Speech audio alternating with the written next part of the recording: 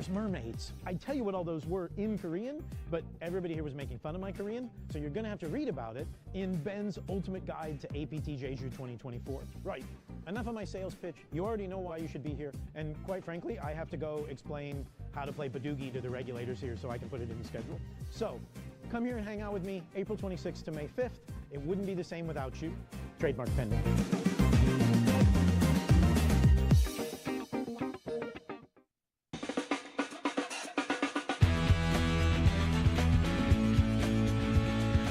It's day 3 of the APT Jeju main event. On day 2, we had an incredibly exciting bubble.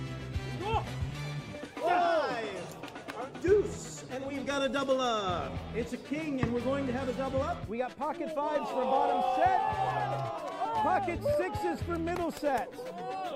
River card. It's a 10. All right, congratulations to all of you for moneying APT Jeju main event. 159 players got paid, and we started day 3 today with 96 players. Third day, we're still here. How's the journey been the past 3 days for you? Actually, a lot of roller coaster. Winning big pot, losing big pot, but I'm enjoying a lot. So I started day 2 with 40K and ended the day yesterday with 630, I think. Today I went up in the beginning, and now we've been quite tight, I have to say. So hope for some good run. So far, so good. I think it's been quite smooth, as in compared to my other tournaments, it hasn't been that smooth, but I think this is pretty smooth. I'm so tired. I want to sleep now. Yeah. 第二天就是桌面上的吉卜力的达到泡沫期，操作的有点多啊，100多万怒送了30%几的筹码出去吧。今天应该是蛮顺利的，运气也挺不错。这个 It's gonna be my first cash of the series. Win flips, make cash, easy game. It's the end of day 3, and we're now down to our final 15 players. You don't want to miss the final day of the APT Jeju main event. Catch all of the high-stakes action on our live streams on YouTube, Facebook, and Twitch.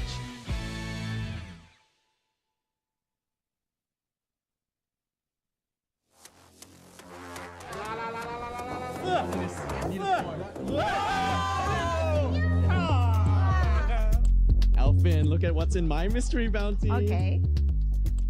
Saranghae. Greg, Yes. look what is in my mystery bounty. Let's go bounty hunting! Not bad, 5 million! Welcome to the final day of the Mystery Bounty Hunter. There are 511 entries, but only 73 left remaining starting day 2. Now, all 73 players are guaranteed a min cash, but more importantly, they can all start bounty hunting.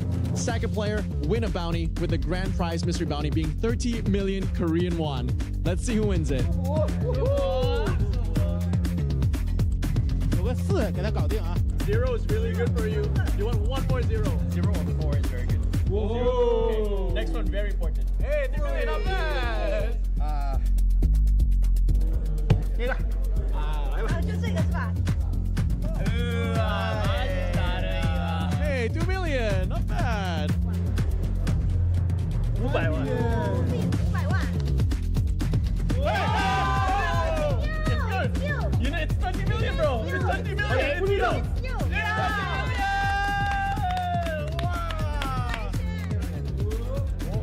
Oh, that's good. You want another 0? Hey! 30 million! It's the big one! How are you feeling right now? This is the 4th bounty pull of the day, and you won the grand prize. I feel good. Yep, it's gone. Sorry. Bye-bye.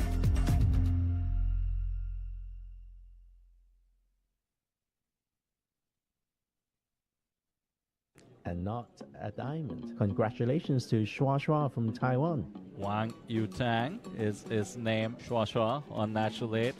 对，我现在感觉我很开心，因为我原本就是打这场比赛是希望可以就是拿到主赛门票，然后后来能够真的打到最后6个人的时候，我就知道，就是有一些就有棒赛教练是认识的朋友，然后我也很希望能够最后和他打到 HU， 然后也真的就最后是我跟他 HU， 然后并且打赢了，然后我就很开心。在比赛中最有挑战性的是，决赛周的筹码都很多，然后你要清楚的计算每个人的马量到底是多少，我觉得是比较困难的一件事情。要对家人说的吗？我在济州过得还不错，在 APT 台北的时候拿了3个奖杯，然后目前在济州这一场 APT， 他是我的第1个，所以我也希望他之后能够有第2个、第3个能够追平我之前在台北的记录。内吹。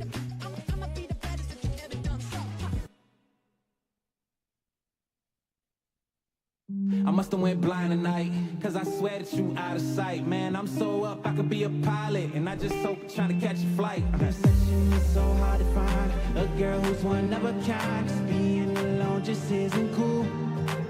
I'll take 1,000 trips around the world, just so I could find you, girl. 'Cause darling, I've been looking for you, yeah, I'm looking for you, for you, for you. I'm looking for you. Let's get it now.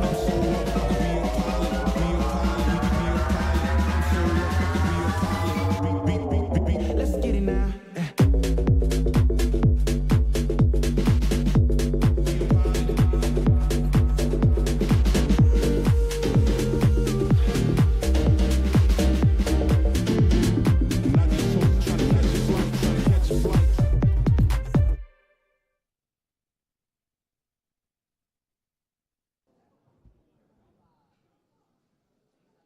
Oof, what a bubble. Did you guys watch that? My name is Vidar Singhal, of course, a commentator here at the APT Jeju 2024 main event. You can hear the buzz in the room. The bubble has been burst. We are down to 158 players. Started out with over 1,000 players, racking up this incredible 1.7 million USD prize pool. $310,000 up top. APT online players are joining us. We are in the money. It's now time to play down till the end of day 3. That's going to be level 20. And I'm going to go and talk to some of the surviving players, see how they feel. So follow me. Let's go talk to some players. Restarting here in about 6 minutes. I spot Jeffrey Lowe from Hong Kong, one of Hong Kong's best. Hey, Jeffrey, I see you counting chips. Do you mind if we have a quick word? So please introduce yourself. Hello, I'm Jeffrey from Hong Kong. So Jeffrey, a familiar face at the APT, and in fact, one of our online qualifiers from the APT online structure. Jeffrey, can you mind telling us, the audience, how that works and how you're feeling coming in directly to day 3? Yeah, on GG Network and Natural 8, they offer the APT qualifier online, so you can play online for day 1, day 2, and if you make it, you come in straight to day 3. And how do you like the structure? It's awesome, man. You get many more chance to save time playing online, so you get the best part of both online and live experience. And of course, we knew you'd be at APT Jeju anyway, but some people decide whether they're going to come down based on the structure. How's it been playing the other events for you? It's really good. APT has been very good. It's known for its structure, nice trophy, and fun.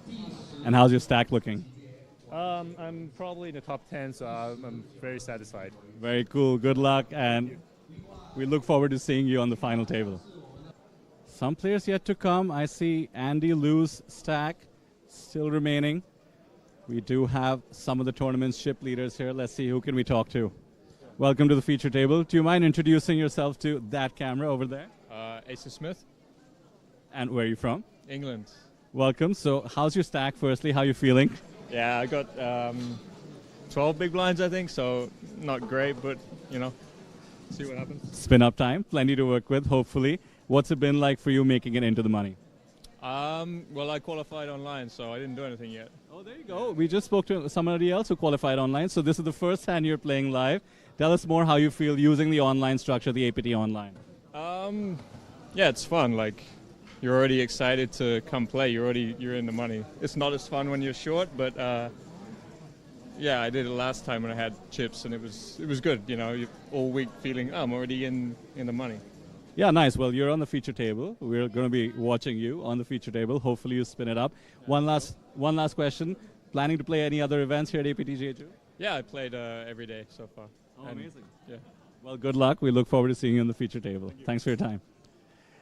We do see Wing Po Lu just about to figure out his chips. Maybe head back to the outer tables. I'm here with one of the biggest forces here in this tournament. I've been watching him from the booth with much excitement, all the way from Mongolia. Goes by Namdari. First of all, welcome to APT Jeju. Thank you for being with us. Tell us, how are you feeling with a big stack? Thank you so much. So I'm so happy because so many 40 my team members played this event. Yeah. We are so happy because Mongolian we all only can play online poker. So we are very, very happy. I saw you make a big bluff with ace-10 off on the feature table where you jammed, ended up chopping, I believe. Oh, sorry, ended up folding out your opponent's ace-queen. You had a big stack. What is your big stack strategy? Just pressure, pressure, pressure? I think I good reading her range because he pre-flop flat call, post-flop bet size is small, I think, because 8 or 7 players after we are bubble time. Yeah. He have many ICM. Yeah, ICM. Yeah. Sure. Well, thank you so much for the insight. We'll let you get back to it as we get back to the action. We appreciate your time. Thank you. Thanks and good luck. Good luck. Thank you so much, APT. And there you have it, one of Mongolia's best players and one of the chip leaders here at this tournament. I am maybe now encroaching a lot of the players' playing time. You can see the cards are back up in the air. So I will head back to the booth. I hope you had fun talking to some of these players as they come back. We're all into the money, but we're playing for that 310,000 USD prize up top. 158 players remaining. Let's see where it goes. We will see you soon.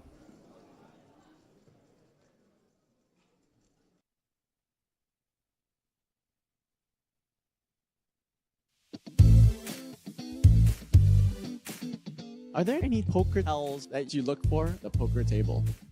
That's for sure, for sure. Tells that? Of course, some players are very nervous and they might shake their hands. I might look at their hands. Their hands, whether their hands are shaking or not. 紧握还有喉咙抽动的比较厉害。 What does it mean if their hands are shaking? If they are shaking, it's either it's very strong or very weak. They are about to bluff. And if the other tells is, I think, when they're doing something too fast. 看他的思考的时间。 Like instant check, snap bet, snap raise. 当一个玩家拿到好牌的时候，通常他这个再加注的时候，他的动作会特别的快。那我觉得这就是一个很明显的一个资讯。但如果说这个牌绝对不会弃牌，我不管是要跟注或再加注，我大概都会让我时间抓在15秒上下，是一个比较合理的时间范围。这样大家听得懂吗？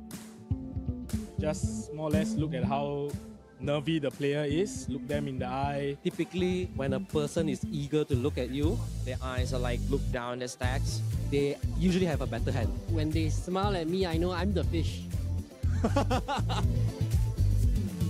But I don't have a rule of books that what means what. If that makes sense. You want to know what my favorite tell is? So if you see Frankie C turn on all 3 of his cameras at the poker table, it means he has a hand. Thank you very much.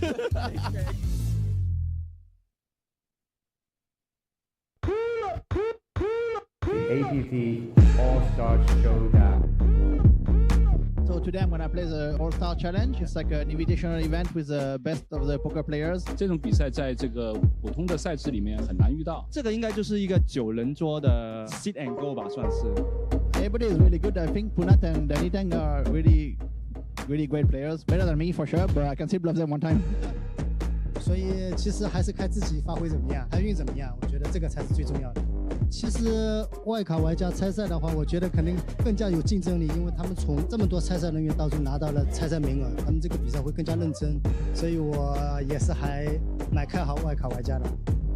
I feel like so best being picked as wild card. I play a lot online poker on natural age. My favorite emoji was air keys. I just click the emoji like way more often than average players. 每把都有3 bet， 说是入池率最高的，掉的最快。上来这个 Planponsery 一把牌就掉了入池。I played total like less than 2 minutes probably. I mean I have jacks, small blind against the gun, 3 bet. went with Niat King. It's quite a fun format because you don't normally get to play like winner takes all 10 goals anymore, and I just think it gives the wildcard also a very good experience to play with different types of players.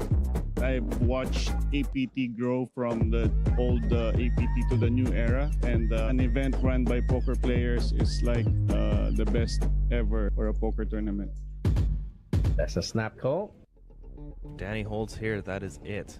86% to win the trophy, 17,000 USD.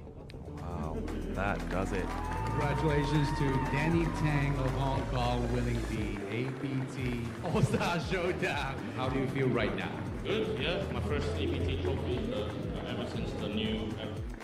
We have a Thai, we have a couple of Taiwan, Japanese. So it's like Asian, some of the best from Asia, right? And it's good to have heads-up Hong Kong flags, you know. I'm always proud of playing from Hong Kong, being from Hong Kong, and it's a fun format for sure. I think any time, any trophies, it means something, you know, and it's just good to win. I don't have one in my shelf, so it's good to have one now.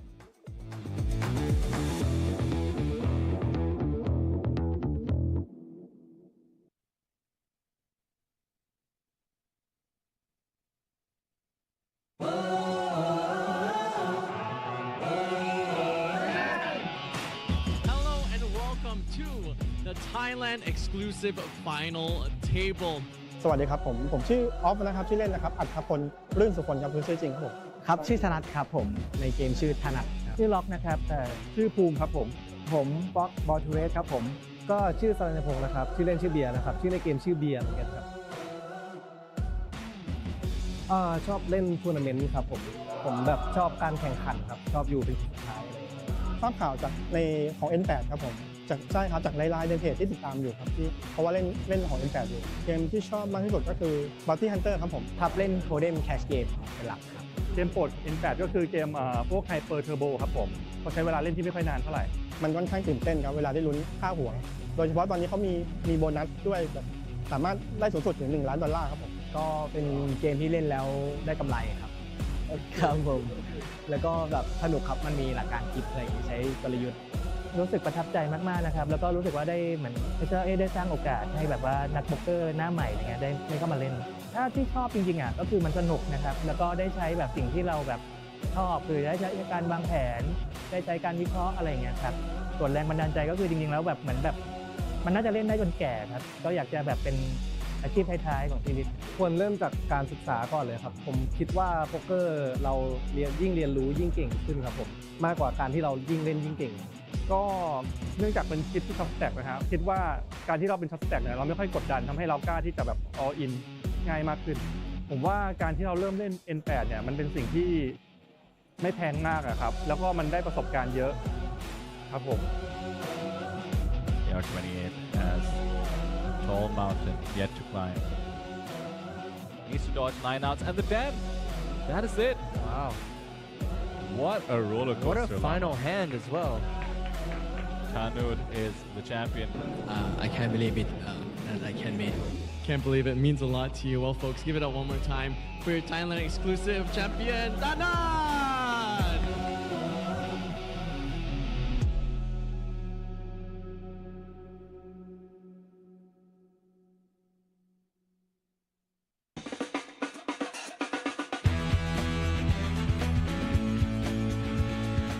It's day 3 of the APT Jeju main event. On day 2, we had an incredibly exciting bubble. Deuce, and we've got a double up. It's a king, and we're going to have a double up. We got pocket fives for bottom set, pocket sixes for middle set. River card. It's a 10. All right, congratulations to all of you for moneying APT Jeju main event. 159 players got paid, and we started day 3 today with 96 players. Third day, we're still here. How has the journey been the past 3 days for you? Actually, a lot of roller coaster. Winning big pot, losing big pot, but I'm enjoying a lot. So I started day 2 with 40K and ended the day yesterday with 630, I think. Today I went up in the beginning, and now we've been quite tight, I have to say. So hope for some good run. So far, so good. I think it's been quite smooth, as in compared to my other tournaments, it hasn't been that smooth, but I think this is pretty smooth. I'm so tired.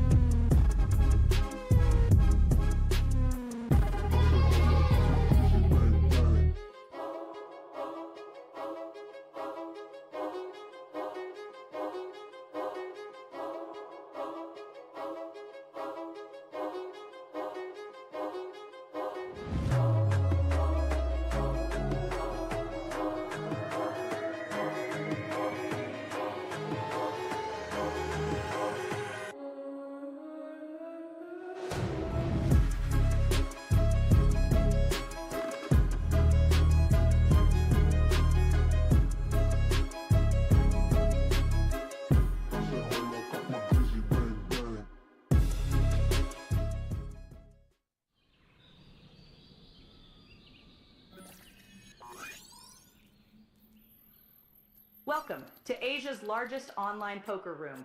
Our next generation poker software is now initiating.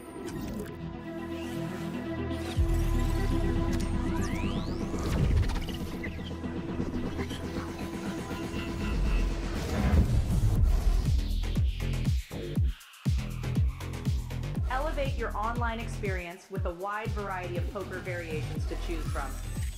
Get fully immersed with fun and social features.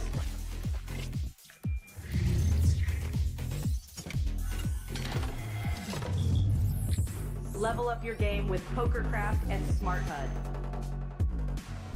Unlock a wealth of rewards including cashback, bonuses, and jackpots.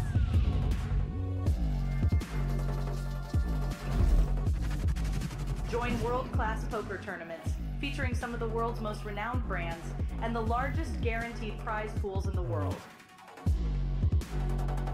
Experience the best in customer service and hassle-free transactions for a seamless online gaming experience. With online poker available on all your devices, you'll be able to play your favorite games anytime, anywhere.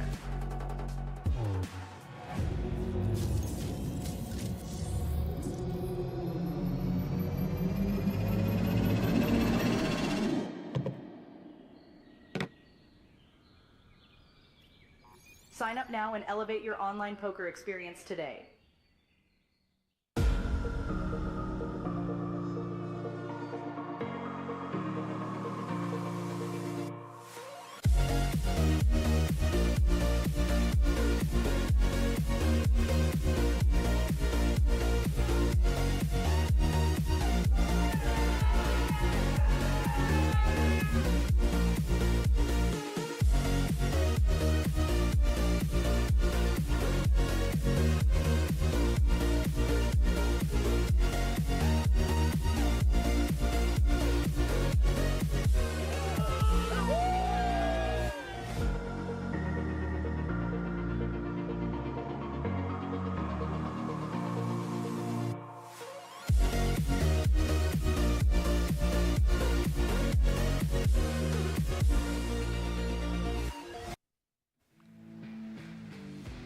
A warm welcome and good morning. You are watching the APT Jeju main event final day, day 4 to be precise. My name is Vidar Singhal and I'm joined by Mr. Stephen Lai. This is what it has all been about, the final day of the main event. We are down to 15 players, not quite the final table.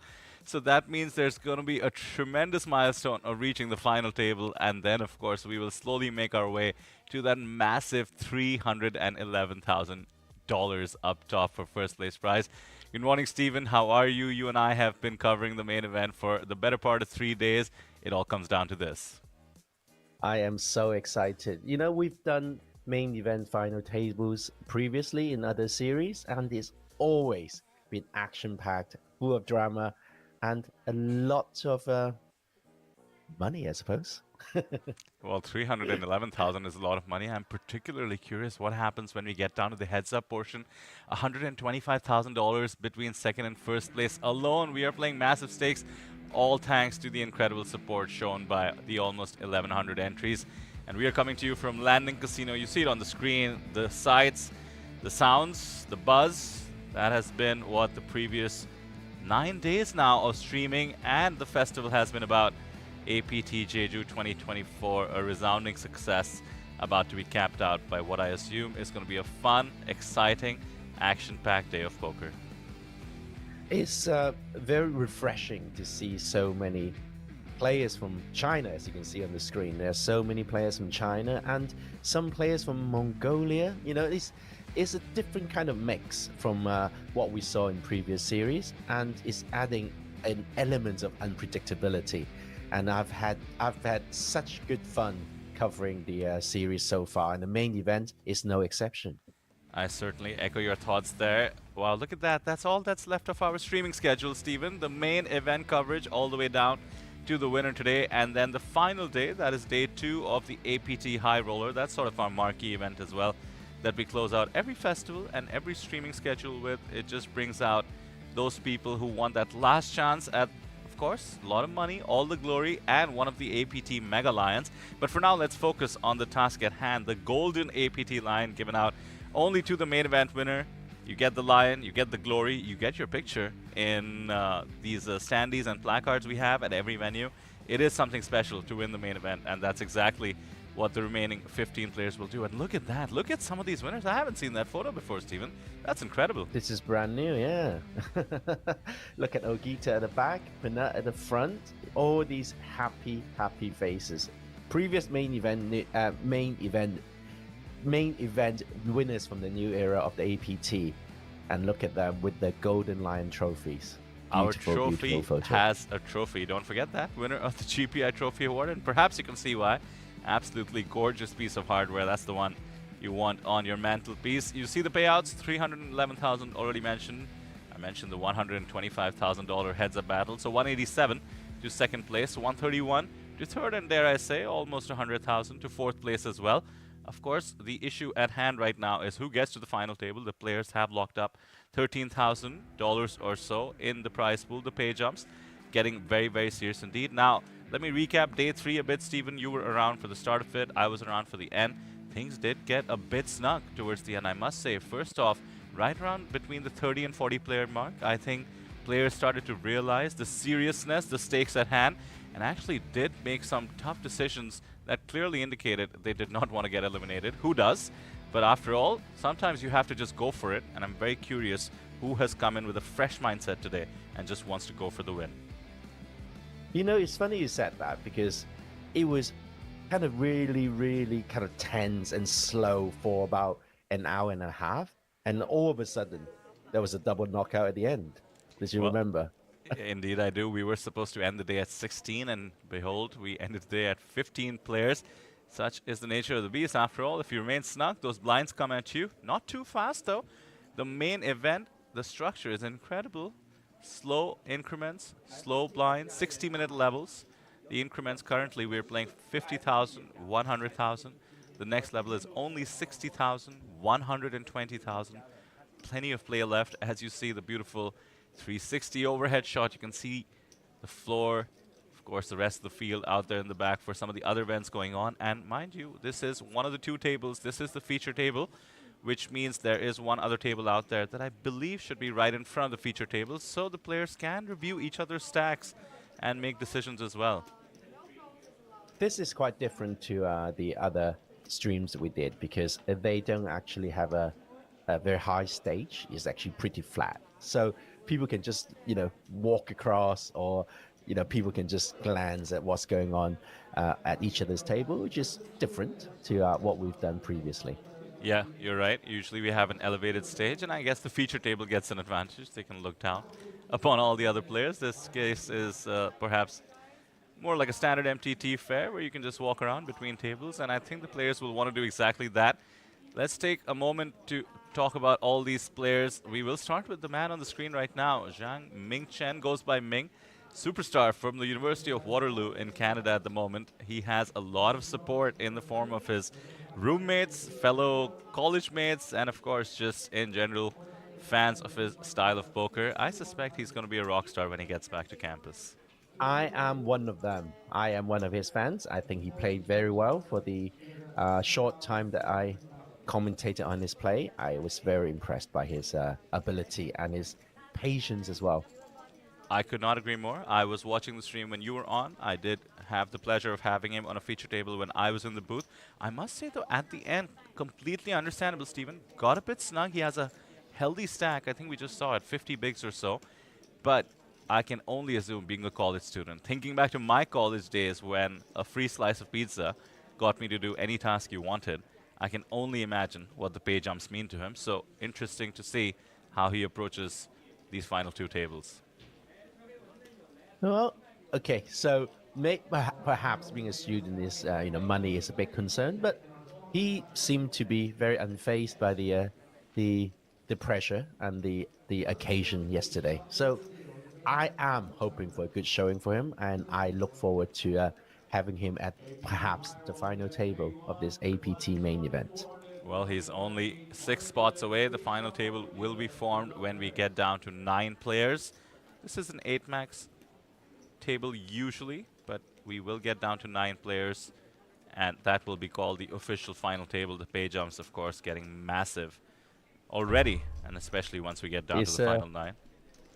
It looks like early morning at a casino, doesn't it? Just people are walking quite slowly. Yeah, so true. Feeling the night before, perhaps. And on camera, we have Lee Kwan Min opening from UTG, ace queen off. Was a chip leader at some point. Kung Min Lee, coming from the United States. I believe he would be Korean in ethnicity. Comes to our APT Korean stops. Not a bad start. Ace queen off to open up the action. Does have a middling stack at the moment. Needs to be careful. As I take a quick look at chat, some usual suspects. Hello, hello. Justin Fairbanks in chat as always, giving a nice little summary for the rest of chat. And what a surprise, fans of Ming in the chat already. Go Ming. Kevin is LA Poker, seems to be Ming's roommate, I remember from yesterday. Good to see a fan club brewing. They said he's the best poker player in their college. There is a poker club that I believe he leads. Well, we see why. His bona fides are, well, officially complete already, but if he can make the final table of one of the most prestigious events in all of the world, that would certainly take him to the next level. As an old man, I will give him a bit of advice. $311,000 seems a lot, but it should not be enough to dissuade you from finishing your university degree.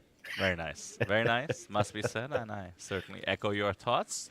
Poker's never going away, at least we hope. Good morning, Anthony Wood from Okinawa. Welcome, welcome.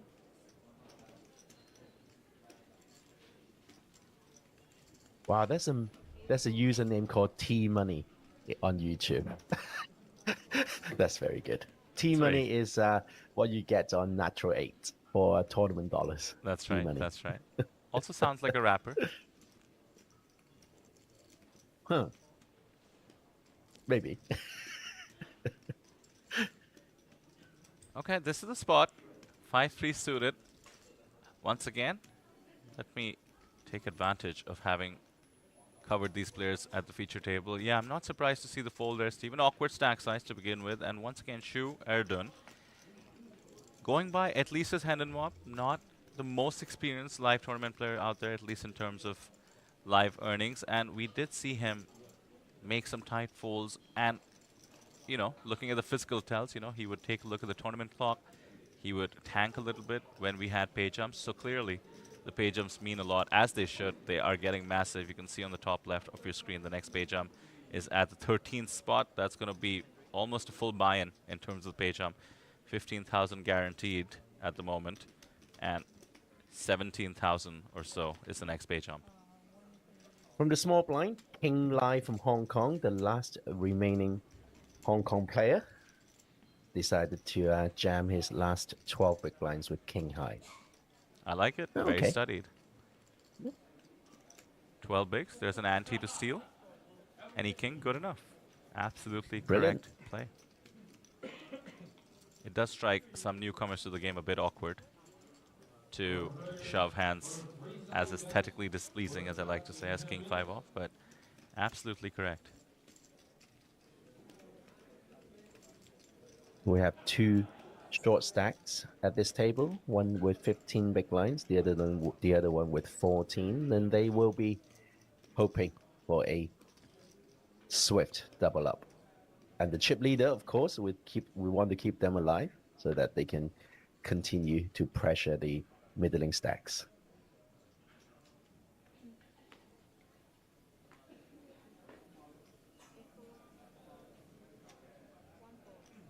We welcome our viewers from all around the world.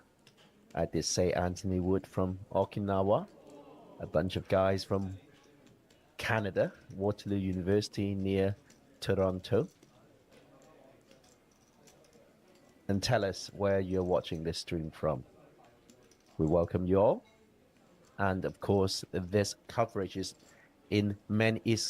covered in many, many different languages, including Cantonese. So if you're interested in hearing the commentary in Cantonese, please go to Natural 8 Hong Kong. Many people are actively participating in the chats over there as well. It's a fun place to be. If you want to stay, of course, we love that.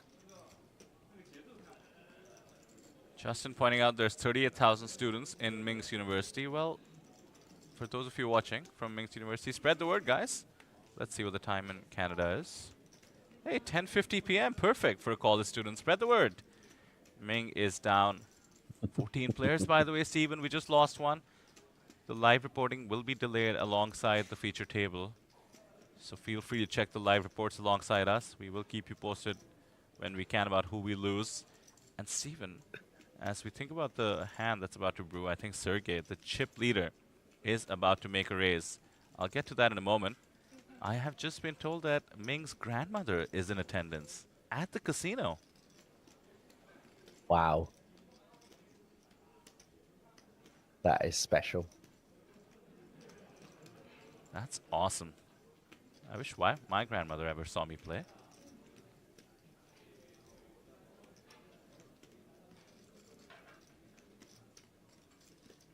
Justin Fairbanks says 11 p.m. on a Friday night, everyone is out drinking. Well, this is a special occasion. Perhaps they have it on the big screen in the pub they're at. You never know. One day, like Game of Thrones, the APT main event day 4 will be covered in the pubs. There you have it, Sergey Kim. He is also the chip leader from Russia. 74 bigs. What a great spot to have in this tournament. At this stage of this tournament, he gets to put all the pressure. Of course, you made it down to the final 14, but the pay jumps are getting massive. Steven, as he loves to say, ICM is the ultimate god. We must bow to ICM. That ICM pressure climbs as we get up to these pay jumps. The next one, of course, as I mentioned, I've been saying to Sam, it's a virus, right? ICM is a virus. Everyone is a very contagious virus as well, and everyone is catching it as the pay jump gets larger and larger and larger. Exactly. And it's ironic because ICM pressure is the biggest around the bubble time, which is the biggest pay jump, but the least amount of money. Steven, look at this. Oh, talk about ICM pressure. The superstar from Thailand, number 5 on the Thailand all-time money list, has Pocket Kings, and Shu, who's been waiting patiently to find his spot, not just today. Of course, we're only 5 hands in, but I'm talking about all of the last half of yesterday. Gets it in with 10s. Who can blame him? And we might be on the verge of yet another elimination. 5 hands into the day. Leaves himself 6 bigs behind. I doubt he'll be able to fold when it comes back to him. Ooh, ace queen suited for the chip leader. What a situation. Maybe he can. Maybe he can. The only saving grace here is that Pandlert, I believe is his name, has raised 3x from under the gun. Shu, who is a tight player, and Sergey Kim, who seems very focused, very accomplished player, seems to have maybe done his research as well on these players. Might sniff it out. Whoa. Great fold. From the small blind. What a great fold. keen awareness of the game, perhaps did research as I just suggested. Let's it go. Wow, Kim almost saved Zoo's life. That's true. Almost. Never know what could happen, of course. 22%. Decided against it. Decided against it at the last minute. Imagine a 4-bet came in, a jam from UTG, and pocket tens will have to fold inevitably. But as it is, classic overpair versus underpair, kings versus tens. Tens are covered. Will be facing elimination if the 22% equity doesn't realize. So let's have a look at the flop.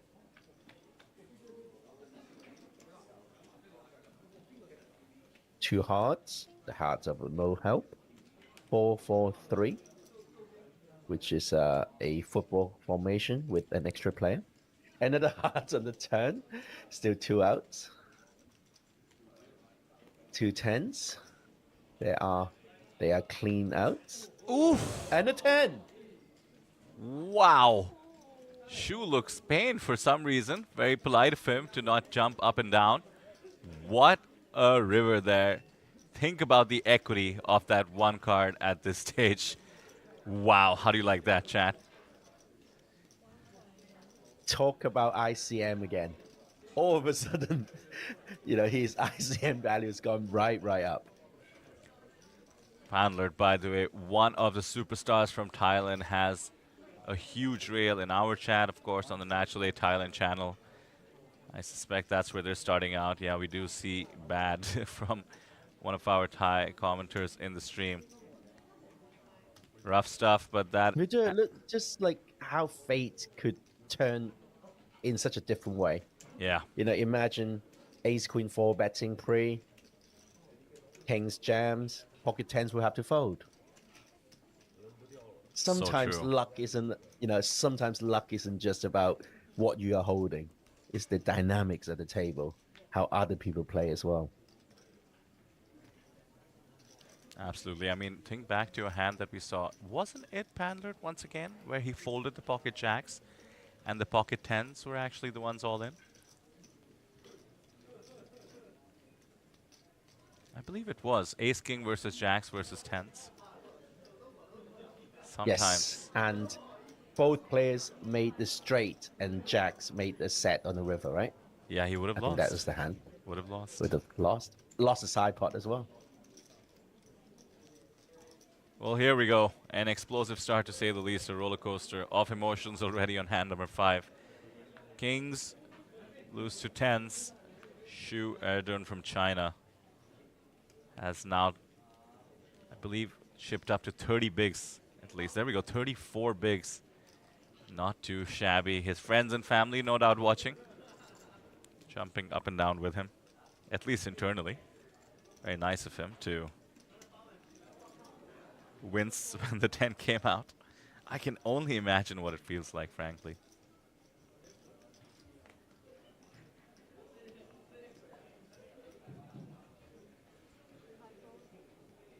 King Lai from Hong Kong lets it go.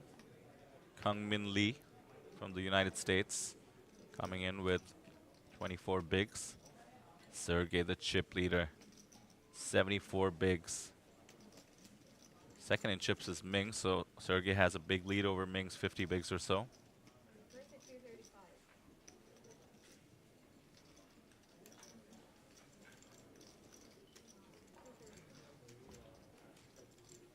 A real hand on the button. Of course, the whole table expects Sergey to just bully them. We'll want to put up some resistance, but these rags are not going to be the hands to do it with.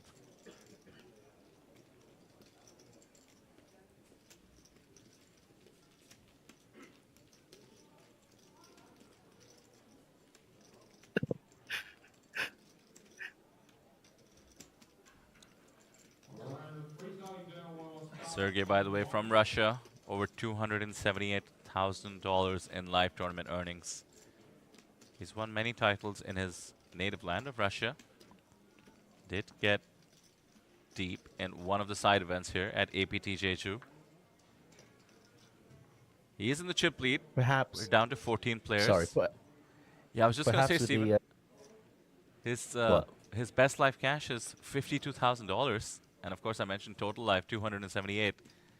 He could just exceed all of it today.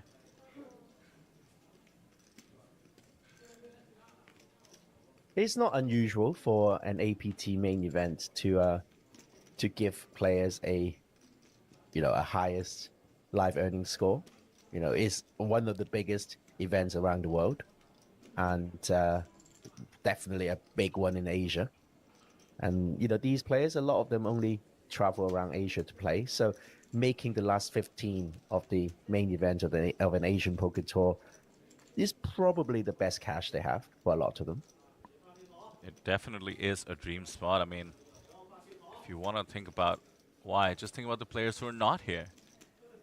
We do have some of the best coming out for the festival. Just think back to the Superstar Challenge, players who ponied up $22,000, the Danny Tanks, the Elkies, all of them slowly falling as we headed towards day 3. Eventually, the 159 players in the money have been grinded down to the 14. Lee from Hijack opening with King Queen suited. 8-6 off from the big blind. Effective stack about 22 big blinds. Not the easiest spot, but I'm sure Ming will manage it.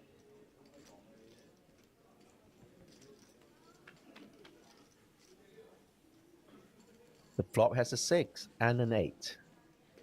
Ooh. Let's see how Lee is going to tackle this monotone board. See, he would have slightly more advantage here. Probably will see bet very, very, very small.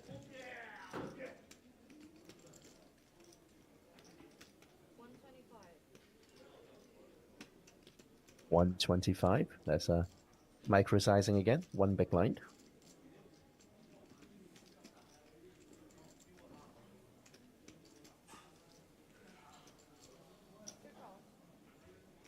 And top 2 is not going away.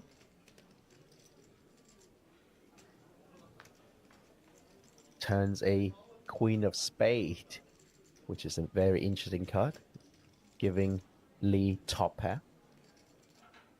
But 4 flush cards on board. Hand number 7 already. We see 4 flush cards on board. Okay, Stephen. You don't need to be defensive into the next day.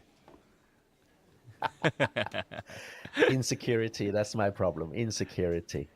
Sorry to those of you who were not there yesterday in chat. We'll let that one go in favor of the interesting hand brewing. I think with 4 flush cards, Ming Chen is hating life. Heung-min Lee not feeling too good either, but he is in position. Might want to take his showdown value. Oh. That's one of the big bricks, the plaques being laid out. It's only 2 big blinds though. That's true. I think those are 500,000 in this case, aren't they, Stephen? So you announced 200. It says, yeah, it says 200. It's only 200. The brick? Well, ooh. Is that 500?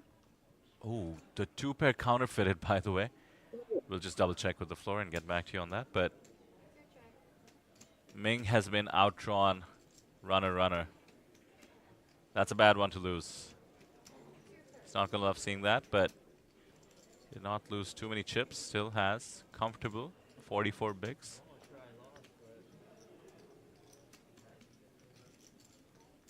Not much he could do. Check raising the monotone board was perhaps not the strategy he came in. Yeah, there you see it. 44 bigs, so he's down about 6 bigs. Still second in chips. Bit of a chip up there for Kyungmin Lee to 31. All eyes perhaps not just of this table, but of the other table as well on the short stack on our table. That would be Pan Alert. Thailand superstar, as we keep saying. He is number 5 on Thailand's all-time money list, and that's a good one to be on. Perhaps the most up-and-coming poker nation in Asia. 1.3 million in lifetime earnings for Panlert. Justin Fairbanks asking whether I knew Lai from Hong Kong. King Lai, from I don't know him personally, but from information I've gathered from people on the ground, he's here with his girlfriend, and I think they are just having a bit of a short break while playing poker. I don't know much more about him. Maybe he's a massive cash player, perhaps, but he's definitely relatively new playing MTT. Yeah, in terms of handed mob, we're looking at under 14,000 in live tournament earnings. Does have 4 APT final tables though, which is pretty cool. So clearly we know where he's putting in the volume, but hey, he's already crossed his total live earnings with the score he's locked up here. Congratulations for that, needless to say, but almost 20 times. Oh, actually, with 15,000 locked up, yeah, 20 times on offer. $311,000 up top. Another pocket tens, this time in the hands of the chip leader. Perhaps worth mentioning, Steven, the way Sergey got the chip lead. A brutal beat, jacks versus tens, all in pre against Junhao Wu, another APT champion. Got him about 7 million chips. What do you think that does to your mindset, by the way, when you have a run like that? Oh, wait just a second. Panlert has jammed. This should be an easy call for the chip leader. Yeah, here we go. Hard luck for Panlert to lose the kings to the tens. Now it's time for him to try and deliver the bad beat to Sergey. Hand number 8, and we have had 2 all-ins already. Off to the flop. Needs an ace. 8-6-4. Add some outs. The 5s now. Give him the straight and a lock on the hand. I suppose he'll take it. Added equity. Another 8 doesn't change anything. Comes down to this. Can Panlert find the double, or do we lose the Thai superstar? We do lose. Panlert out in 14th place. Had a great run. Unfortunate way to go out considering how he lost a chunk of his stack. Takes it about as well as anyone can. GG, sir. Very, very well played. And a smile and a wave to the camera. That's what we like to see. I think the Thais in the chat will be disappointed, but GG nonetheless. That shot of him walking away from the trophy is cinematic. You know, just him with the trophy in the background. That is true. Oh, well. That is true. Good game, and there's always the 2-day high roller event later today. Absolutely. Obviously, registration's live. We are here. Saturday, 9th day of the festival. The second last day, the penultimate day. So, plenty of events are on, including the 2-day high roller. Let's see the buy-in for the 2-day high roller this time. Usually hovers around the 4,000 to 5,000 in terms of USD. This time around, yeah, here we go, 5,000. Usually it's about 5,000. Yeah, usually it's double the main event, right? Ah, okay. Around that, yeah. Never put that together. 8 stops at the APT. Now I find out something new. I call it the trip saver. Yeah, it is. It is also guaranteed, by the way, for $500,000 US. That's special.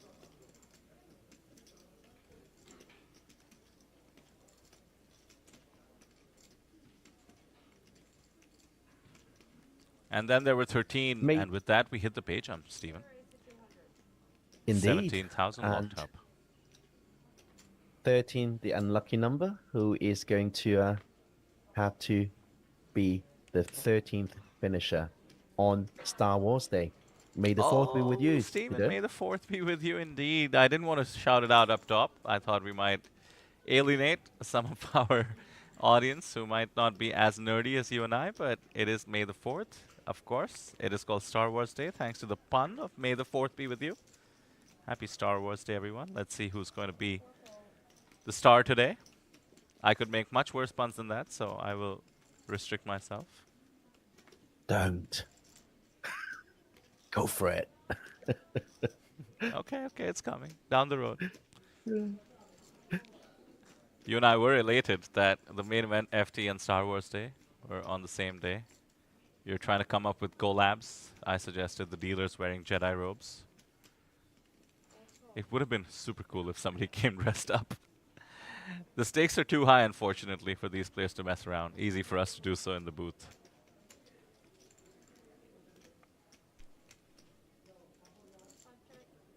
Both players have a club draw. King has the baby end of that, so he doesn't really want to see a club. Wow, this is dangerous. A dream scenario for Ming. Lai simply cannot go anywhere. You defend 4 deuce suited. If you flop the flush draw, the only question is call or raise. The ace on the board should give him a bit of pause. He knows if he raises, he will get called by better.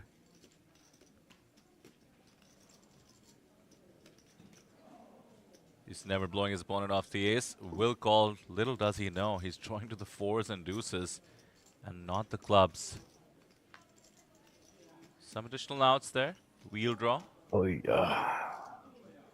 That actually makes it very difficult for King. That's funny. The out counter hasn't adjusted. Oh, the graphics are yet to catch up. There we go. Yeah, it is. There you go. So 8 outs now. 1 is folded. Technically 9. And Ming wondering whether he should apply max pressure with the nut flush draw. If his opponent did not check raise jam on the flop, does that mean he does not have the ace? Ming goes with that hunch. And I'm sorry, but 4 high is just impossible to call here despite the flush draw. That is not how you want to put your tournament life at risk.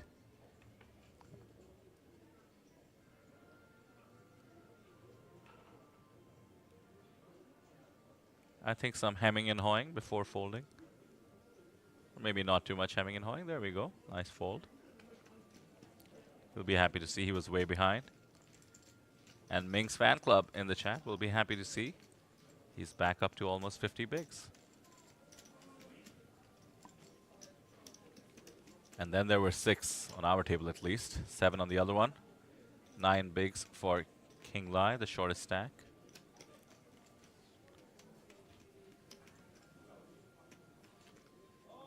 Well, King should be grateful that a club didn't drop. Would it be the end of his tournament life, probably? Hello to our viewers on Facebook, by the way. We're sorry to occasionally ignore you. Of course, whenever we have players from countries where Facebook is still very popular, I'm thinking Thailand, Mongolia earlier on, we do end up getting viewers there, and we thank you for being with us, of course. See a lot of support for Panlert. I think they would have been disappointed. Almost 100 of you on Facebook, but to all those of you rather on YouTube as well. I suspect more and more players will come in, especially as we hit the final table. More and more viewers, I meant to say. But for those of you here, thank you so much. It's going to be a fun ride. I can do some math on the levels. I think we're going to be streaming for the next 8 to 10 hours, depending on how wild these players want to get. Definitely hit the like button if you can and subscribe so you stay with us.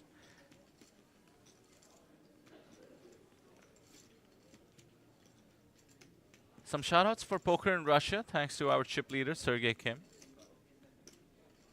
I cannot pronounce the name, I'm sorry, sir, but somebody in chat saying poker is becoming more and more popular in Russia with each new international offline tournament, such as the APT, I suppose. There will be more and more players from Russia. Thank you for organizing such a series. Well, you're very, very welcome. I had nothing to do with it. I was cordially invited, just like Steven. So a huge shout out to the actual organizers, the Asian Poker Tour, floor staff, of course, the production staff that does put on this live stream. So, Steven, I was talking to Punat, by the way, and oh yeah, it did make me feel nice and good about what we do here, because he mentioned how things such as the live stream add a lot of validation, authentic, sort of this legitimacy to the game, you know what I mean? And the MTTs are taken a lot more seriously, so a lot of more parent approval for poker in places like Thailand, and indeed India, as a result of the live streams. And I have to echo that thought, because, you know, creating a stream is so difficult. Making poker interesting and digestible is extremely, extremely difficult. You know, it's not a matter of putting a camera and, you know, filming people staring at some plastic discs and some poker cards, and that wouldn't make good viewing. Yeah, we tried that initially, and try watching some of the World Series broadcasts from before 2003. It is difficult.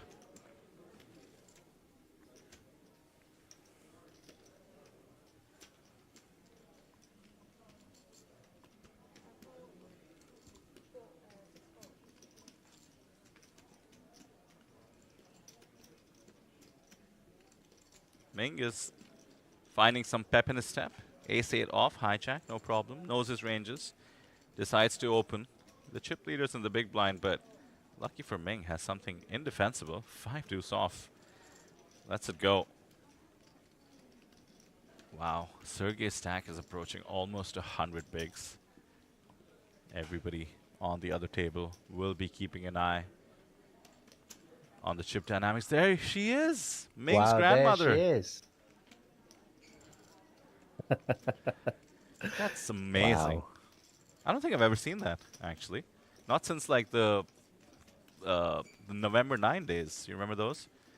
You of course had like 3 months to fly people in then. In this case, Ming's grandmother in attendance. That is really special. Maybe we can interview her afterwards.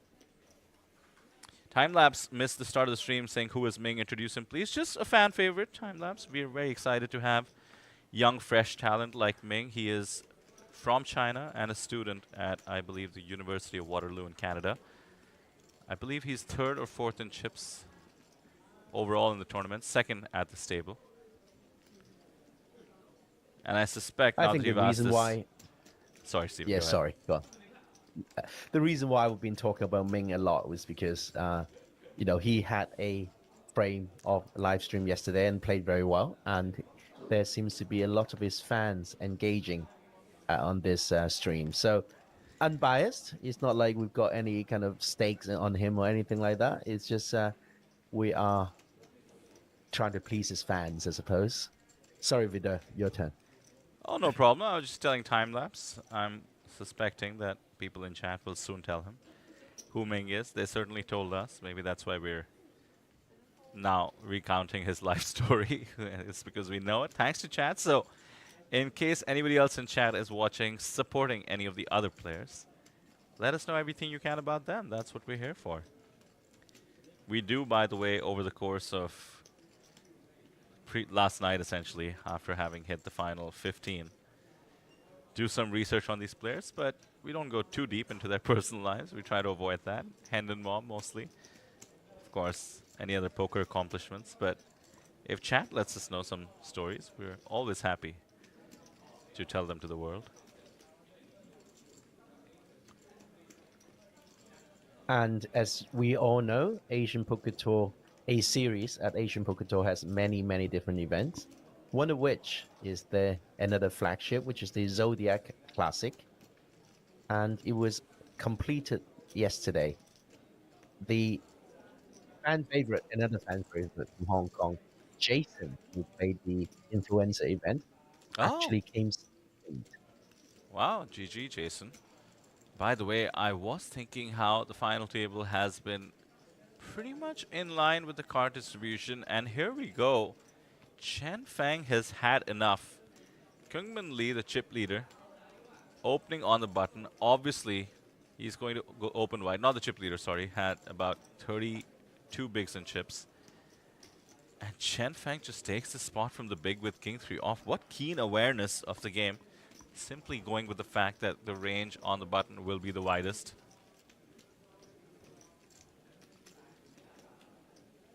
Well done, sir. Chen Feng is here to play. Chen, by the way.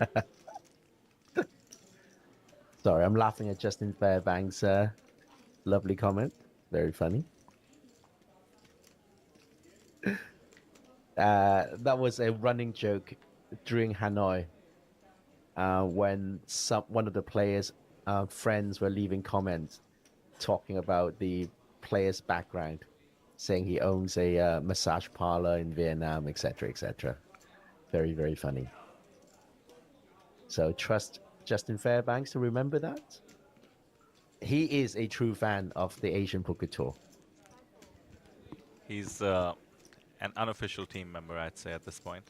Thanks for all you do, Justin. And you are, of course, in Canada as well, so it's about 11 p.m. He said it's not exactly May the 4th there, so we'll wait to celebrate May the 4th with the Canadian fans and the American fans. Talking now of Kyungmin Lee's fans. It is May the 4th in Russia. Chip leader Sergey Kim. 88 bigs, the button. He is going to raise, and now Chen should know that Sergey's range is going to be even wider than Kyungmin's. Does not want to take this spot. That's the 9-7 off go.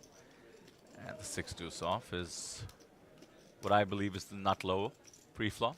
7 deuce has some aura now. I think 6 deuce a bit worse.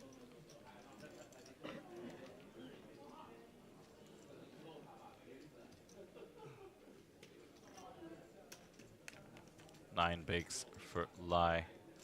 We can't look at perhaps the chip count or the live reporting, which is happening for the outer table as well. Let's take a look at the main event. Our live reporting team doing an excellent job as always. They will delay the live reporting by 30 minutes so as to not spoil anything.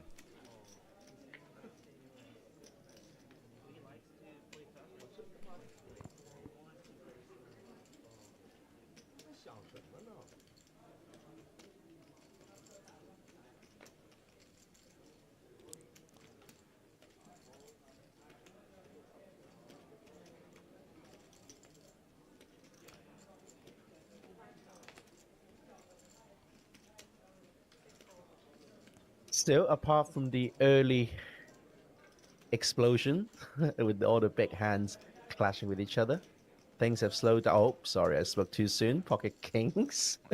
Right as you say. Always the way. Always the way. Beautiful hand for the chip leader, Sergey Kim, who has the most Russian name and the most Korean surname. Chen Feng from the button, thinking, are you bullying me? 10-8 off. He fought back once with the king rag from the big blind. Maybe he wants to give a believable gap before he does it again. Shoot. 10-4 suited. 30 big blinds. Difficult spot for him. I would tend to fold.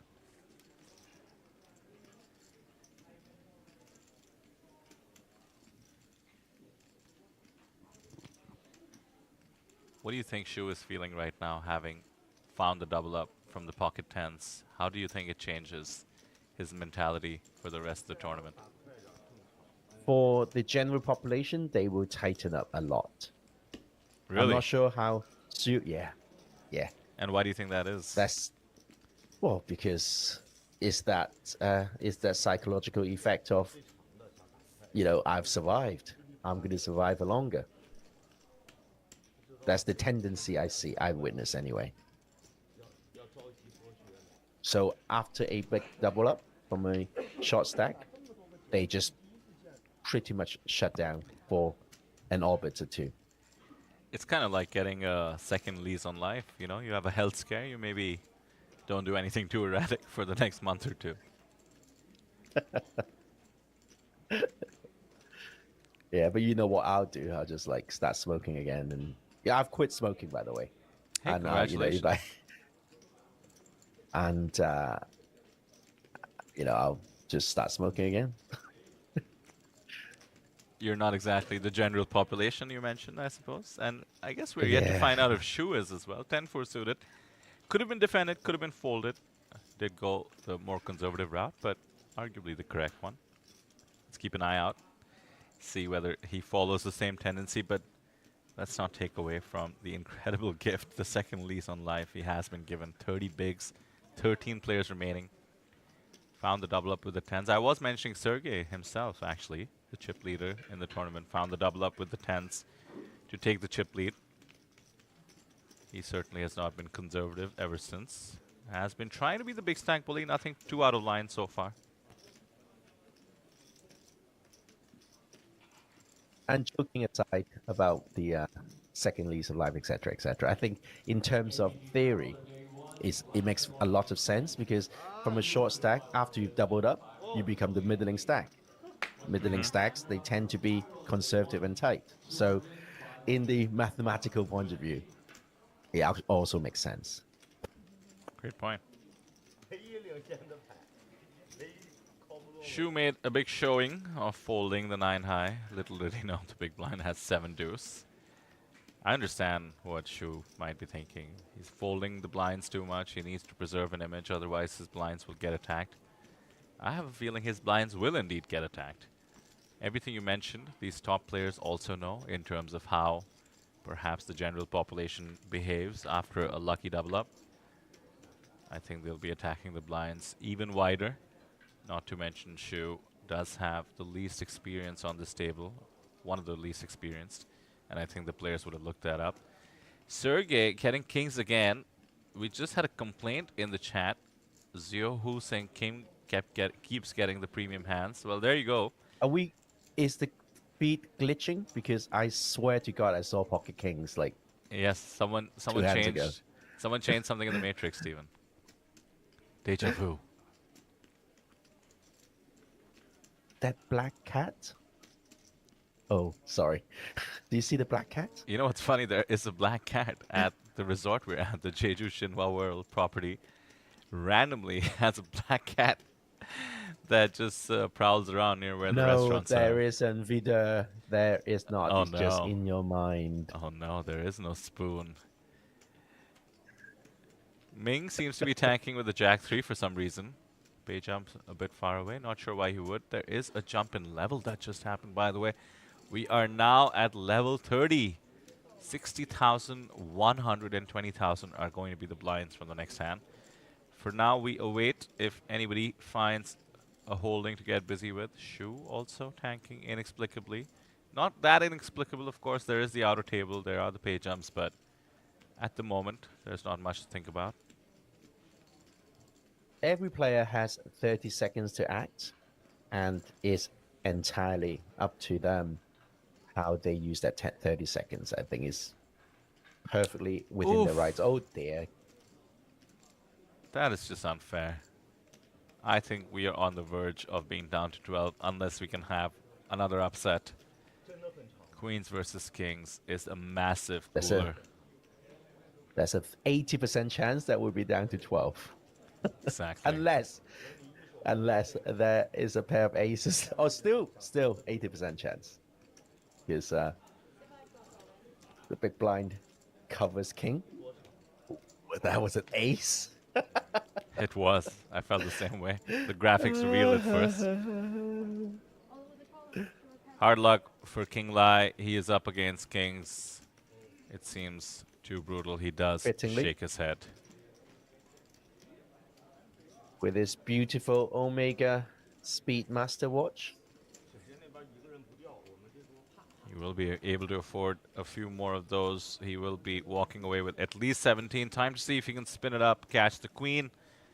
Not so far. 986. Spades, no, nothing. This is rough to watch. How about 7? How about 7? Oh. 7 would have been nice. 10 would have been nice. No sweat so far. Paint, but it's clean. we do lose our 13th place finisher, King Lai from Hong Kong. GG, hard luck, not much he could have done there. The complaints about Sergey perhaps will only exceed at this point, but the man has crossed 10 million in chips. That's over 100 big blinds. The blinds are going to go up, so it's not going to be nice and round there in terms of the blinds, but 104 big blinds or 10 million chips at this stage. Not only is it a final table worthy stack, but it is a final table chip leader worthy stack. About 43 million chips in play for context. Is my maths correct to say he has 250 starting stacks in his hand now? 200. Yes. Oh, sorry, 400, Steven. No, sorry. 250. I'm right? always bad at this. He has 40 starting stacks. So 250, yeah. So that's almost a quarter of the total chips in play. 10 million. Yeah, 43 million chips in play, and he has 10 million of them. That is crazy. 12 people left. Whew. Imagine that. The blinds are currently going to be 3 starting stacks for the big blind. Yeah, I'm going to stick my neck out to say I tip Sergey Kim to reach the final table of this event. Yeah, I'll give you 95 to 1. Against or on?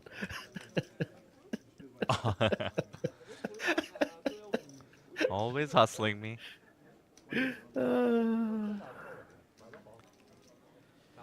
Yeah, some complaints. People saying Kim getting pocket kings every hand. Well, that's why you want the chip lead. It's so that you can get pocket kings. You can have a sun run. You can have almost a fourth of all the chips in play. It's all part of the game. Sergey certainly has made the most of his stack. And of course, the luck can turn equally quickly. That's why we love to watch this game. 7-5 off when the cut off.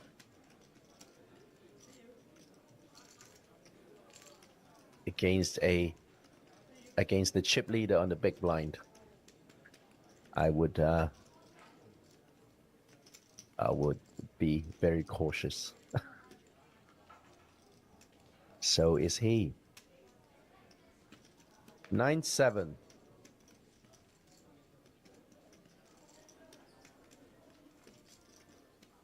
BBB versus the chip leader. 21 big blinds. What do you think, He's going to Steven? walk away as well, I think. He's going to walk away, I think. He's got all the walking away kind of tell. Yeah, well spotted. Hey, don't forget, we are 1 spot away from the next pay jump. $2,000 clean is the pay jump.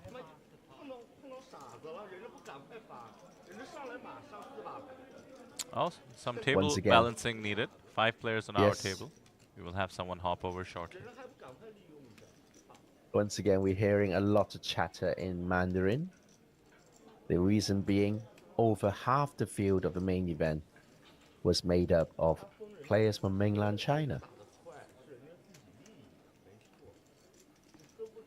It has been incredible to have such support from the Chinese players.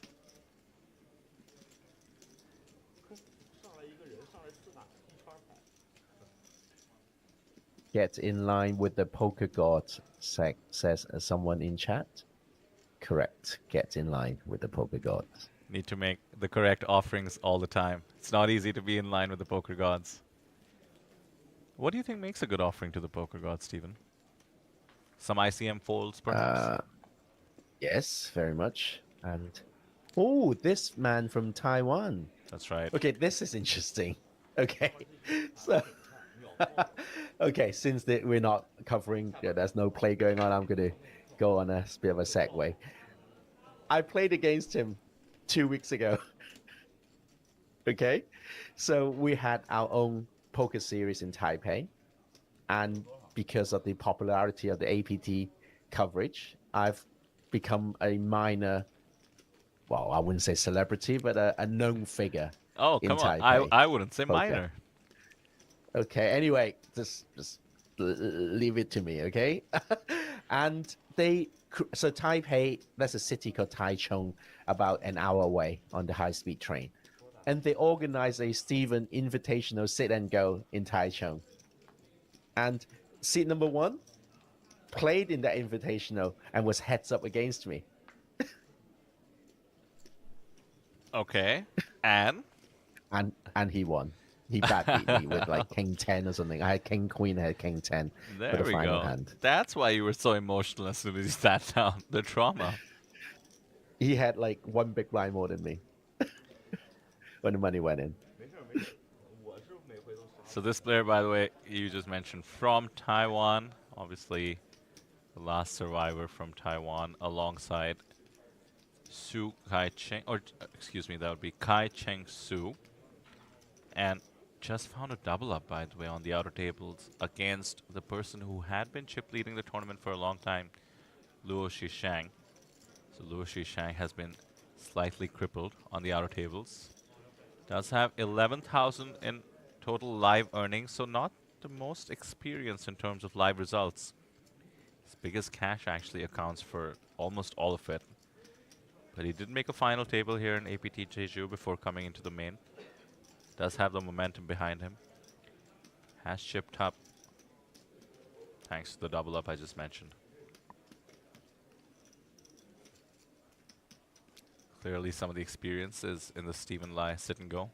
Oh no, Stephen, pocket kings again? What in the world is going on? The Stephen Lai Invitational, no less.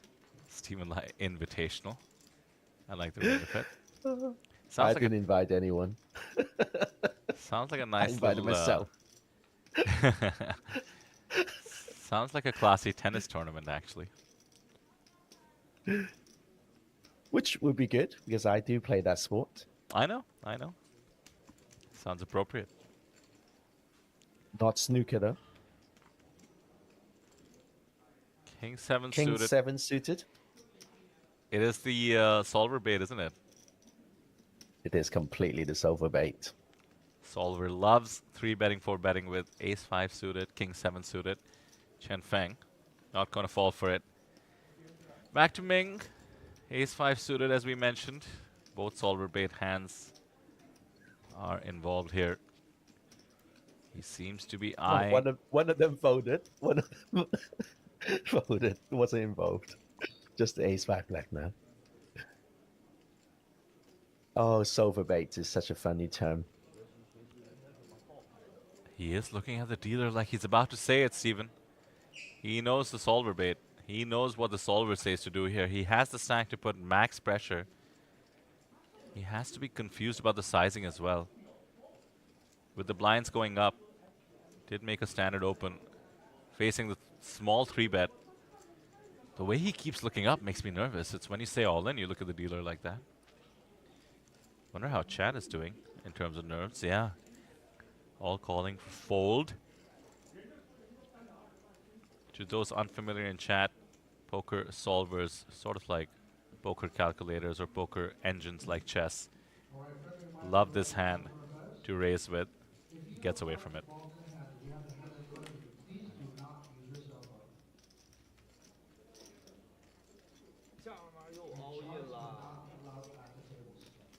Wow, it would have been disaster.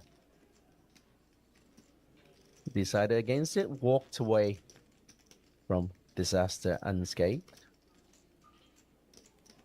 Hey, by the way, I heard that Buffalo Sam played a turbo event last night. How did he do? He made it to the final table, got a nice little final table photo, which is always fun. Great. And then I believe he watched one double bust out. And then after that, I saw him at the cash out. So that means he came 7th. Lathering is always good. It is indeed, especially because he said he's in for 2 bullets. So I think he needed to come 8th to even out. So there we go. Official, like proper in the money. That must have been quite a turbo event, huh? Because, you know, you guys were late getting out of the booth. Yeah, Sam did get out early, though. I think maybe 2 played the turbo event. The man had a plan. He is, of course, a content creator, so he wanted to expand the offerings on his channel. He Had an amazing bankroll challenge that I was telling you about. Went from $100 to $100,000 over the course of a year, playing almost all cash. Actually, micro stakes tournaments initially, and then all cash. And now he is looking to expand some MTT content on the channel. That's Bluffalo Sam, by the way. Check it out. I've had many good sessions commentating with him. Seems like a very genuine and nice guy. Absolutely. And I have threatened to host him in Hong Kong when he is coming over Macau, Hong Kong way. Well, I had a drink with him last night, and he seems to be intent on following up on that plan. Unlike me, who is forever disappointing you in terms of our plans to meet up and have many a beer. I think I've changed my strategy. I think I was baiting you a bit too much, hassling you a bit too much. So, I've been trying to be more discreet with my hassling against Sam. Oh, yeah. I was too busy gathering a bankroll to make it to Hong Kong. I knew you'd slowly make me lose my shirt with our prop bets, and no doubt with some games I don't want your shirt. HK. I want your cash. Come That's on, right, I that's don't want right. your shirt. I see your HK It's too big. PPA. It's too big for me. It's too big for me. Too big for me. Your shirt. For you, it's a boyfriend shirt. Oh, yeah. It's 2024. It's okay to have a boyfriend shirt even when I'm a man. To those of you unfamiliar, look up the term in case you're confused what we're talking about. It usually means an oversized shirt that you can fit into. There we go.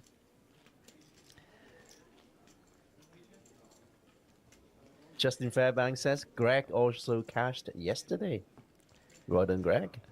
I do know that as well, Justin. I watched him go from the Hyper Turbo, jump straight into the Super Hyper Turbo, and make the money. He's getting better and better at MTTs. 10 jack suited. Lovely, lovely hand to look at. Very difficult to play UTG.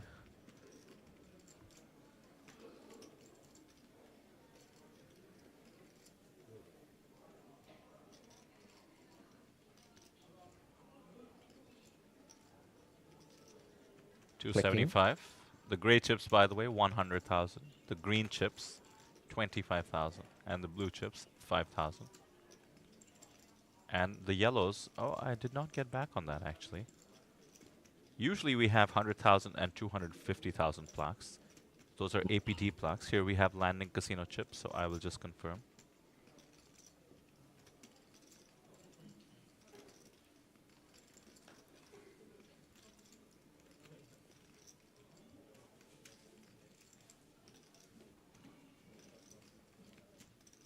Getting a call from the cutoff, from the chip leader.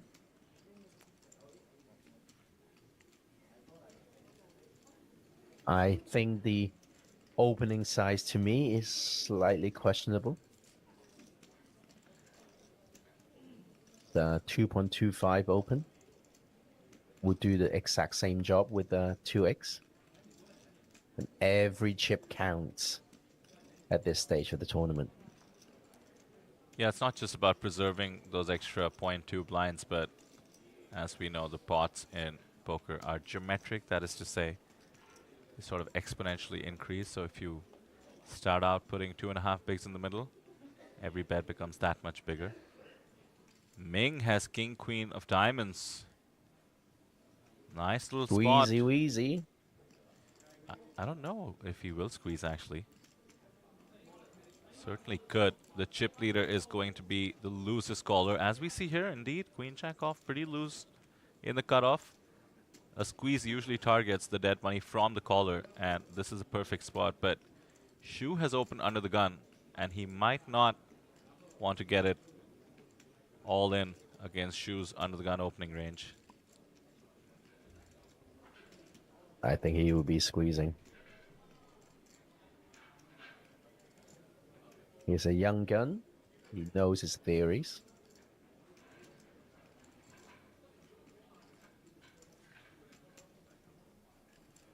He's not folding, that's for sure. Yeah, Yeah, not surprised Nope. to see this, Steven.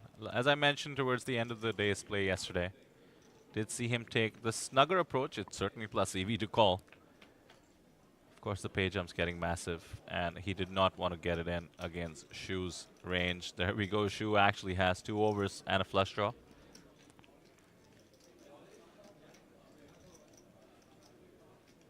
A quick check from Ming. Back to the original aggressor.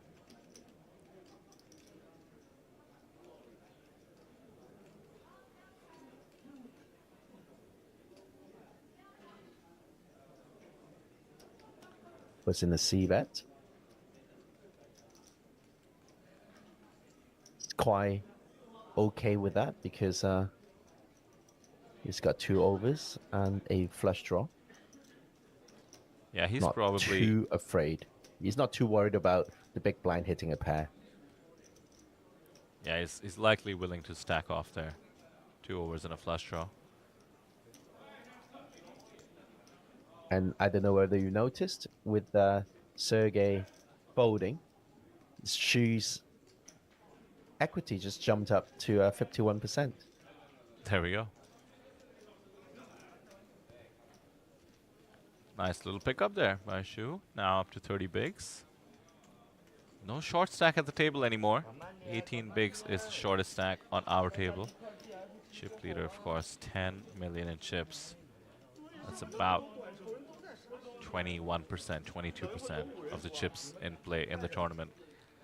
12 players left. We did mention the pay jump already. That takes you up to 19,000. If you're the next person out, you get 17,000.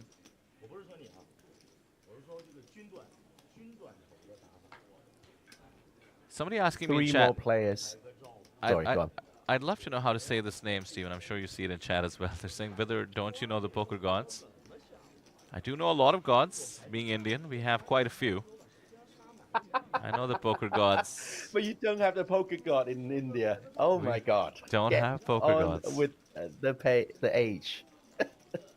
Should modernize. Modernize. I know, right? That's the problem with all these ancient texts. They don't have new additions. Sorry, please do carry on. But you can invent one. Well, not invent one. You can introduce one to the culture. Oh no. That's blasphemy. You cannot? You don't anger the poker gods like that. You worship them Oh. from a distance. Secretly, like a cult. Remember the Game of Thrones line? There's only one god. If it's death, and we say to death, not today. Wonder what that is Yes. for poker. What do we say to the poker gods? Well, please today? Definitely not today. Not today. The remaining players here are saying please today. Well, I mean, not today, meaning not getting bust today, of course. Oh, I know what we say to the poker gods. We say one time. It's true. One time.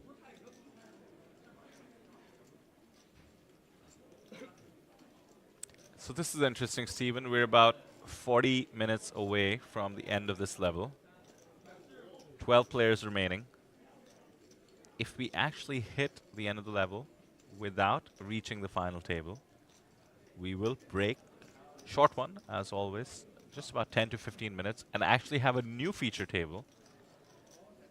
And then once we reach the final table, then take a longer break to set for the final table. So to all of you watching, almost 300 of you, do realize that we are going to show you the other table as well. Oh, wait just a second, because I just noticed 2 things. One, ace king for Ming. Second, the players remaining is down to 11. Wow. All of this might be moot. But we will have a 30-minute break when we hit the final table, and we have a scheduled break in 40 minutes. Ace king off against a cutoff is a very good jam here. You're never upset with jamming ace king off.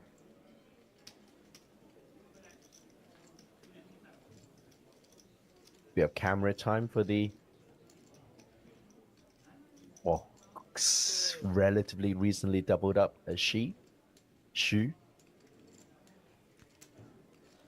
Yeah, I think Definitely this one's camera over. Yeah, he is certainly prone to getting camera time, as we've seen.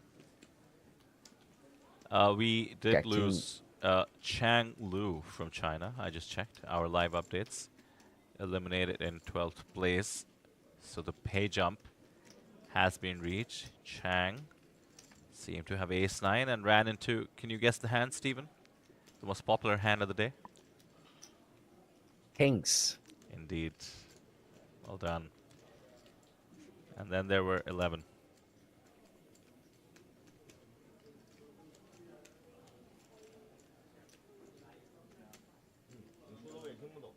So he's really maximizing his tanking time. All within his rights. Any guesses why, though? Oh, because of, pay jump elimination, all these possibilities. You don't know what's going on at the outer table, do we? Yeah, I think the tournament clock would have updated while he was tanking, so he will True. be happy to know that he has made the next pay jump. Every pay jump getting so serious here. Now we're looking at 19,000. Just a reminder, Shoes lifetime earnings on Hand and Mob at least were 13,000. So an incredible score. By the way, at least in India, about 20,000 USD. For most, I would say 95% of the population is absolutely life-changing money. It could represent easily 10 years of savings.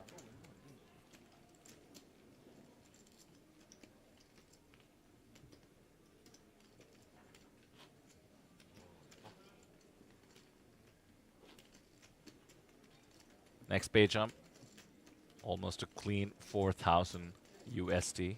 That's going to be hit 2 spots from now when we do indeed make the final table.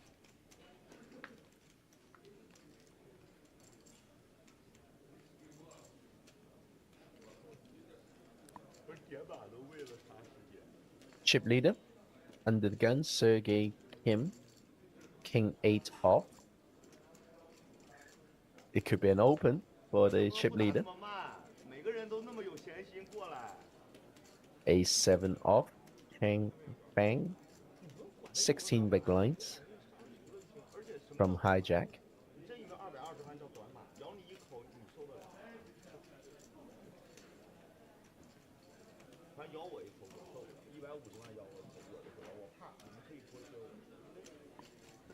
I think it's a bit of a camera time here as well. A very standard fold. Okay, low from Taiwan. Winner of the first ever Stephen Lai Invitational. Opens it up with King Jack suited. How do we get that on his Hand and Mob? I will find out. I think there's a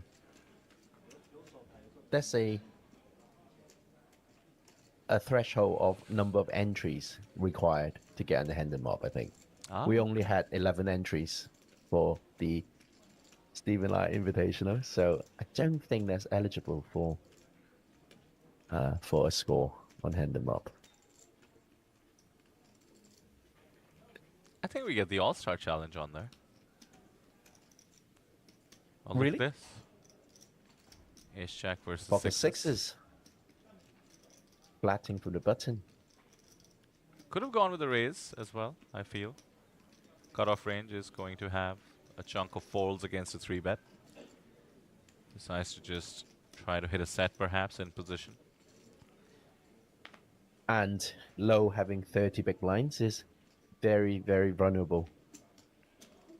And has a better tendency, a higher tendency of folding to a 3-bet. Yeah, it's about the leverage you get on the bet. You can make it 6 bigs, but you're essentially asking your opponent to play for 30. Oh, for his tournament live, right? Exactly. King 10-4. Flop comes King 10-4. 2 diamonds. And King of low clubs. That's 60% of a royal. It's very, very difficult for him being out of position as well. Misses that board. King on the board.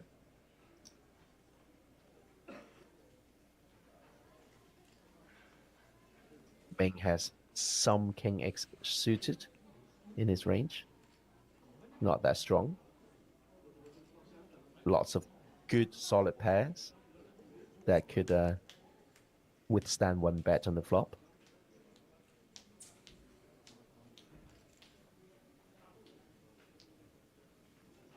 Ming does have one of the few hands that would flat pre and would find the laydown here. That's exactly what happens. Nicely done by Low. It's now matching Ming's stack.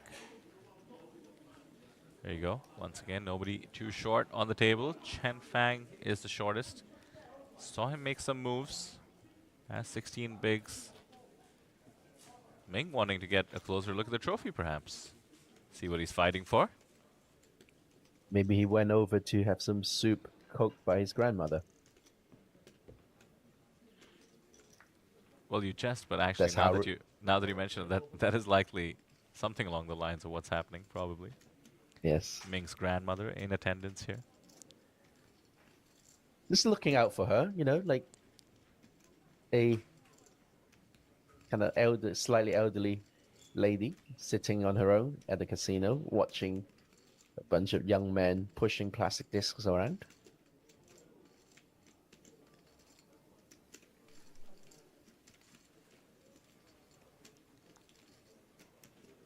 Don't forget the yellow.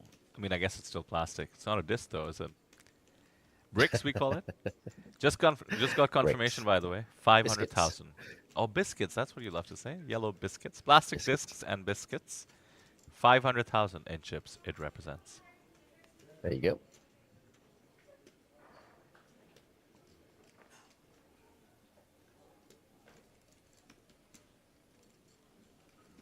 Queen 6 suited would be ambitious to play, but of course he folded. Queen deuce also would be very ambitious to open from the cutoff.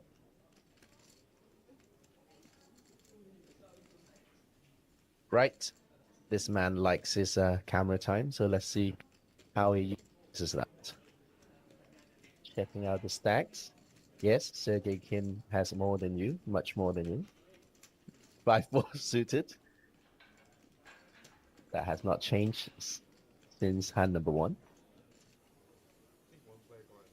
Folds. Okay, BBB. Lee versus Kim. Queen 7 off. 23 big blinds versus the chip leader. The computer hand.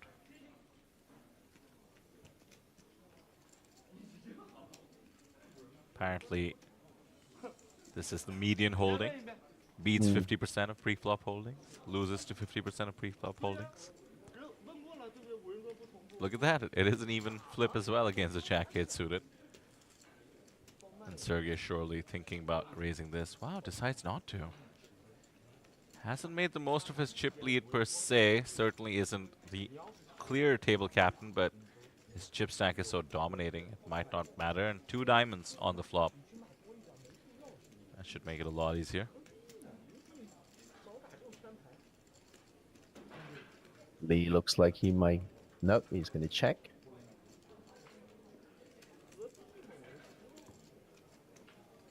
It's actually still a flip, even though it looks so nice for Kim. But the 1 overcard of Lee's still gives him that 47% equity.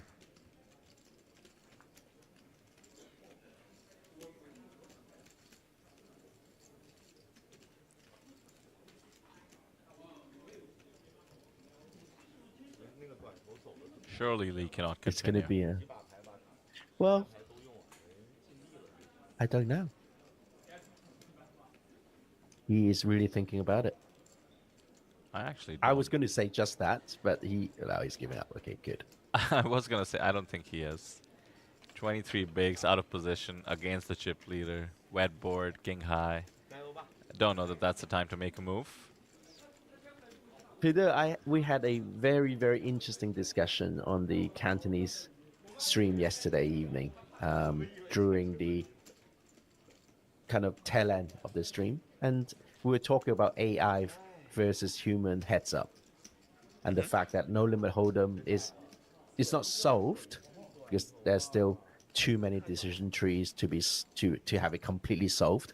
No limit hold'em, but it's beating humans, the best AI in the world, versus the best players in the world.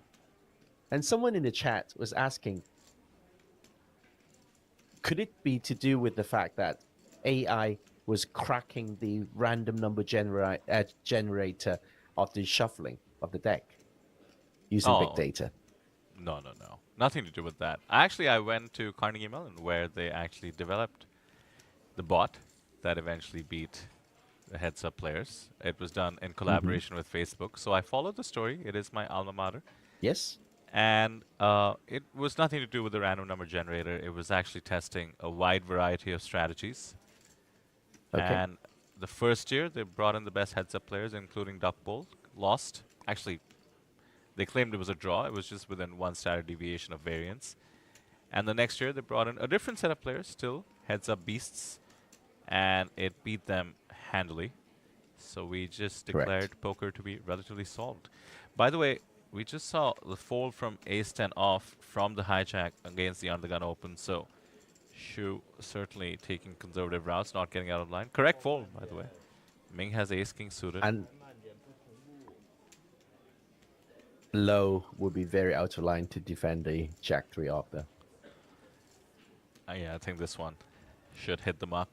So back to what you brought up, I think it's a bit conspiratorial to think AI is cracking random number generators, but as you might know, it is an interesting problem to create random numbers. How do you make them truly random? It's difficult. Not on an Excel spreadsheet. Oh, definitely that not. I know. There's some code to it after all. and obviously this has implications for cryptography and obviously crypto and blockchain and such, but I remember they mentioned something about to get something truly random, you need to like track the atom on a quartz crystal or something. Yes, I'm out of my depth, but absolutely. Yeah, The half-life decay rate. That's how they make it truly random. Wild. Oh my, I just noticed the counter. Oh, and I just noticed Justin Fairbanks as well. The players remaining are down to just 10. Justin keeping us posted. Oh, we lost the second Taiwanese player. So we are down to 10, 5-5. We lost Kai Cheng Su. Had about 116,000 in lifetime earnings. Has beat his biggest cash now, thanks to this event. GG. Wow, down to 10. We are on the final table bubble. And we have about 20, maybe 25 minutes till the break.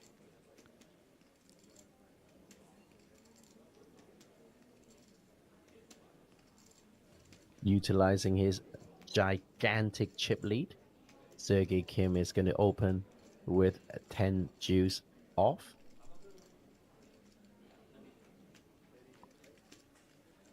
Low Finally picked up ace-9 off. Yeah, Sergey finally getting way too out of line. I like it.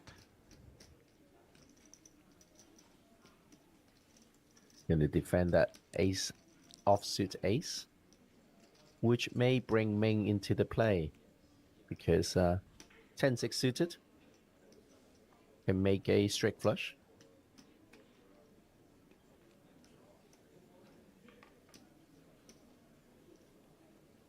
It cannot in this instance, though. The 9 of diamonds out. Correct. You think if somebody showed you the 9 of diamonds, you'd have to fold the 6-10 of diamonds from the big? At a higher frequency, yes. Of course. Oh, action flop, Jack 10-8. Both players have mid pair, and the 9 gives the open ender to low. This can get interesting.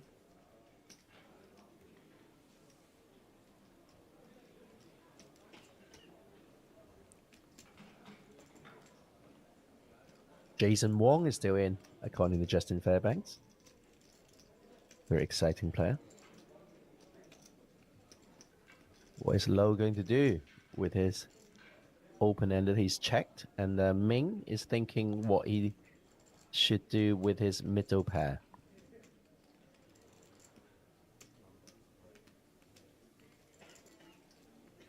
That's a check, leaving the chip leader to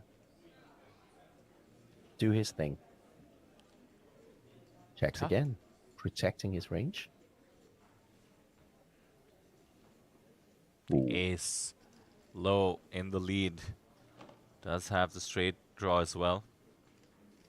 Could feel comfortable betting this out. The check behind from Sergey could imply stronger aces. Of course, ace queens, ace kings, but like I said, the straight draw. Of course, Sergey does not need to have an ace. He is the chip leader. Yeah, he puts it all together, solves the puzzle. Nice bet. 84% of the times he will win the hand, so he's putting in money when he has the best hand, and it's likely to remain the best hand. Two big blinds. 2 big blinds, which is a quarter of the pot, pretty much. Sorry, you were saying, Vida, sorry. Oh, no problem. I just noticed the breakdown by Justin. 6 Chinese players, 1 Taiwanese, 1 Russian, 1 Korean American, let's just say, that's Kyungmin Lee, and 1 Hong Kong Brit, that's of course you mentioned Jason Wong. So that means the other table has 4 Chinese players and Jason Wong, since we have the rest of the diversity on our table. And it's pretty much right on line to the original distribution of the field, right? Over half the field is Chinese. Yeah. So you have just over half, yeah. By the way, Stephen, our empty feature table is not the result of hitting the break. That's when you'd usually see only 2 people battling. There you see it. It's actually Ming and Shu going around to the outer tables. Shu as animated as can be. Seems to have demanded some assistance from Israel there. We won't read into that. Let's focus on the hand at hand. Low decides to go for the check. Did not want to get blown off that hand. Sergey will take his showdown value, and Low will chip up. Nice little pickup there. 890k added to the stack. He's second in chips now, 5 million.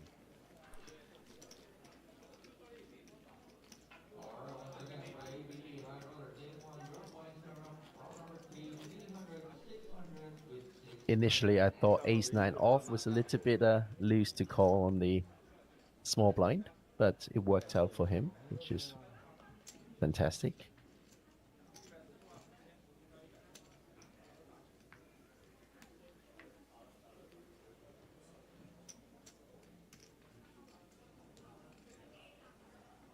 What's the weather like today in Jeju? Sunny? Bit crisp and cool, as it has been actually. I did not think Jeju being an island, it would be... I don't know what I was expecting actually. It's something a bit more tropical. That's just what I think when it's an island, but it's actually closer to, I would say like 20 to 25 degrees, but we are indoors most of the time, and this cannot be real. Once again, kings for Sergey. The complaints in chat are incoming. Has all the chips. 3rd time kings in 26 hands. That is not easy to do.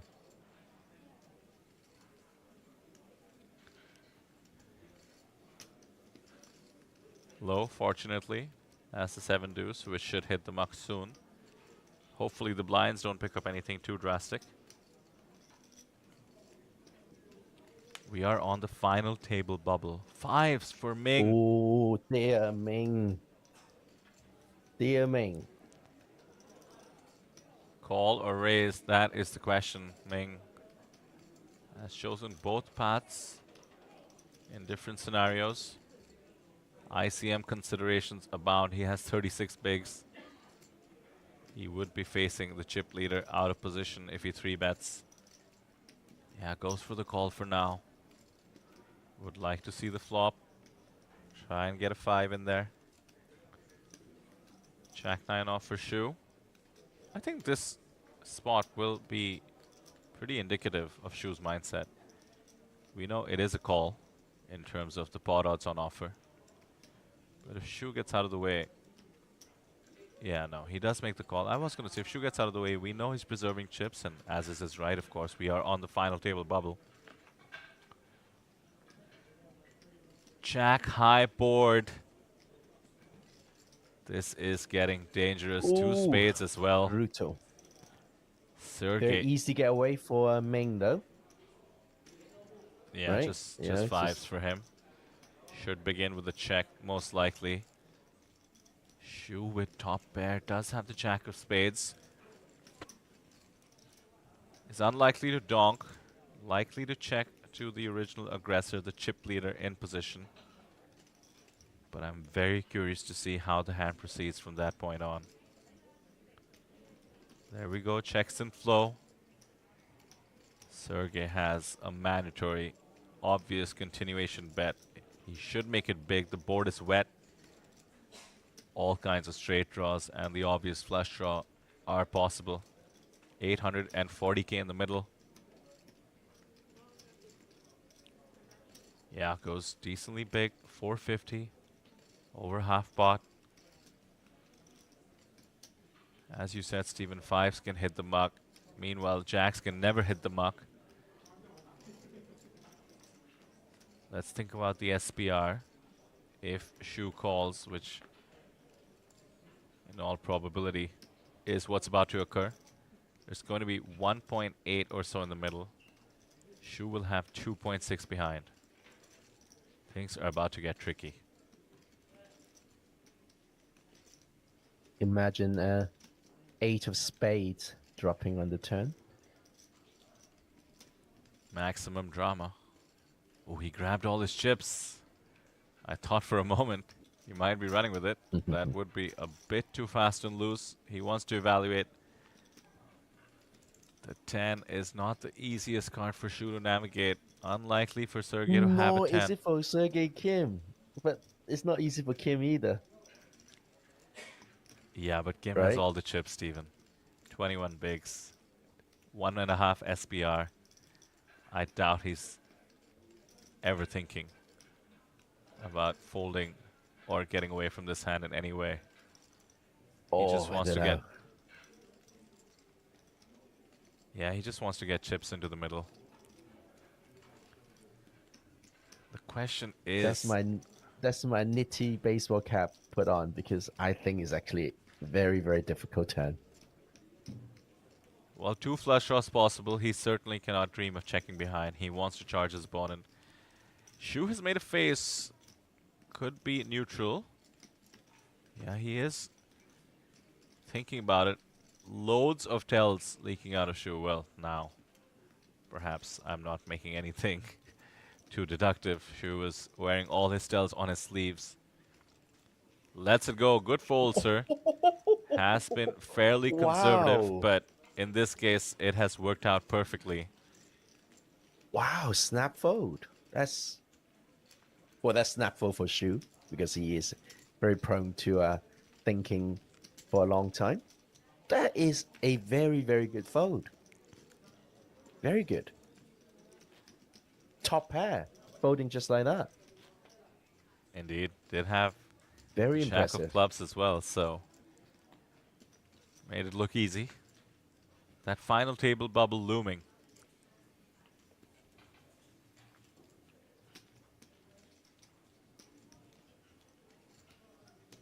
Because I was actually more worried for Kim because that paired up 10 is so difficult against a big blind flatting range. I would argue there's some reads that can go into it, Steven. I mean, the way Shu has been playing. You know, he did make a quick call. You have to think about... Of course, he could have hands like ace-10, but certainly with the 10 coming out, more likely for him to have the jack. Plus, with 2 flush draws, I knew... Back to this hand, though. Yeah, sorry. Back to this hand, though. Ace-king, suited. Low from Taichung, opening 250, 2 big blinds.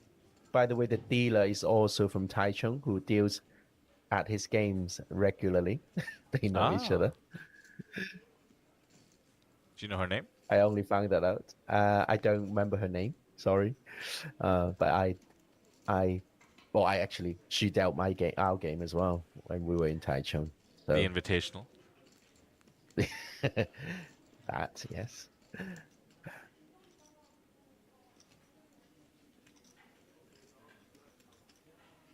So we are getting very used to Shu thinking over his options, perfectly within his right to do so. Folding 9 Jews off. Queen 3 suited from the big blind. Prepare defend.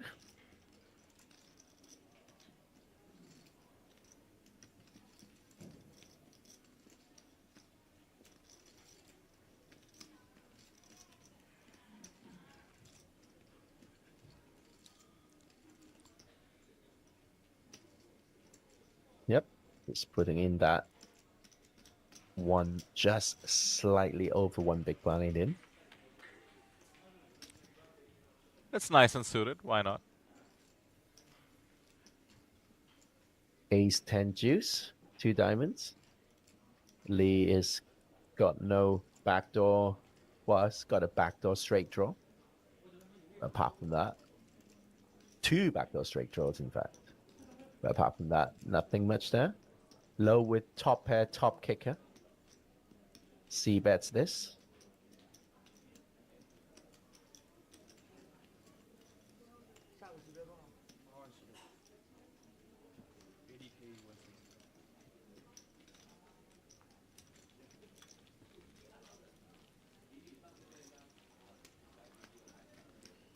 Steven, we had somebody type something in Russian in chat, clearly a supporter of Sergey.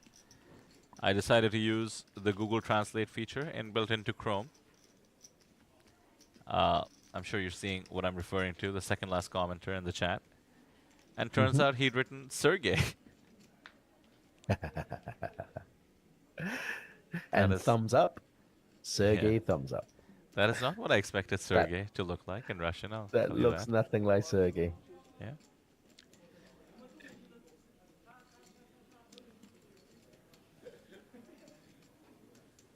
Final table bubble. It means a lot at this stage. It means a lot for anyone, really, to make the main event final table. It's a laurel by itself. Certainly one you don't forget. You do get some nice pictures, some nice press coverage. Our live reporting team will perhaps ask you a few more questions, do some more due diligence on you. It is the one to shoot for. Ming in good position to do exactly that. Shu has had some ups and downs, made a great fold with the Jack-9. Has the king on the button. Yeah, once again those tells are coming. Has been taking the conservative option. I suspect he's ready to let this go. Wants to make the final table, and I can't blame him.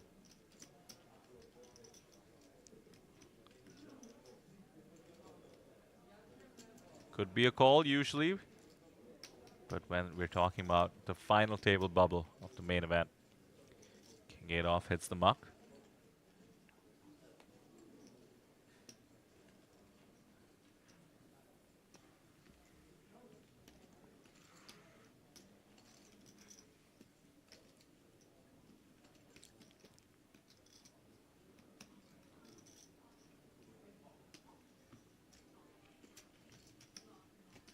Oh, a walk to ace king.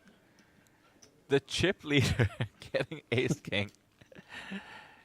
No action though, but being hit by the deck. And now he officially has 1/4 of the chips in play, 11 million.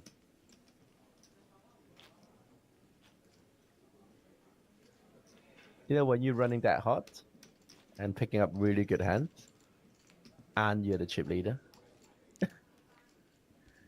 it's just like something about poker gods or something. Yeah, exactly. It seems like the life that every alcohol ad seems to promise.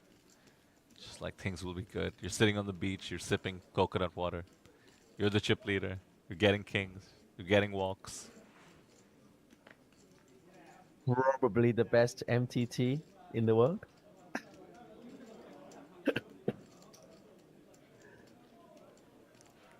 Probably the best poker MTT run in the world. Maybe that would be the tagline. Yeah, indeed.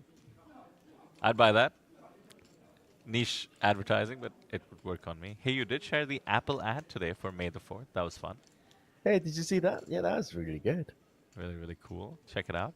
It's on the Apple channel. It's a bunch of Mandalorian cosplayers. Pretty cool, pretty cool. Ming is open, under the gun. Don't forget, we are 5-handed on the feature table and indeed the outer table. So under the gun is the hijack. And the short stacks are really under pressure because they will have to pose their big blind ante very, very frequently.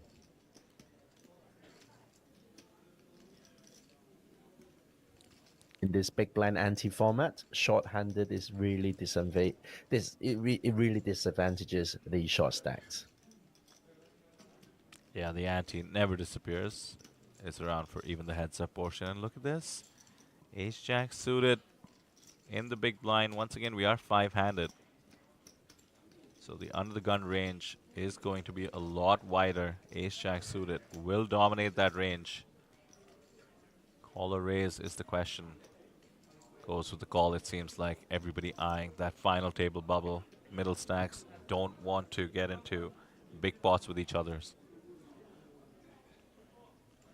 10, 8 deuce, rainbow.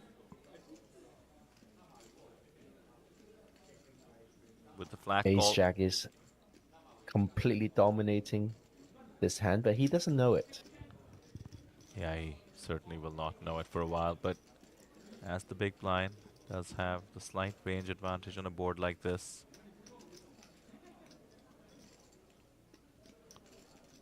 Nice stare down by Ming.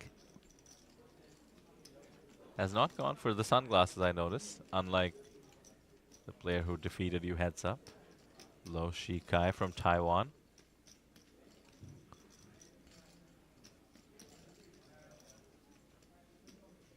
Goes for a well-balanced C-bet.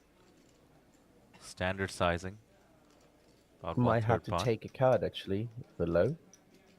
Might have to peel one because his big blind range really hits his board. Not this time, Steven. The final table bubble. You saw him take a look at the tournament clock. Notice there's still 10 players remaining. He wants to make it to that final table. He has a stack of 42 bigs. He knows he can almost just about fold his way to the final table. Perhaps part of his thinking there as he made that laydown.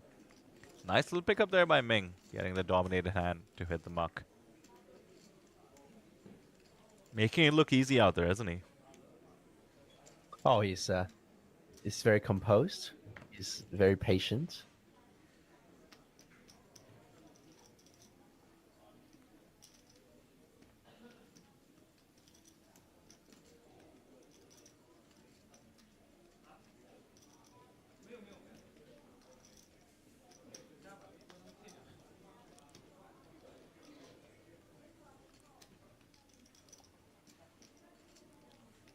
Shu runs the clock a bit, lets it go. He's at least not using time banks. It's just taking his time. Wants to let the outer tables play out, perhaps.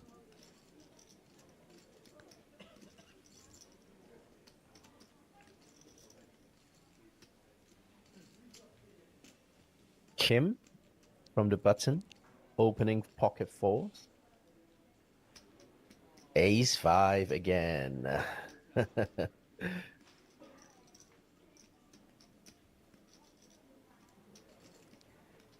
Easy defend in this spot. Chip leader on the button.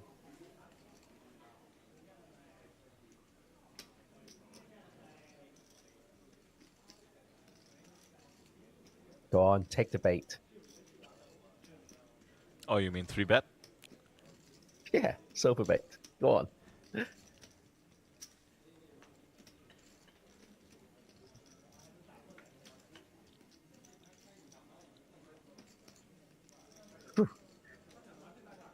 King, Queen, Deuce, 2 clubs. Cannot be too happy with that flop, Ming.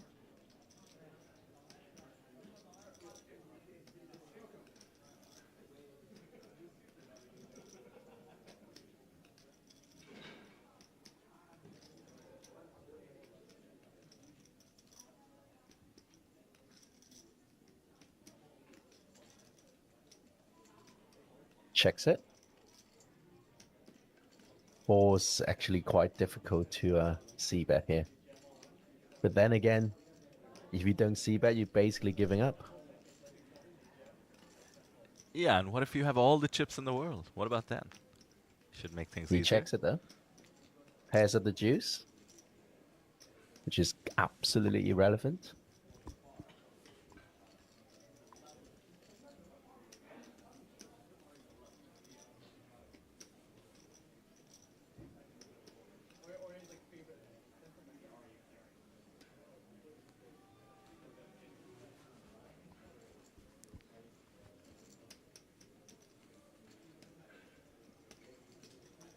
Checks again.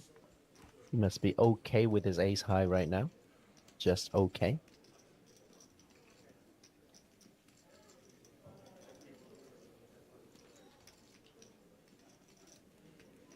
Now he's going to put in a bet.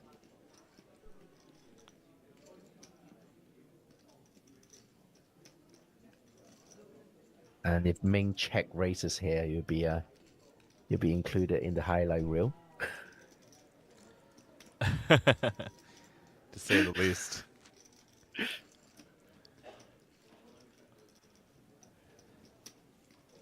I'll make sure I say the appropriate thing.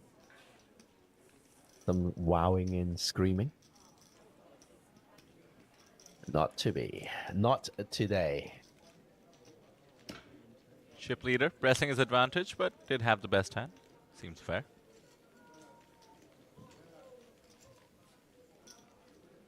It's a very tense affair here. Yeah. 41 big blinds, 35 big blinds, 20 and 19.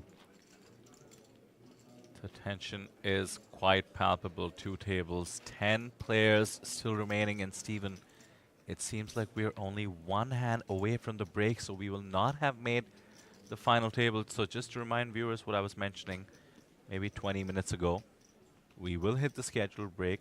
The players have all the right to get a break at the end of this level, after which we will come back with a pretty decent increase in the blinds, mind you, going from 120 to 160, the biggest increment in this structure. When we do hit the final 9 players, we will have a 30-minute break to reset for the final table. So to all of you watching, especially those of you rooting for the players here, they're all likely to make it to the final table, it seems like. No true short stack on our table. Certainly some of the fan favorites, including the out-and-out chip leader, Sergey Kim, is going to be at the final table. He folds. So Ming made a click from the small blind, and Seal just went, 9-3 off. I'm not playing. I'm off now. That is always the way, right? Just before the break, you know, you open and then your opponent will just fold very quickly. Indeed it is, and of course you want to make a showing of folding the rags so that your opponents know that they're not absolutely just dominating you. It's a way of saying, hey, if I had anything stronger, even a pip stronger, you know I would be calling you, you know I would be putting up resistance. Please don't attack my blinds. And every blind matters at this stage. I mean, we're talking about being 1 spot away from the final table of the main event. So just to summarize, we started off the day with 15 players. We're down to just 10 players. You saw the feature table, 5 players on ours, 5 players on the outer table. We will actually switch the feature table and come back after a short break of just 10 minutes. But very soon after we come back with the blinds going up, we will hit the final table of 9 players here at the main event.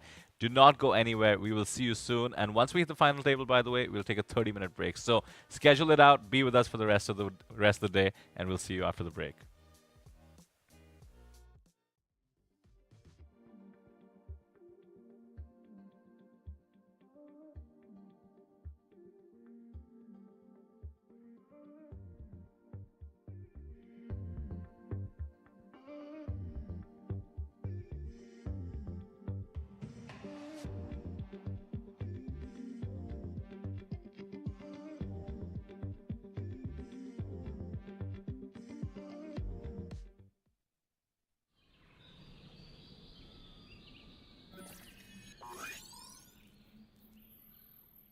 Welcome to Asia's largest online poker room. Our next generation poker software is now initiating.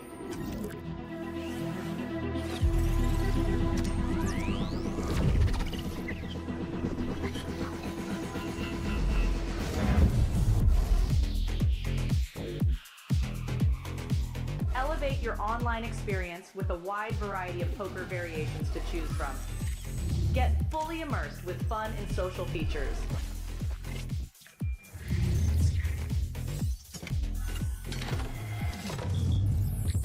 Level up your game with PokerCraft and Smart HUD.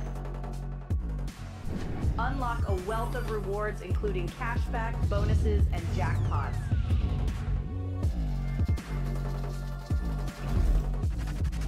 Join world-class poker tournaments featuring some of the world's most renowned brands and the largest guaranteed prize pools in the world. Experience the best in customer service and hassle-free transactions for a seamless online gaming experience. With online poker available on all your devices, you'll be able to play your favorite games anytime, anywhere.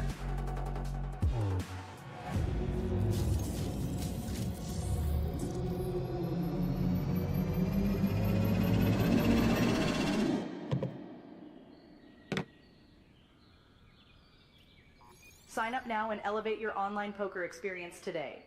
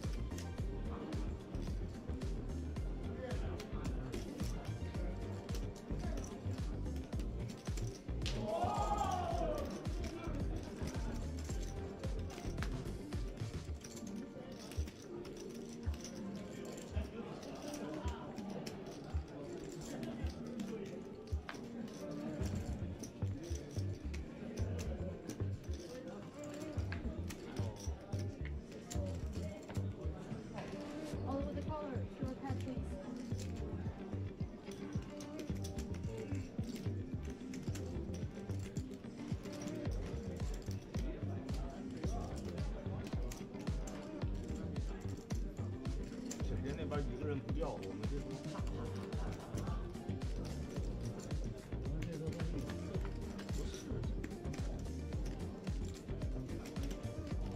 打得太快了，我是真的想不到。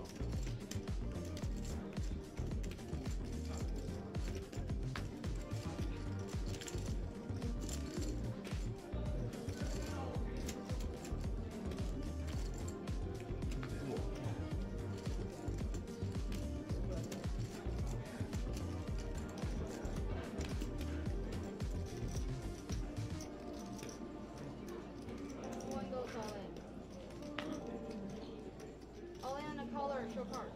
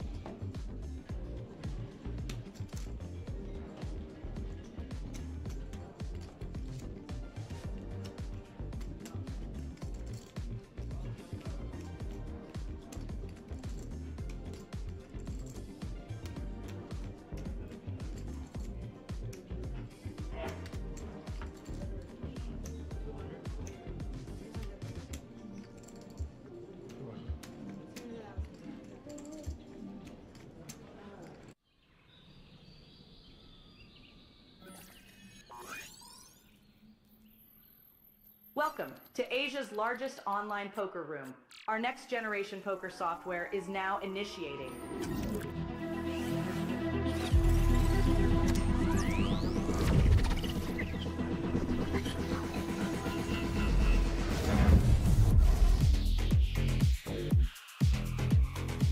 Elevate your online experience with a wide variety of poker variations to choose from. Get fully immersed with fun and social features.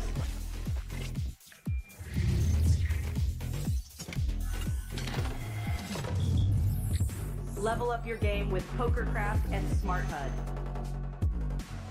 Unlock a wealth of rewards including cashback, bonuses, and jackpots.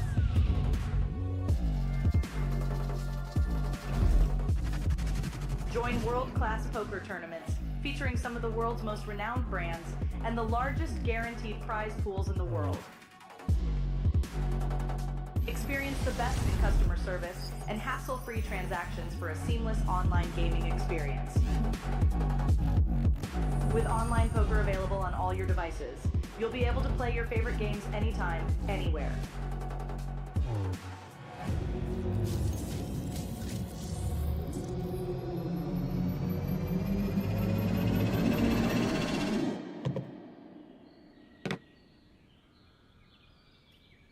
Sign up now and elevate your online poker experience today.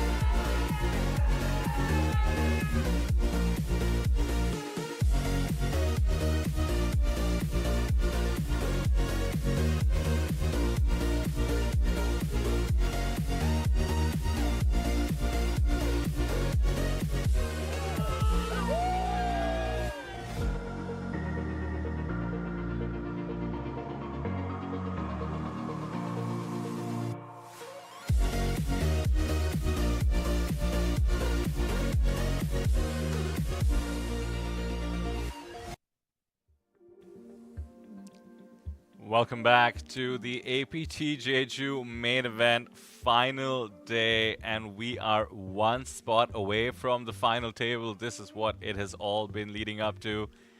The calls, the bluffs, the folds, the raises, all comes down to this. We are down to 10 players, and out of the 10, one will be going home without making it to the coveted FT, and we will be down to the final 9. I am joined once again in the booth by Stephen Lai. I'm Vidar Singhal, and we are going to take you until the final table as soon as we have an elimination. As I mentioned, a 30-minute break as the players reset, as we reset, we get some pictures, we get some shouts, we get the rail in, and then we will kick off the FT. Stephen, how are we feeling? We had a feature table with 5 of the players. We're actually going to rotate the feature table.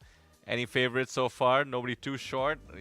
We're not rooting against anyone, but your thoughts on the whole proceedings?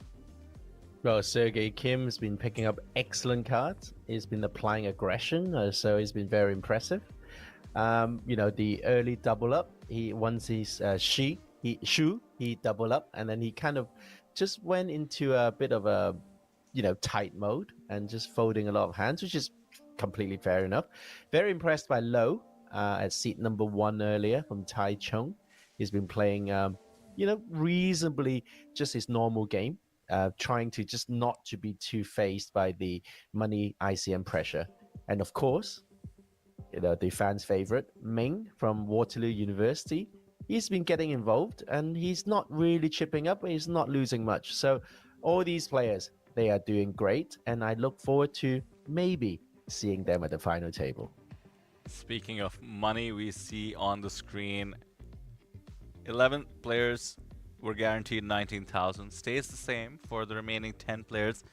And then the money bubble when we hit the FT, the money jump rather, is 4,000 USD. That takes you to $23,000. And you go all the way up to the first place prize of 311,000 USD. That's 430 million Korean won in the local currency. That's thanks to the almost 1,100 participants who came out, generated a 1.7 million USD prize pool, beating our guarantee of 1.5 million. So a huge shout out and thanks to all the players as we make our way, zoom our way, I should say, past the APT Mega Lion Trophy. That's what we're all playing for over here, and make our way to the new feature table.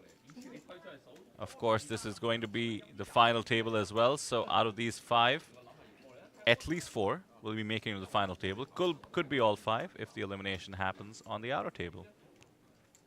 Okay, that is Liao, who has had a very, very good main event run. So, speaking Cantonese at the table. Very good. Like it. Jason Wong, talking to him in Cantonese. Hello, hello, Jason.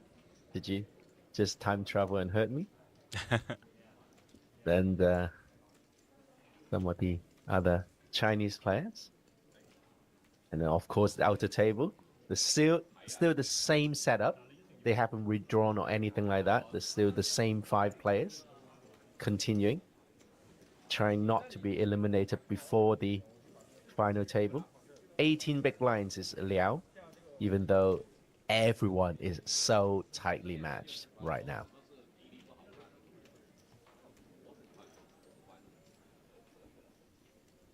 So here you go. Okay, so here's another hustle. Which table will see the FT elimination? I'll let you pick first. No, Steve. I'm way too nervous. I don't want to do what is essentially a flip with you at this stage. We're down to 10. Somebody's dreams are gonna get crushed. I do not want any part of it. I'm here rooting for everyone. Diplomatic as ever. And to the main fan club, I'm not going to stick my neck out. It's a very good chance that you will see Ming at the final table. So don't go away. He is away from the TV table for the time being. But I reckon within the next half an hour, you will see Ming at the final table again, at the feature table. So stay tuned and, just enjoy the poker for the time being without your hero being at the table. Stacks, by the way, Steven, are so evenly matched on this table. Looking at the starting stacks, we're ranging from 3 million to 3.8 million for all the players.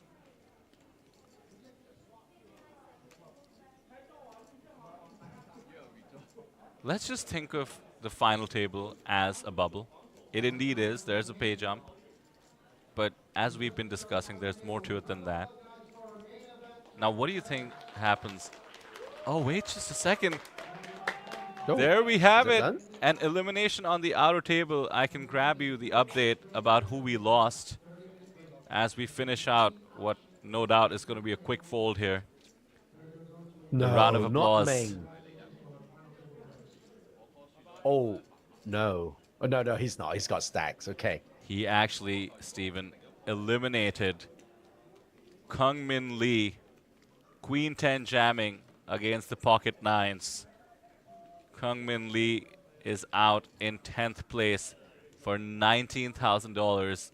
Every other player now has locked up $23,000, and we have our final table. GG, of course, to Kung Min Lee. And by the way, Ming, the hero of the stream at least, has 7 million in chips. He's going to be second in chips. Is this hand going to be played out in a normal manner, or are people just going to slow right down? Flop comes Queen 4 3, 2 spades. Sun has the flush draw, and Cheng has a pair. So absolutely 50-50 right now.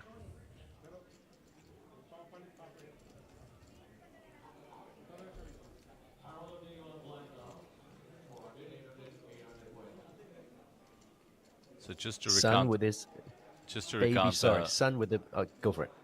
Apologies, Stephen. I was just recounting the sort of key hand now that we have reached the final table. Ming just open ripped it with Queen 10 suited, and Lee unfortunately found nines in the big blind, and it was curtains. How many bigs? Yeah, I think it was 2 million chips, so close to 12, 13. Yep.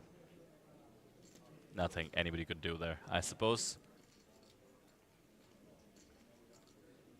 It was for the poker gods to decide. Well said.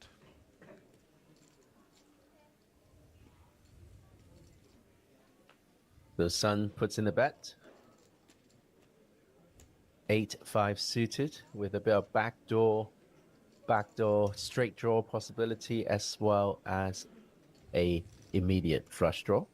Cheng is not going away. He's hit bottom pair. How can you fold bottom pair? Turn comes A5, makes it 2 pair for Cheng, and Action a pair turn. and flush draw. Could we be down to 8? What is going on here? Look at the out counter up top. Running out of space, 16 outs. One of them actually folded, so 17 technically. The Sun would think he has 17 outs for sure. Bets again. Talk about the But pressure. for how much? On the one hand, the both final players are aware of the final table lineup, and they want to be in it. Exactly. Oof, Pairs of counterfeited. the Queen. So it's 2 pair, queens and fives with 8 kicker. Will be the winner of this hand.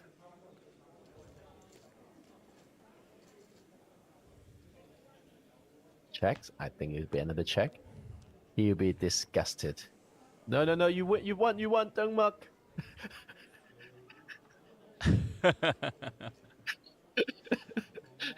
That was close. There you go. There we go. And there we have it. The final 9 players. It's just that easy. We came back from the break, and I think we just played one hand. This table, the biggest stack is 27 bigs. We have reached the level, the next level, of course, we came into 80,000, 160,000. Sergey Kim remains the chip leader with almost 11 million in chips last we saw. Ming did climb up the ranks to about 7 million in chips. We did lose the last player from the United States, Kung Min Lee, So the final table has been set. The stage has been set. We do need about 30 minutes or so to truly set the stage, put up that trophy, of course, take some photos, of course. All the photos, yes. Exactly. Maybe get some interviews in there as well and give the players some well-deserved rest or perhaps some time for preparation. They do have the stream to look at. They have the roster of who they're going to be battling. They have all locked up 23,000 US dollars, but are playing for 311,000 US dollars up top. So the stakes could not be higher. We are going to take a 30-minute break and say goodbye to Stephen live for the moment at least. Stephen, your thoughts before you leave to cover it in Cantonese. Well, I will be going off to the Natural 8 Hong Kong channel to stream in Cantonese, but it's been really fun this morning, and I think the fans of Maine will be truly impressed that their hero has made the final table. So stay tuned, don't go away. We'll come back in about 30 minutes. Signing off now.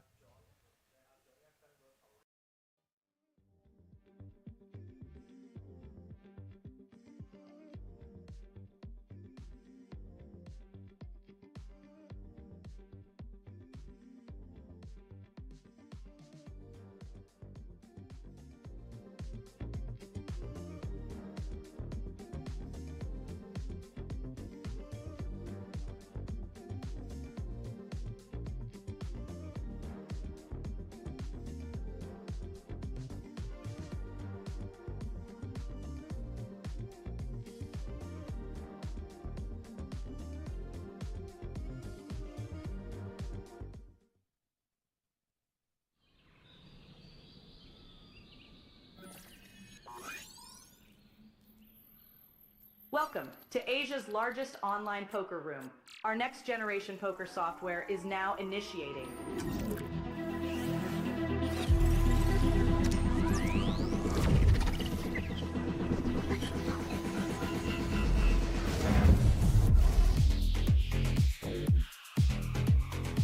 Elevate your online experience with a wide variety of poker variations to choose from. Get fully immersed with fun and social features.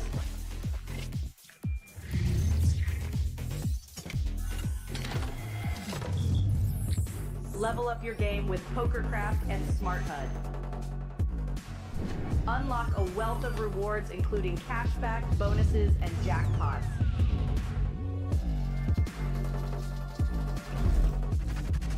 Join world-class poker tournaments featuring some of the world's most renowned brands and the largest guaranteed prize pools in the world. Experience the best in customer service and hassle-free transactions for a seamless online gaming experience. With online poker available on all your devices, you'll be able to play your favorite games anytime, anywhere.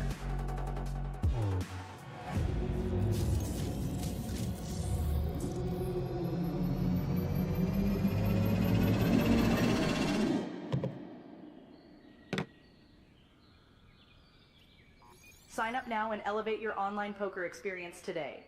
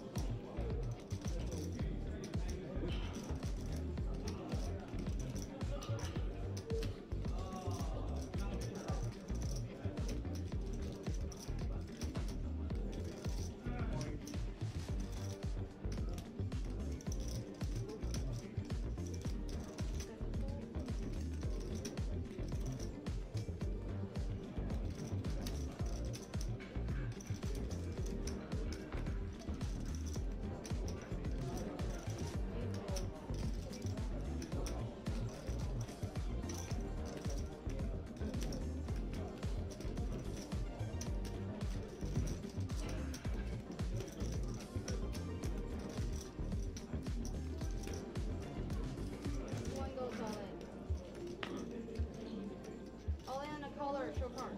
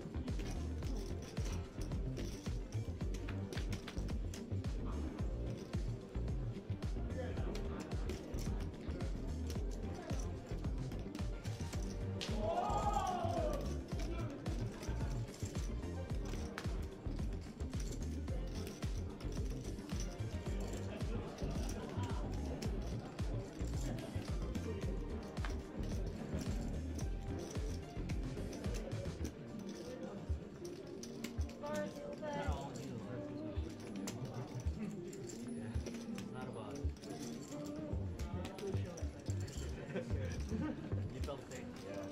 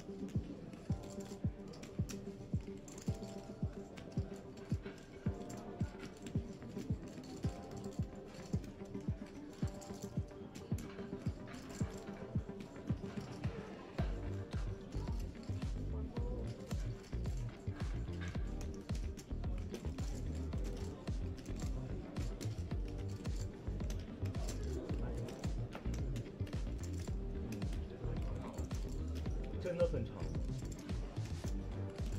真的很长。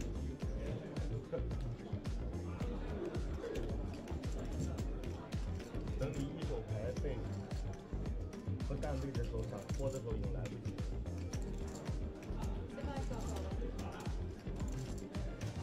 多长？150万。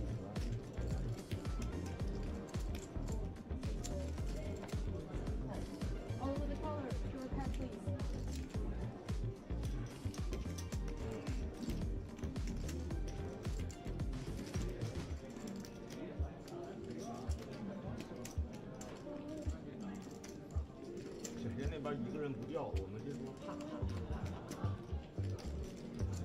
我们这个东西有色，不是。打得太快了，我是真的也想不到。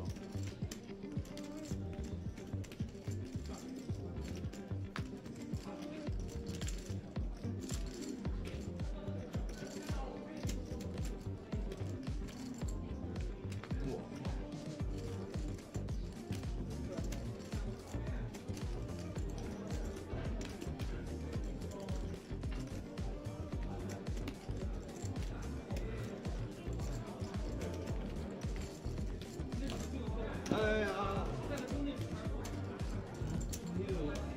我忍了，补一个人。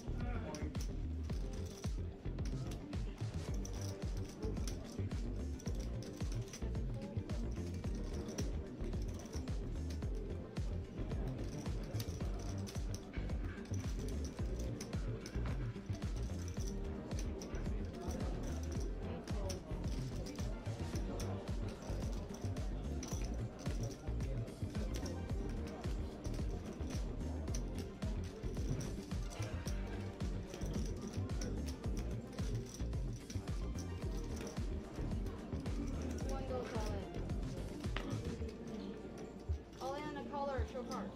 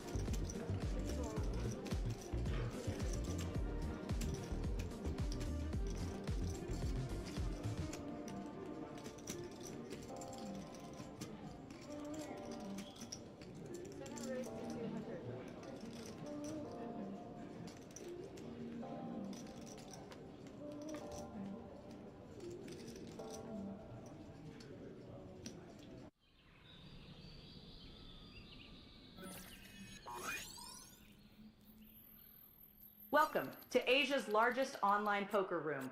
Our next generation poker software is now initiating.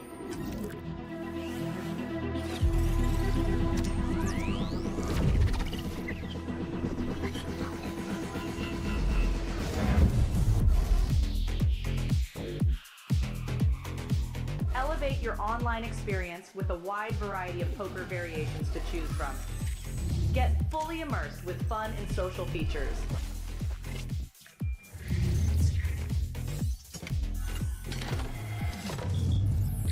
Level up your game with PokerCraft and Smart HUD. Unlock a wealth of rewards including cashback, bonuses, and jackpots.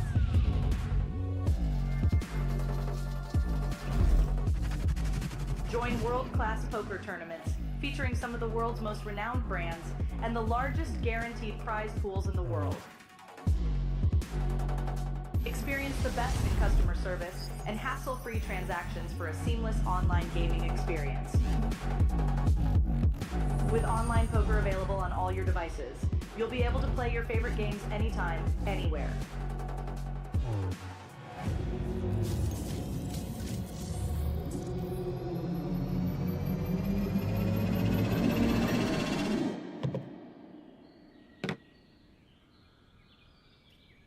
Sign up now and elevate your online poker experience today.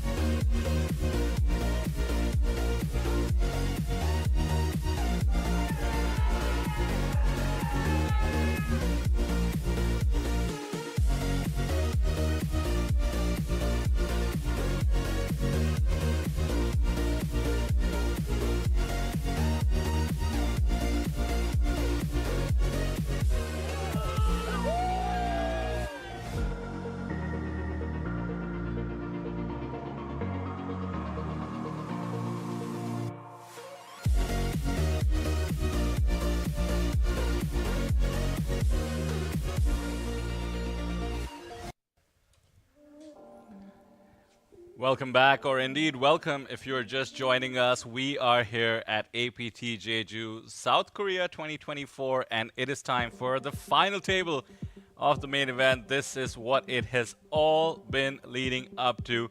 3 days of non-stop action for all these players, 1,089 entries, and we are down to the final 9 players. My name is Vidar Singhal. I am joined by Sam and Seoul. Sam, good morning, good afternoon. You are back with us in the booth. It has been an exciting, slow whittling down from the 15 players who came into this day 4 of the main event and made our way to the final table of 9. Some brutal crushing of dreams, of course. That is the nature of the beast. But 9 players hoping to make a run at that Golden Lion trophy. How are you feeling about taking us down all the way to the finisher here? I am so excited for this. This is what the entire APT Jeju has been leading up to. 9 players battling it out. We're going to see some disgusting ICM spots, probably some big coolers, a lot of bluffs, and everyone is going to be on their A game today, all fighting for that 311,000 USD up top. It's going to be very, very exciting. I had a chance to chat to some of the players. A little bit of nerves going on. Some players waiting for Punet to wake up so they can ask him a few questions. Really nice to see Ming Chen's grandma on the rail. I just walked into her. That's right. Looks very nice. Huge event for him. Do you think he's going to finish college if he takes this down? No, Steven already mentioned he must finish college. That is, of course, not in question, but he could be looking at a life-changing score and could be looking at becoming a hero, not only in Waterloo in his college, but maybe all of Canada. 311,000 up top, as you mentioned, 187 for second. So it's going to be a heads-up battle to look out for. $125 on the line. We are, of course, open to deals, and we keep them completely transparent. I dare say 4 players getting into the 6 figures, 99,000, just a shy short of 100,000 USD. So 4 players looking at the 6-figure mark in USD, and of course everybody guaranteed 23,000. The pay jumps getting absolutely monstrous. 23,000 going to 30,000 is the next pay jump. For now, the milestone the players were all looking for has been reached. We have a chip leader in the form of another fan favorite on the stream, Sergey Kim from Russia. He has over 11 million in chips, has been finding himself with a nice little run of cards. I think we saw 3 sets of pocket kings. Let's see ace king as well, at least once. If there's going to be a time to run good, the time is the final table of the main event. Let's see if his run good can continue. Fan favorite Ming as well. You just mentioned him, Sam, his grandma watching him. Not too shabby to have 7 million in chips with your family watching. He is a second in chips on our table. He is also Chinese by way of Canada, currently residing in Canada. China has dominated not only the participant pool, but the final table as well here. Yes, a lot of Chinese players here. We do have a man from UK, Jason Wong. He's doing not too bad. Middle of the pack, 3.7 mil. There's still a lot to play for. A lot of play behind. We only really have one short stack in terms of Erden Shu. 2.1 million in chips. Still, not too bad. Shu was on our feature table for the large majority of the coverage in the lead up to the final table. By the way, you do see on the screen, we are not done yet. Today is 4th of May, Star Wars Day. Happy Star Wars Day, Sam. May the 4th be with you. That's where that comes from. Yep. Of course, we do have the final day, the high roller, the 2-day high roller is going to be streamed tomorrow. That is how we usually wrap up our festival, our streaming coverage. Some wonderful sights from Jeju Island where we are as well. That statue is going to be the reason you're going to see a caricature behind our feature table. That's the amusement park. This is all at the venue we are currently at, by the way, Jeju Shinhwa World. We are in the landing casino portion of it. It is an amazing, amazing venue. That's actually where we had the players party not too long ago, and there is the entrance. We thank the venue for having us. We thank South Korea for having us, and we thank you for joining us as we work our way to the winner of the APT main event. Yeah, what a gorgeous place to be playing for hundreds of thousands of dollars. I imagine the party tonight is going to be absolutely wild for at least 3 of these players. Yeah, well, they say there's no one happy at the end of a tournament except for 1 player. That is certainly going to be the case. You mentioned 3 players. Okay, sure, you know, you're talking about give or take 125,000 USD if you're 3rd place, but all you can eye is how you could have almost, you know, tripled that, doubled that with just a few different decisions, a few lucky spots. Let's see who ships it all. You mentioned nobody's too short per se. We are at the 80,000, 160,000 level. The next level would be 100,000, 200,000. We do have almost the full level to play as we begin to introduce these players. Mr. Greg Goes All In will be doing the player introductions as always. This is always exciting. The whole floor joins in into celebrating as these players make their way to the feature table, which is now going to be our final table.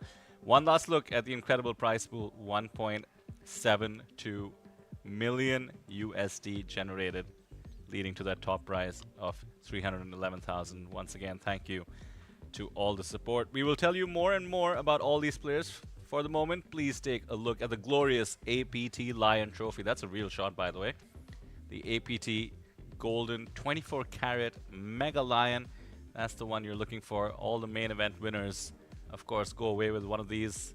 They also get their picture up across the casino at future events. We've been seeing photos of previous winners. You join legions of the likes of Punat Punsri. Of course, we did have Daisuke Ogita make it to the money. He was the winner at APT Taipei. Who will be next? We do have, I think we did a quick count there, Sam. 1, 2, 3, 4, 5, 6 players from China. There we go. 6 players from China. Jason Wong from the United Kingdom. Lo Shi Kai, nice little stack there. 5 million for him from Taiwan. And of course, the chip leader, 11.5 million in chips. Sergey Kim is from Russia. Obviously, we can tell from his name, Korean origin, Korean ethnicity. So that's got to make it all the more special. Chip leading. Could ship the main event here in South Korea. Yeah, that's got to feel good. He's got about a 2x lead over the majority of the field. So if he does lose an all-in, he will switch spots with someone, but I'm sure he's hoping to just add and add and add to that chip pile. You did mention Daisuke Ogita earlier. Saw him on yet another final table yesterday. I believe it was a Raz triple draw, some crazy mixed game. I saw that. It was the limit stud triple mix game mix, so it's Raz stud and stud high-low. Yeah, the man just can play anything, can't he? He actually then went into the hyper turbo right after. He wants to take down everything. Oh, I love it. That's what main event champions are made of, I suppose. Daisuke Ogita was a really fun presence at our table, but the players that are remaining, we did have the chance to have a lot of them on the feature table. I look forward to telling you more about them as we do cut to Greg introducing them all. 3 days of poker here at the APT Jeju main event. We are now down to our final 9 players. Besting a field of 1,089 entries, we're now down to the final 9. In seat number 9, with 3.7 million in chips from China, it is Han Jian! Welcome, Huan Yin, one of 6 players from China representing here at the final table. Now, folks, in seat number 8, 2.8 million in chips from China. It is Luo Xixiang. 2.8 million in chips and 2.8 million total lifetime earnings. An absolute Goliath to be reckoned with here at the APT final table. Now in seat number 7, coming in as our short stack, 2.1 million in chips from China, it is Xu Erdun. Welcome, Mr. Shi. Total lifetime earnings, 25,000. And now in seat number 6, coming in as the overwhelming chip leader, 11.5 million chips from Russia, it is Kim Sergey! Privyet to you, sir. Your stack is looking very horosho. In seat number 5, 5 million in chips, it is Lo Shi Kai from Taiwan! Lo Shi Kai representing 11K total lifetime earnings and, of course, Taiwan. In seat number 4, also from China, 2.7 million chips, it is Chen Fang! Chen Xiansheng, Huan Yin, 2.7 million in chips. And now in seat number 3, 3.7 million chips, it is Jason Park! Jason Park with a whopping 250,000 total lifetime earnings, representing the United Kingdom. And in seat number 2, the kid from Canada, barely gambling legal age, it is Zhang Mingchen! His Hendon mob flag represents China, but he's from my country, Canada, studying at the University of Waterloo. And last but not least, in seat number 1, 4.4 million in chips, it is Sun Jianfeng! A whopping 394,000 in total lifetime earnings. Now, I would like to welcome my dear friend, my beautiful co-host, Elfin, with the APT Lion Trophy. Here she comes now. Thank you, Elfin. 重不重? Heavy? Lightweight. 很有力. Beautiful. With this APT Lion Trophy, $311,000 up top. Real gold, 24 carats, and it is an award-winning trophy. The best trophy voted in by the GPI Awards back in 2023. Thank you, Elfin. Folks, let's give it up one more time for your APT main event final table!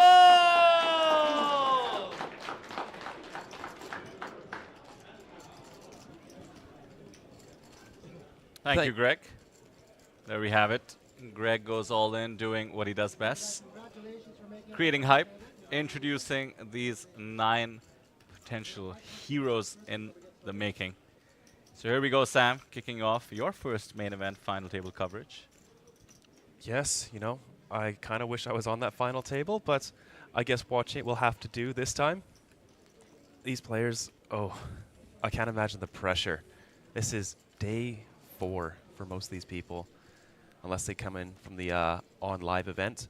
But that is a lot of poker to get to this final table. I'm sure they're all very excited, and the pay jumps are huge. You know, 9th place is 23,000, which is no small sum of money, but compared to 311,000 and only 8 players to get out of the way to claim that prize, it's going to be tense.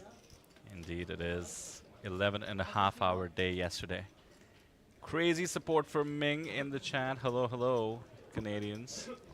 Supporting their local here in the making. There we go. The APT Lion is wearing Greg Goes All In glasses. Greg never missing a chance to sell his merch. To just enhance the Greg Goes All In brand. Those glasses really are quite something.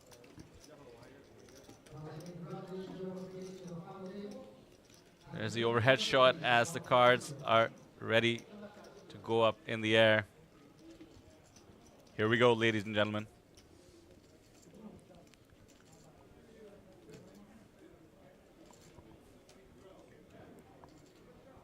Okay, Justin's saying we should pay attention to Greg, who he does clarify as Singaporean Canadian, and his introduction of the Chinese players. I mean, listen, Justin, Sam from Canada, myself from India. We're going to do our best here. And I must say, Greg is not really the authority. I know he does have Singaporean roots. Let me just say he is confident with how he says them. That helps.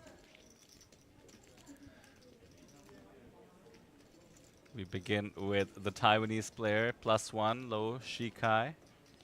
Let's go. There's the chip leader, 72 bigs with the blinds being at 160. A massive stack on the final table. Jack 10 suited. The whole table expects him to start bullying them. It begins early. A reasonable holding this time, though.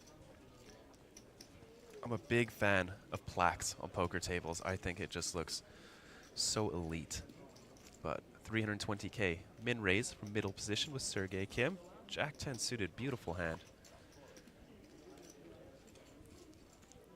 On a lot of these stack depths, though, it's not really a hand you can play against too much aggression post-flop, but he would love to take this to the streets.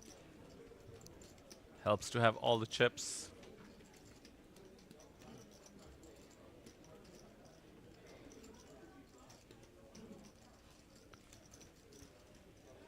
A decision early on. Sun Jianfeng. Ace-8 suited on the button. It is nerve-wracking to try to not be the first one out.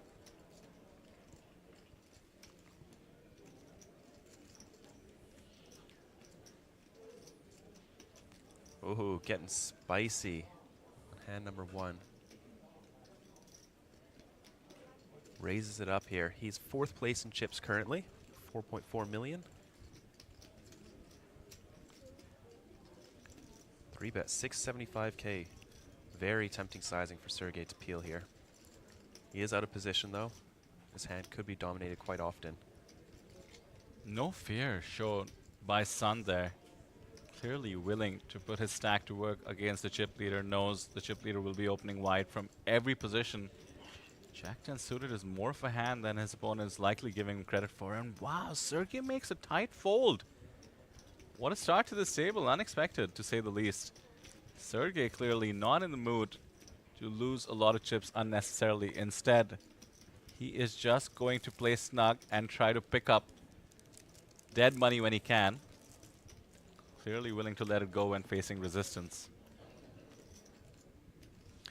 Perhaps he's thinking everyone is going to be playing very tight and snug now they got into the final table. The Sun clearly getting after ace-8 suited.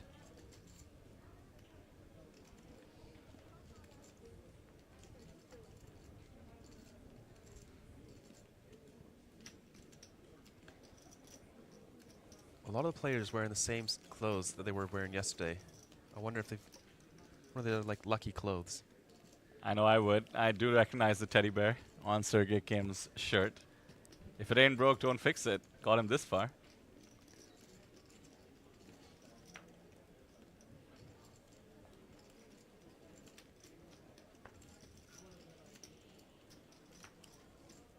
If there's ever a table to stay up late and study your opponents from the live stream, I think this is the one. Yeah, do you think these guys did that, Sam? I think so. Yeah. They look studious to you? It doesn't take too long to get through some of the more interesting hands, see how people are playing. It is tough to identify leaks, though. You know, you're going to see someone play maybe 3 hands in an entire live stream. It's very hard to get a baseline off that, but if they're going absolutely crazy in one spot, you can kind of glean a little bit from that. But don't forget, over 3 days, they might have battled each other on various tables leading up to the final table.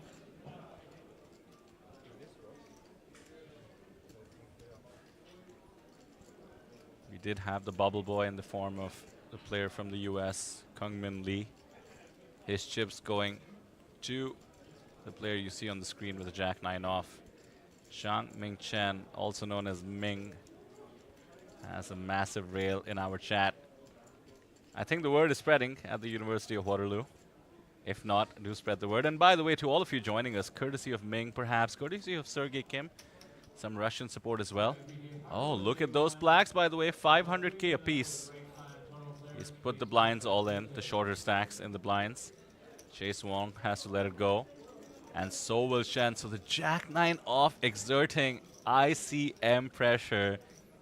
We'll get into what that means in a moment, but very impressive from the young gun. Ming knows how to wield a bigger stack, especially when Sergey is out of the hand. Sam, we did have somebody on our production staff, actually, Dave, who runs all the IT, come up to me and wonder what ICM is. Sometimes we take it for granted, of course, our stream, often watched by poker enthusiasts. But why don't you explain to some of the newer viewers our best summarization of ICM and ICM pressure? Yeah, so you saw Ming there. 20 big blind effective shove. Jason does have around 20 bigs, and he can do that as wide as Jack 9 off because the pay jumps are so large. You have to play so incredibly tight against a 20 big blind shove that the chances of someone waking up with a hand and calling are so slim, and it's just nice to pick up that 2.5 big blinds because these pay jumps are so massive. Yeah, if you think about the spots the blinds would have been facing there, hands as strong as 8s and 9s perhaps could be hesitant, pocket 8s, pocket 9s that is, in calling off because they want to have a chance at winning the first place prize. As I do look down at pocket queens for Luo Shishang. What a journey he's had here, by the way. Chip leading the tournament, or sometimes co-chip leading with Sergey all throughout. Did have some big swings, but we know that once he gets chips, he's always willing to go for it.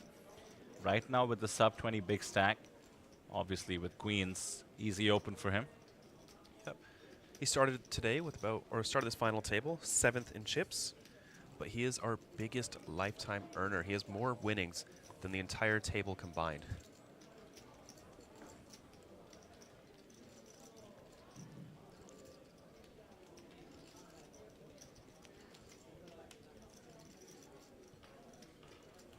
King 10 off. A bit too wide to consider flatting. Could consider 3-betting, but the open is pretty early position. We're full ring here, 9-handed for the moment.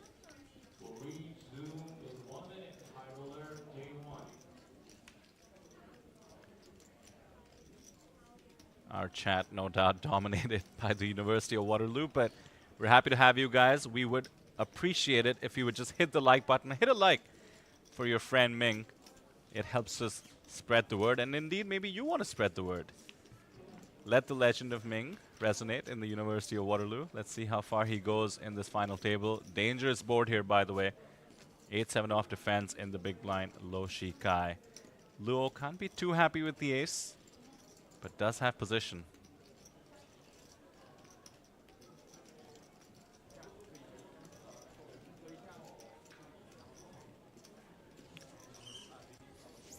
Pretty standard spot to put in a small bet. I think he said 400. 300. Makes sense. Pocket eights. Can't go anywhere just yet.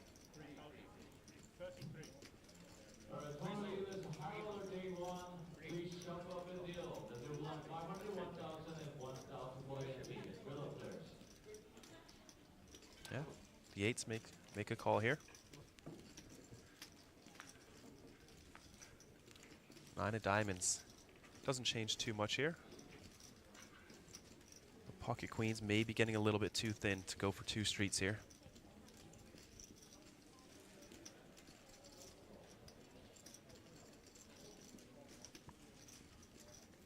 If you did want to bet, it would have to be very, very small.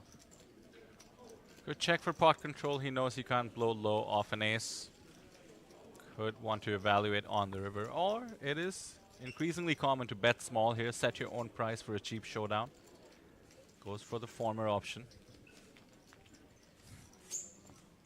A queen on the river. It is the hearts variety. The flush comes in, the front door flush, the most obvious draw.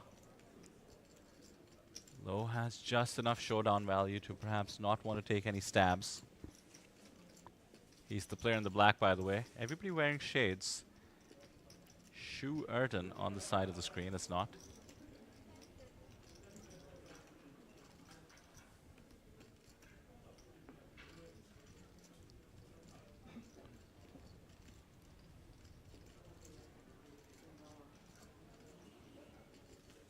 Throws in a time bank. That gives players an extra minute to act. Wants to think it through. Checks once again, and that is the green flag for Luo to go for some value here with his set of queens.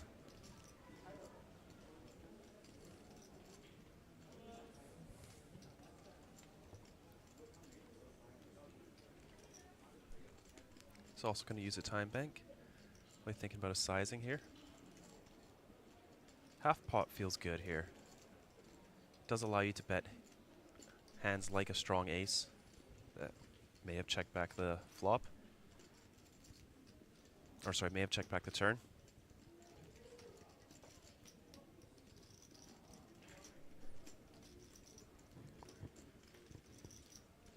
The tension is tangible.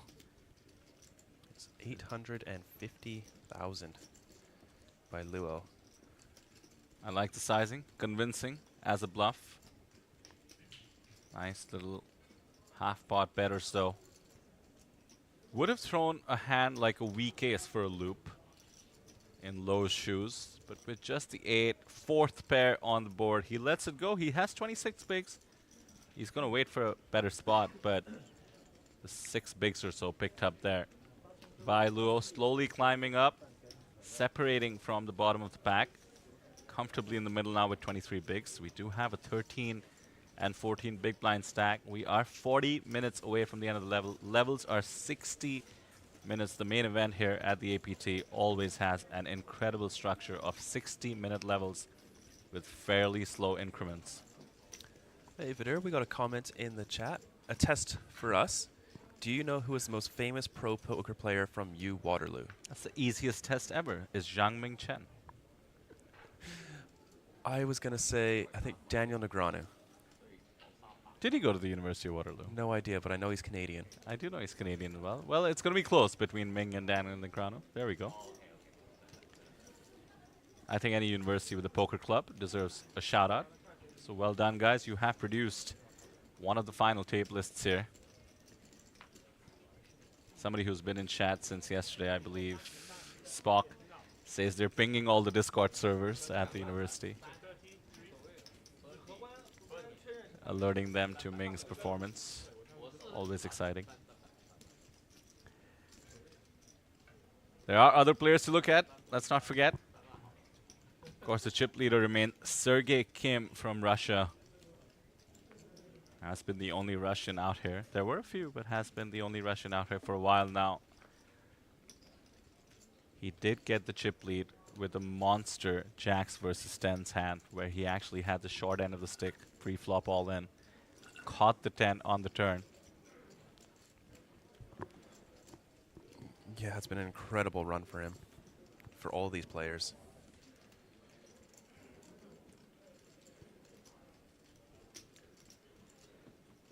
Oh, not going to take the spot with the king 4 against the chip leader.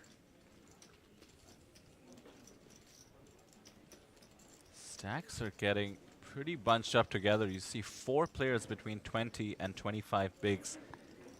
Once again, let's talk about ICM. ICM stands for Independent Chip Model.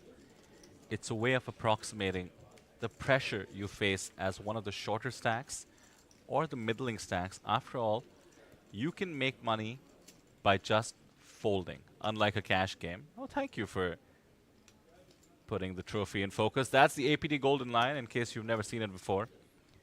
It is 24 karat gold plated. It is the pride and joy, no pun intended on the word pride, but it is the pride and joy of the APT festival. And it's given out to the main event winner. One of the 9 players here will walk away with it.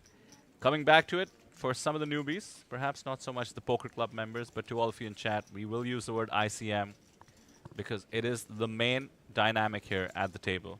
The middling stacks need to be wary because they can make money simply by surviving, by folding. As a result, every chip they lose, putting themselves at risk of being the one eliminated, is worth way more than every chip they can potentially gain. So at the moment, the big stacks, and that man with the teddy bear on his t-shirt is the biggest stack. They are going to be looking to put maximum ICM pressure, particularly on the middle stacks.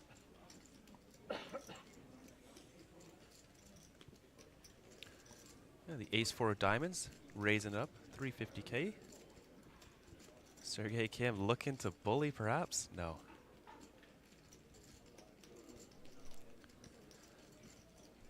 But picks up a couple big blinds and a half.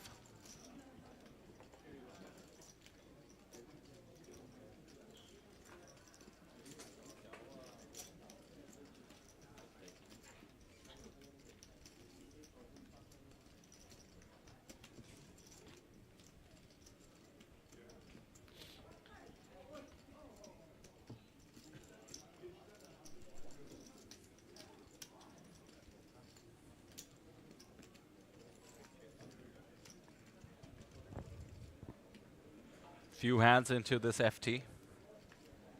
Players will soon be settling in. Always nerve-wracking. In particular, you've gotten used to that $23,000 payout. That's almost 32 million Korean won. You're already thinking about what's next. $7,000 pay jump is the next elimination. That's what I meant. $7,000 is 4 buy-ins. You do not want to lose them lightly. Every pay jump so massive, going from 23,000 to 311,000 up top.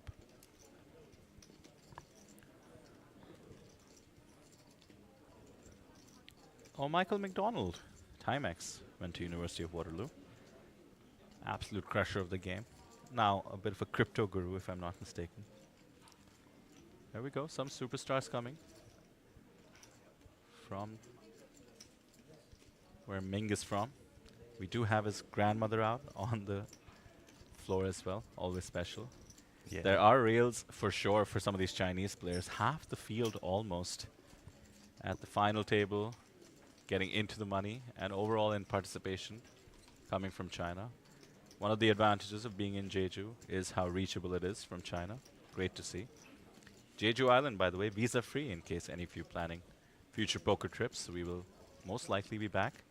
For now, the next APT stop planned. Pop quiz, Sam. APT Taipei in Yes, Taiwan. That's coming up in September. So enjoy your summers, and then we'll see you there.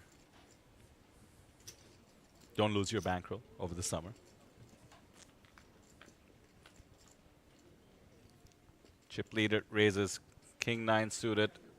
Very reasonable on the button. Luo makes a speculative call. 10-3 suited can be folded, but he does not want to back down.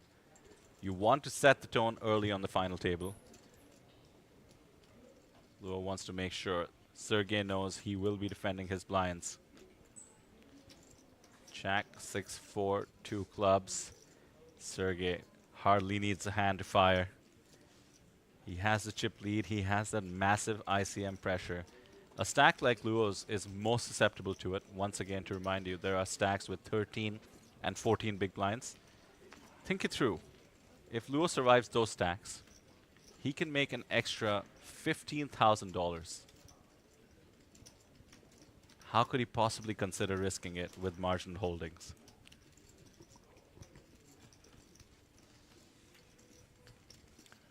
Yeah, every chip just means so much, and Sergey is just going to be able to apply that pressure over the course of this final table.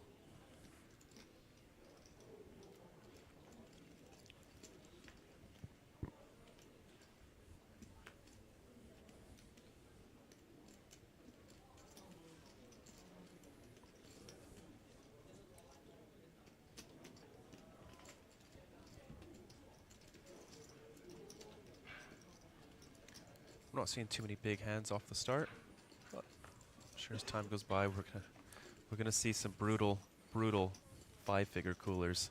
You seem to be rooting for them, man. Oh, they're gonna happen. You just know they are. I know. Nothing we can do. The poker gods decide that stuff. We did see some queens versus kings eliminations.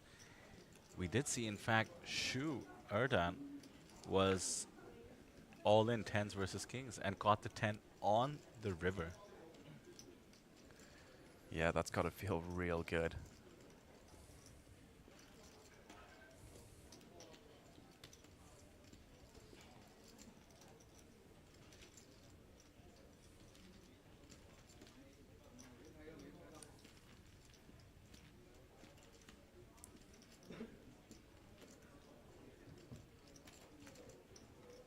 There you have it. Stacks getting even narrower and narrower in terms of being bunched up. 11 bigs for the shortest stack.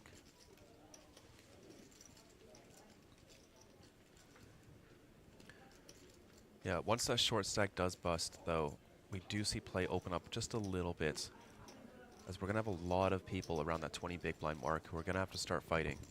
But with someone so short of the table, you're really just waiting for them to get out of there. That person right now is Shu from China. Has already more than doubled his total lifetime earnings with this performance here. Ming almost went for the 10-9 suited under the gun, but thought better of it.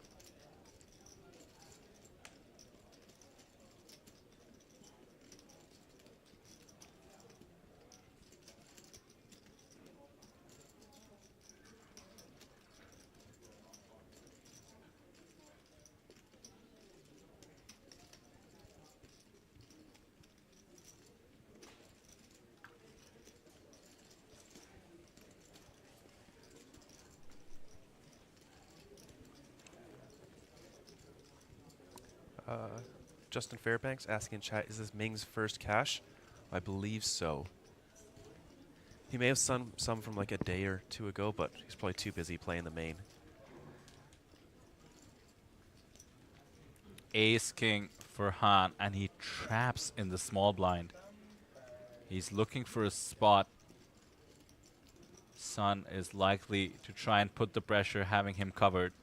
And an ace-7 off is exactly the kind of hand with which he might want to do exactly that. Very likely to see a raise here, trying to steal the dead money in the middle. And Han is very likely to come over the top.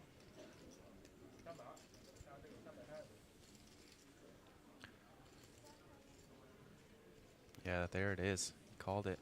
Ace-7 off, putting on the pressure, and is going to face an all-in here.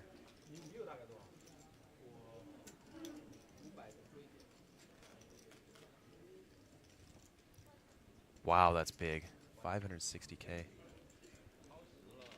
The bigger the better. More of a donation for Han. He is surely planning to jam this.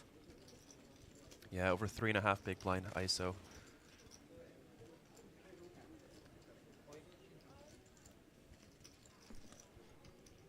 And there it is, the all-in from the ace-king. He's going to ask for a count, but it's way too much to call. Sun is not afraid to get after it on this final table. He's going to posture, or Hollywood as we call it. Needs to protect his image. Needs to pretend he was raising with a decent holding, which he did have. Blind versus blind, ace-7 is going to be pretty strong. He just needs to thank his stars. He didn't go for all of it against a 20 big blind limb. Jamming could often have been the favorable option. He would have been absolutely dominated. Han would love to see a fold.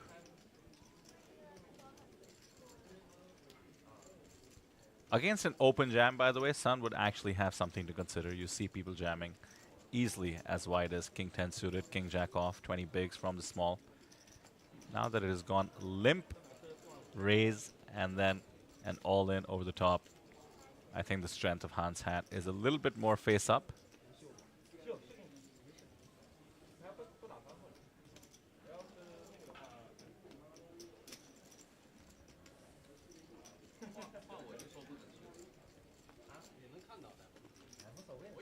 Nice pickup there. Well played with the ace-king, 20 bigs.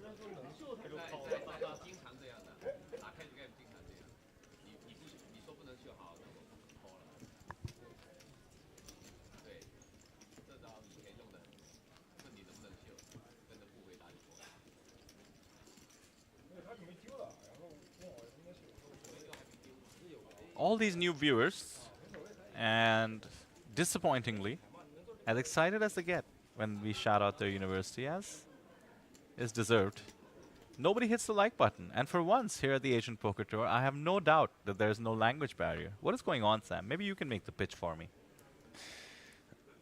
I don't know, guys. You're Canadian. As a YouTuber. Put a Canadian twang on it, if you may. Hit that like button, eh? There we go.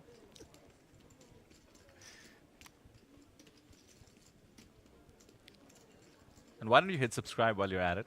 Chances are Ming is going to be back at Asian Poker Tour festivals. He's locked up a bankroll that would get him into one of the 90-odd events we're often running. Just today we have mixed games. We have the Zodiac Classic. We do have sort of the prestigious event to cap off the series, the $5,000 high roller. Kicking off today, day 1, day 2 on the stream tomorrow. Adam doing my job for me, saying, come on guys, hit the like button. Thanks, Adam.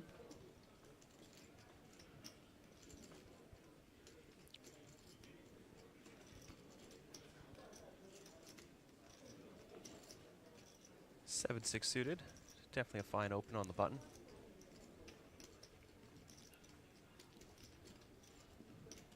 Queen 7, diamonds, easy defense in the big. Oh, he's standing up. Did he say all in? Oh, he just wanted to count. He's just going to count. Yeah. Thought he's getting mad aggressive. That being said, the raise is from the button. Ming could decide to go for it, but Queen 7 suited is just an easy hand to call, peel a flop with. He has 42 bigs. He doesn't want to be risking these many chips that easily.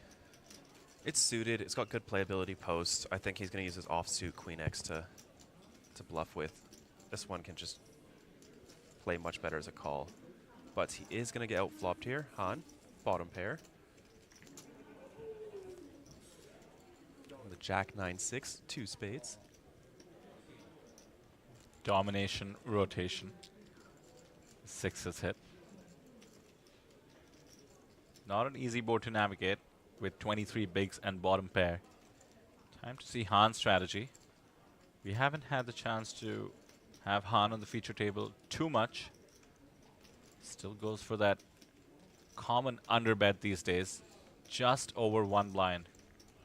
And Meng does not have enough equity to continue with the hand, so Han takes it down. Very nice. Up to 29 bigs as well. He is putting some distance between himself. Look at that, he's actually third in chips with 29 bigs, but we have 28 and 27 behind.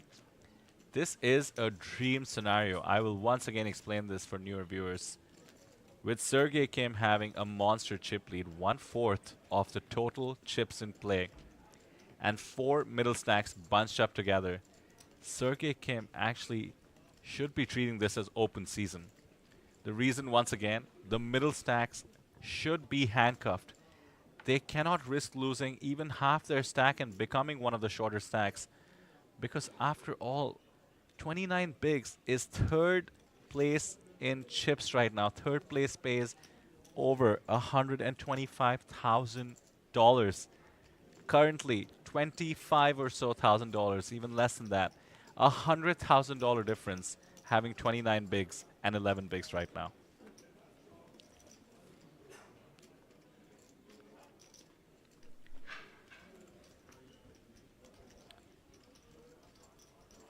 Andy asking for the payouts in chat. Maybe we'll get a mod to help us with that, but I can help you. I gotcha. That didn't come through too well, but I'll type it out for you.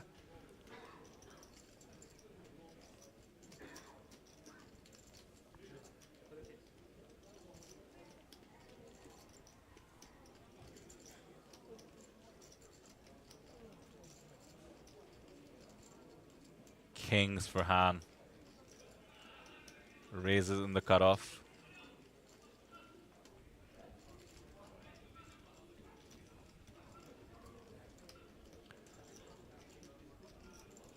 Jason Wong in the big blind, ace-3 off.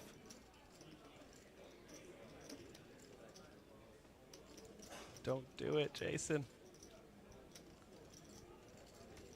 Could be a candidate to come over the top once again. The cutoff range is going to be wide, but he needs to think about the fact that Han is opening as a middle stack with the ICM pressure in play. His range is going to be a little bit tighter than it would be otherwise. Jason Wong, very experienced, puts it all together and makes just the call. It looks obvious to just call, folks, but it was a great spot to raise as well.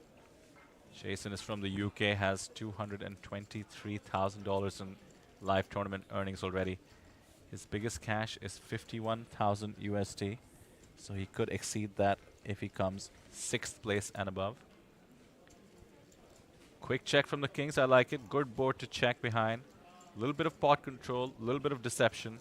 You're not afraid of too many cards coming, with the exception of the ace, of course.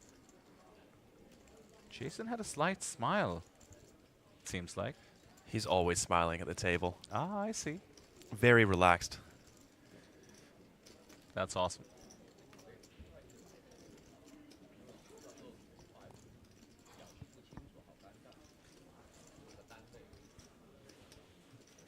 Han, looks like he's feigning some stress here.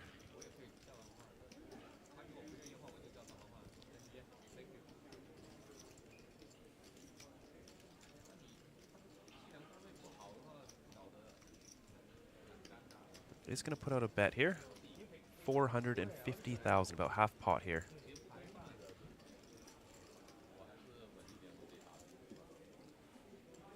Yeah, as nice as it is to float with ace high here against a delay c-bet, it's just too much of your stack. Too much ICM pressure. Every chip worth so much. 76 bigs, good for over 1/4 of the chips in play. Not too shabby when you have 9 players left. In poker terms, we sometimes call it being the table captain. The chip leader does have a certain responsibility to wield their stack. Sergey, not feeling the urge thus far. We're barely 1 orbit deep into this final table. Plenty of time.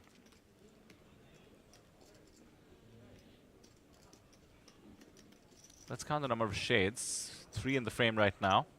I think we had 2 more. Do you think it's a sign of experience or inexperience, Sam?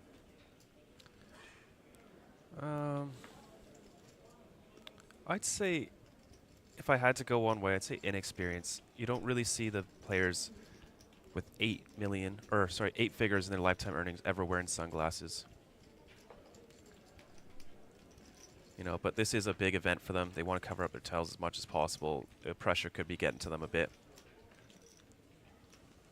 It is perfectly allowed.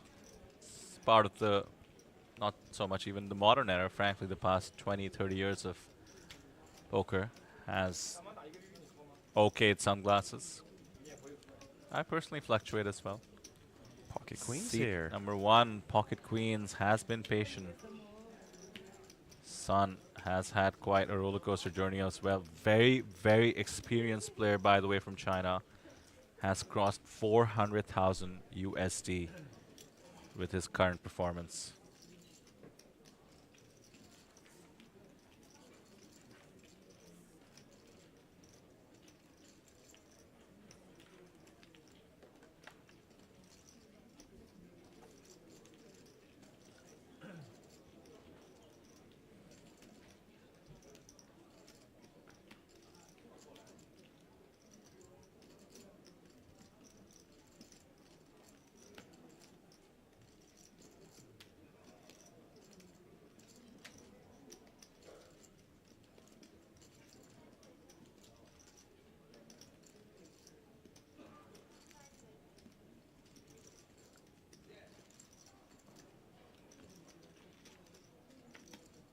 No action. Could be disappointing, but he'll probably take it. 2.5 bigs picked up.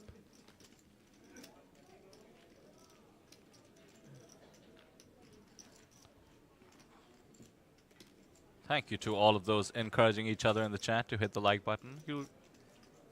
We appreciate the support. You'll be surprised at how much it helps us. Pleases the YouTube algorithm.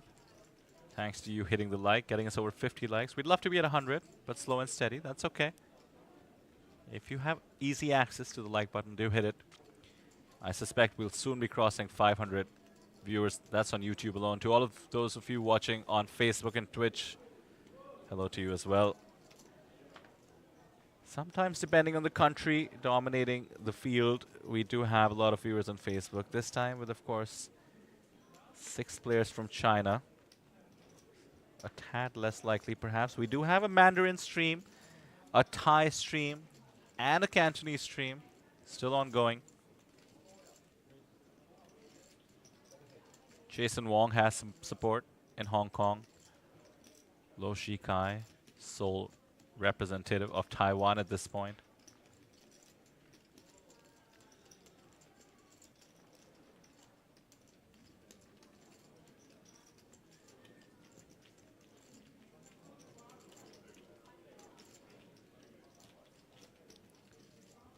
Suited one gapper. Has to be folded in the hijack. Good discipline. Seemed to shake his head after. That's okay, sir. Plenty of opportunities. Sun has almost 30 bigs now. Action on Ming in the cutoff. He has ace-5 off. Solvers, which are essentially poker engines, often encourage raising with ace-5.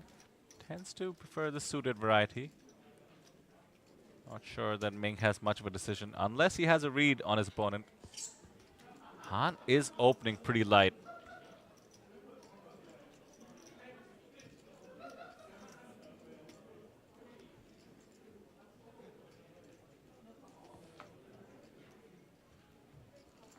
Ming is going for it. You do not want to be coming in with just a call here. He is turning this hand into a bluff. Having an ace blocks the chances of your opponent having one. He clearly picked something. Han is giving away so much in terms of physical tells. Looking at the tournament clock does not need to necessarily mean something, but Ming using his second in chip stack to go after what I believe would be the third in chip stack.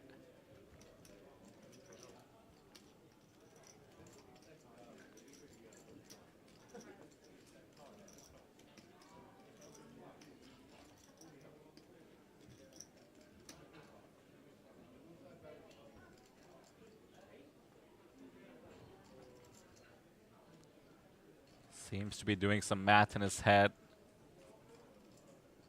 Not much point looking at the tournament clock. We're about 15 minutes away from going to the next level.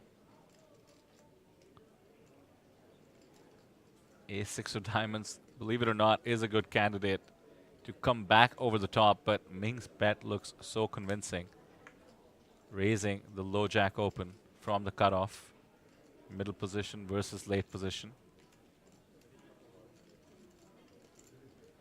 Mind you, Ming might have a read outside of the table if he's done some research, if he's watched some of our coverage, and more likely than not, he's played with his opponent at some point during the main event, likely on day 3. Ming looking down. I do not see how hand continues in this hand. Once again coming back to that pay ladder pressure. 31 bigs is plenty. You want to hold on to it. Oh, wait just a second. He's called. This is way too speculative. Look at the chips in the middle. 2.2 million. Half of hand stack. This could get interesting. Zhang, Ming Chen with the betting lead. Does flop best as well. The 5, frankly, irrelevant unless the hand goes to showdown. The 5's a really nice card to have to keep barreling. Just gives him that additional equity. If he does turn an ace, he knows it's most likely good. And yeah, Han, it's a little bit too loose here out of position. Ace-6 of diamonds. This is called compounding mistakes. Yeah, he opened from middle position. A loose open. Once he gets 3-bet, he does not need to continue. Ming makes the continuation bet. Perfect sizing, 1/4 pot. And Han looking up like this. And now crossing his arms. That is surely a fold incoming.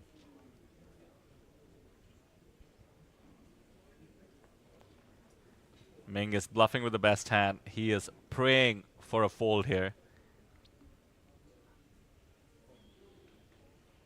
That's it. Gets through.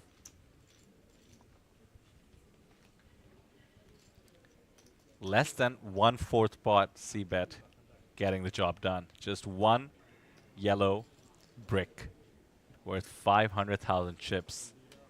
And that yellow brick, Sam, by the way, worth over 12 buy-ins. 12 souls being bet. The starting stack in this tournament, 40,000 chips. 1,089 entries, and 1,080 players later, it's being put out as a 1/4 pot C-bet.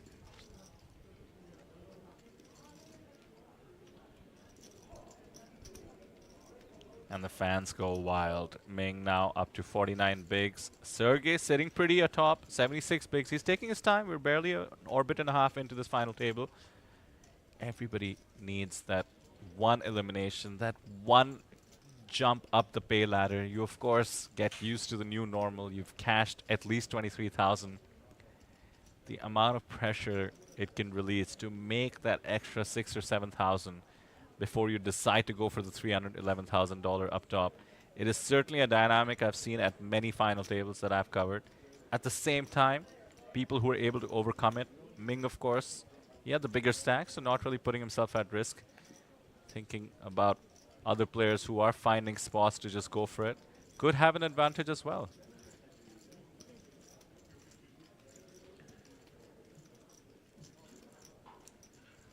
If somebody decides to disregard ICM, they either bust very quickly or win the tournament.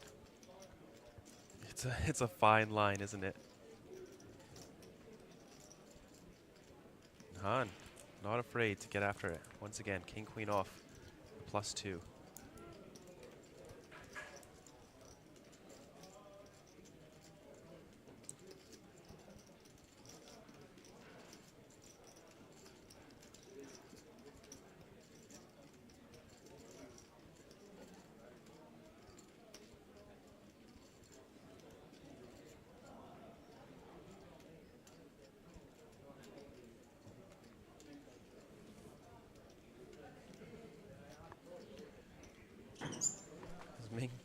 Ming gonna think about an ace-9 off 3-bet here?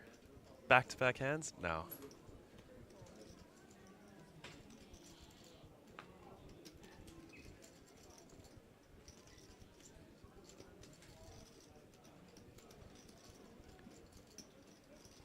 Oh, looks like it's going to get through.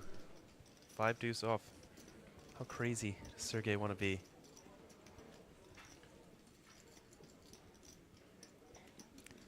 There is a pressure on the chip leader as well, by the way, believe it or not. You do start feeling like a bit of a wimp if you're not involved, if you're not trying to steal pots, you know. It is your job to be the table captain when you have an overwhelming chip lead. He's also probably keeping an eye out for Ming second in chips. Does not want Ming to close the gap because, of course, that would handcuff Sergey a little bit as well. And there's 2 big stacks on the table. They're always trying to avoid each other because, after all, it would be a disaster for them to get into a big pot instead of letting the smaller stacks bust and getting those pay ladders. Obviously, we see the Canadian support. Would love to hear from other supporters of other players at this table or in general. We did see Justin in chat, of course. Our frequent collaborator almost in chat. Hello, Justin. He coincidentally is also from Canada. Lots of support for Sergey Kim as well. The Russian contingent coming strong. I haven't checked what time it is in Russia. If I was to guess, it would be... Well, depends actually in what part of Russia you are. Time zones. That's true. They probably have 10 time zones. But I think the part of Russia that Sergey is from apparently was close to China, so sometime in the day. And happy Star Wars Day, by the way, to Canadians now, officially, considering it's May the 4th there. Queen Jack suited is going to get into the mix. Opting for a slightly larger open size here to 400k. 2.5x.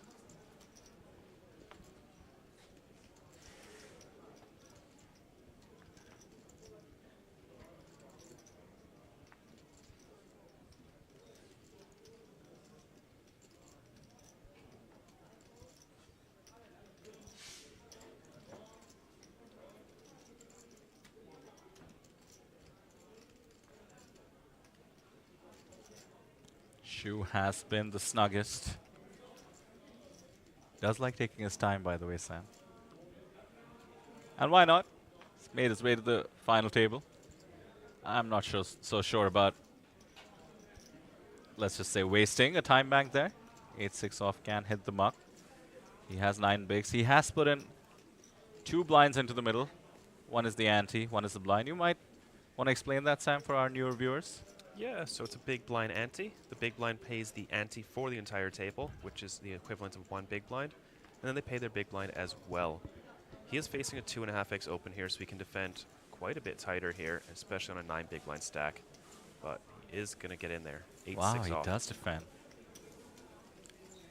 I take it all back. He used the time bank wisely. It is a bit of a tell, though. I doubt he's balanced with those time banks. Queen Jack 4. Balance be damned. Ming has hit top 2. Shu is almost drawing dead with the exception of some backdoors.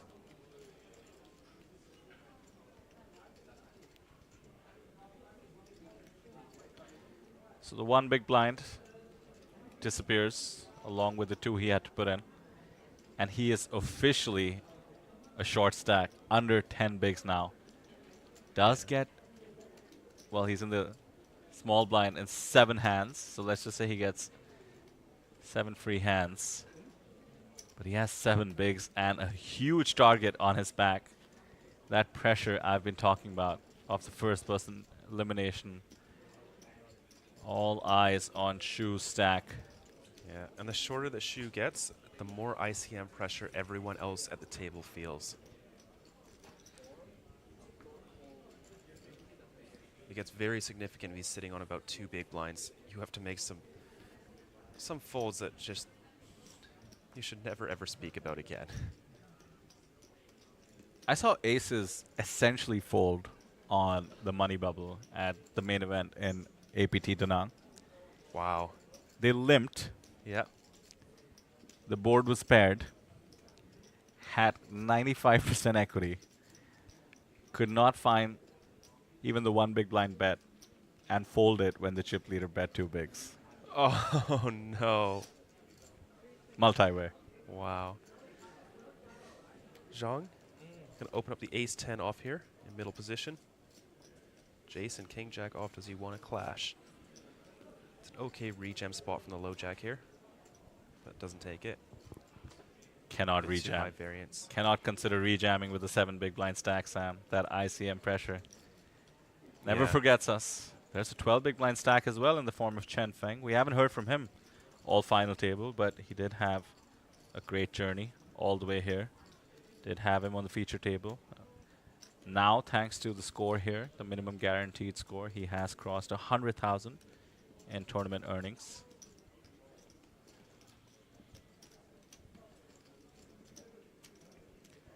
Luo Shishang, super active player all across day 2 and day 3. Had the chip lead in the tournament and certainly on his table at many points.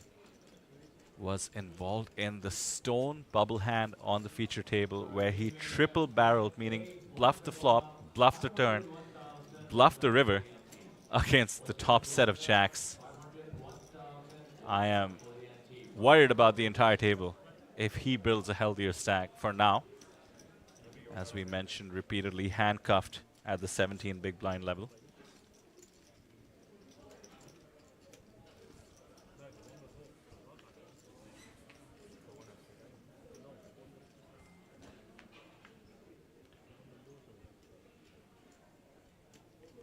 By the way, Sam, we are only 4 minutes away from the next level. Decent increment going from 160 big blind to 200,000. Yeah. Pretty big jump there. It's 40%. 25%. Yeah, 40,000. Yeah. 25% jump means your stack effectively gets reduced by 20% in terms of number of big blinds. And I do think back to my co-commentator in Taipei. He did point out that it is as though you lost 20% of your stack if you think about it. You suddenly have 20% fewer blinds. Yeah. But it does happen for the rest of the table, so.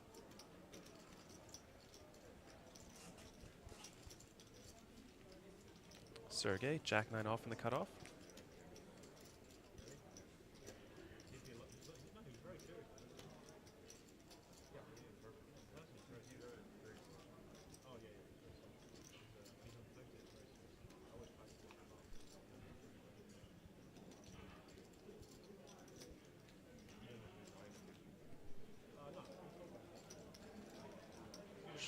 Gonna give it some thought here. Queen 7 of diamonds. Don't know if this is the spot he wants to take. It's very little fold equity with only 5 big blinds for Sergey to call.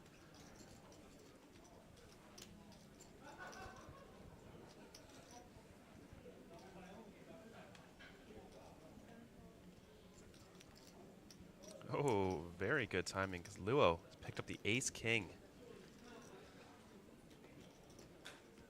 Imagine against a chip leader, you're just going to want to maximize fold equity. Just move everything in there.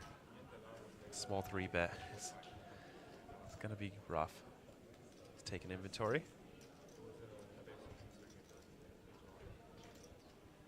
It's not as easy as it looks to get it all in there when there are 2 shorter stacks, but Luo knows what he has to do. Simply going for the win here. Ace-king, of course, a premium holding. And of course, with the chip leader opening late position in the cutoff, you know you're going to get a lot of folds, and I suspect that's exactly what we're looking at here. So Luo building towards that healthier stack I just mentioned. I think Sergey by this time... Ooh, wait just a second. Han has woken up with jacks. Once again, hemming and hawing. I think we're beyond the point of this being a physical tell. I think Han just likes to do this. I like the look at the the TV screen. And there's the all-in. Wow, he just goes for it. Yeah. ICM be damned. Luo makes the quick call. These are even stacks. This is a monster flip. Oh, pardon me. Han had his opponent well covered.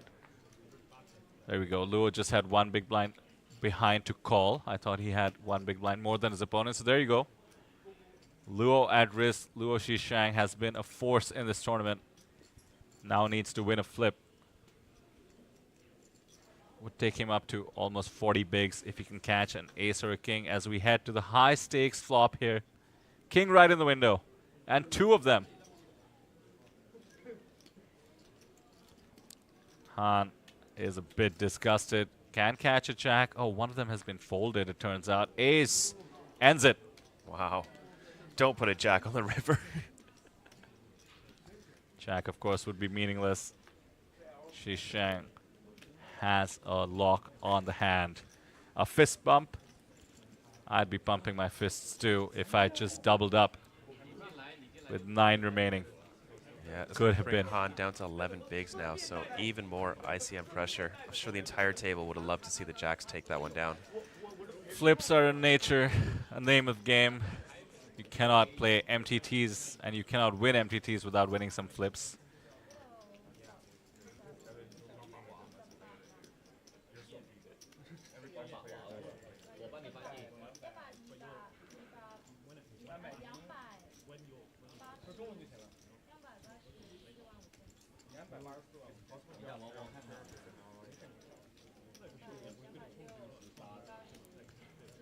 Sick ICM spot was seen there. I did like Han willing to go for it.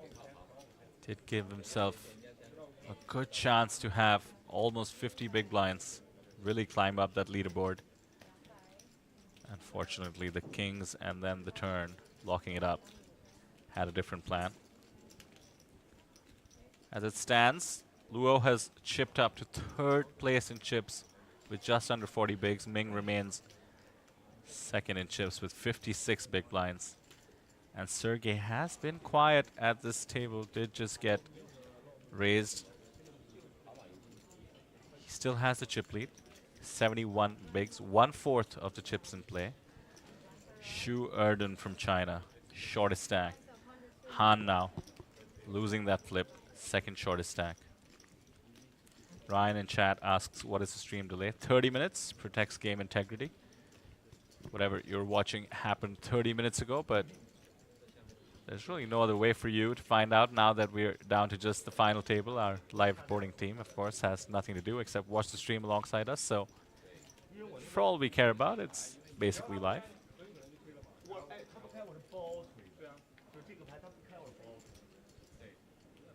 We are here at the Landing Casino in Jeju Island, South Korea, at Jeju Shinhwa World.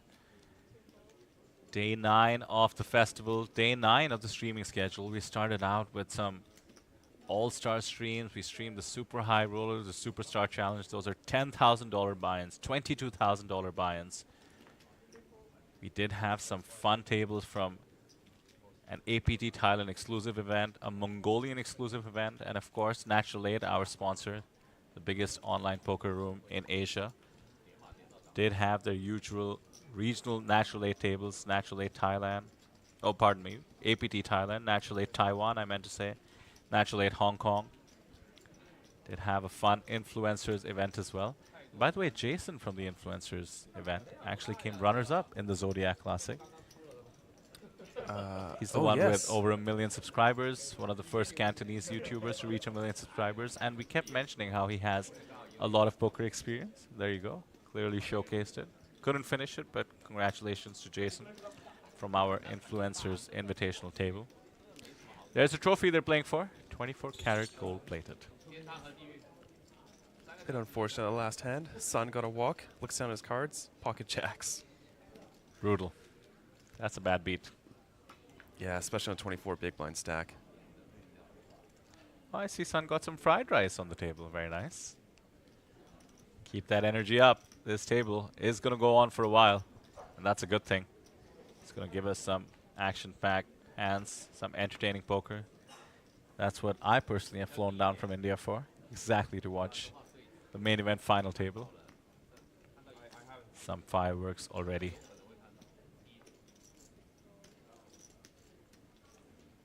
Shu with the queen 10 off in the hijack. This could be the moment. Oh, he's put it in there. There we go. And Luo has pocket sixes. Yeah, asking for a count.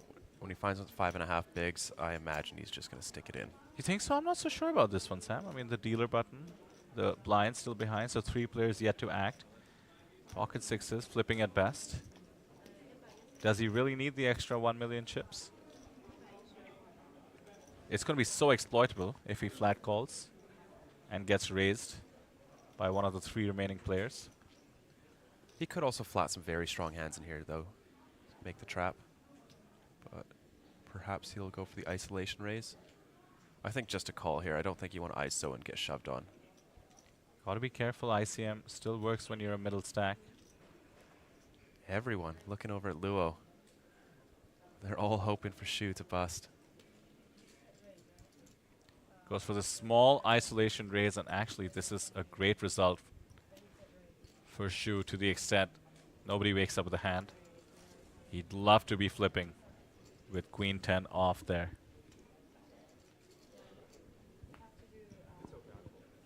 And just goes to show Luo is just fearless, always willing to go for it.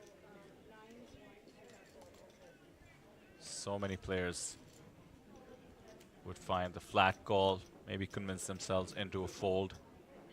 Luo has 2.8 million in lifetime earnings, and it's starting to show. So we have a flip. Shu, not a bad spot at all. In fact, with the folded hands, it seems like he has 59% equity. Our equity tracker, by the way, tracks the cards that have been folded as well.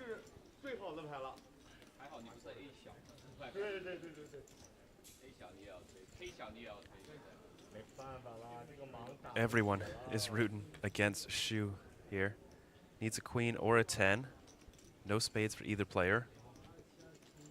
Luo does improve to an open-ended straight draw. 7 or deuce, which is ended. So to 6. Oh, and there it is. But he does have chop outs. There are 6 remaining spades in the deck to chop.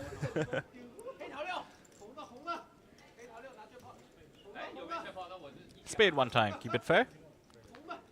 Not to be. No, and that is it. Shu done.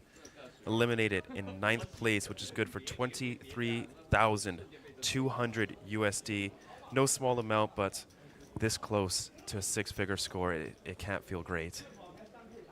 When you are the short stack, I think you see your fate coming. But look at that. There were 2 other short stacks in the mix. Shu, of course, was by far the shortest. We could be looking at quick eliminations. Justin in chat mentioned how when I said this final table will go on for a while, said that might not be a good thing for lads up at 2:30 a.m. Justin, it's Friday night. You're in college. At least if I can extrapolate from my own college experience, 2:30 a.m. is about the equivalent of 7 p.m. in adult land. I like Justin's latest comment. More like Shu, you're done. That's oh, that is brutal.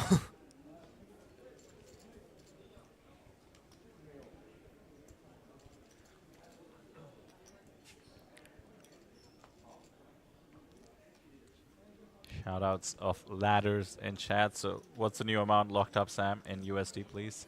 Do see it as 41 million exactly in Korean won. Which is exactly 30,000 USD. Everyone has now locked up. +1 here, 20 big blinds, pocket 5s. Ugh.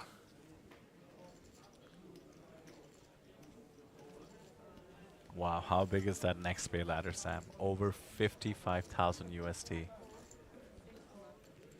Just yesterday, we were talking about, 41,000 USD. So that's an 11,600 pay jump. Just yesterday, we were talking about pay ladders in the form of buy-ins, about half a buy-in, 1 buy-in.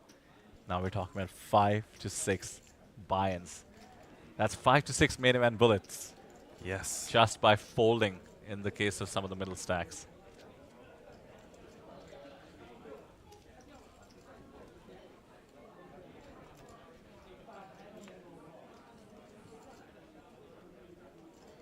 With the 4-3 off, Ooh, gives the Jason. walk. Yeah, Jason, very happy to see that. 7-3 off. Getting a little short, hasn't played a hand yet. This man has been so card dead. This is his 4th time on a feature table in the main, and I think I've seen him play 2 hands. Hey. Just so brutal, but he did play them well and got max value with his flush. That was yesterday. But just surviving, hoping to pick something up. We did have him make some moves on our feature table. I remember him squeezing very well. He knows what he's doing. Has a ton of experience behind him. 223,000 US dollars in lifetime earnings. Lives in the UK. has won an APT title. He was at the Hanoi Billions. Did ship one of the side events. He has the tiny lion. Now going for the big one.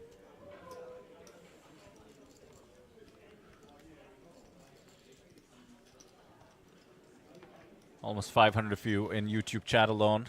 Thank you once again for being here. We'd love to know who you're supporting. Apart from Ming, yes, guys, we hear you. All of University of Waterloo slowly joining us. We have seen a lot of Russian support in chat. Here at the APT, and perhaps to some of the newer viewers, this might be surprising. Most of our chat is actually unreadable by Sam and I. Tends to come in various languages. On our table, of course, 6 players started the FT from China. We did just lose Shu, leaving 5. To have a Taiwanese player as well in the form of Lo Shikai. So perhaps some of the Mandarin audience going to the Mandarin stream. Understandable.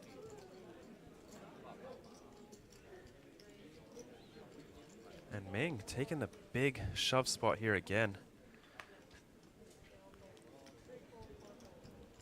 Oh, 13 bigs effective.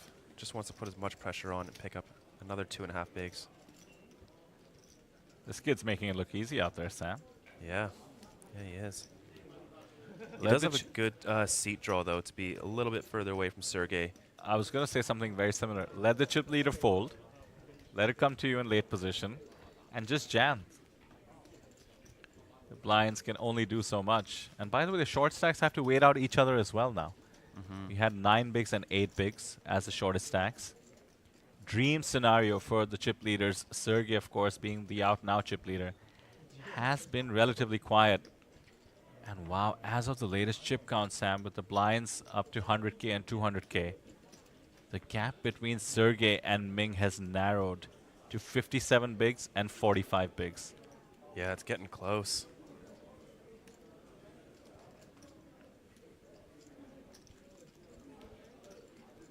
Sergey Kim gonna get after it. King 10 suited under the gun. Does have to be careful. There's a lot of short stacks. A Chinese commenter writing in English for us, rooting for Shisheng Luo. He is a long-time crusher, has a great stack, and probably the most experienced. Well, certainly we can vouch for the latter. You don't get to $2.8 million in earnings without being a long-time crusher or indeed having a ton of experience. Good to see some support. Thank you for writing in. Chip leader. Will he get the respect he thinks he deserves? 10-9 off. Usually a call. Surprised to see the equity so close there. 37-63. Must be a lot of folded hands interacting with Sergey's open. Good to see quite a few hearts going in the muck.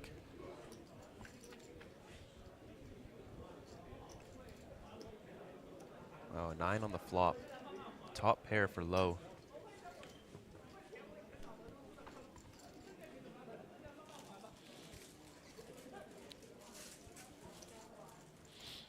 Sergey does have the stronger flushes, but low will have so many more flushes than Sergey will, being in the big blind.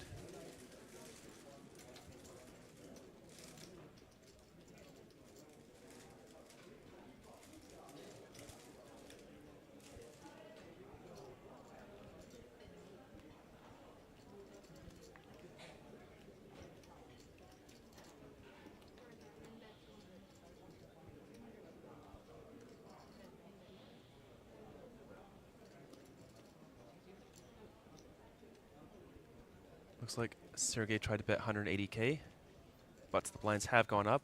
Minimum bet is now 200K. It's one big blind. And low will continue. Disastrous turn for low. Sergey is going to be able to win this with just one more bet. Low just cannot hang on here. Unless he wants to get really crazy with it.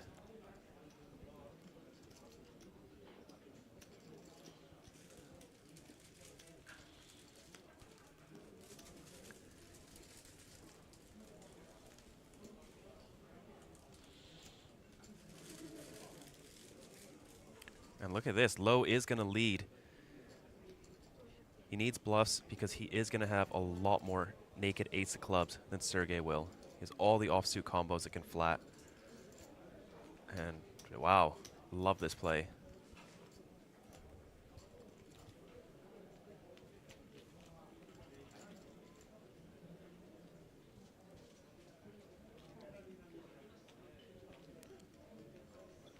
Sergey with the time bank.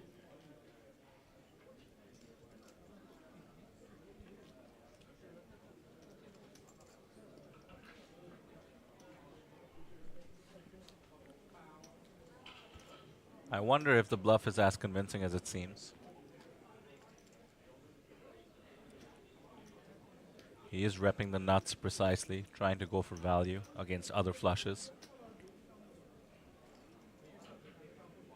But you should expect Sergey to go after the pot here. You have to keep in mind not just the board, but the chip dynamics.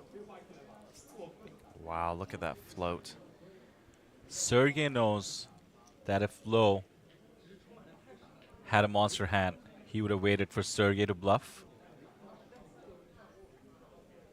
That is what he's counting on with an excellent float. He is behind though, so Sergey's plan is definitely to try and steal this. And look at the SPR, the stack to pot ratio. Almost the same amount in the pot as what Low has behind. He can take one more small stab at this, which perhaps might give Sergey pause. No, I think he has checked it. Yeah, Sergey knows he's got a bet now. There's no way he floated thinking that King High was good here or relying on his gut shot. I love the awareness of the game. Finally, Sergey getting a chance to put his stack to work, and now this is going to work out.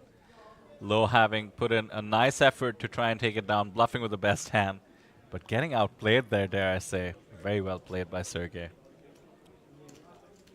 I think Sergey could have gone a little smaller on the river. It's one of those spots where only one of you can have it. I think he was trying to avoid the sigh I called from something like the 10 high flush. But 10 high flush is never leading the turn. 10 high flush is a beautiful check call. Well, I would have said top pairs never leading the turn, but there you go. Players never ceasing to surprise us. That's what the final table here is all about. Excellent float there by Sergey. Finally putting that ginormous stack to work and making it even more ginormous.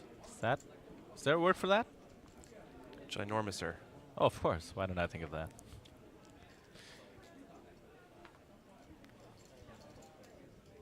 Shisheng did find some support in the chat recently. 40 bigs. Third in chips. Sergey with that hand, by the way, is finally back atop his perch with a wide gap between himself and second in chips Ming. Lines are still 100k, 200k, and there will be for the next 45 minutes.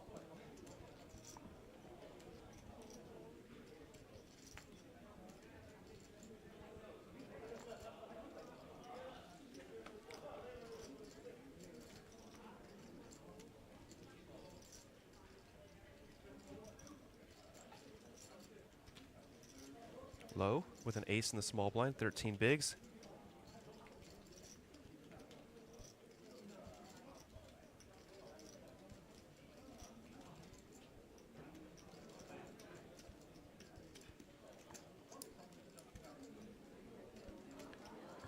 Does not go for it.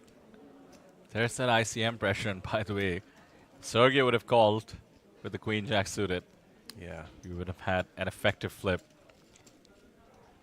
Let me elaborate on my surprise there. Theoretically, an ace-5 is frankly an easy all-in there with 13 big blinds to try and pick up the 2.5 big blinds in the middle. Low clearly respecting the pay jumps on offer because, yeah, there we go. Let's see the stacks. He's equal stack with Jason Wong and 2 short stacks in the middle.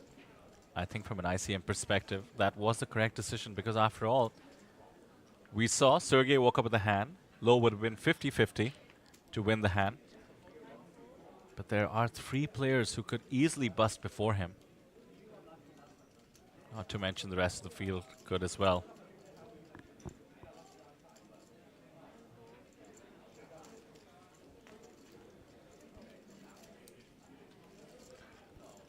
Josiah in chat says 500 viewers. Indeed, that's on YouTube alone. Thank you once again for being with us. I will once again implore you to hit the like button. The reason the stream is growing and hopefully will continue to grow throughout the day is because of you hitting like.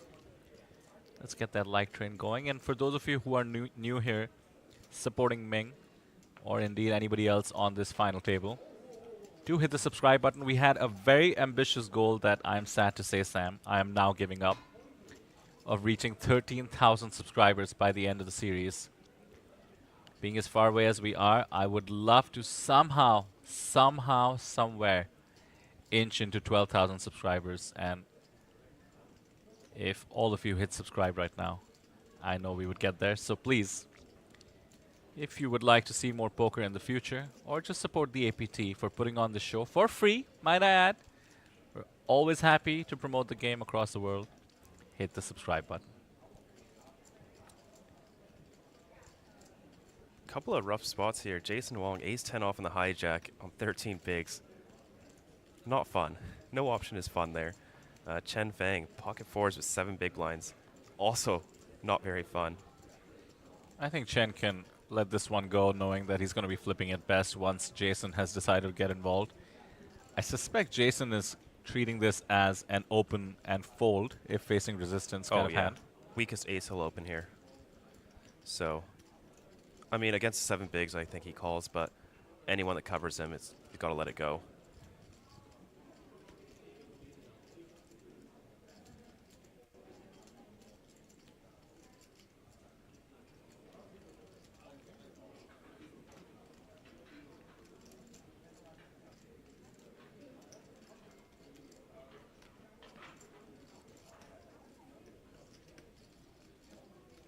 Jason had to take some dents to his stack. Chen Feng has not been able to play a single hand, I think, on the final table thus far. Nope, not yet.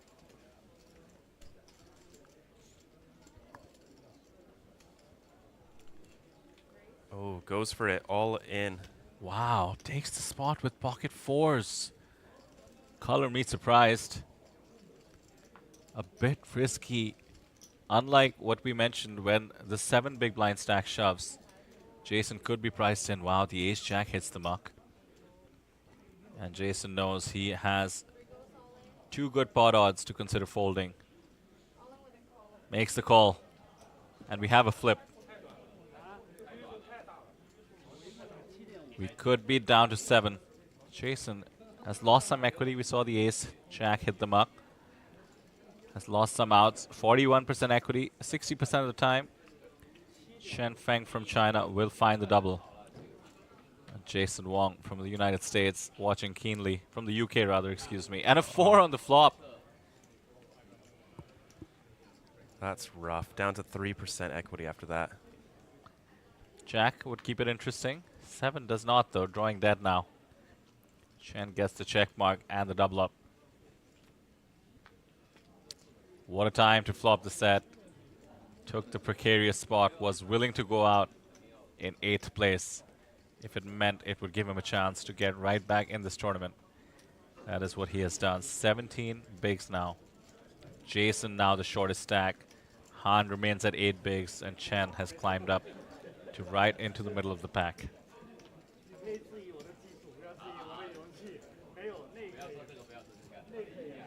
And Sam, maybe for the audience again, you could explain the anti-railing that must have been going on there. Oh, yeah, of against course. Chen. Yeah, if Jason wins, everyone at the table besides Chen essentially wins because they get to pay ladder $11,600 just by sitting there. It's almost like you're all in, right? Yeah, yeah.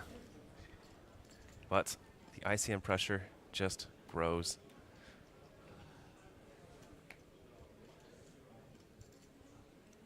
But Jason Wong not eliminated, still 6 big blinds.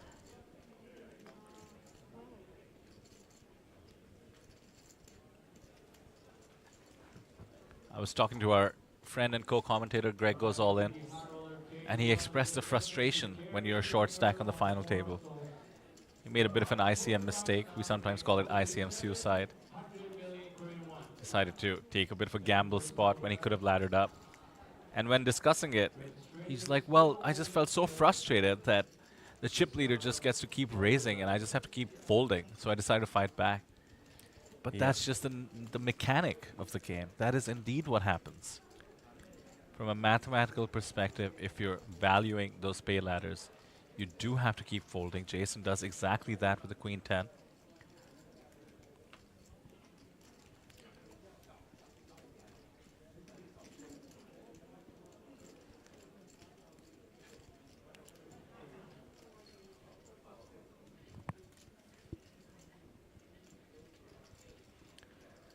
Yeah, it can be frustrating, you know, getting down to 10 big blinds, not picking up much. The blinds are going up. The big blind comes through, you know, you pay that blind. 25% of your stack is gone in 2 hands, and you didn't even do anything. And it's coming right back around in just another 7.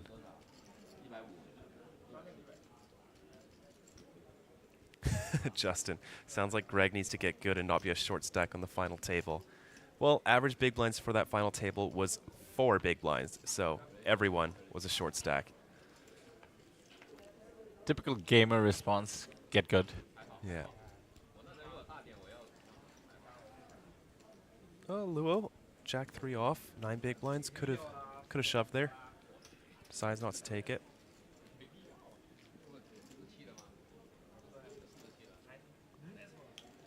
Nine big blinds, of course, was the effective stack of Han.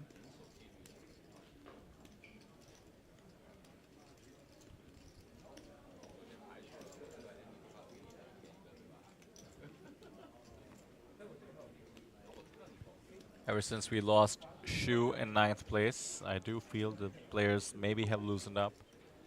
Yes, every pay ladder more serious than the previous one, but having secured that extra pay boost from the first elimination, I am looking forward to seeing some big moves. We did see a big one from Sergey, our chip leader. Excellent float with the King 10.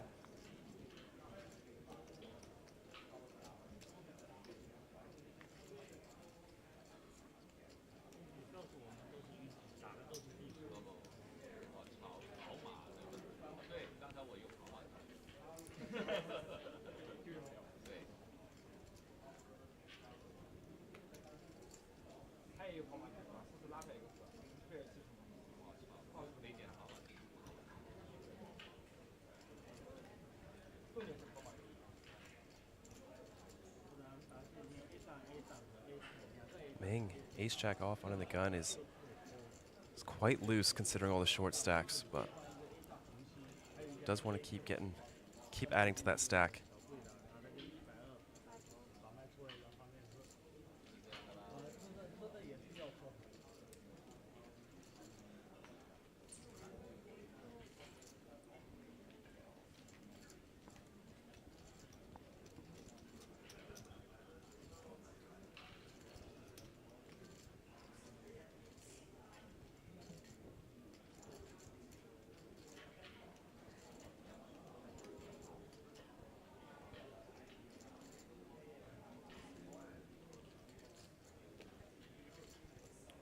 Looks like it may just get through.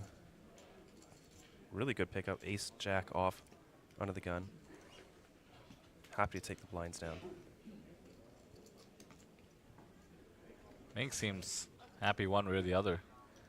Seems to be ready to get into hairy situations post-flop if needed. Comfortable second place in chips. Jason Wong, 6 bigs. Let's do a quick count of when the blinds hit him. I think it's 2 spots away.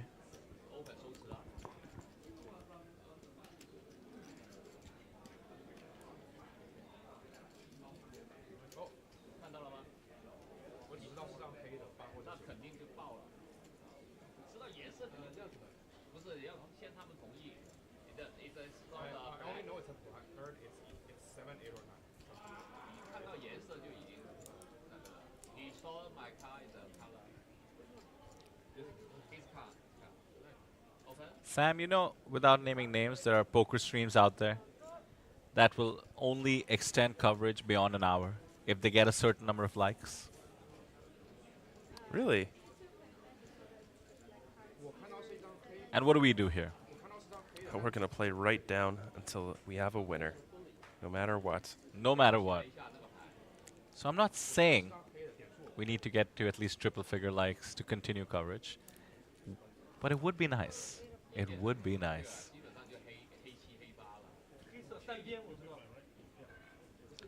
Lots of Mandarin on the table, by the way. 5 players remaining from China, and the one from Taiwan will be along for the ride. Jason Wong from the UK, Hong Kong resident, I believe, or perhaps the other way. My apologies, I'm getting confused, but some players from Hong Kong or in general the world speak Mandarin. Of course, Cantonese would be the way to go in Hong Kong. And of course, we do have Sergey Kim from Russia. Likely to be trilingual now that I think about it. Likely to know English, Russian, and Korean.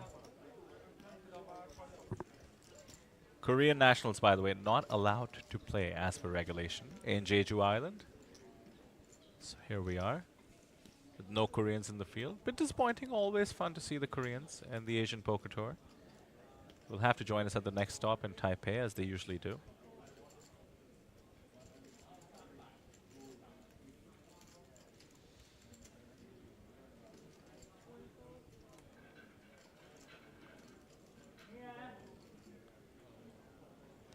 Oh, ace-10 off here in the big blind versus a late position open.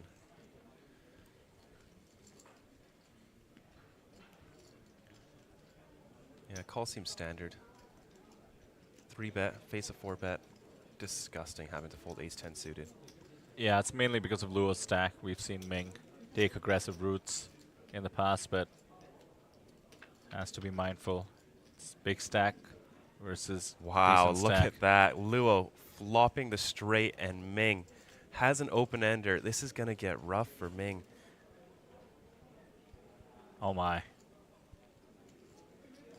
Luo perhaps his hand over his mouth as he's licking his lips with that flop. Does not play fancy or anything like that. I like it. Goes for the continuation bet as he would on most boards. Ace-10 suited. The open-ender cannot go anywhere for now. Has some chop outs in the form of the queens. 7 would be an absolutely disastrous card. There it is. Wow. Chop it up. How's that, chat? Well, Ming can still hit a king to come ahead, which would be the most disgusting run out I'd ever see. Yeah, Ming is free rolling now. Yeah. How the tables have turned.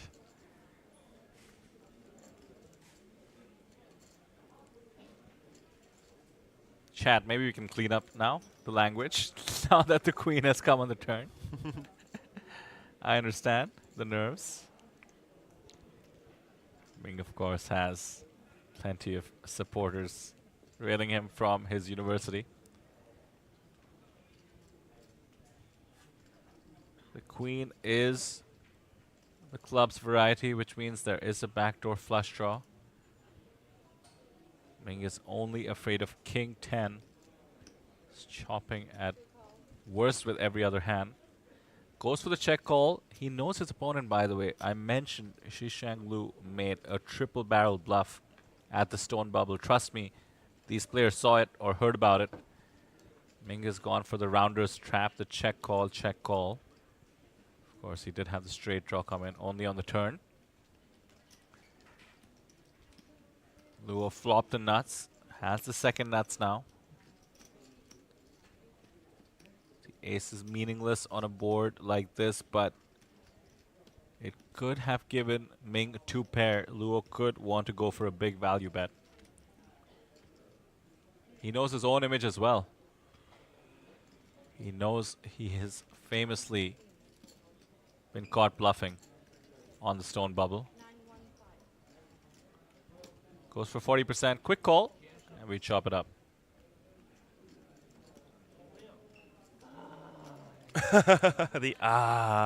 Yeah, that is not a fun sight to see. You know what? Every time I've ever flopped a straight, The board just gets so gross. I don't think I've ever seen a clean run out for a flop straight. Really, Sam? Ever, huh? No. No, it always runs out 7 to a straight, 4 flush draws come in. It's always messy. I know the feeling. I know the feeling, my friend. As does Luo at the moment. That being said, I think if you zoom out a little bit, ace 10 versus queen 10, should be okay with the outcome.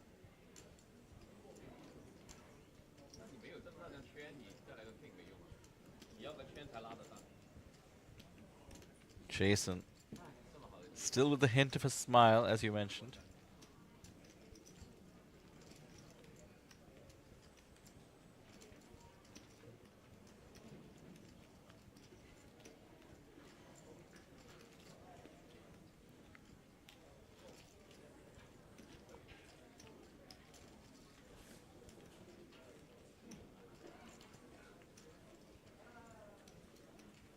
Is the shortest stack by far.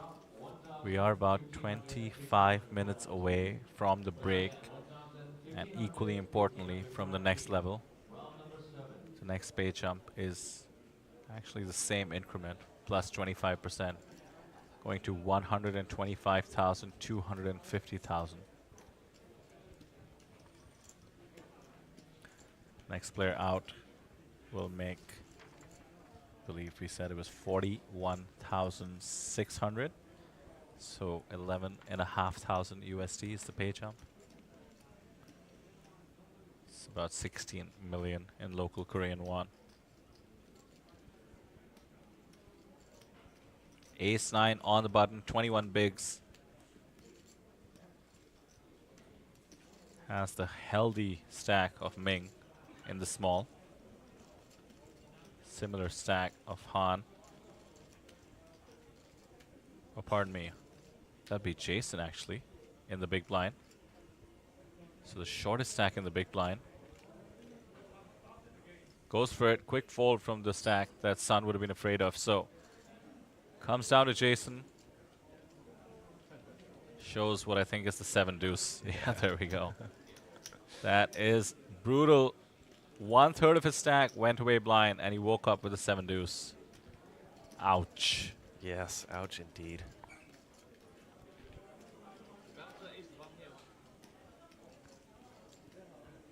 The target on Jason's back is getting bigger and bigger. He's down to 4 bigs, and everybody can just taste the extra $11,500.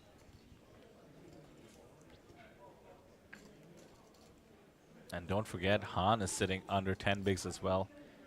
Han Jian from China has 8 big blinds.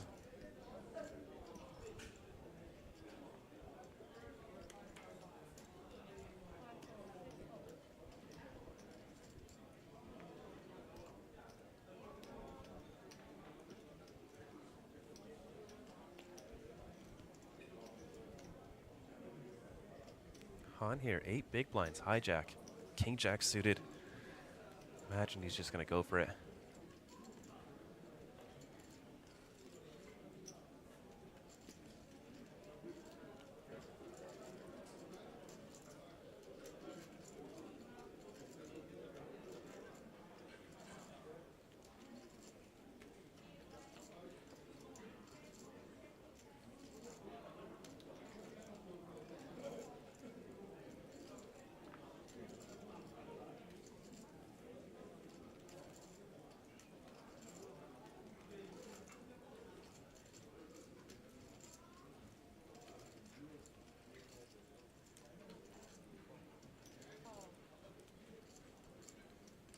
Oh, just a limp in the hijack.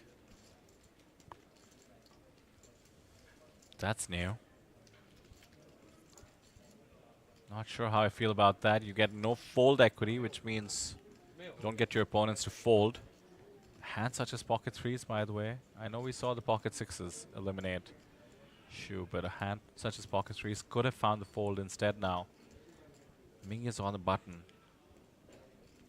He knows that Han is flatting, that is to say limping, simply because of the shorter stack of Jason Wong around. Does he want to put pressure? Not an easy decision here, Sam.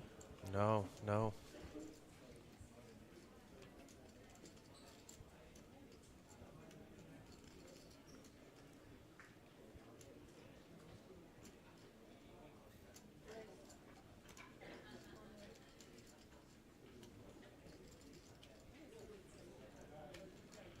Wow, Ming raises it up 4 mil. Oh yeah, everyone is short behind him. Oh no, and runs into pocket aces from Chen. Chen looking good to double up again here. Wow, and that's going to be a big hit to Ming's stacks.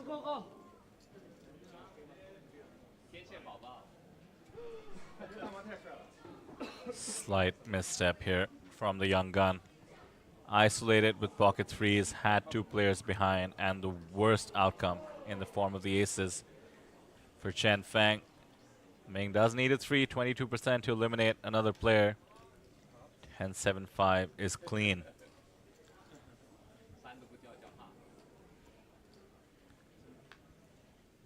The 4 does bring in the extra outs. 6s now would give Ming the straight. Chat is certainly calling from them, but the 9 is clean.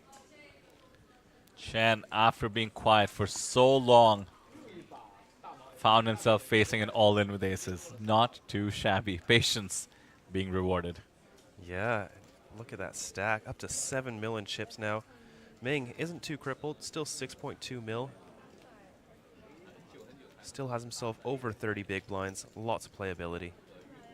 Very much in the middle of the pack here amongst the remaining 8 players. There's still 3 tiny stacks. Jason Wong, 4 bigs. Han Jian, 7 bigs. And although above 10 bigs, Lo Shi Kai also shorter stack at about 13 bigs. Ming needs to just slow down. Maybe find a different gear. Maybe have the same gear. Depends. If he's going for the win, he can certainly continue the aggression. But those 3 short stacks, if the 3 of them were to bust, let's take a look, Sam. Where would we end up with just 5 players remaining? We'd be up to $75,000 from 30,000. That is a huge amount of money that you can make by waiting out 3 bust outs. That is the name of the game here. But with the new dynamic at the table, I'm very curious to see how the chip leader, Sergey Kim, responds, how Ming responds, and perhaps even Chen Feng wants to get busy with his newfound chips.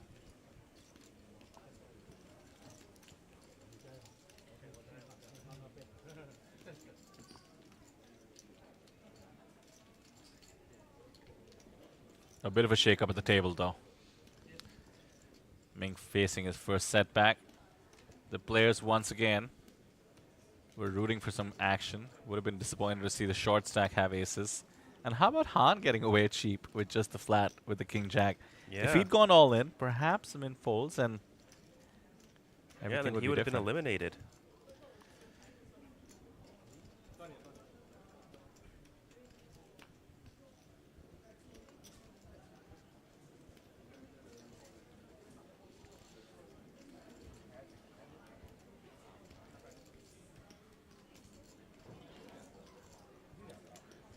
I will say losing 15 bigs will do something to your confidence. Let's see if it does affect Ming this final table.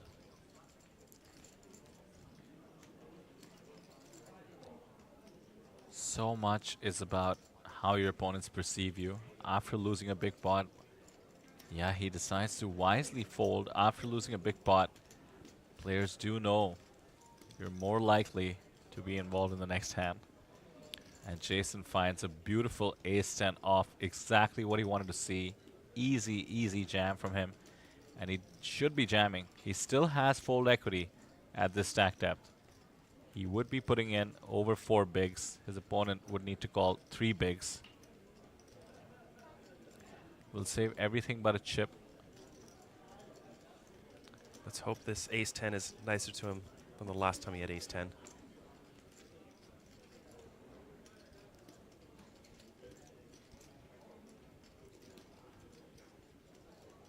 Time to see what the blinds have. Chen Feng has a callable hand, by the way. The shove is only 4 bigs.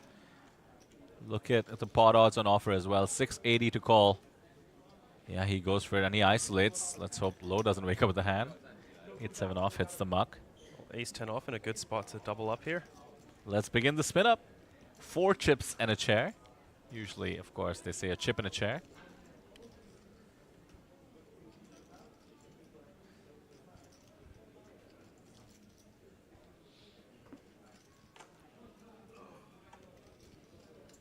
Chen Feng, can he do it again? 3 all-ins in a row. Jason looks very relaxed here.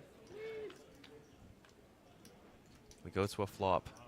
Oh, there's a 4 in the window. Jason Wong running so bad here, this final table. And the turn. King of spades. It does improve him to a gut shot now. He can hit a jack or a 10 to take back the lead. 6 outs, 19%. Here comes the river. The jack of diamonds, and he does it. Jason Wong is back in it. And wow, still 8 players remaining. No one is going to be getting eliminated anytime soon. Wow. 10 big blinds now for the man from UK. That's the $11,500 roller coaster for the entire table to ride. Yeah, only 4 big blinds, but $11,000 that all-in was worth. Of course, the 4, followed by the queen and jack for maximum drama. Thank you, Poker Gods, for the entertainment. We appreciate it. Keeping it fun.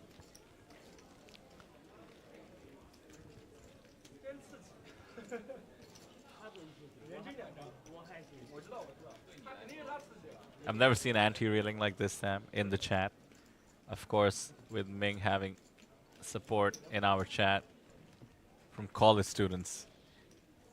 They really are rooting against every all-in. Yep. The $11,500 means 4 semesters worth of beers once Ming gets back home. That's a good gauge. And I'm sure the poker club would love to have that trophy displayed there. Ooh, that's right. Stephen Lai, of course, in his own Hong Kong poker club, Hong Kong Poker Players Association is called, HKPPA, tends to display trophies from any of the Hong Kong contingent, most of whom he knows. Well, here we are, ace king off, hijack for Ming.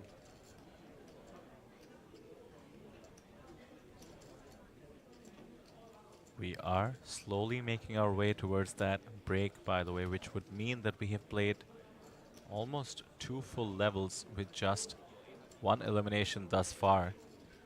Players are holding on tight.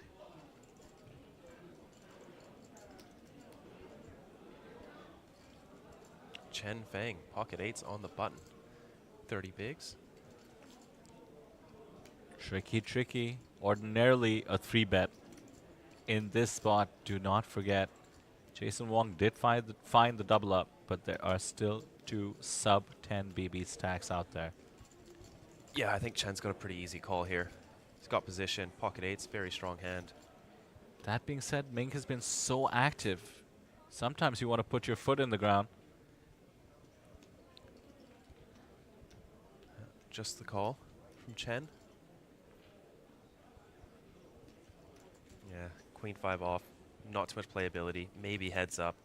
Queen high is okay, but 3 ways is just get out of there.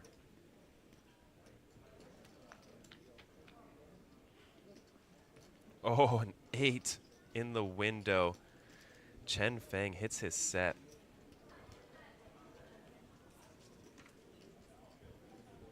Ming drawing near dead, 1%. Did take a big hit to his stack. Pocket 3s, running into aces.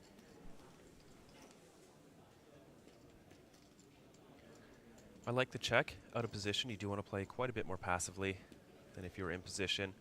And this is a board that's really going to interact with the button's range. Min bet by Chen.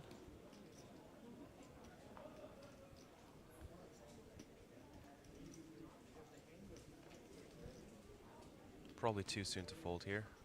The best ace high. It's only one big blind. Does make the call. An ace or king would be disastrous for Ming. Oh, 5 of diamonds. Doesn't change much. 6-7 gets there, but neither player should have that. Maybe Ming. But that would most likely c-bet the flop.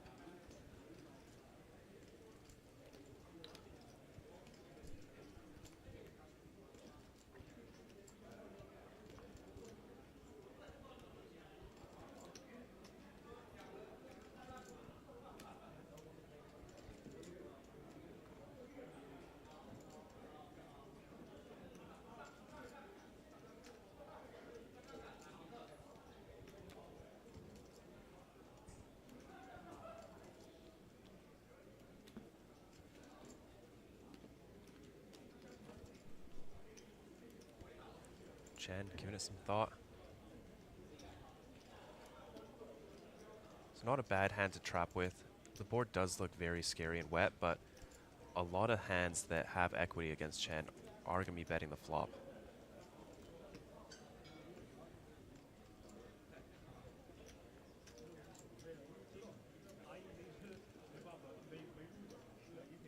$880 bet.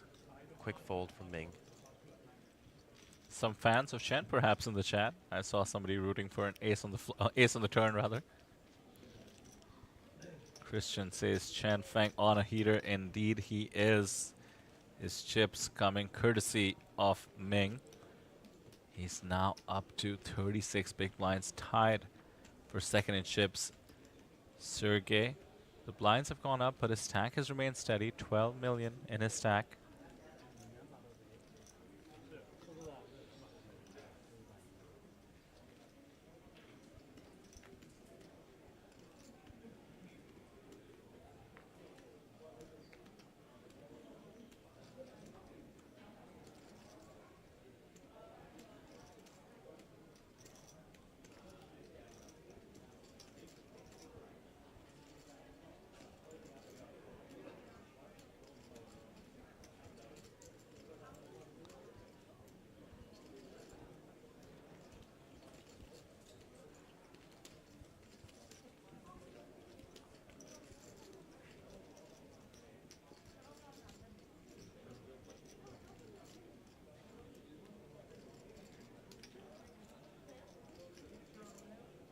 Oh, ace-jack suited now for Chen.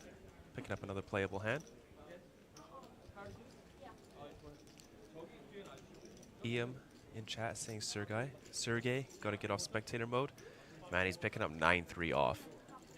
Like, I know he's got the chip lead, but that is just going to be way too crazy. You know, you can widen your range, maybe 10, maybe 20%, but 9-3 off, 7-4 off. These hands are just not going to get in there. And Chen going to raise it up. Ace-jack suited, up to 400K.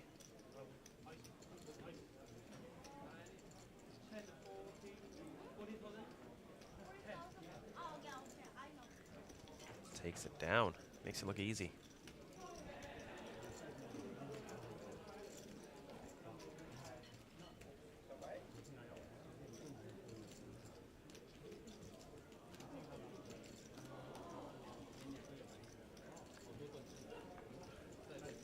Han just hanging on there with 7 bigs.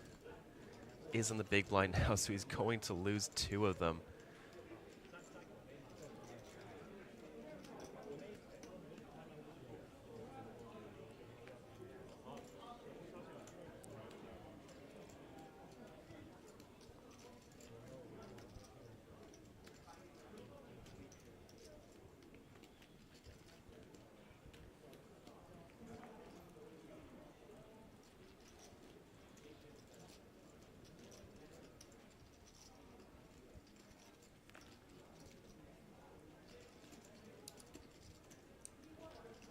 Not much of a decision here, surely. 9-4 off.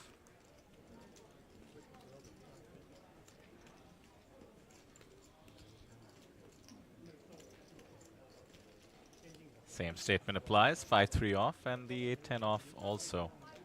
Does not want to get active from the dealer button. Easy shove spot here for Luo. Great result if he just picks up the 2.5 bigs out there. Yeah, there it is. Here come the plaques.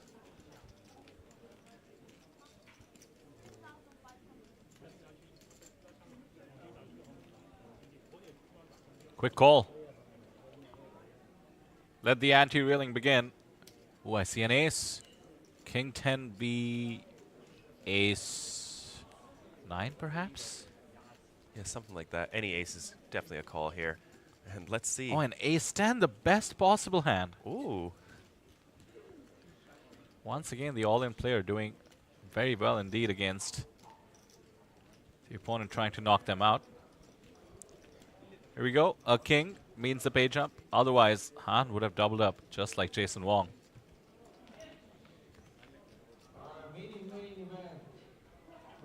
Jack 7-5. No help to the king 10 of Luo. Han looking good to double up and stay in this tournament. Turn. The 4 of hearts. Interesting. Luo picking up a flush draw now. Han has got to be sweating here. 72% though. And the river. Deuce of diamonds, about as blank as it gets. And Han is going to double up there. 1.4 million in chips. What a sweat. Why is it always a sweat? It's never easy.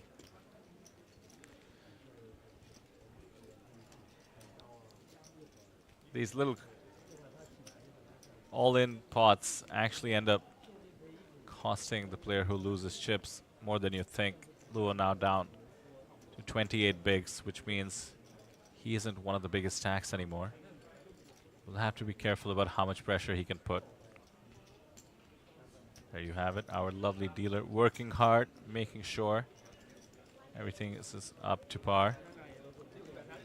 Luo Shishang loses a chunk of chips. He can certainly afford it. Han Jian is finally back up to almost 15 bigs.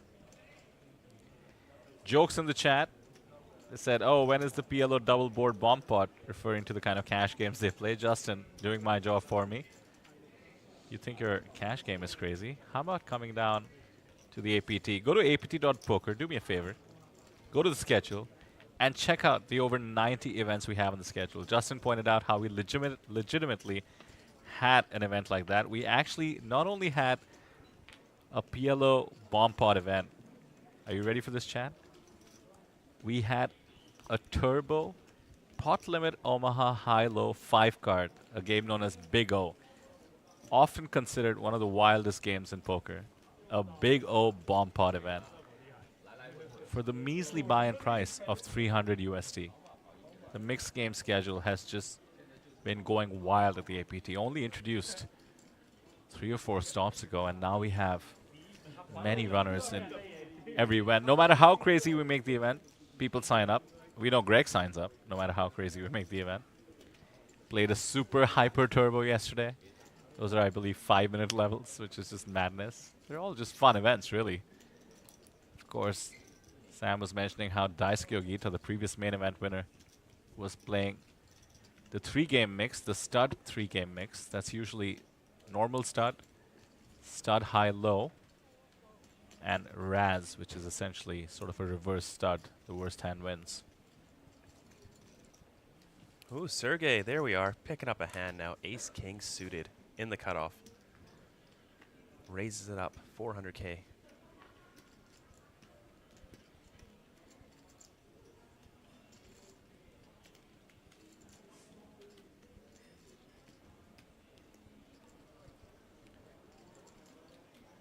Fair question in chat. How long does the break last? We understand you want to schedule the rest of your night. Don't worry, the break is going to be a measly 10 to 12 minutes.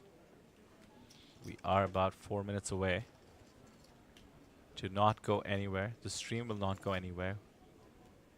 We will be back right after the break.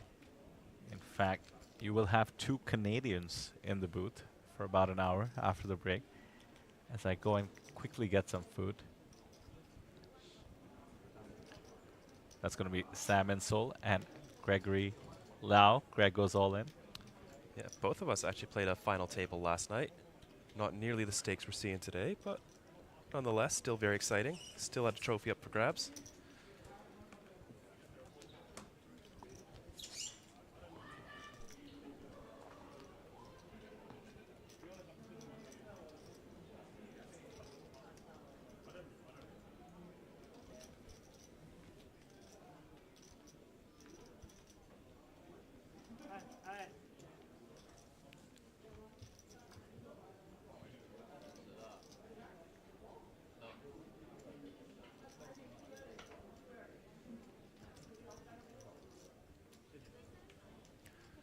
I believe this will be the final hand. Hand 66 before the players get a short break. Go to the washroom, grab a few drinks.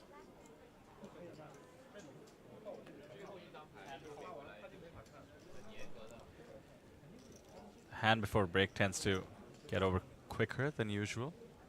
Wonder if that's going to be the case. Kings. Oh. Wow, the short stack after having found the double up.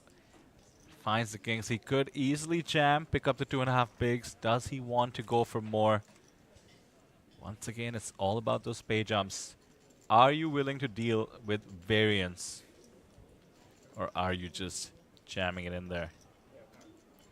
Says he's opening to 500, 2.5x. Sun Jianfeng does have the A7 off. Very reminiscent of the first hand. He had the ace-7 off, Han limped, and then Han got the nice 3-bet shove in with the ace-king. Indeed, that was, of course, a small versus big scenario. In this case, Sun would have to find the gumption to 3-bet with the ace-7. The raise is 2.5x to begin with. Sort of on the higher side. I like the opening size, by the way, from Han, in case he can balance it out with bluffs in the future. Obviously, the bigger you raise, the more you expect to get folds. This case with kings. It's not exactly the fold he's going for, but this way he can bluff with this sizing in the future. It's all about balance in poker.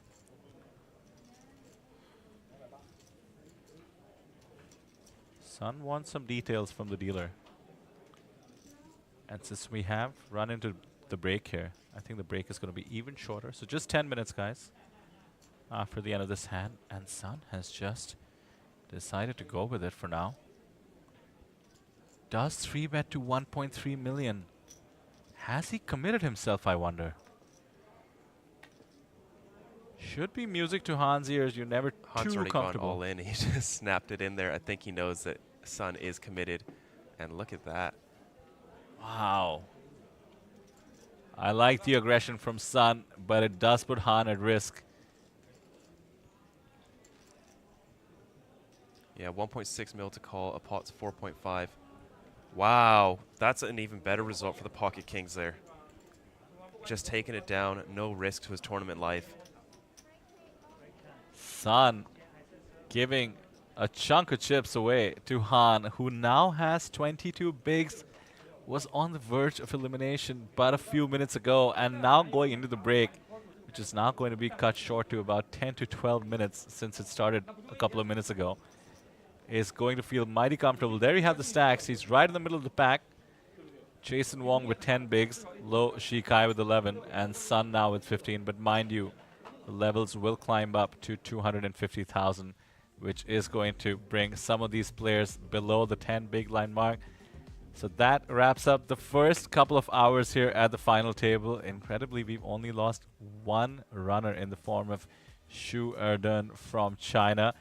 But with the blinds going up, you saw the 3 stacks at the bottom will feel the pinch. Their stacks will be reduced by 20%. We will be back very shortly. Do not go anywhere. 10-minute break, and then we come back and see where this final table takes us. Stay with us.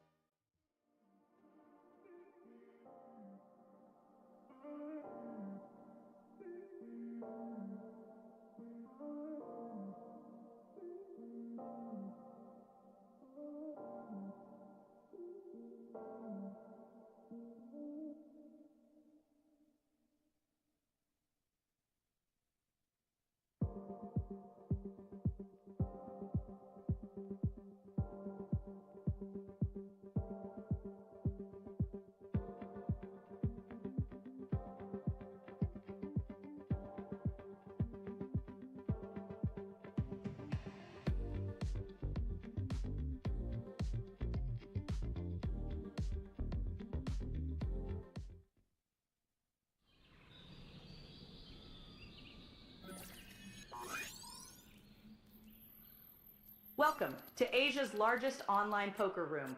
Our next generation poker software is now initiating.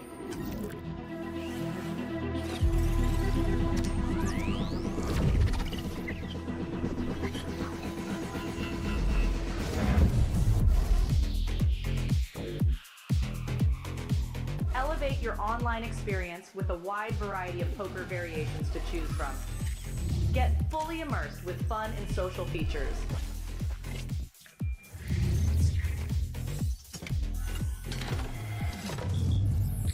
Level up your game with PokerCraft and Smart HUD. Unlock a wealth of rewards including cashback, bonuses, and jackpots.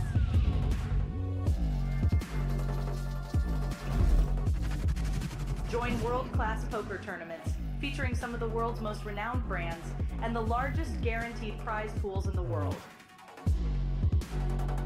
Experience the best in customer service and hassle-free transactions for a seamless online gaming experience. With online poker available on all your devices, you'll be able to play your favorite games anytime, anywhere.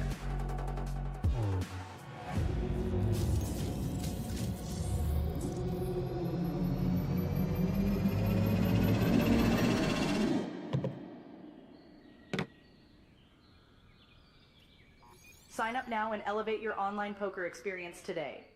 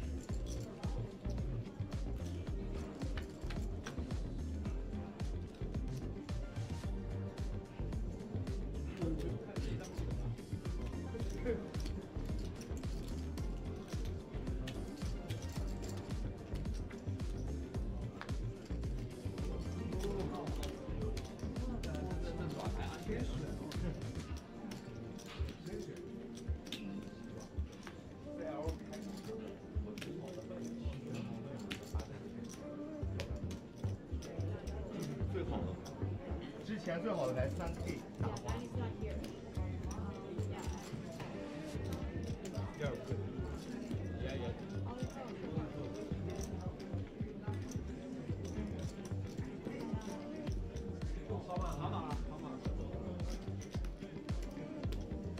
这是最好的牌了。还好你不是 A 小，对，A 小你也要追 ，K 小你也要追。没办法啦，这个盲打不起了。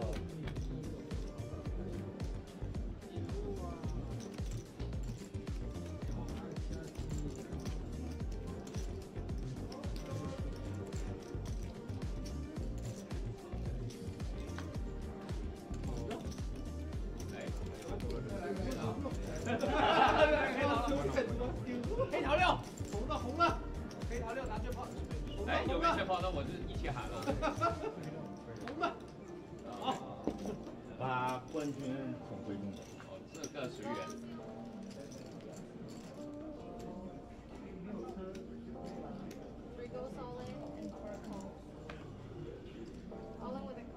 一定要去的，没办法的，太短了，啊，太短了，太大了，草莓太大了，7.5，你还可以吐他 A 小。A2、A3 你也会踢，那肯定要去的。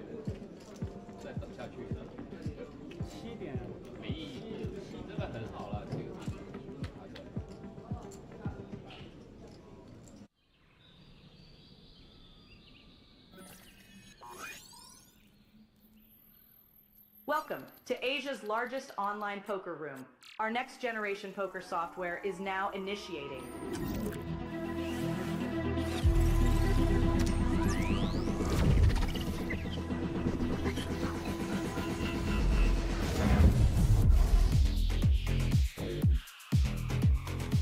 Elevate your online experience with a wide variety of poker variations to choose from. Get fully immersed with fun and social features.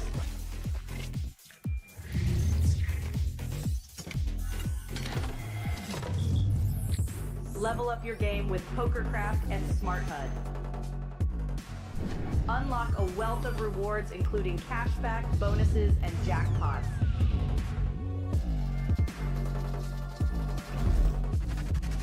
Join world-class poker tournaments featuring some of the world's most renowned brands and the largest guaranteed prize pools in the world. Experience the best in customer service and hassle-free transactions for a seamless online gaming experience. With online poker available on all your devices, you'll be able to play your favorite games anytime, anywhere.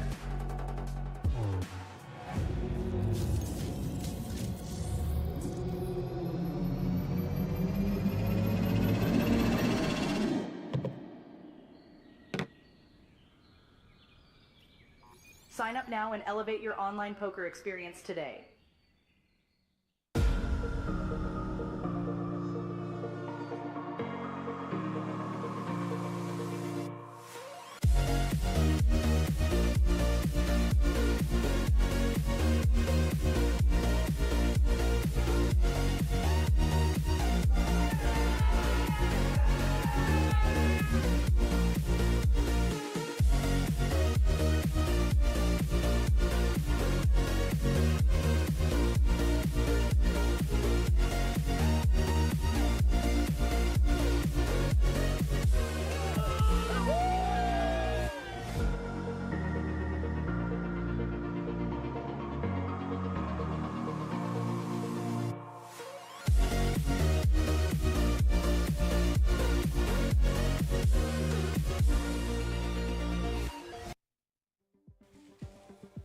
Welcome back to APT Jeju, the main event coverage. We are down to our final 8 players, the final table of the 2 billion in prize pool for Korean won.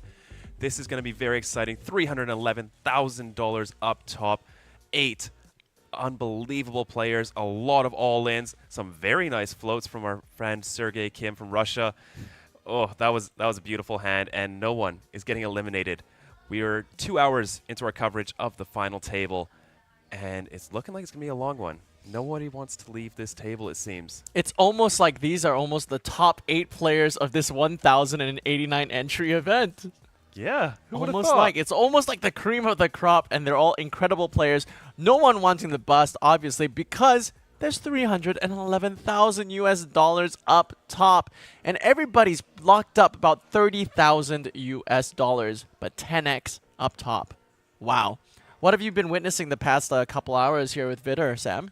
We have seen quite a few all-ins over the past 2 hours, and the short stacks all managing to stay alive except for one. Our man, Han, no, not Han. Shi Erdon was our 9th place finisher. He did come in as the short stack with 2.1 million in chips. Will go home with 23,000 USD. Not a bad score, but pales in comparison to that first place 311,000. Sergey Kim still chip leading this table. We did see Ming playing very aggressively, picking up more than his fair share of pots. Unfortunately, did run the pocket threes into the pocket aces for a good chunk, I believe about 16 big blinds. Wow. And as always, the blinds just keep going up. The average big blinds going down. 8 players left. 2.3 billion in the prize pool. We guaranteed 2 billion. Smashed it. And first prize, of course, once again, $311,735. And on the right there of the screen, of course, the beautiful, illustrious, elegant, opulent APT Gold Lion Trophy. A majestic sight to see. And there it is in the flesh, live. Sergey Kim, of course, as you mentioned, Sam, at the top, 51 big blinds, whopping, almost farcical, 13 million in chips. Chen Fang, second in chips at 30 big blinds. Yeah, and Jason, who has had a very rough, 3 days of play now, is sitting quite short here, 8 big blinds, but he's shown to be very patient, shown that he can move around with the short stack, but he is going to need something to avoid the elimination. It's a big pay jump too, 11,600.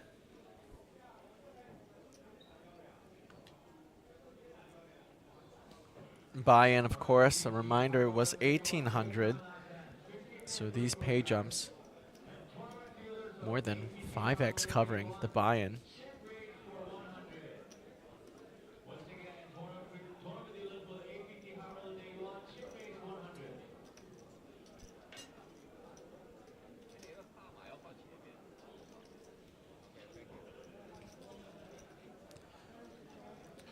Luo Xixiang saying something about put your big chips out front to someone from across the table. Why do we do that, Sam? Why do we put our big chips out front? So that players know how much you have in your stack. If you're hiding your big chips, it could make your stack look a lot smaller. But for Luo, it doesn't really matter. He's only got 9 big blinds, so only really worried, or the only person shorter than him is Jason Wong to his direct right. We do have another short stack, Sun Zhang Feng, 12 big blinds. And wow, Ming folds to the blinds here. And Ming off of 20 bigs with Queen 8 offsuit. We'll put a bunch of gold plaques out front. We'll raise 3.1 mil. An effective all-in against Jason Wong with Queen 7 off. Only has 1.5 million behind. Queen 7 off is very cusp, isn't it? I think suited is a get-in for sure. Yeah, these seem like speculative hands, but folks, you have to remember, blind versus blind, the range is very wide. You can jam hands off of 10 big blinds from the small blind as bad as like 10-6 suited. I think any jack is a call, or is a shove, small blind versus big blind for 6 bigs. And might even be any 10. No, that can't be right. 6 big blinds in the small blind. Yes, 10-3 off, 9-5 off, 8-6 off are all shoves. You are shoving nearly 90% of hands here in the small blind. Oh, wow. For 10. Is this for 10 bigs or 6? 6. Wow.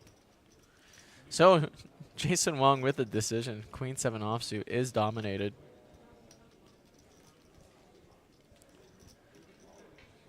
Asking himself, does Ming shove 10 high, 8 high? We hear the very audible, yeah, from the big blind. Yeah, if it does go in, a chop is usually quite likely with hands like this, the kickers being medium to low. Jason is going to let it go. Ming picking up an additional 2.5 big blinds there.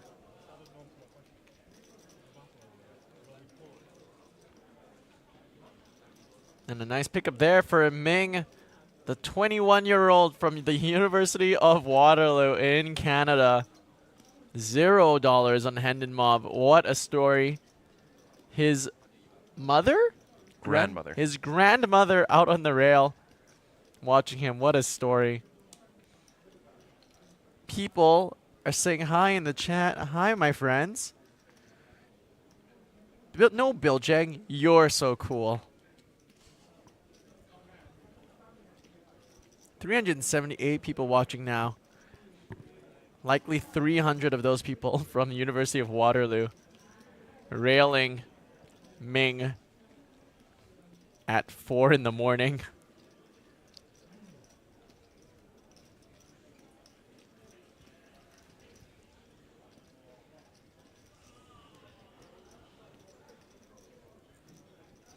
Han in the hijack with King 6 suited off of 17 big blinds. Will limp in. It's a pretty hand. Wants to see a flop. Off of 12, 15 bigs, we can start to do some limping. Yeah, Han likes his little limp strategy. We did see a king jack suited. I think also in the hijack, limping off of 7 bigs. Managed to avoid disaster there by not shoving. Kevin is LA Poker says, actually, Ming has a WSOP ring from online. Very cool, but you know what makes better headlines? $0 in Hendon Mob, top 8 of the APT main event. Good story. Yes, yes. Barely legal gambling age of 21. 4 a.m. and we're railing our buddy. We're clearly the degens you're looking for. If I was still in Ontario, definitely would love to invite y'all to a game. Did invite some University of Waterloo poker students, poker club students, to my game once or twice. Off to a flop, hijack versus big blind. Flop is ace, king, deuce. Not much for Chen here. And he got to see a free flop. Can't ask for much more than that.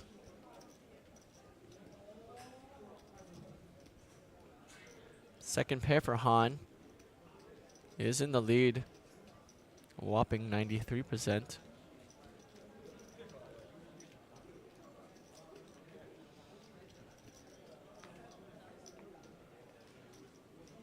Three of diamonds doesn't change much. It's an interesting pot. The ace high on the board with the pair of kings does seem kind of scary. But actually, neither player really having many ace X's in range, as this was a limped pot. A lot of ace X's Han would probably raise, and a lot of ace X's for big blind probably would jam, or at least raise. So Han could actually feel pretty comfortable here with the king. Probably more concerned about his kicker than the ace. But now facing a big bet from the big blind, 500 into 900,000. Wow, Chen applying pressure. Quick call from Han. Gives it the and makes the call. The 7 of spades. Chen left with nothing, but does have the 8 of spades.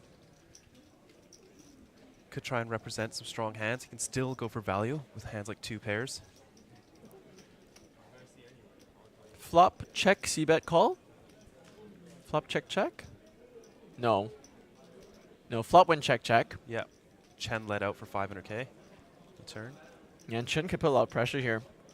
Might be thinking that Han is probably c-betting, or at least betting his flush draws on the flop. And so Han having a bit of a capped range here. Chen choosing not to exploit. We'll check. Quick check back. And the king will take down this pot. Little turn stab there by Chen. But after getting called with such a big bet, has to put some respect on the hijack's range there. As you check this out here, folks. 5 big blinds and 9 big blinds at the bottom. We will be seeing some all-in soon, my friends.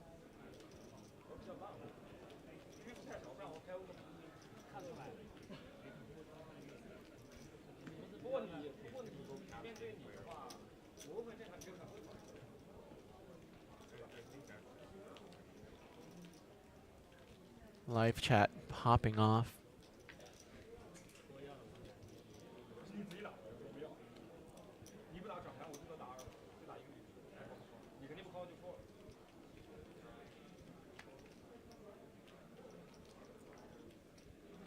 Ooh, ace 10 off, 22 bigs plus 1.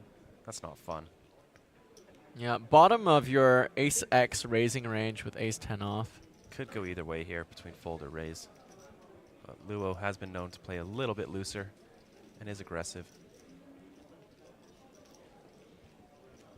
A raise of 600,000. Blinds are 125, 250. Not opting for the min 2 big blind raise. Go a little more than that. 2.3, 2.4.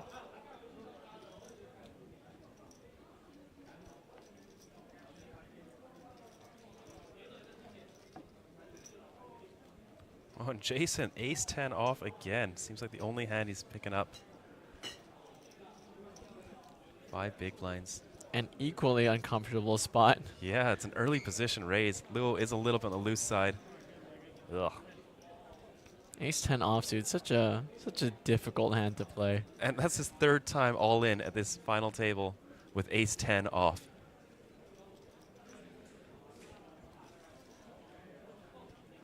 Always seems to be that there's always a hand of the day. Oh, no. Goodness gracious. Low Shikai with ace-queen offsuit in the big blind versus a early position raise, a button jam for about 6 big blinds. And now with 7 big blinds with ace-queen offsuit. A really bad spot for Jason if Low does make the call, seeing as the other 10 is gone and it's a spade.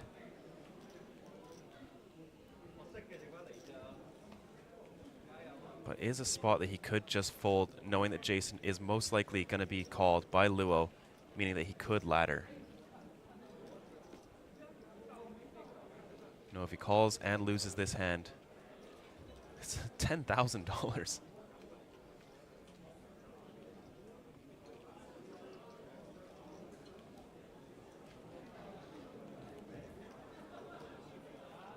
I think this actually might be an ICM fold. Nandeska. Yeah, I think it's a correct one. It's so gross. You know you're ahead a lot of the time, but you only stand to win 7 big blinds, or maybe a little bit more. And risk to lose 10,000 actual dollars. Yeah. Well, this is most likely going to be a chop. People asking for his spade. Ace of spades, 10 of clubs at risk. Needs to fade 4 clubs. Will we have a sweat? We will not have a sweat. And folks, that will be a chopped pot. Ace queen off, probably feeling a little gross.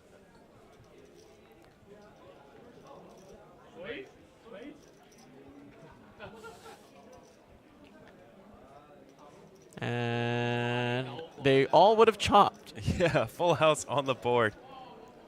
Ace queen off. Feeling good now.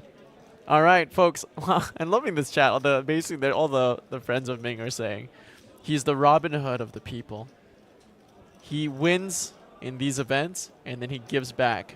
He punts to the University of Waterloo Poker Club. What a good man. Yeah, that's nice. I like that. Takes from the rich and punts to university students. Well, I suppose they're mostly quite poor. I recall being a university student. I would say that is a fairly, for the most part, generally, an accurate assessment.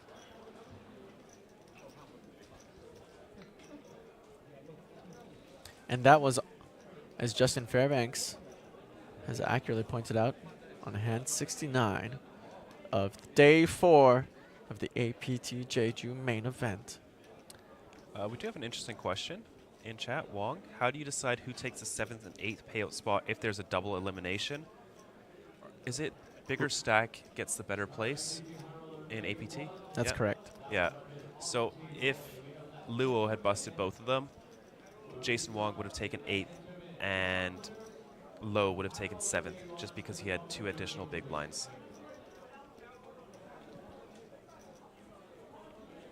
Chen off of 26 big blinds on the button with ace-7 suited.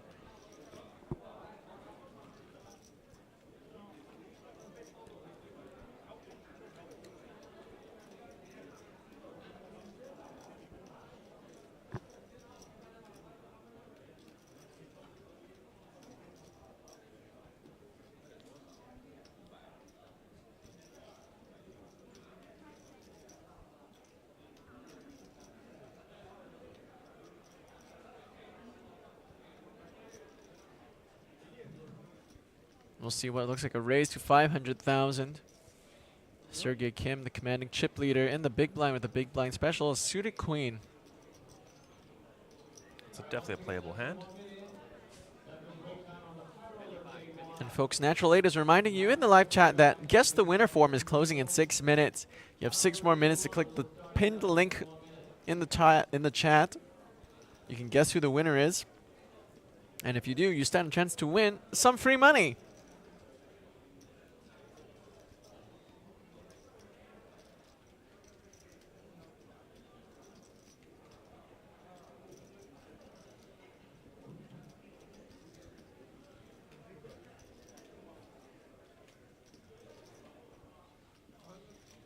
Sergey thinking about a raise here? I was going to mention the pace of play really slowing down quite a bit here now that we're at the final table. Understandable, as now each decision point you make literally worth tens of thousands of US dollars.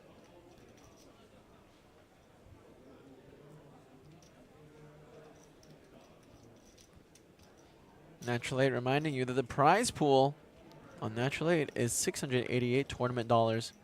Sergey Kim will call on the big blind, and we're off to a flop of 5 deuce deuce.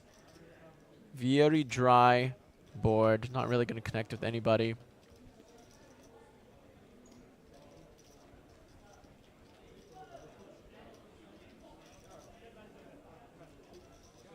Big blind does not have as many deuce X's as one might think. They actually fold out a lot of those offsuit deuce X combos. Yeah. So this isn't a board that big blind necessarily actually has a lot of nut advantage on. A lot of those nutted hands are going to be heavily weighted towards overpairs, of which Chen Fang has all of them. So probably going to see a very high frequency C bet here. Just checks it back. And turns a flush draw. How about that?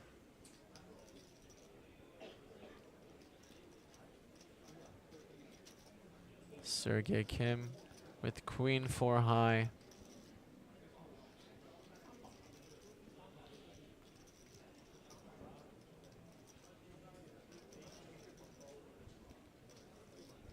We'll check.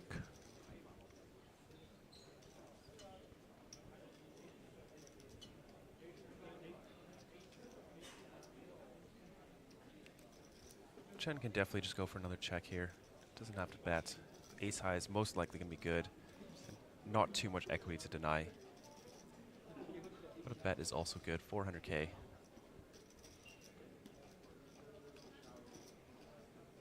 Small bet, 400K and 1.4. We'll do the job. Deny Sergey Kim his equity. Take it down. 29 big blinds up second from the top.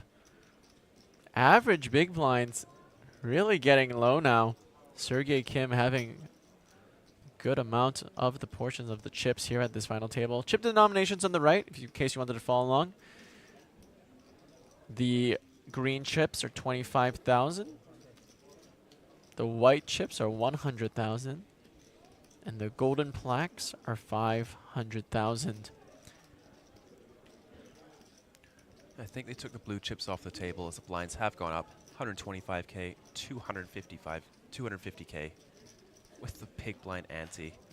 $500,000 in chips every time the big blind hits you. That's literally a plaque every time the big blind comes around. We used to have 100K plaques here at the APT. This series now looks like they're opting to use chips instead. Pros and cons to both. Black 100K chips, very good for TV. Very annoying to count as a player and as a dealer.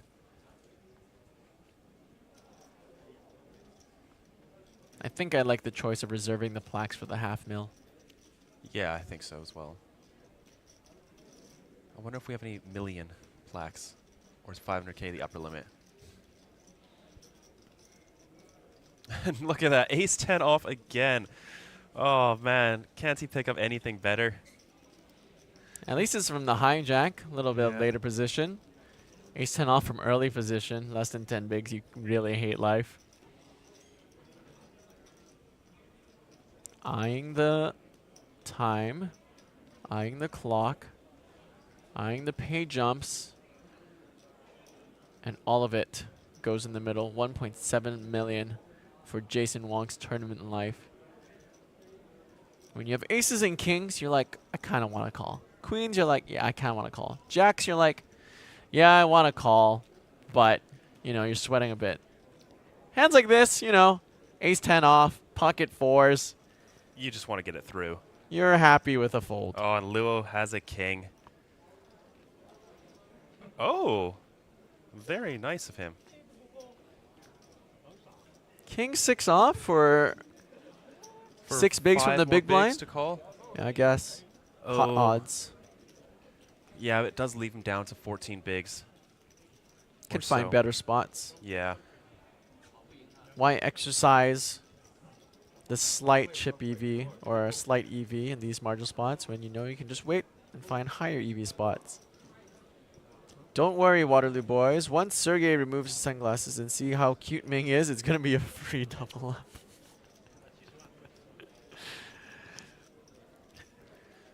I can tell I'm getting older now, Sam. Because this chat's making me like look at this and go, what's wrong with this generation? I am feeling a little old too. Yeah, Kings! Oh! Everybody wake up. Sun has woken up with Kings from under the gun off of 12 big blinds. Off of 12 big blind stack from earlier position. Is there less raising? Is there less raising? I think there's a from early lot position? of limping going on in early position here with 12 bigs and the ICM being so high. But it's going to go for the min raise with Kings. Solver approved. 2 big blind raise with Kings from under the gun.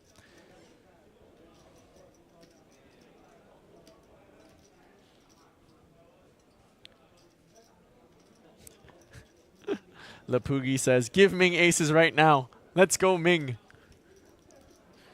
That would be cruel. Kings getting all the way through to the small blind. Oh. And we'll take this down. Kings are one of those hands where you're like, please call me. Yeah, Please absolutely. call. Please jam. Check it out. Sergey Kim still at the top. Ming third with 22 big blinds. And Jason Wong and Lo Shikai are short stacks under 9 bigs. Yeah, Ming, Han, Luo all going to feel the brunt of the ICM pressure. All middling stacks at 22 big blinds, and with 3 very short stacks, Sun at 12 big blinds, Jason Wong at 9, and Lo at only 6 big blinds. They have to play so snug. Luckily, Sergey is not picking up much, so they're not really feeling like they're being pushed around and bullied too much.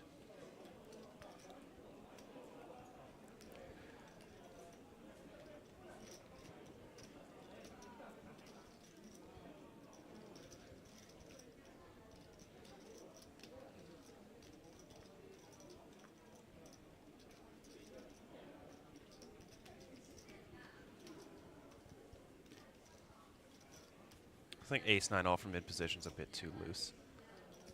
Off of 30 bigs in +2, effectively 8-handed. Yeah. Yeah, that's still just early position.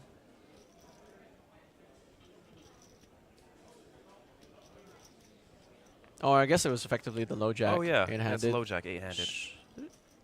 I think it's right on the spot, right? Right on the spot. Let's check it. Solver approved from the low jack. Ace-9 off is a raise, but bottom of range, so it's probably either like 0 EV or like very marginally EV. Sergey, there we go, picking up a hand. Speak of ace-jack. All right, folds to the big blind. Sun Jianfeng with a big blind special. We're playing poker in the dark right now. Nope, Ichika will remind Sun to scan his cards. Sun has King 10 offsuit.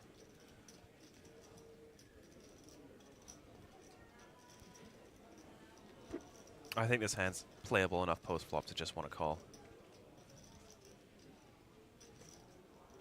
Perhaps something like King 8 off.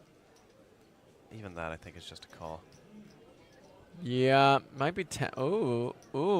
And a full default. We want to make that 10,000 US dollar pay jump with 2 shorter stacks out there. Sun Jianfeng third from the bottom.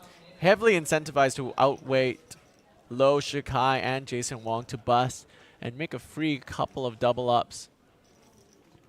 Pardon me, not double ups, double pay jumps. Yeah, currently guaranteed 30,000 if those 2 do bust, all the way up to 55,000 USD. $25,000 difference.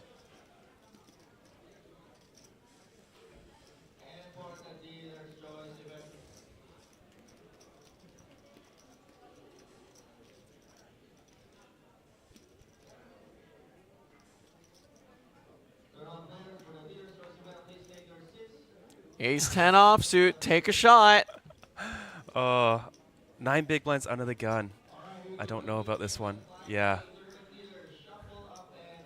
5th time today. Yeah. Ace 10 off.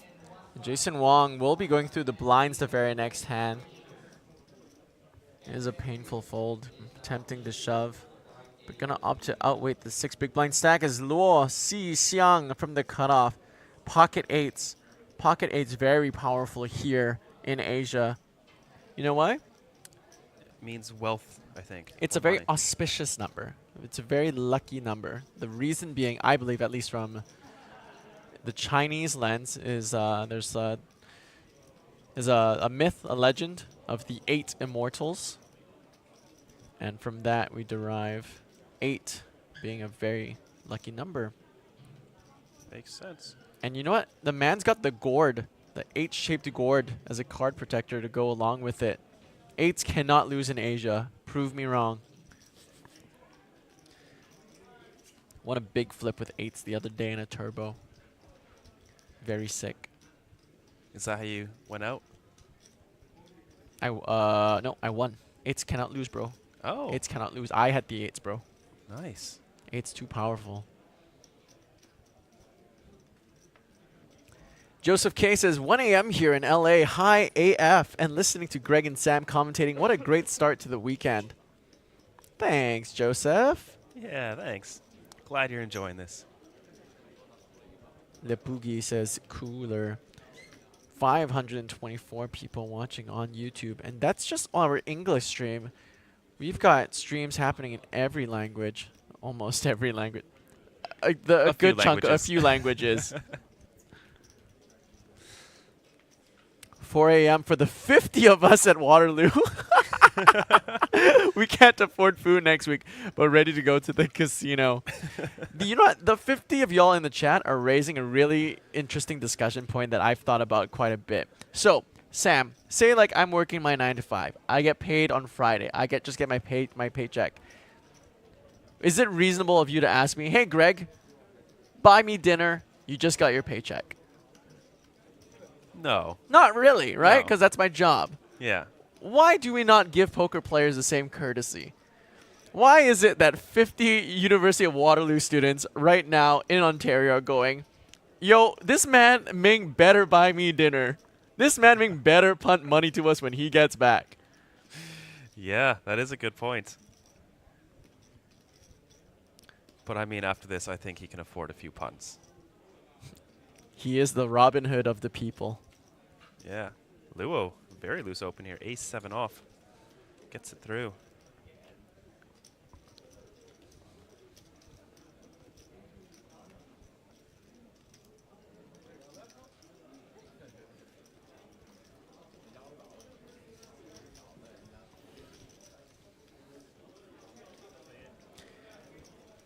Wow. Average stacks.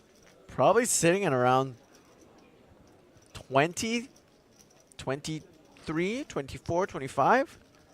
It's not much. We're going to see. Oh, I'm getting roasted. I'm getting roasted. I'm getting roasted. Because my paycheck isn't 300K.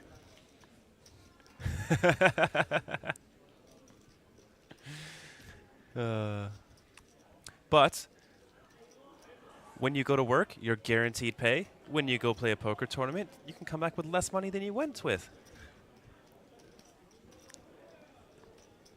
Dennis spreading. I don't know. I don't know. I'm just going to delete it because I don't know. I truly have no idea. We are on a 30-minute delay. I do not know what's going on in the real world. Do not believe anything you read in chat. Do not believe everything you hear on the internet. Ooh, aces for Han. Look at this. Get in there, Han. Let's hope someone has something they can pay off. Ace, ace. The pre-flop nuts. American Airlines. Pocket rockets. Oh, this time does go for the raise, though, with aces. He did limp the king-jack suited and the king-4 suited. Oh, 10-9 suited could be tempting 6. Nice. Gets out of there. And Chen, ace-6 off in the big blind. 27 bigs, though. going to have to at least call here.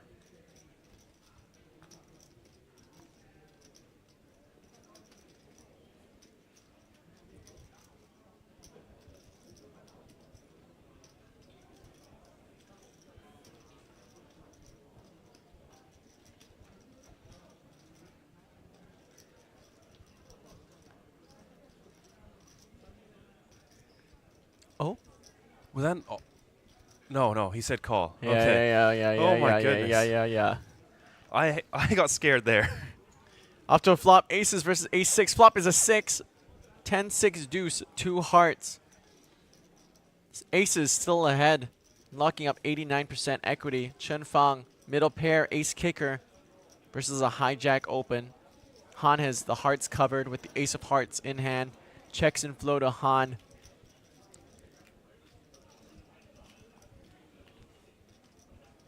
Lots of straight draws available on this board, especially for the big blind range. 5-4, 5-3, 3-4, 7-8, 9-7, 9-8. Gonna want to do some bigger betting. 525 into 150, 1.5, pardon me. Third pot bet.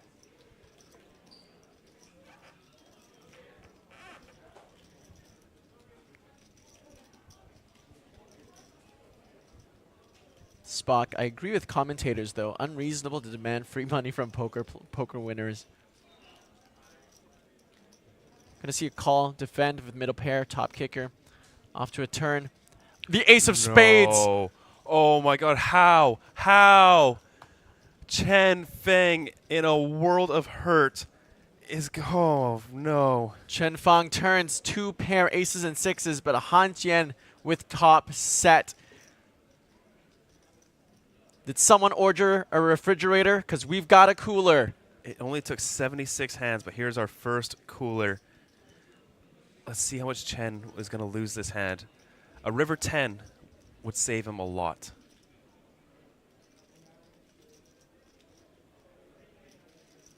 A rivered ace would also save him a lot, because then they would have to redo the hand. Yep.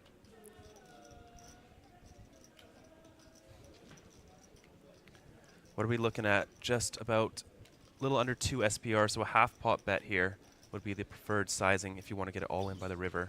It's a very dynamic board. So many straight draws available. Now King Jack, Queen Jack in the mix. 7, 8, 9, 7, 8, 9, 3, 4, 5, 3. Hearts. My goodness. Let's see. That's a really nice size. Look at that. Half pot, 1.2 mil. And Chen, is he just going to go with it or?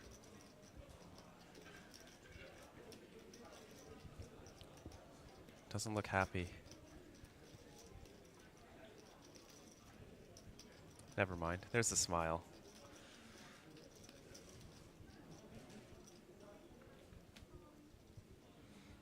Ace-6 off. All the in. 6th nuts versus the nut. What? Yeah, he just moved all in. And he has ace. Han Jian with what? aces. Is he slow rolling? With the nuts. Oh, that's not cool. That's not cool, Han. It's a cooler situation, but this, sometimes we do our best to honor it and give as much unbiased, neutral commentating. But if Chen Feng has gone all in and Han Jian has the nuts here on the turn, oh, what's going on? It's kind of not cool. Yeah. I mean, like, some benefit of the doubt of, like, ICM. Like, you know, you want to make sure, you know, this is it for your tournament life, you know. You can fold the nuts. Maybe he thinks he has ace-4. Oh, dear. Oh, man. Chen is going to be so annoyed. And Chen No, it just Feng, taps the table. Chen Feng there in seat 5. Still smiles. And now, unfortunately, is like a corpse with a crayon, drawing dead. The river will be inconsequential. Yeah. I hope Chen wins this hand after that slow roll. I know it's not going to happen, but that was not nice. Aya's in the chat for Chen, my friends. And that will be a good game for Chen Feng. Coolered here in 8th place here at the Asian Poker Tour. No, he's still got 9 Oh. bigs behind. I fast rolled there. That would be a nice double up there for Han Jian with the aces. Pardon me.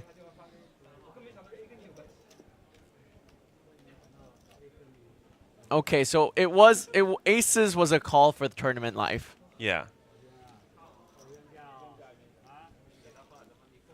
So perhaps benefit of doubt, some consideration for the pay jumps. Wanted to ensure that it was indeed for his tournament life.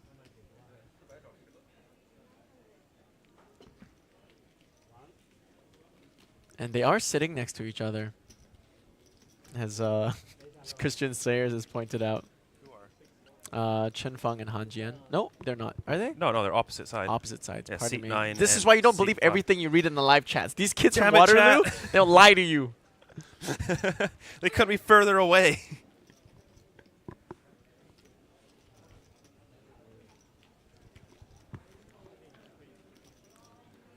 Yeah, Han Jian up to 41 big blinds. Going to put himself in the second place here. A clear second, approaching Sergey Kim's chip lead. 50 big blinds, 13 million. 2 people down to 6 bigs, down at the bottom, and a 9 big blind stack as well. I love the inside jokes happening on the chat. Wow, bro is pulling an Austin. Whoever Austin is out in Waterloo, you're being exposed on an international stage. Come on, Austin. Be better.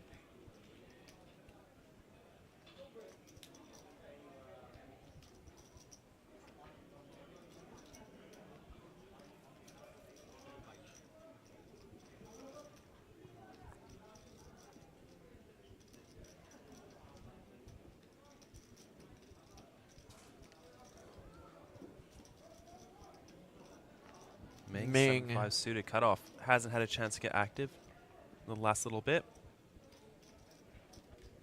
No exercise discipline. The suited The connector. ace-10 again, but it's finally suited. Half a shot. Yeah. Jason Wong, 6 big blinds on the button. There are 2 6 big blind stacks. I am curious to see which one is the shorter of the 2.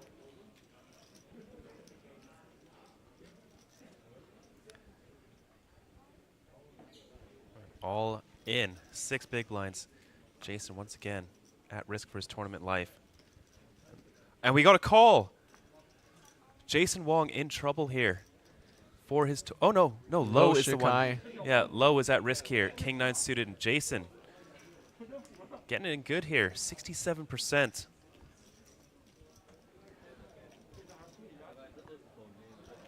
Lo Shikai all in for his tournament life. All the players at the final table anti-railing him right now. If he busts, everyone makes a 10K jump. Lo Shikai hoping for a king or a 9 as the flop comes. Jack 4-4, a great flop for Robbie. Misses both players, but Jason Wong, ace 10 still ahead. Lo Shikai needs a king or a 9 to double up and survive in this tournament. The Jack of clubs is no help. Yeah, just a king or a 9. Or a Jack or chop. 4 for a chop. This river will determine his tournament life. The river, the 7 of diamonds, no good. Lo Shikai eliminated here in 8th place of the APT Jeju main event. Yeah, a little bit of a rough run for Low as well. Didn't pick up too much. He did try to make that bluff on the turn with the lead with his top pair on the 4 flush board, but Sergey with the beautiful float took that away, and that really left Low quite crippled there.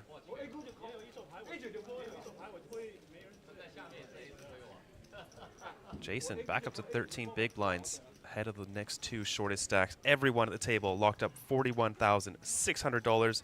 Next pay jump, $55,400. GG's in the chat for Low. As we're now down to the final 7 players of the APT Jeju main event. Can you imagine if Jason wins this with only playing ace-10 today? You know what? Average big blind stack being like 20 bigs. If I could only get dealt 1 hand and it's ace-10 off, I'm still pretty happy. That's Yeah. fine, I guess, you know? I'm like 6 out of 10 happy. Oh, there we go. 12 big blinds for Sun in the low jack. Definitely a shove here. Sun Qianfeng with the 6s. 12 bigs from +2. Now effectively the high jack.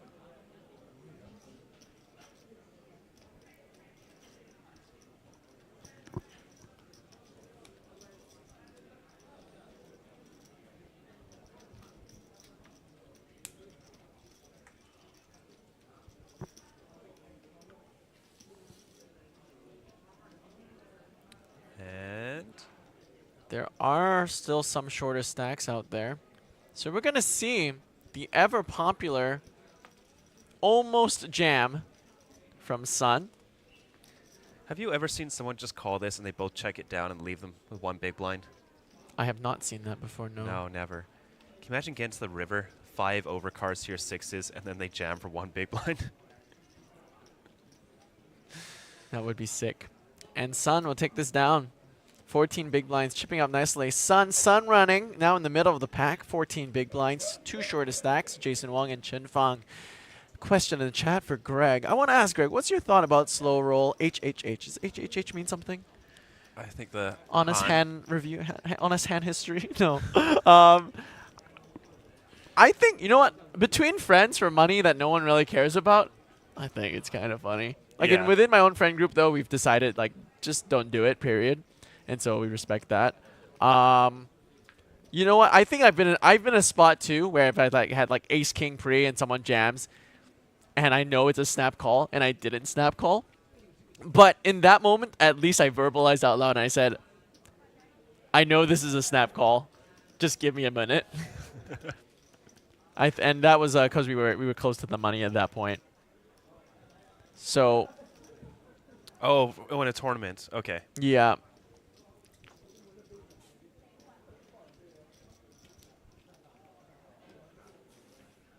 And the stack depths can be confusing.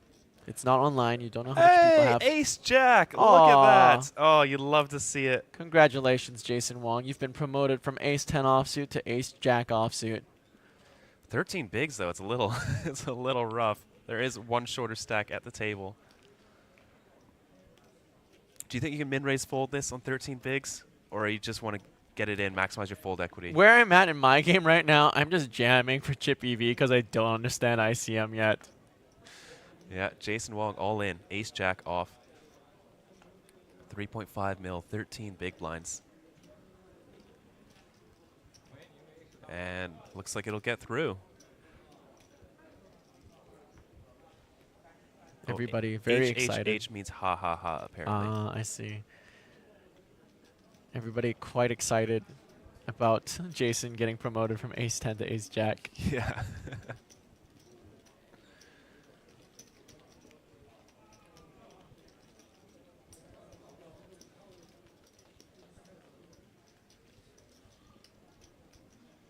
Spock admitting to the chat, I slow rolled a buddy once at a home game and made everyone else laugh really hard.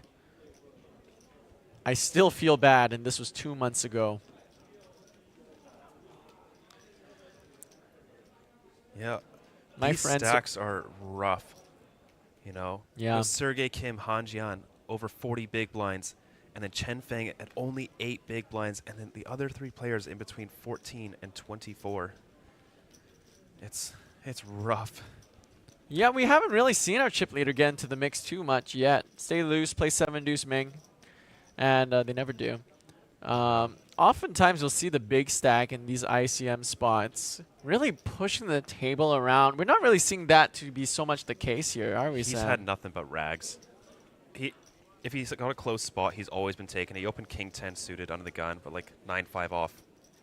There's not much he can do. Lure, ace 9 off. Blind versus blind.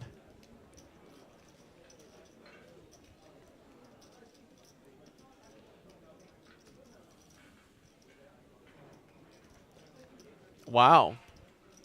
Solver-wise, very interesting. Off of 25 bigs, ace-9 off just jams. Wow. That's strange. Balanced by deuces and threes. And ace deuce off at some frequency. Solver. Solver, why?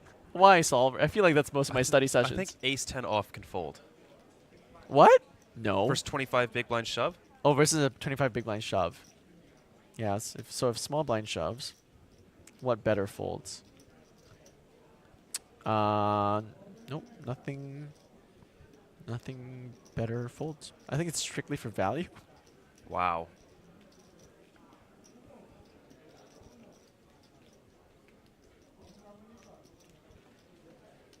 But we will see a 3 big blind raise.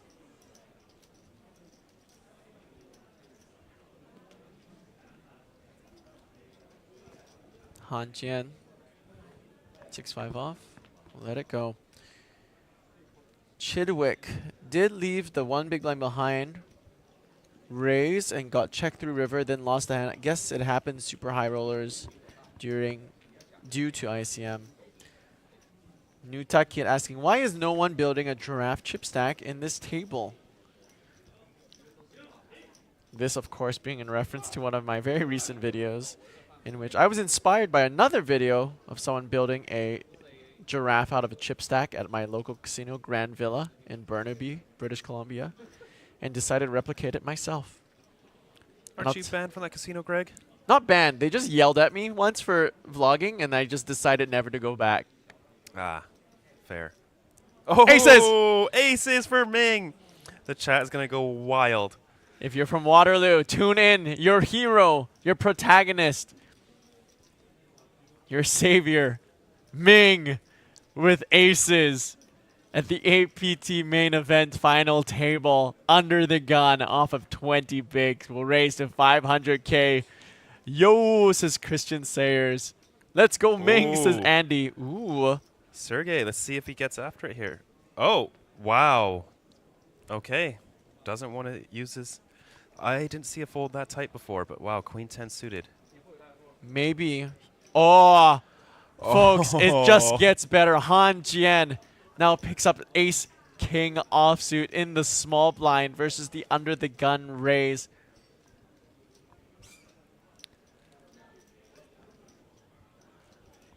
All right, if Han goes all in, Ming is allowed to tank for 2 minutes before calling, I believe.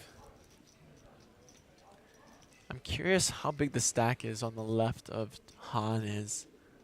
Do we just see the jam for effectively 20 bigs? Seat 1 would be Sun Jiangfang, who has 14 bigs. And a raise to 200K. A little bit on the big side. Sorry, 2 mil. A little bit on the big side considering Ming only has 18 bigs.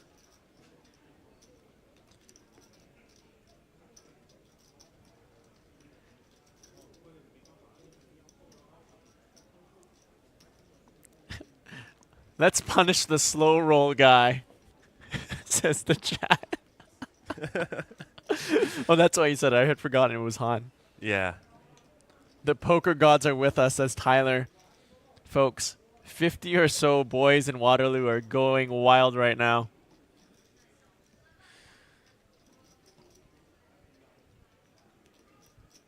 Now the question is, will we see the jam by Ming or the flat? Can do sub flatting with aces off a 20 big blind stack, as your aces really don't need that much protection. I think I much prefer a flat. All in call. And folks, wow.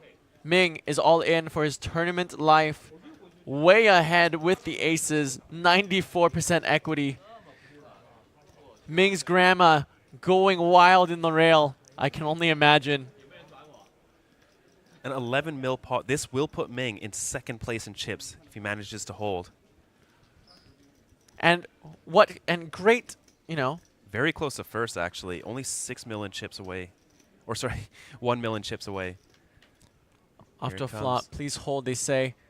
Very clean flop. 10-5-5. Ming just needs to dodge. Runner, runner, Broadway. The turn could lock it up. Turn that 99 to 100. And Waterloo goes wild. Ming will find the double. 11 million in chips. Wow. Wow. This is an incredible hand for Ming. Will really shape the outcome of the rest of this tournament for him. Wow.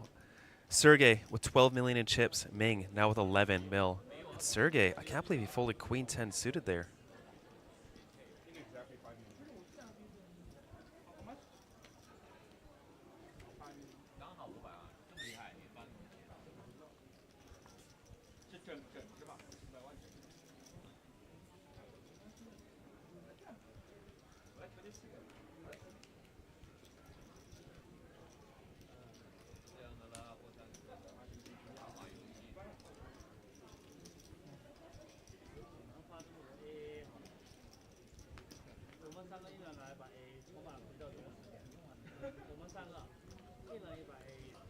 And check that out, Ming, 42 big blinds, 11 million in chips, surpasses the 10 million chip mark for the first time and closes the gap between himself and the chip leader.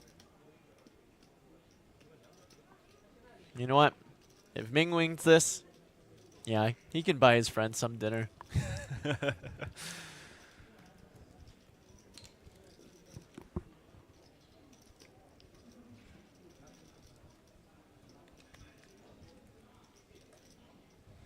Anybody in the chat have any fun anecdotes about Ming from college?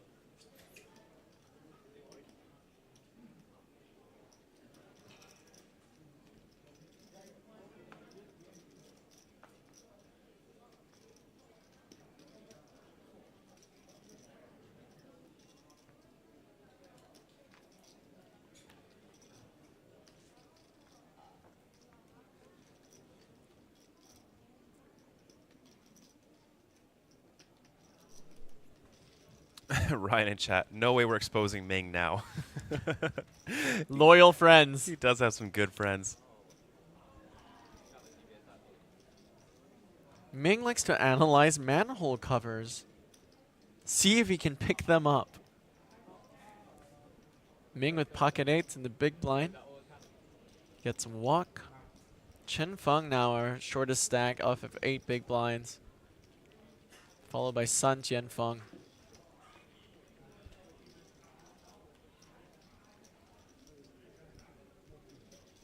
Ming likes to multi-table during the free roll poker club tournaments.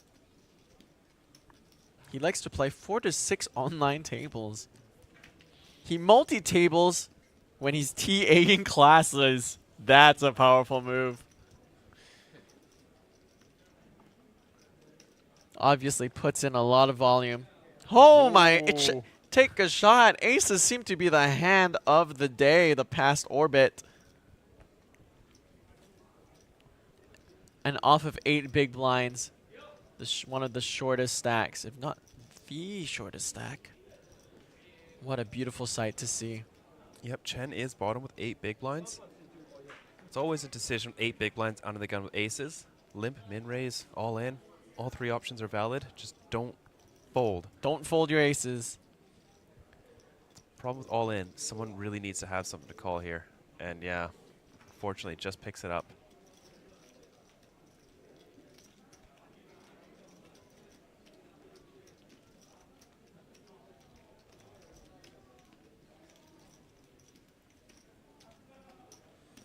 Kevin is La Poker asking, why Ming is not multi-table online during the main event? Yeah, Ming, you're slipping. Gotta get that volume in, bro. Yeah. Okay, verbally is binding. EM Mohammed says, if Ming wins, I'm running SLC naked. I imagine SLC is like a campus building or something. Return of the new dude run. Oh, we're running it back. This isn't a first-time thing. Oh, college. Oh, Waterloo. Living up to its reputation. Take a shot. Ace-10 offsuit is back on the table. Luo Xixiang now wielding it. Luo Xixiang, of course, with 2.8 million total lifetime earnings. And came into this tournament, this final table, with 2.8 million in chips. Coincidence? Yes. Yes, it is.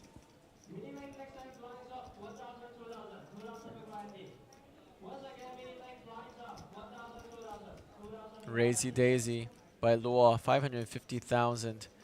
Han Jian off of 19 big blinds with King 10 offsuit. Gets out of the way. Sun, 8-4 off. We'll need to find an opportune double off of 8 bigs. This won't be the hand. Folds to the big blind with the ducks. 9 big blinds, 1 shorter stack out there. What are we doing? No, Chen is the shortest. I thought I just saw an 8 big blind stack. No, that was him. He just got the big blind, 1 additional big blind because he had aces last hand. Okie dokie. Deuces from a +1 open off of 9 bigs. I think it's a fold. But I like calling the least, unfortunately, as deuces just have really terrible equity realization. Is ahead, but it will be very hard to realize equity unless he hits a set. No set. No set. As expected, just overcards to the board.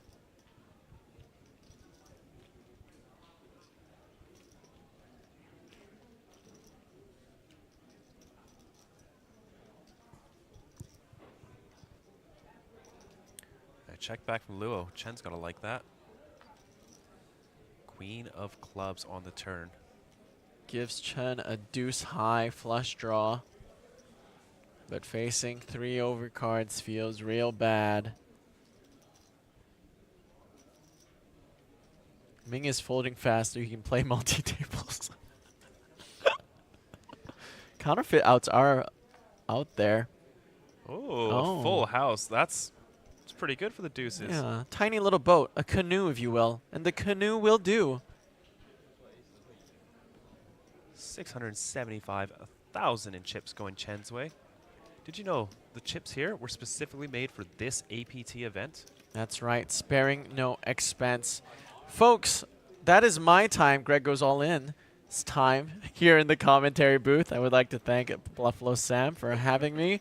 And a shout out to the entire live chat. Y'all were really fun and engaging to chat with. And I will likely see y'all later from the floor. Goodbye and stay loose. Play 7 deuce. Thank you so much, Greg. Vidur will be joining me shortly. I like this idea, Dennis. 23-handed poker. I would play that. That's what I want played at my funeral. 23-handed poker.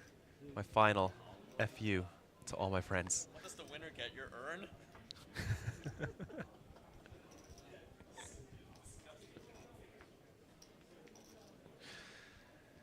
Ooh, king, queen off here under the gun. Luo.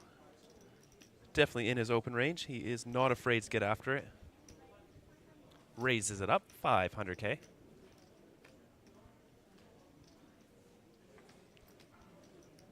Oh, Sun, 11 big blinds here in the hijack pocket. Jack's a very welcome sight. Hasn't been getting too much, but I imagine he's going to take this spot.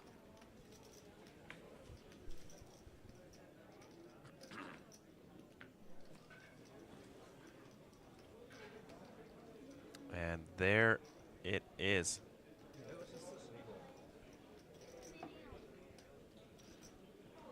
Three bet to 2 mil, essentially committing himself.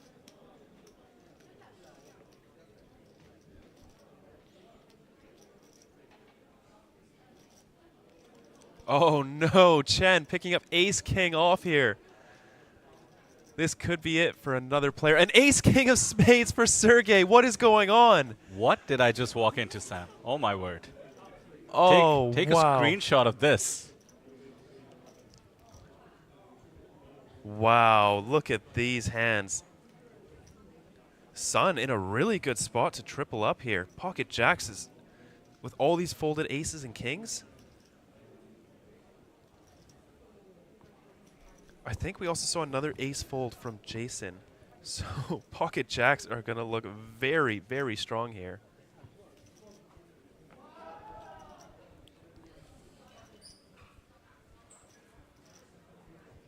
Sergey has the chips to take the gamble. Yeah. The only stack he's eyeing is Luo's. Yeah, Luo does have 24 big blinds behind him.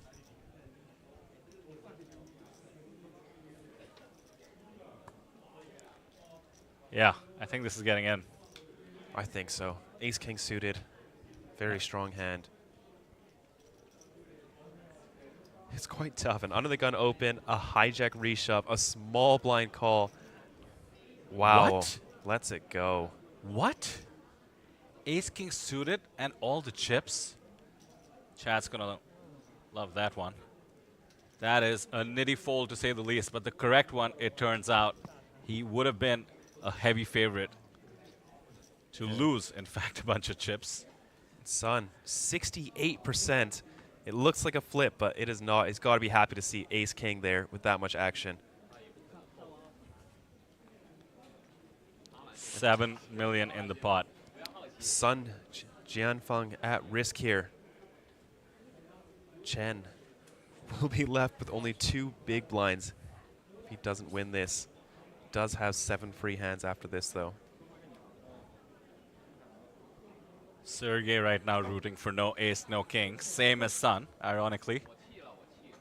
Would love to be correct from a results perspective. Happy to see the ace-king in the mix, though. Knows his outs were fewer. Clean as they come, Sam.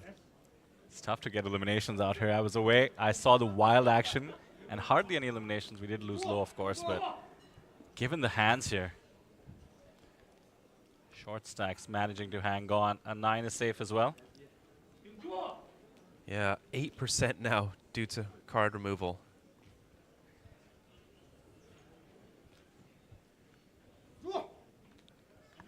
And the river, 9 of spades, pocket jacks, hold.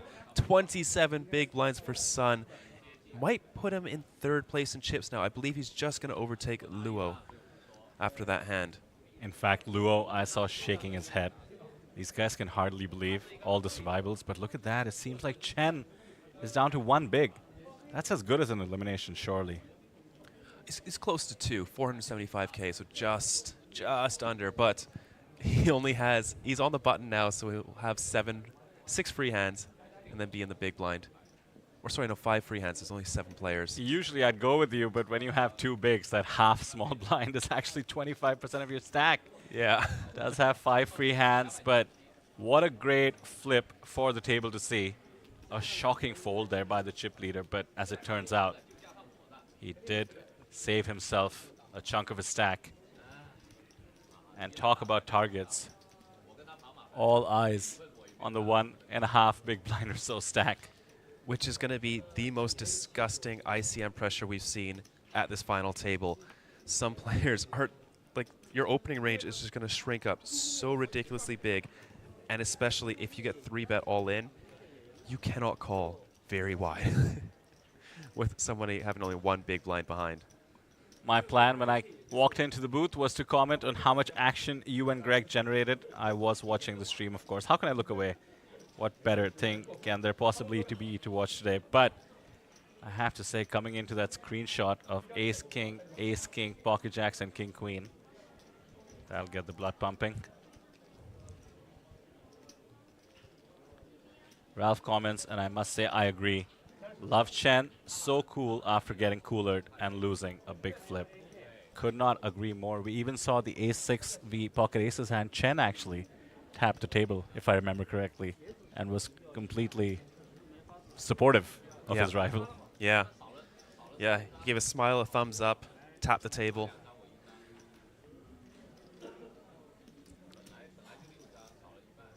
I think that slow roll might get talked about, speaking of that hand. But too much action is brewing for us to ponder on it at the moment. But shout out to Chen, down to 1 big blind. 2, actually, almost, as Sam pointed out. Oh, look at this. Ace-Jack off for Jason. He has definitely upgraded from Ace-10 and will receive at least another 3 Ace-Jacks, I imagine. But cut off 11 big blinds. Oh. Believe it or not, this might be a fold. That ladder is looming. And it's a big one. 14. Yeah, with 1 big blind to his left. Oh. 14,000 to be made. as soon as the shortest stack busts. You do have ace jack off though in the cutoff. You can try to go all in with the short stack as well. You could open and consider folding to aggression, but it does make you so exploitable. I don't mind a raise fold just because no one besides Ming has been getting after it and putting the ICM pressure on this table.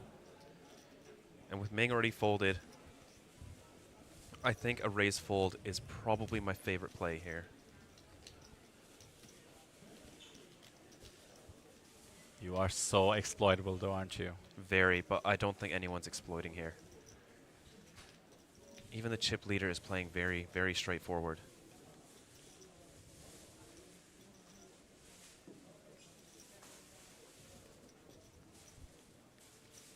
Two time banks being used perhaps. Does go for the raise. That's the first part of your plan. Now let's see if somebody decides to come over the top.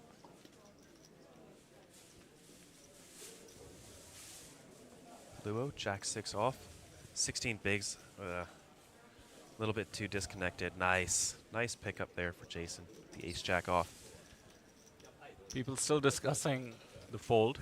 The ace king suited. He wanted to preserve his chip lead. Had seen some mega coolers at the table as well. Sometimes that can get in your head. Oh yes. Yes, for sure.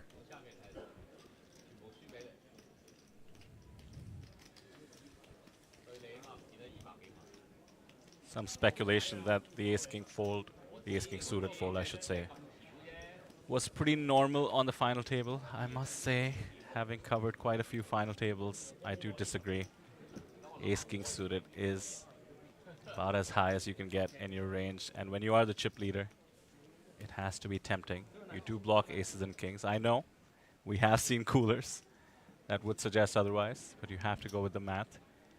But I think he valued keeping the chip lead more than gaining some chips.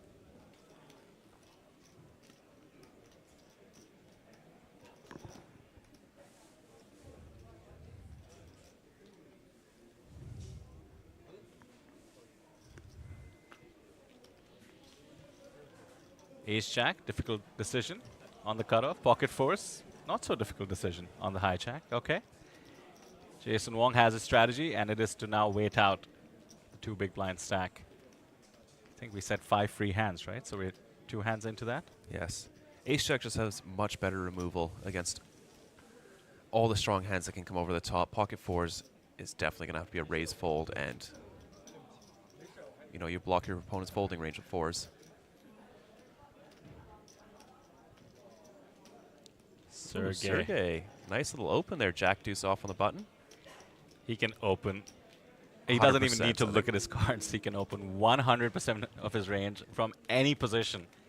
When you are the chip leader, in this case, Sergey is almost tied with Ming. You can absolutely put maximum pressure with the 1 big blind stack around.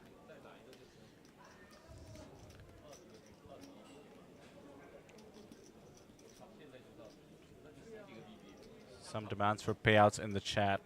Instead of typing it out, I'll just send the link.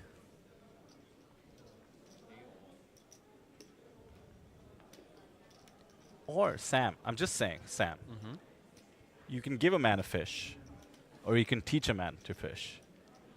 Have you guys considered going to apt.poker, click on the main event link, and just hit payouts? There you go.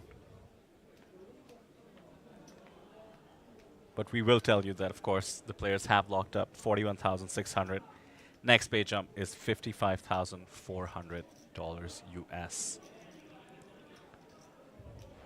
Ace queen suited, opening up under the gun here. And a defendable hand from Sun, king 7 suited. He has been a little bit tight in the big blind, though. Wong is asking in chat, if Chen Feng stays until his big blind, he doesn't have enough for it, how does this work? The ante gets paid first, so that would be the 300K. And then the remaining amount would be the big blind. And he would be forced all in. So any side pot or the main pot would be formed using the big blind portion, but he would have access to the full ante. Yeah. And top pair here for Sun, outflopping the ace queen suited under the gun. Checks it over.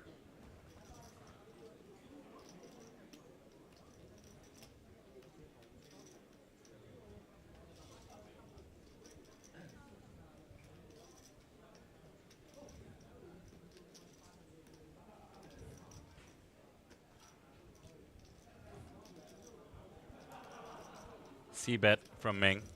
Pretty standard, given the board. Sun has a dream spot. Top pair, his opponent drawing near dead. We'll check call. Also pretty standard. The pot is ballooning up though, 2 SPR now.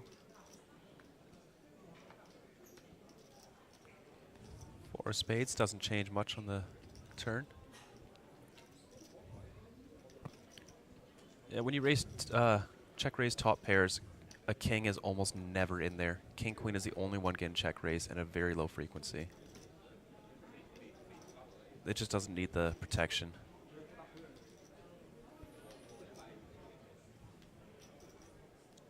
Time for Ming to decide whether he wants to tell a story.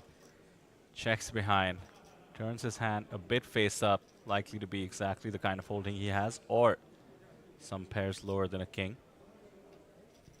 As a result, Sun should be able to go for some value.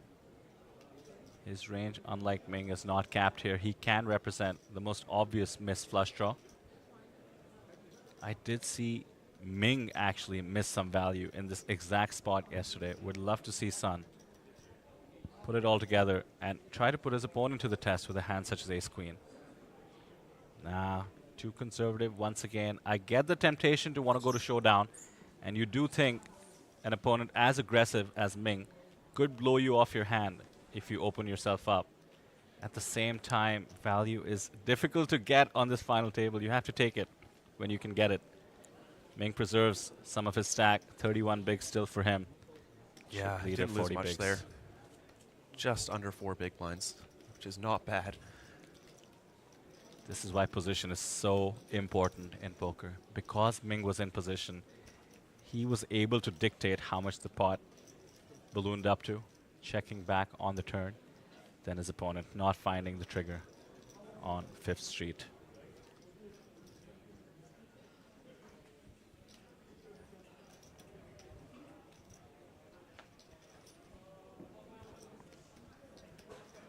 Jason Wong, dare I say a new fan favorite? People rooting for the Ace-10 story, now the Ace-Jack story to go to completion. I think he's got 2 more Ace-Jacks than an Ace-Jack suited before he finally gets up to Ace-Queen. 1 pip at a time? Yeah. Oh, Han, King-Queen off on the button. Still a gross spot. He's got Ming that covers him in the small blind, and Chen is 2 hands away from being put all in. I wonder if Ming is just going to abuse this. If Ming goes all in, Han has to fold insanely tight. Yeah, Ming is in the big blind though. Oh, the big blind, yeah. Same logic applies. It's actually nicer that he's in the big blind because the 26 big blind stack is going to be gross. Yeah, just do it. Rip it in. Han can't do anything. Ming has taken some high variance lines. This is exactly the spot to take high variance lines. Yes, every once in a while, Han will have a great hand, but the ace blocker comes into play as well. Han will have to fold so tight. And it doesn't matter if Han knows that Ming is getting a bit out of line. There's pretty much nothing Han can do.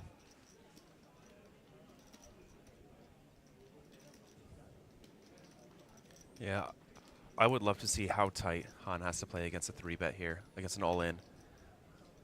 Like, oh, it's if going to the be solver queens. just spit out that like Jacks had to fold 100%, I wouldn't even be surprised. Yeah, that was my guess. Queens plus. Yeah.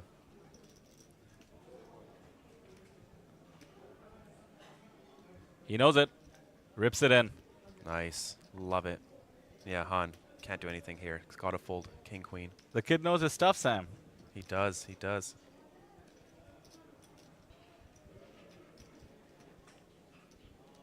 Let the counting begin. The hemming and hawing. Han has made some very non-ICM plays.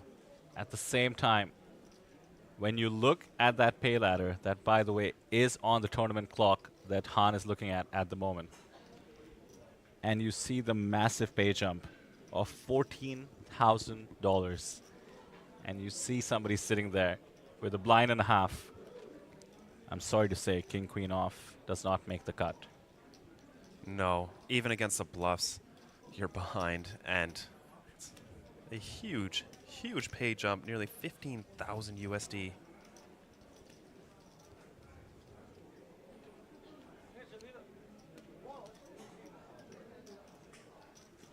Now, weirdly, I know it's going to look like I'm saying this based on the cards.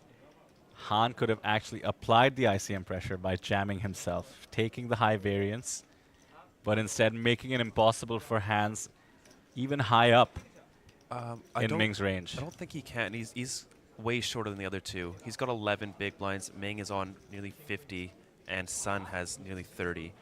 So those players wouldn't be at risk. They'd still have healthy stacks even if they lose. It is high variance, but yeah. Believe it or not. But I do think I'd prefer a shove from Han if he was going to play the hand. Yeah, funnily enough, we checked these spots recently because of Greg's run. Of course, one big blind is different from 4. But you know what's crazy, Sam, is you get to put a lot of pressure, even as a shorter middling stack, on the bigger stacks. It is ICM suicide for them to become short stacked as well. Yeah. So they get really handcuffed. Obviously, it is high variance. Instead, it's Ming who benefits from the aggression. Here we see Chen taking his spot here under the gun. King, deuce, offsuit, all in for a blind and a half.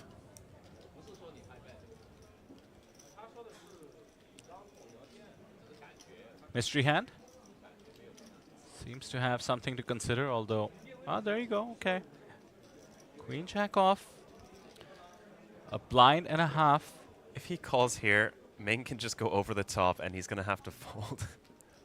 There is a line where you aggressively blow your opponent off the hand, but the desire to collude and knock someone out and get the $14,000, it's actually tough to say. But Ming is approaching the chip lead, so he doesn't mind preserving the bubble. Fair enough. But Jason Wong, 10-9 suited in the big blind. Chen's putting on the jacket, getting ready to go. He is ahead, though. He's not getting ready to go. That's the jacket equity. You get extra outs if you put on the jacket. We all know that. He is going to face 2 opponents.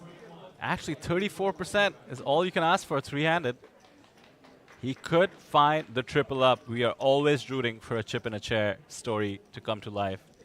In this case, I am openly biased, rooting for Chen Fang, who has been an absolute gentleman on this table. Ace, 7, 6. Somehow, the King Deuce still ahead. And the backdoor diamonds as well for it. Yeah. But King would be pretty close to ending it. Yeah, I don't see either player betting here. There's no point. There it is. A King off. Just has to fade an 8 or a 10. Wow. What must he be feeling at the moment? As for the other players, they will be so disappointed if there is no 10. There's another King. That's gotta feel good. Now Chen knows the jacket equity has worked. Oh, and the stand-up equity as well. Let's not forget he stood up. Guys, in case this is your first live tournament you're watching, always use the jacket equity, the stand-up equity. It gets you the triple up off a big blind and a half. Wow, and he's still in it. 6 big blinds now. Players just refusing to get eliminated in all-ins here. Nice. Like I said, every time it comes down to the chip in a chair story, as we call it, I am always rooting for the underdog. After all, made his way all the way to 7 players in the final table of this tournament. Deserves some luck. And then there were still 7.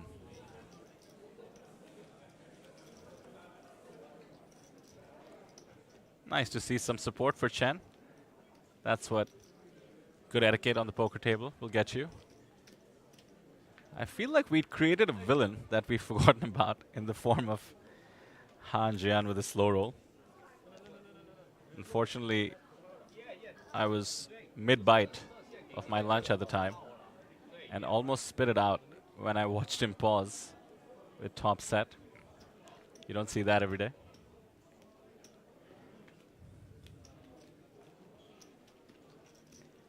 Thanks for putting in the payouts, Justin.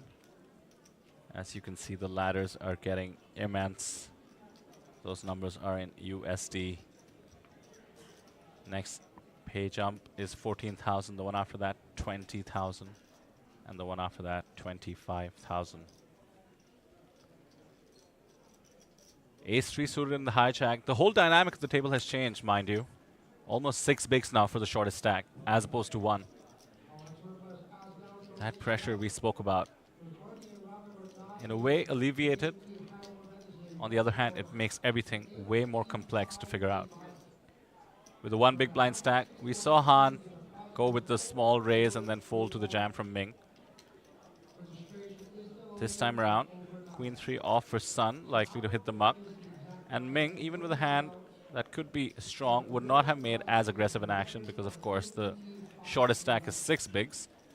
Han is more likely to run with a decent holding. Jason has King Queen off, 11 bigs. Chen with the shortest stack to his left. Mind you, Chen would have put in 1 big for the ante, 1 big for his own blind. That's what Han is attacking right now. Jack 7 off. We see in the reflection on Han's sunglasses that his opponent's hand hits the muck. So now 4 bigs is the shortest stack once again. 5 free hands.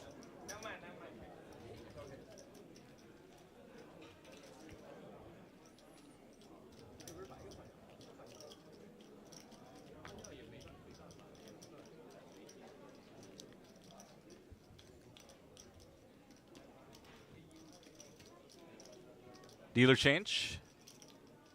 Don't know if Greg and Sam did the honors of shouting out our lovely dealers, often seen at all the stops of the APT, but at every stop they actually wear traditional outfits for the country we're in.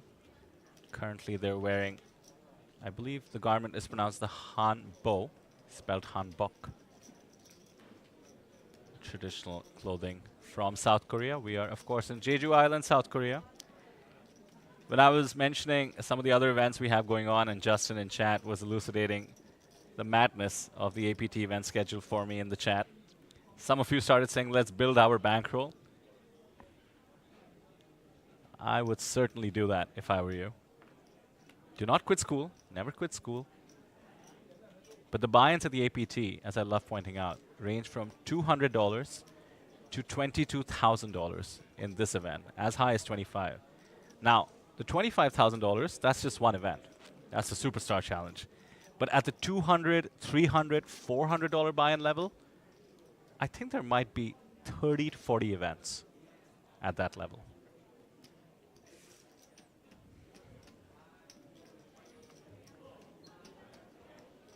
Ming stack has crossed the coveted 10 million mark. For reference, there are 43 million chips in play, and Chen Feng finds the King 9 off in the small with just the hijack open. Could run with it. It is a unique situation. King 9 is going to be strong enough to get it in here, but there's not going to be any fold equity. As a result, he knows he'll be gambling for it. With 3.5 blinds, he could wait for a hand where he has some fold equity as well. He is going to see 4 more free hands. 5 more free hands, in fact. Wow, we have people rooting for Chen despite the pay ladder for, I assume, their friend Ming. So, talk about a hero story. Chen has certainly won some hearts over. I love it. Rooting for him not to get it in, way behind here. Sun would certainly be calling.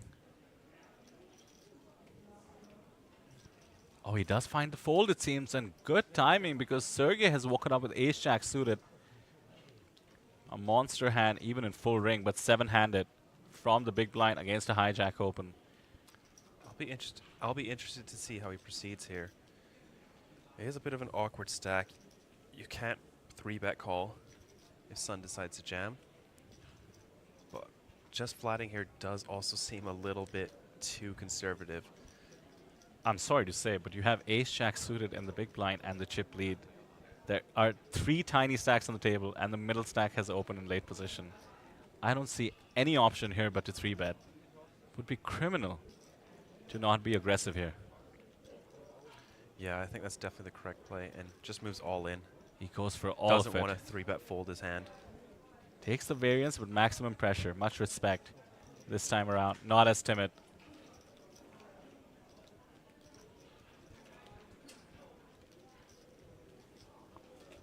And Sun obviously can't call.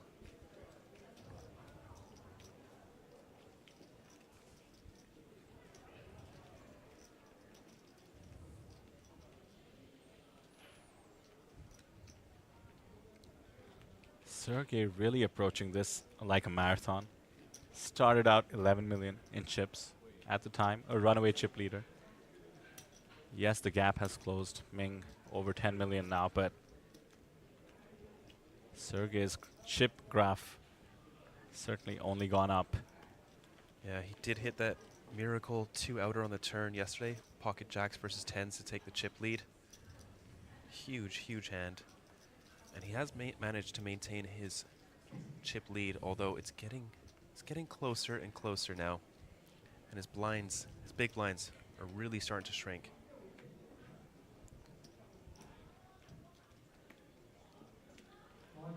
Still though, at 13 million, has almost a third of the chips in play. Not too shabby, 7-handed.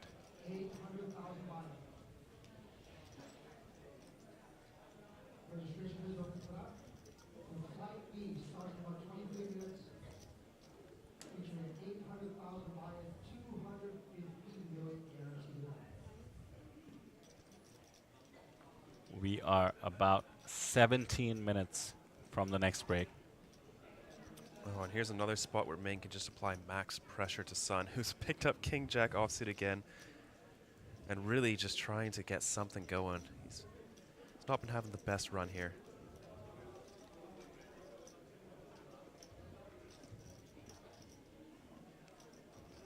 Tricky though, early position open. Yeah, Ming just respects it. Decides to wait for a better spot.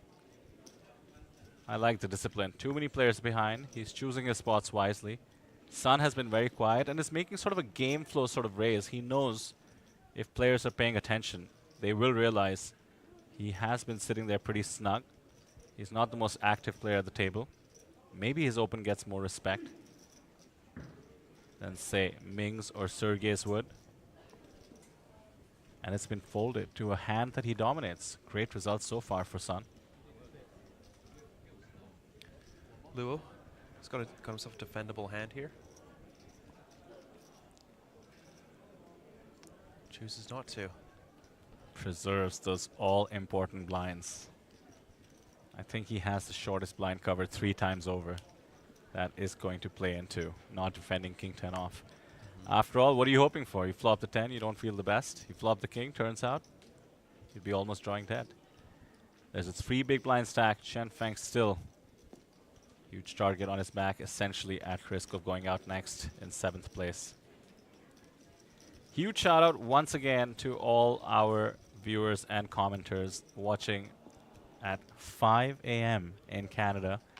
I was joking, 2:30 a.m., not a big deal to college students. 5 a.m., a different story perhaps. We appreciate having you, as does Ming, by the way. The chat will stay alive in the archive, so he will enjoy watching everything you write in the future, one way or another. Huge shout out to all of you for supporting your friend and supporting the APT. I hope it's been a fun introduction to our festival. Next one, by the way, is in September.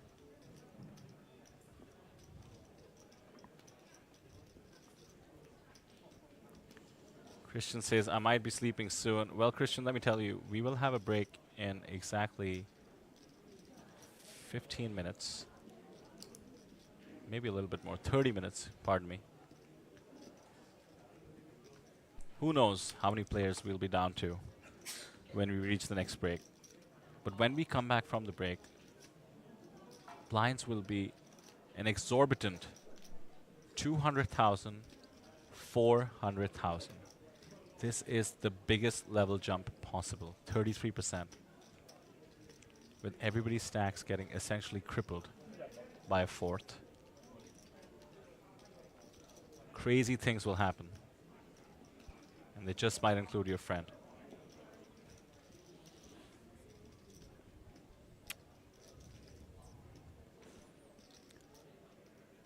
Luo finds the ace-9 suited. It is just too strong in the small blind to ever consider folding. Goes for the jam. It is a spot where you have to take the variance. Can't be too afraid of Han waking up with a hand better than ace-9 suited. Very, very high up in the range of possible holdings, and this one's surely going to get through.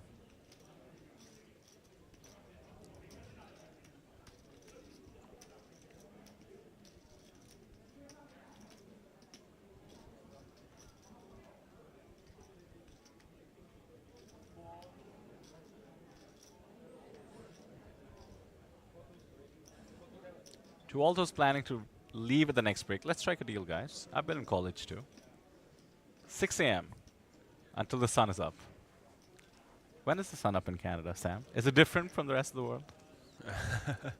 Let's see. Coming up to summer. Maybe 6:37. You can't jinx it.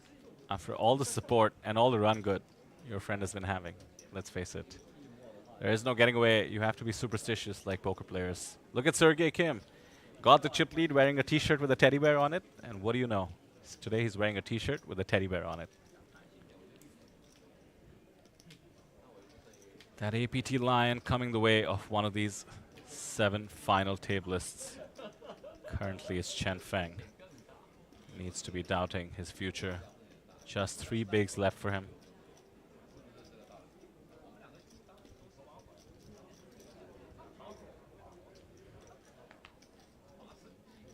All right, I like Christian's idea. We can flip for it. You win, we stay. We win, we sleep. We're going to take a red flop. There's two red cards on the next flop. You guys stay awake. If it's 2 black cards, you guys get to go to bed. Wow, really? And you've not cheated, by the way. Nope. You're actually doing this. Okay, good start. 2 black cards in the hands of Chen. And King-Queen means he's going all in. There we go. Not a bad holding at all to get it in with. Sergey, the chip leader.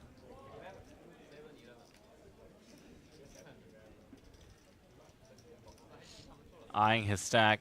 It's a measly 1.1 million. Not even 4 big blinds.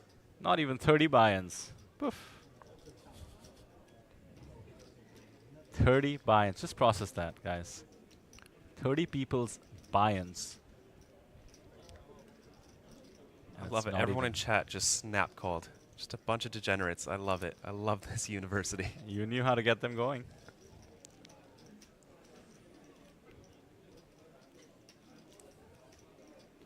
Sergey here can simply make the call. He will not be jammed into light since he is the chip leader. The only question is, does he want to keep the short stack around to be able to put ICM pressure? But then again, we did mention how Ming is doing more of the pressuring than Sergey is anyway. Is just going to get it in here. Isolate.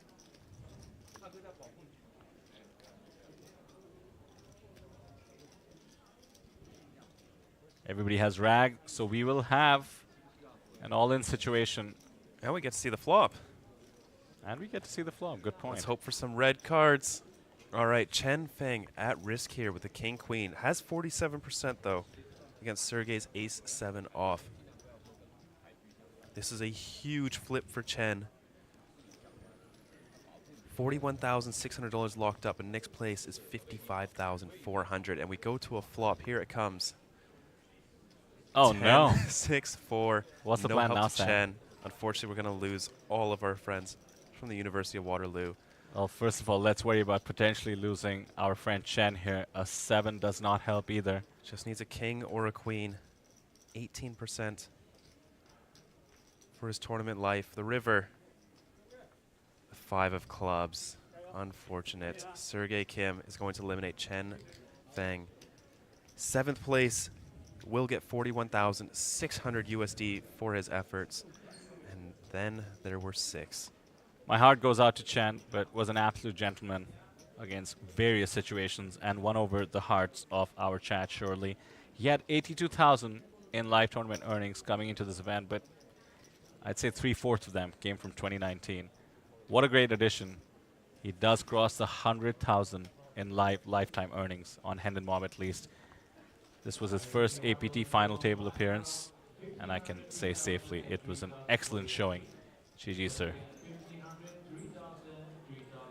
And look at that, 55,000. These numbers are unbelievable. Yep, they started the day guaranteed the start of the table rather, guaranteed 23,200. Now all of them guaranteed 55,400. Quite the jump for just sitting there and folding. 6 people left. So now that we've lost the first flip, it was best of 3, right? No.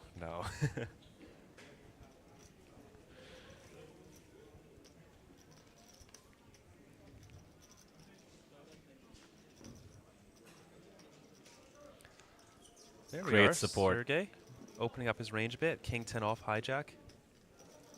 Before his memory fades, Sam, let me just shout out Chen once again. Lots of respect in the chat. People even saying, if you come to any tournament in Canada, the boys will cheer for you. Very nice. Let's keep that going for every player, by the way. Certainly have paid their dues in many, many respects. Maybe not for the ones you deem villains, but we'll get to that later. For now, Ming is in the big, Jack 6 of diamonds. Standard defense here against the hijack open. Chip leader versus second in chips. Queen, 9, 8. Interesting board. Little bit of connection to both players. Both have gut shots. Sergey with the much better variety of gut shot as well as the best hand at the moment.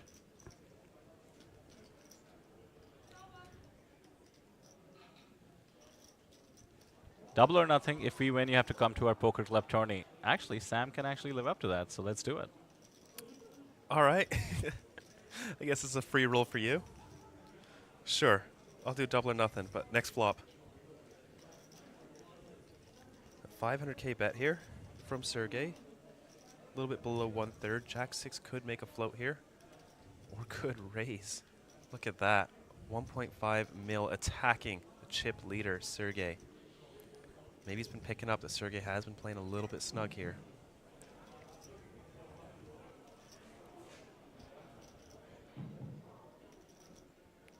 What a great check raise.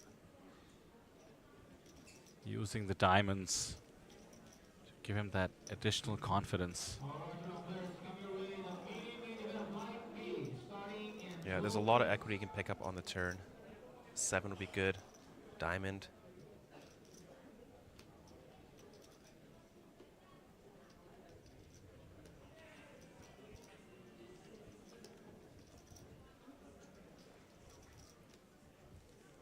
Both players do have the straight blocker.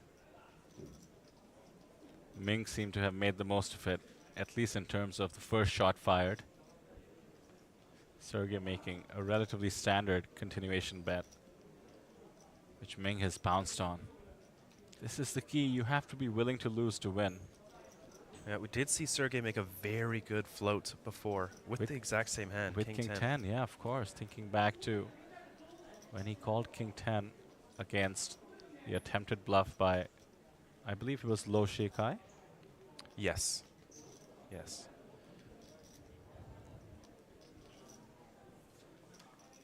Sergey has enough chips. Wow!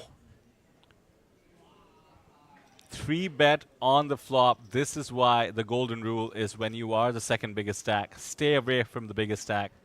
To all those of you thinking Sergey a bit timid, this is what he preserves his chip lead for. Wow, Sergey showing us that when he does get involved in a pot, he is not going to back down. And with that, doubles his chip lead up to 17 million in chips.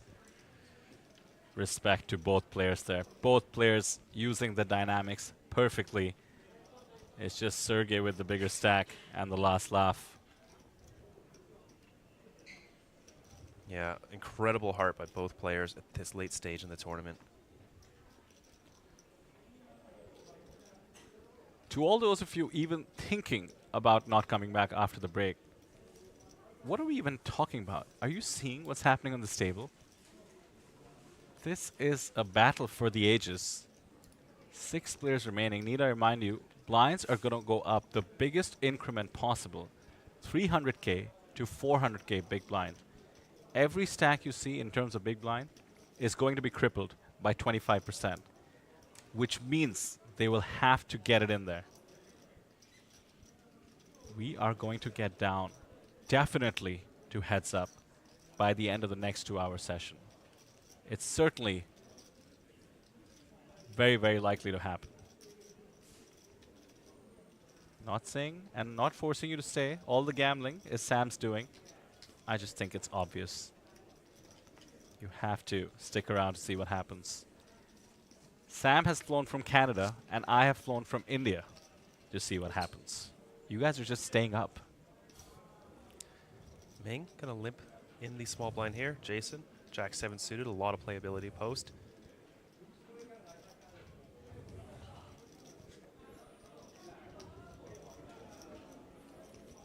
Jason's signature smile. I've certainly grown fond of it. Checks his option.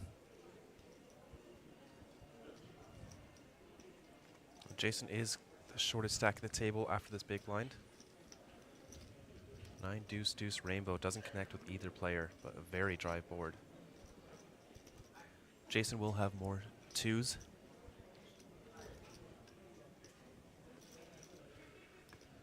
But he'll also have quite a much wider range. Perfect bet by Ming. Now's the time to fire. The idea being if your opponent doesn't have a 9 and certainly less likely to have a 2, which is to say a deuce with 2 of them out there already. Takes it down, that's how you do it. Limping strategy from the small blind. And you know what's worse? There are 2 black cards in that flop. Oh no. So Sam. I guess I gotta fly to Toronto at some point. Hey, sounds fun. Sam's good company, guys. Enjoy him. Take some of his money. It looks like it's a poker club free roll, but perhaps we can play some cash after.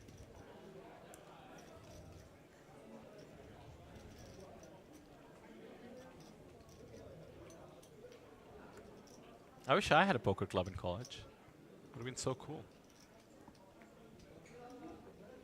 I did put poker on my resume, Sam, and it actually helped me get my finance job.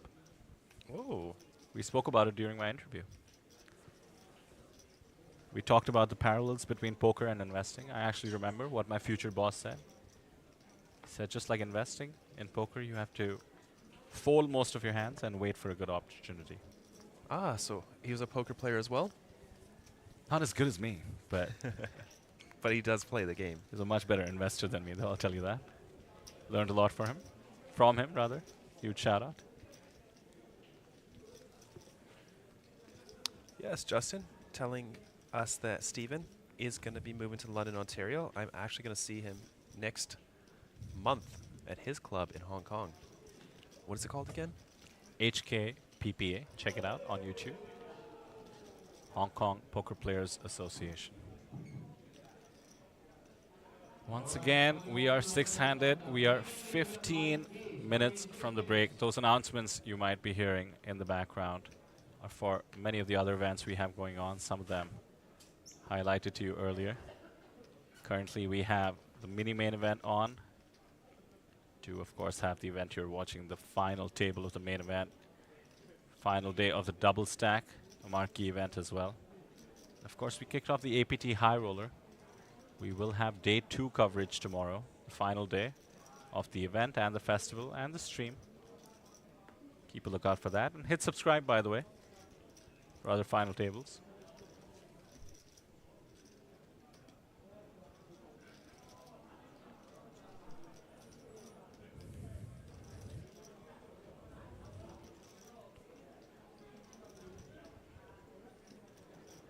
Christian saying the commentator-player interactions make this fun. Well, I have certainly never gambled with the chat before. That's a new one. That's fun. Let's take away from the tension I personally feel watching these players. Don't forget, unlike you perhaps, I have been watching them for 3 days. I might not go to college with any of them, but I feel for a lot of them. That's the beauty of our main event coverage. Sam and I have been covering feature tables ever since day 2. This is day 4, by the way. And every 2 hours we would rotate feature tables. Here we go. Jason takes the spot. A king on the big blind. Fair play. Rags in the blinds. Gonna get it through. He is indeed gonna get it through.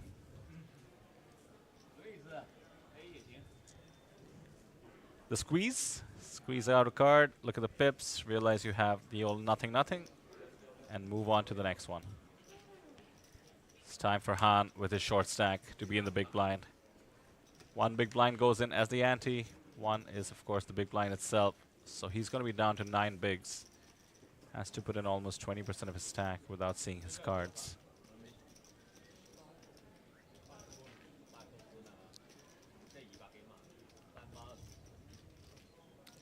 Lee, Puggy, and chat. I do not have Discord, but I'll put my socials in the chat.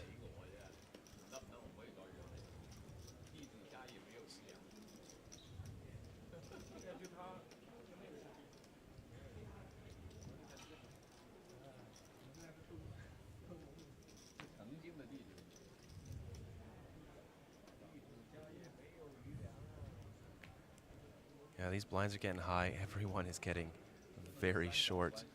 Han and Jason are 2 shortest stacks around that 11 to 9 big blind range there. Sergey Kim, 56 bigs.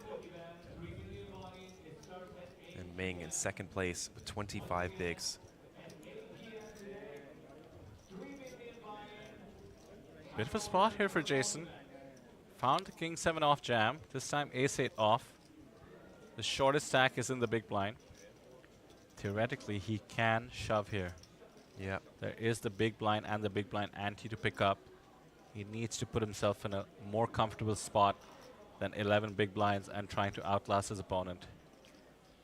It's easier said than done, though. Not for Jason, apparently. I am loving this guy's tenacity. What a short stack ninja he's turned out to be. Yeah. And all with his signature smile. Perhaps a new hero emerges on this table. A nice 2 back-to-back pickups, an additional 5 big blinds. That's going to increase his stack by about 50% there. Jason is now well comfortable versus the other short stack. Han Jian, 13 bigs. Han, of course, had to fold on the big blind there. 6-handed, 10 minutes from the break. Blinds will be 200,000, 400,000. We display the stacks after every hand, guys. If you quickly pause it, you will realize what that blind increment is going to do to stacks. Jason has about 2.7 million for context. That's going to be 6 bigs after the break. Oh, and here you go, Waterloo. Ace King off for Ming under the gun on a 27 big blind stack. He's going to min raise it up here. 600K to go.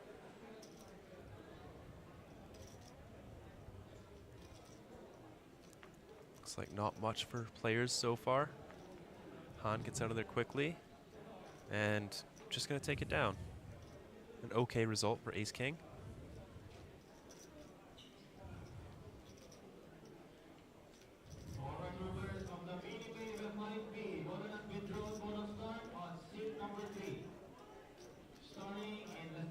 In just a second.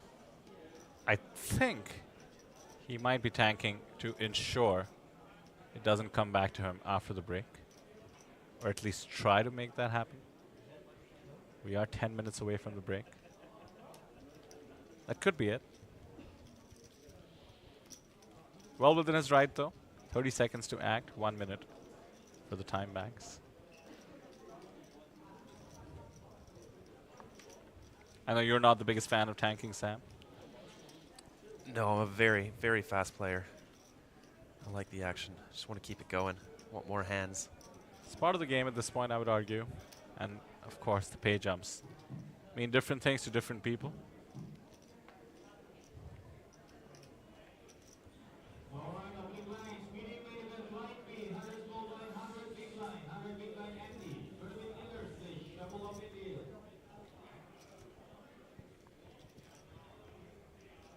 Luo picking up the king queen off here. 13 big blinds in the cutoff.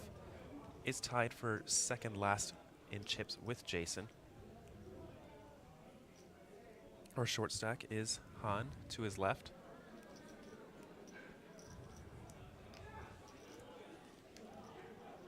Every spot is so tough. You have to put your tournament life at risk and just pray nobody wakes up with a premium. So far, so good for Shishang and the Queen 3 suited.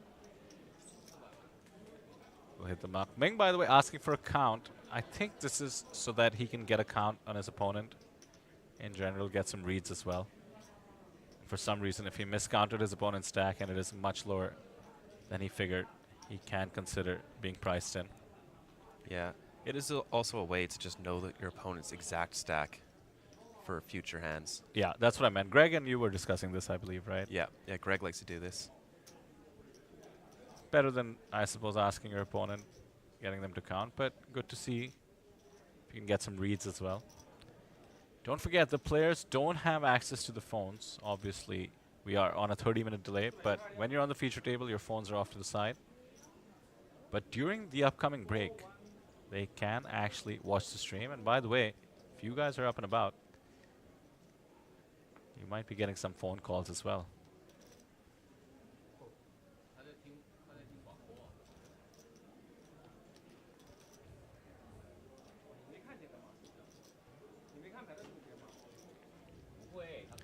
Nice pickup there for Luo. Every one of these shoves getting through is just means so much. And Justin, good point in chat. If Luo was the chip lead like he was on day 2, I think this final table would be down to 3-handed at this point. But yeah, Luo hasn't been picking up too much, but is definitely not afraid to get after it. Is playing for the win. He had well over 100 big blind stack through the majority of day 3. On day 2, as we got into the bubble, into the money, fired an epic 3-barrel bluff against Ivan Lee from Hong Kong. Ran into top set, but I feel like anything but top set, it could have worked. Sergey taking advantage of the lead. King 10 off, usually a fold from under the gun. Not when you have all the chips though.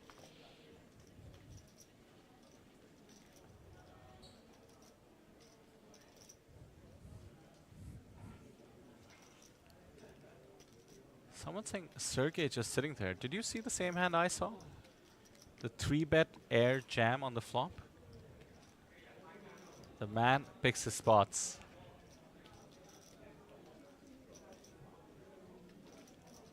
Gets this through. 2.5 bigs into his stack. The rich get richer. I think King 10 might be his favorite hand. That's true. I didn't even think about that. That is true. That might be why he opened it. I mean, it's still a reasonable open. He would be in the, technically the hijack. Low jack, I guess. Yes. A little on the loose side, but definitely playable. Under the gun, the same as the low jack, which is the spot before the hijack when you're 6 max.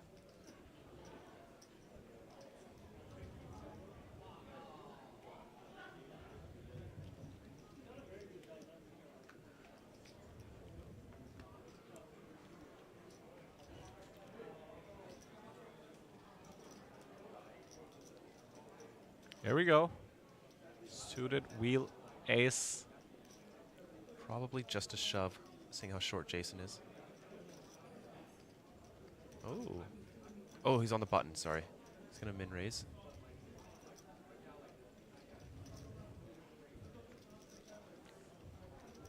Sergey can apply a lot of pressure here with the pocket 4s. Does he want to go for it?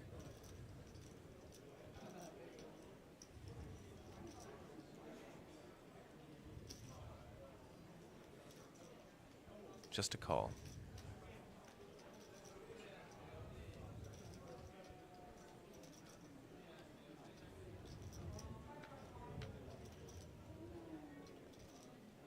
Eight, 7, 6 is the flop. Neither player connecting, but they both do have the same gut shot.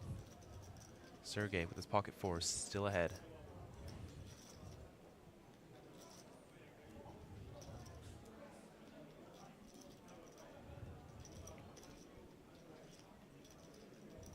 Action goes check, check on the flop.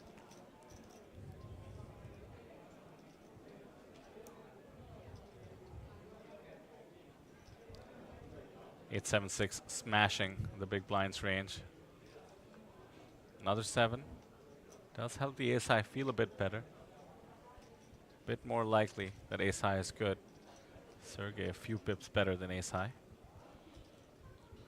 Can bet the pocket fours here. Can get some value out of hands that might have picked up backdoor equity, such as diamonds. Also, he has to deny some equity from overcards. Yeah, and I don't think you can continue with ace high here. Even the draws are going to have immense equity against you. Does have the gut shot though. Could be tempting. The gut shot is so tainted here. The dynamics are interesting. Sergey, of course, the biggest stack. Ming, often the second biggest stack. Decides to wait for a better spot. Sergey confidently flicks his cards into the muck. Bit of pep in his step, and why not? 19 million in his stack now. You can mock him. You can think he's a nit. I certainly disagree, chat. He's proven himself to be one of the most experienced, mature poker players here. Is thinking of this as a marathon, clearly, and not a sprint. But he has been very card dead, I will say. You know, he maybe missed 2 spots pre-flop that were close. When we had someone like Luo in the chip lead in day 2, day 3, extremely different dynamics, I should add, than the final table with incredible pay jumps. But he did force the issue a bit. We saw him getting desperate to make the most of being the chip leader on the stone bubble. And so he just opened any 2 cards for the sake of it because he saw that the bubble was soon going to end. As a result, he lost a third of his stack. Sergey seems completely invulnerable to those kind of proclivities. He wants to pick his spots carefully, and every time anybody fights back, he fights right back, puts them to the test for their tournament life.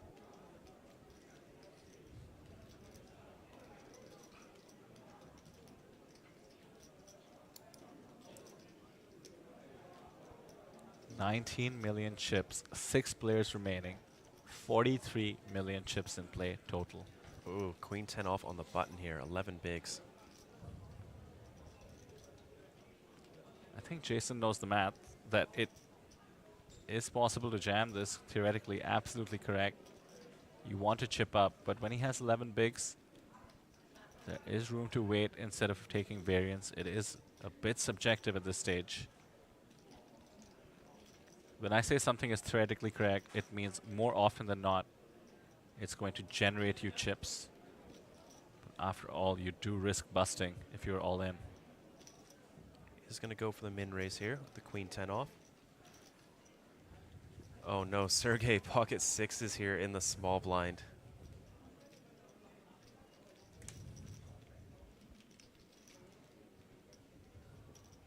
Imagine we're going to see an all-in here.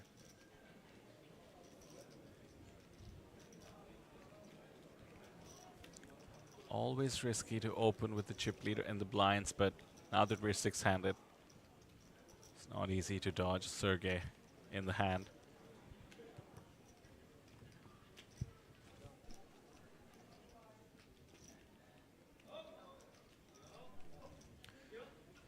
Yeah, pretty brutal seat draw for Jason and Low, being stuck between these two.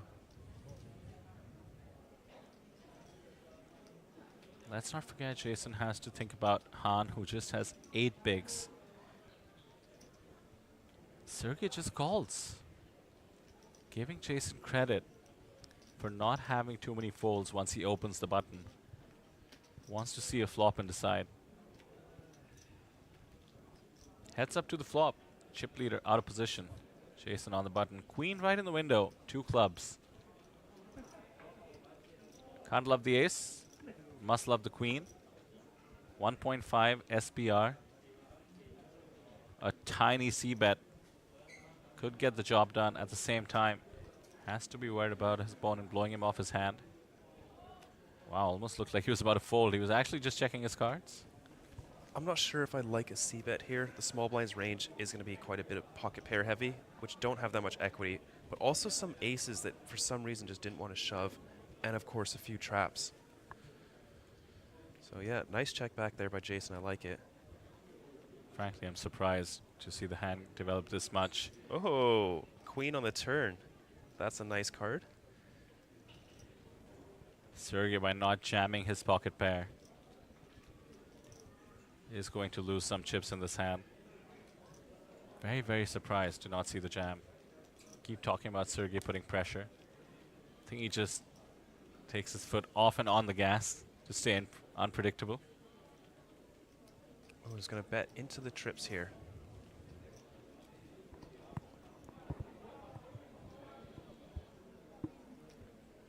$600K, only a 2 big blind bet, but still enormous pressure when you're on 9 big blinds, but not for Jason this hand. He does have the trips.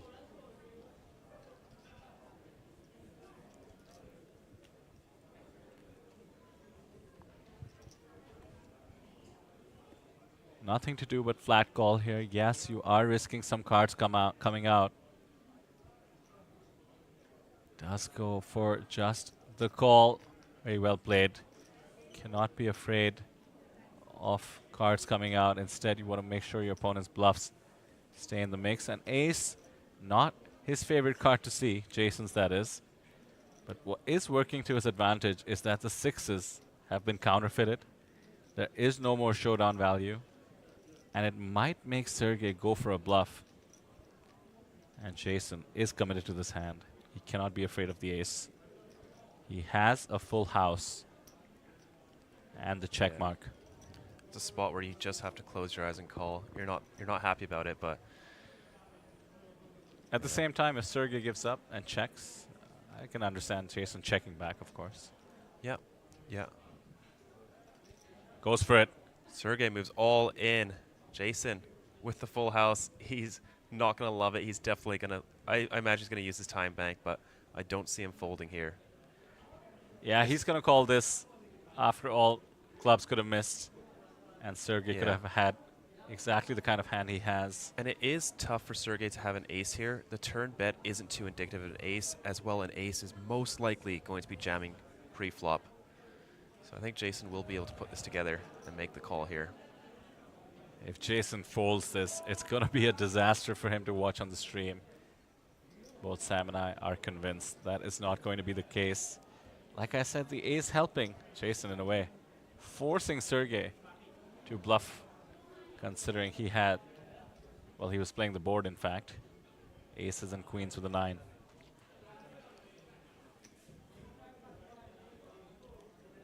And mind you, Sergey giving Jason credit for opening a tight range. There we There's go. the call. Makes the call. Oh, very nice. The excitement. Jason Wong up to 24 big blinds, the most patient man at the table. I think Sergey's bet, by the way, was targeting other hands that may have been counterfeited, or hands such as perhaps Jack High, as high as King High, that maybe could find the fold.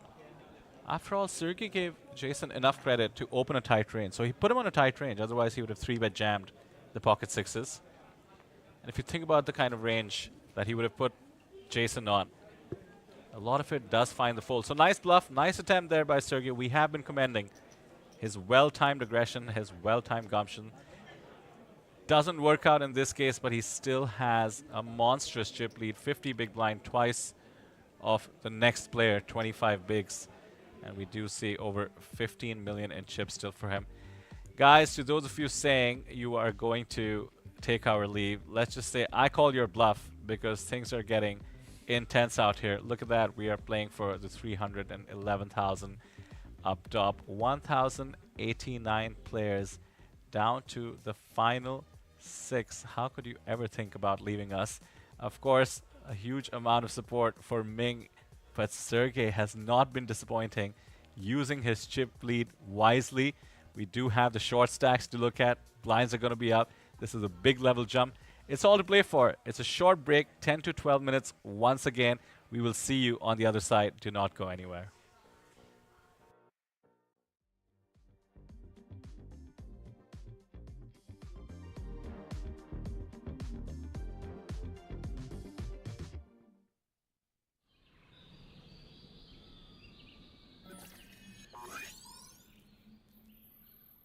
Welcome to Asia's largest online poker room. Our next generation poker software is now initiating.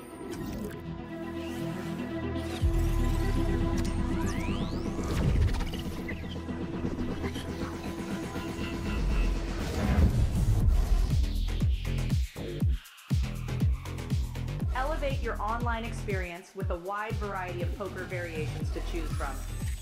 Get fully immersed with fun and social features.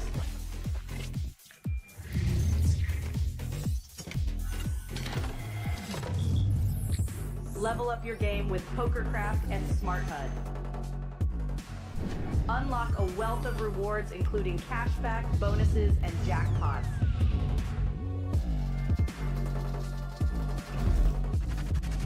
Join world-class poker tournaments featuring some of the world's most renowned brands and the largest guaranteed prize pools in the world. Experience the best in customer service and hassle-free transactions for a seamless online gaming experience. With online poker available on all your devices, you'll be able to play your favorite games anytime, anywhere.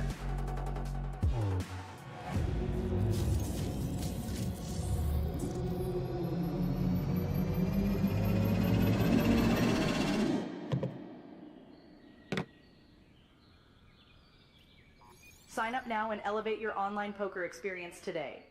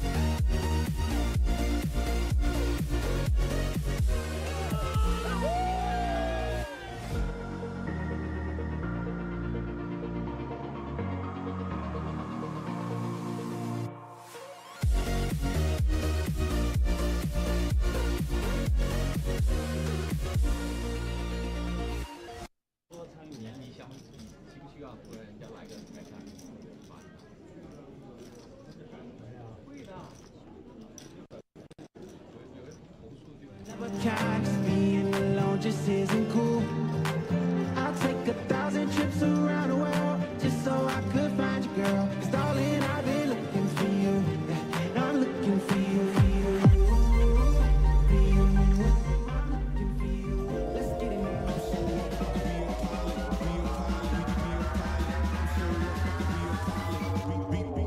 Let's get it now.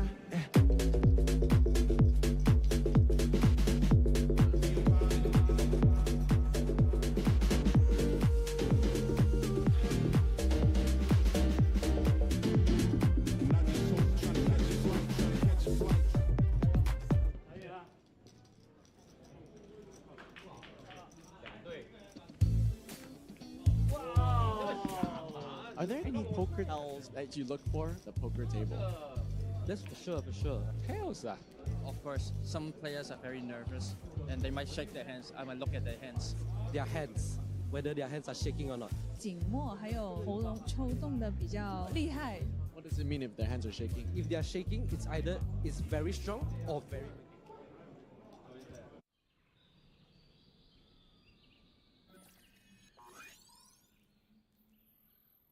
Welcome to Asia's largest online poker room. Our next generation poker software is now initiating.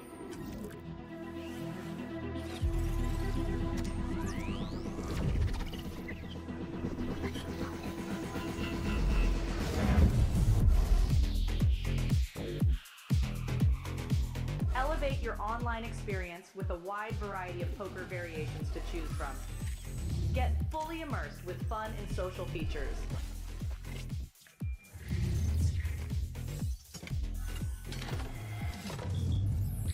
Level up your game with PokerCraft and Smart HUD. Unlock a wealth of rewards including cashback, bonuses, and jackpots.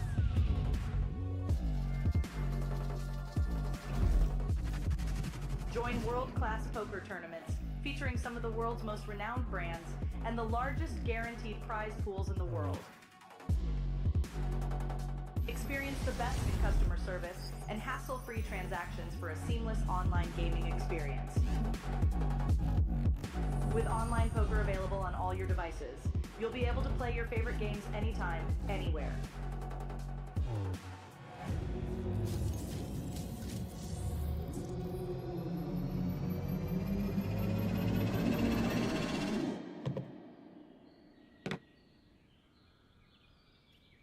Sign up now and elevate your online poker experience today.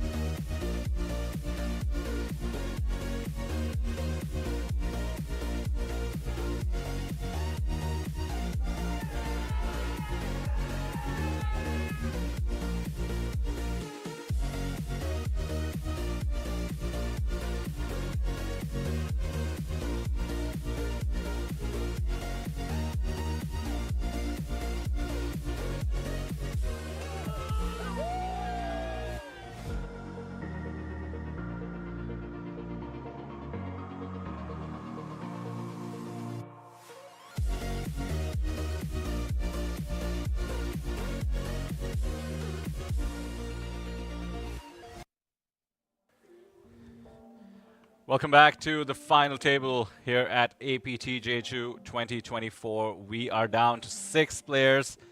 It is all to play for $311,000 to the winner. My name is Vidar Singhal. I am joined by Sam and Sol. The action was insane in the last session. We did have only 2 eliminations, if I'm remembering correctly. That seems crazy for the number of all-ins we saw, for the number of coolers and setups we saw as well. Aces into ace-king. Top 2 into top set. What in the world is going on? We have seen the battle of the biggest stack versus the 2 shorter stacks trying to fight for that table captaincy. But Sergey Kim, who came in as a chip leader, lost a big pot on the very last hand before the break. Still has 15 million in chips with 6-handed, 1/3 of the chips in play. Not too shabby. We will cut straight to the action as we come back from this break. The blinds are going to be a whopping 200,000, 400,000. There you have it, the payouts. All the players have locked up $55,400. That's off a $1,800 buy-in. $55,000 for an $1,800 buy-in is often the top prize at a main event. But here we have 311,000 to the winner, 187 to second, 131 to third, almost 100,000 to fourth, and 75. So that's $75,000 fifth place finish is the pay jump to fight for. Almost 20,300. Once again, that's massive. That's over 10 buy-ins. Sam, what do you think the players are thinking at this moment?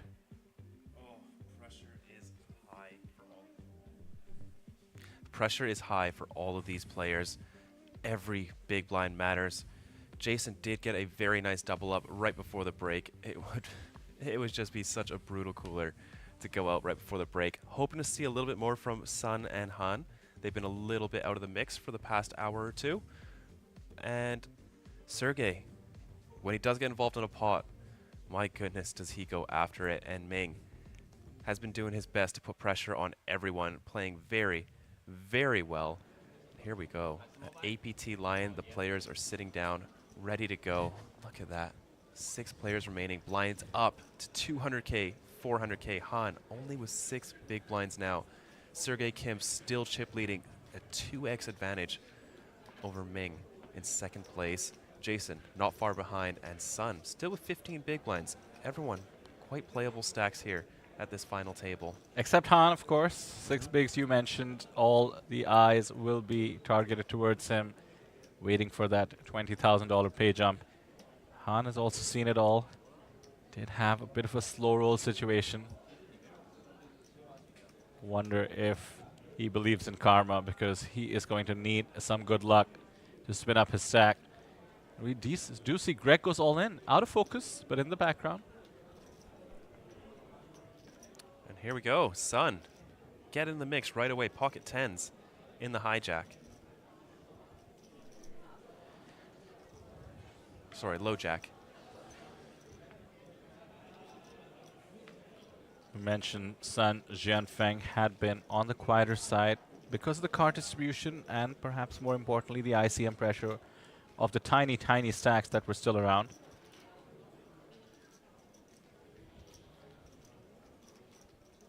Very accomplished player from China. One of the most accomplished on this table, along with Luo, has 400,000 US dollars in lifetime earnings.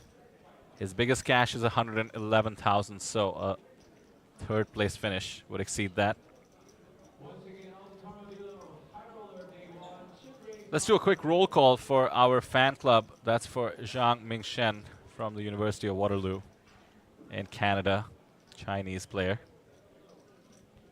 There were some threats of people falling asleep. It is 5:30 a.m. or so in Canada. We understand the impulse. At the same time, Ming is having a once in a lifetime, or at least in his young lifetime of 21 years, run at this tournament.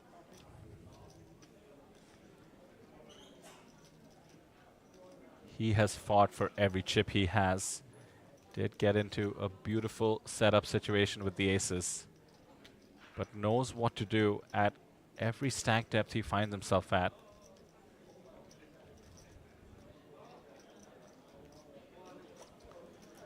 Han down to 4. 200K to call.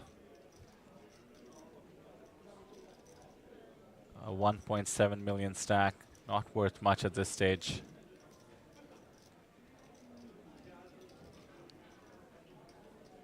I see the roll call being answered in the chat. We're still here, says Josiah.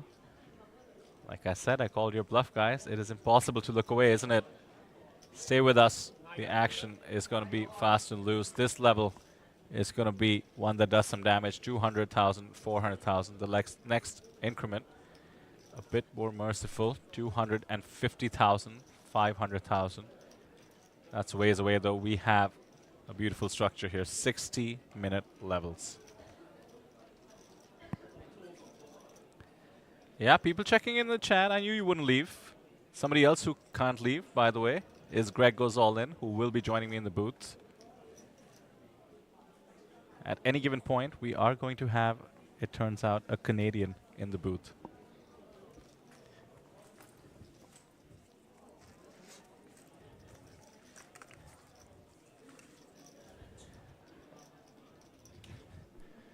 Bro, it's on the other side.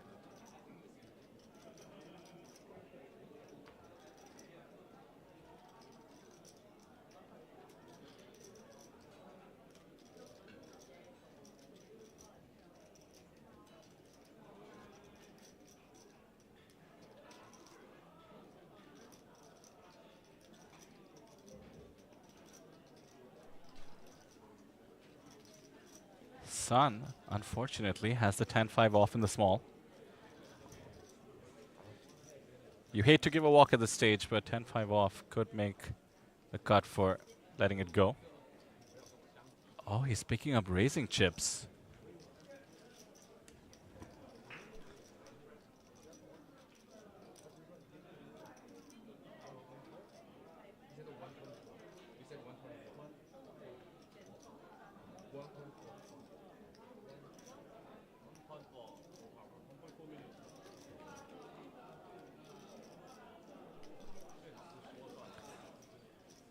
He's raising Ming's big blind. Queen 10 off for Ming. Sun has had, wow, Ming just calls. I was going to say Sun has had not the choicest of holdings throughout this final table, but he goes by game flow. When he hasn't played a hand for a while, he decides to represent one. That's what he was doing here. Time to see if he can continue telling the story. 9 high, 9-4-3 rainbow. It's about as beautiful a board as you can want when your opponent has called with queen 10 off. Like I said, Sun, having been a bit more snug, can tell a convincing story. As Greg goes all in, joins me in the middle of this tense hand. Hello, hello, Greg. Welcome back. Hello, my friends. We're back in it. 6-handed, 10 high versus queen high. A convincing story Sun could tell here. With the 2 overcards, some backdoor straights. Curious to see if Ming will float.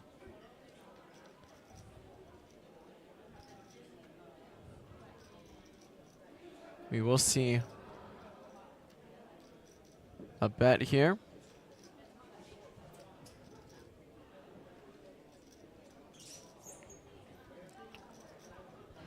$6 million left, 3.2 in the middle. Any size, frankly, should get the job done. No timing tells to be had here, the situation being as high stakes as it is. Makes a lot of sense for Sun to be taking his time here.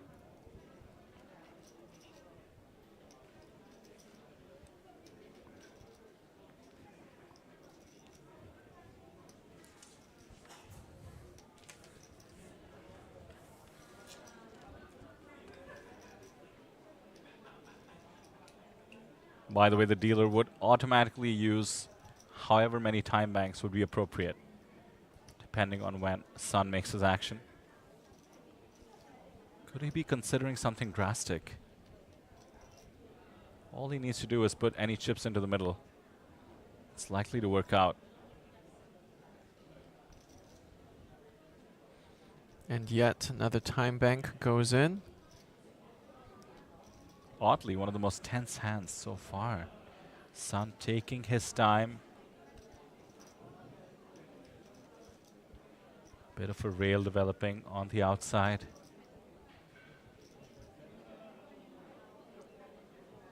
And there, a decisive bet. 1.7 and a quick fold by Ming. A tense blind versus blind hand. As we take a look at the chip counts, Han Jian with 4 big blinds at the bottom in the danger zone here. Greg, when your opponent takes 3 time banks to fire a continuation bet, what do you think that's doing to your perception of his range? I think the tension would get to me, frankly. 3 time banks, for me, I feel like that's perhaps more indicative of weakness. Oh, okay, I thought that might be the case. Just because, like, if you have a strong hand, you have a very clear decision to bet. True, true. Fair point. To have a dealer change, wearing a different color of the traditional Korean outfit, the hanbo, I believe it's pronounced, and a beautiful smile, and a wink. There we go. Upping the stakes. We'll say goodbye to Chopi in the red, and hello to Ichika in the blue. Again, thank you so much to our very professional, competent dealers here at the Asian Poker Tour. If you've noticed, the dealers on our feature table have to wear a headset. They coordinate with the control room, something Greg and I can see. We have at least 10 people on 20 computers making it all work for your benefit. A huge shout out to them, and you can thank them and thank us by hitting like.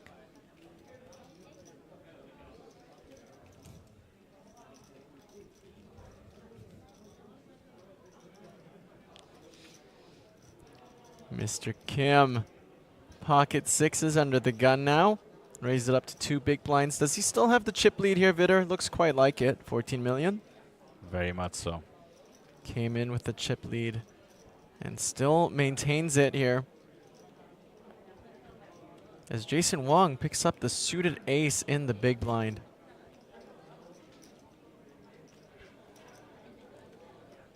Sergey Kim has been picking his spots exceedingly well. Every once in a while, he might let go of an opportunity to apply pressure.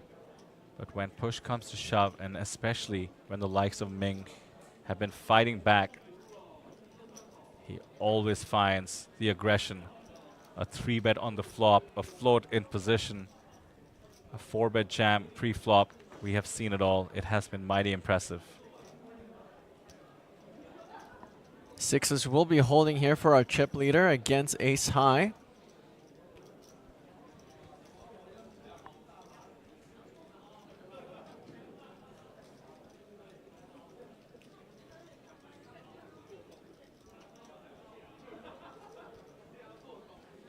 Sergey electing for a check back. 7 of clubs. Third overcard to the sixes. Action back on Wong with ace high.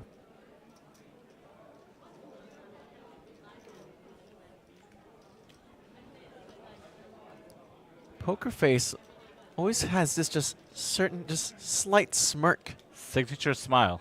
Signature smile.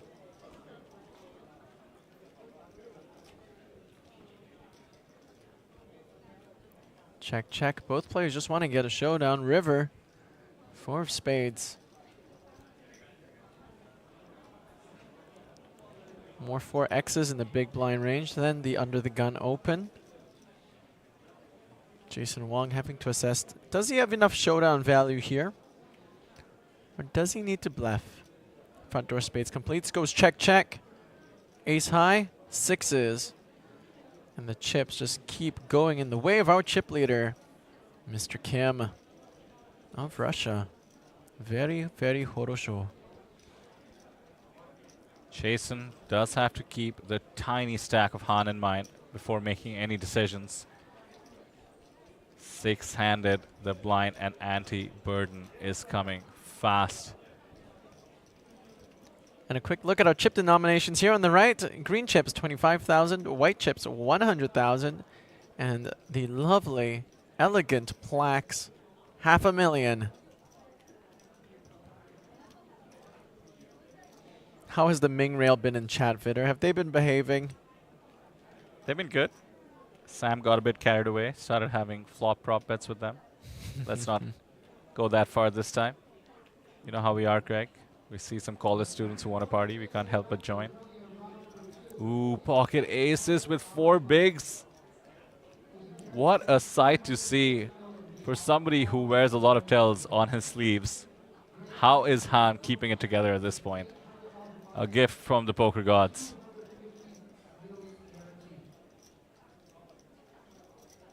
Unbelievable. You can almost see his leg shaking under the table. As we're going to see.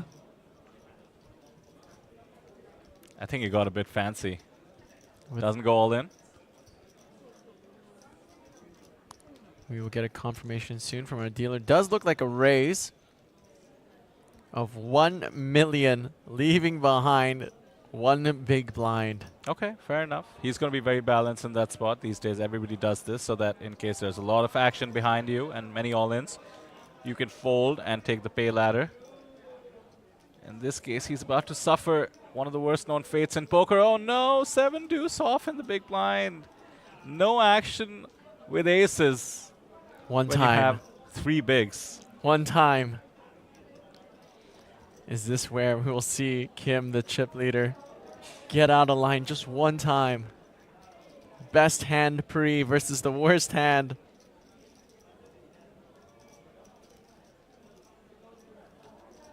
It's 7 a.m. now in Waterloo, Ontario, where the Ming Rail is from.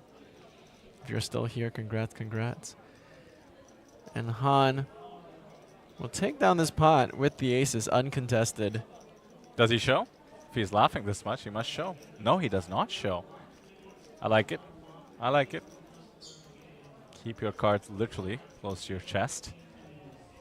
Chips up to 6 bigs now. Unfortunate result considering he would have been very likely to find the double up. But still, the gift of aces. Chips are chips. Take the 2 blinds. It's almost like a 50% double up. Justin in chat, who has seen a lot of final tables alongside myself and Greg, says it has taken ages between eliminations for this entire final table. That is absolutely true at the same time.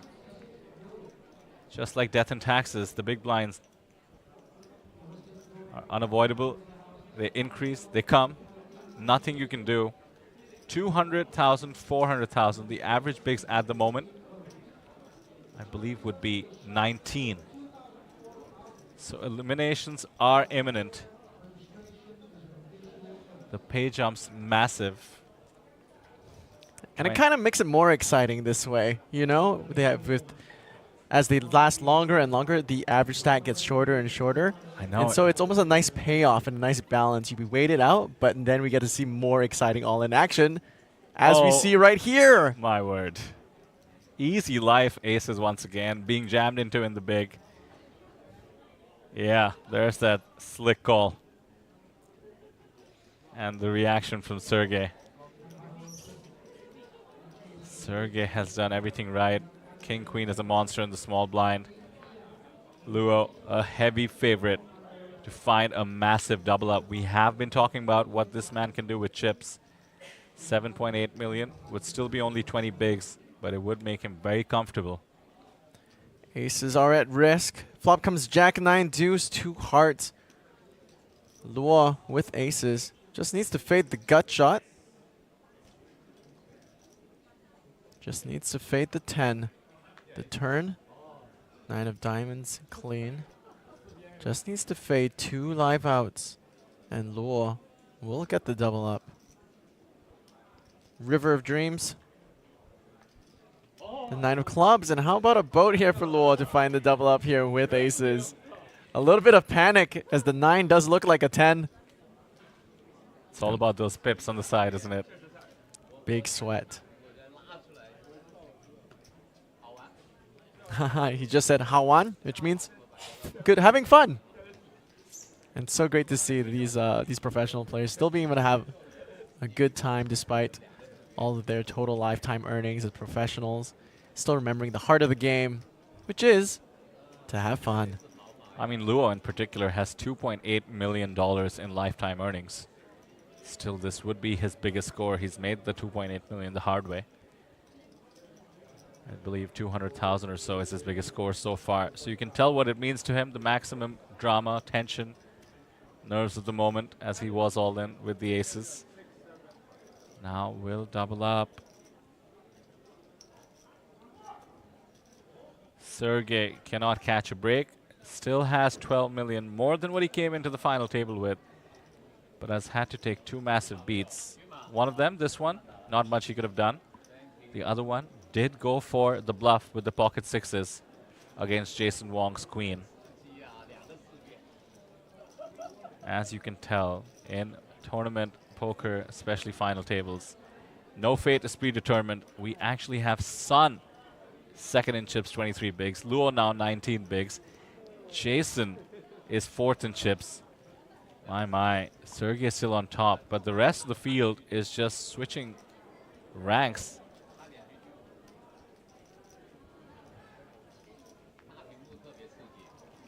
Ming has 14 bigs. Han still the clear target with 6 bigs, but 14 bigs is tied for 4th and 5th place. And look, a Wild Greg goes all in the background, just disappearing in the right sliver there.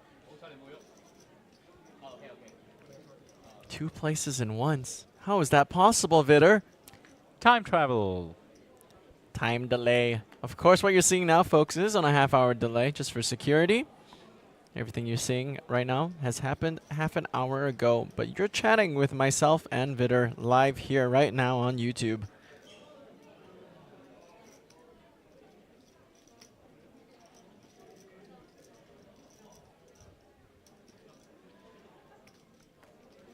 Mystery cards into the muck. Folds around. Mystery cards into the muck once again, as we are now blind versus blind. 7 deuce off. Has made many appearances here at this final table. Natural 9. Fun little simple hand there. Well, a huge hand for Han to get the walk there. Oh, right. Yes. He was down to 6 bigs, had put in 2 of them blind, instead picks up a blind. That is a decent amount of luck, I'd say. 6-handed. Turns out with the 9-7 off, he was folding to most bets.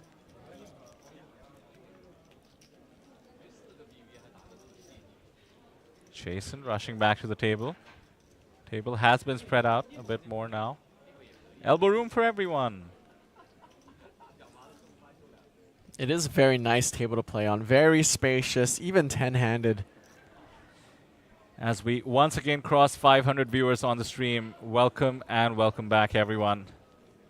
Josiah says Ming is still very much in this. He is still very much in this indeed. After all, we've been seeing comebacks.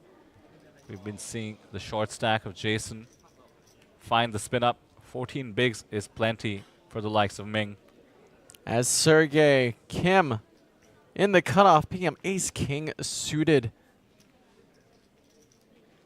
And Han off of 6 big blinds with the suited royal.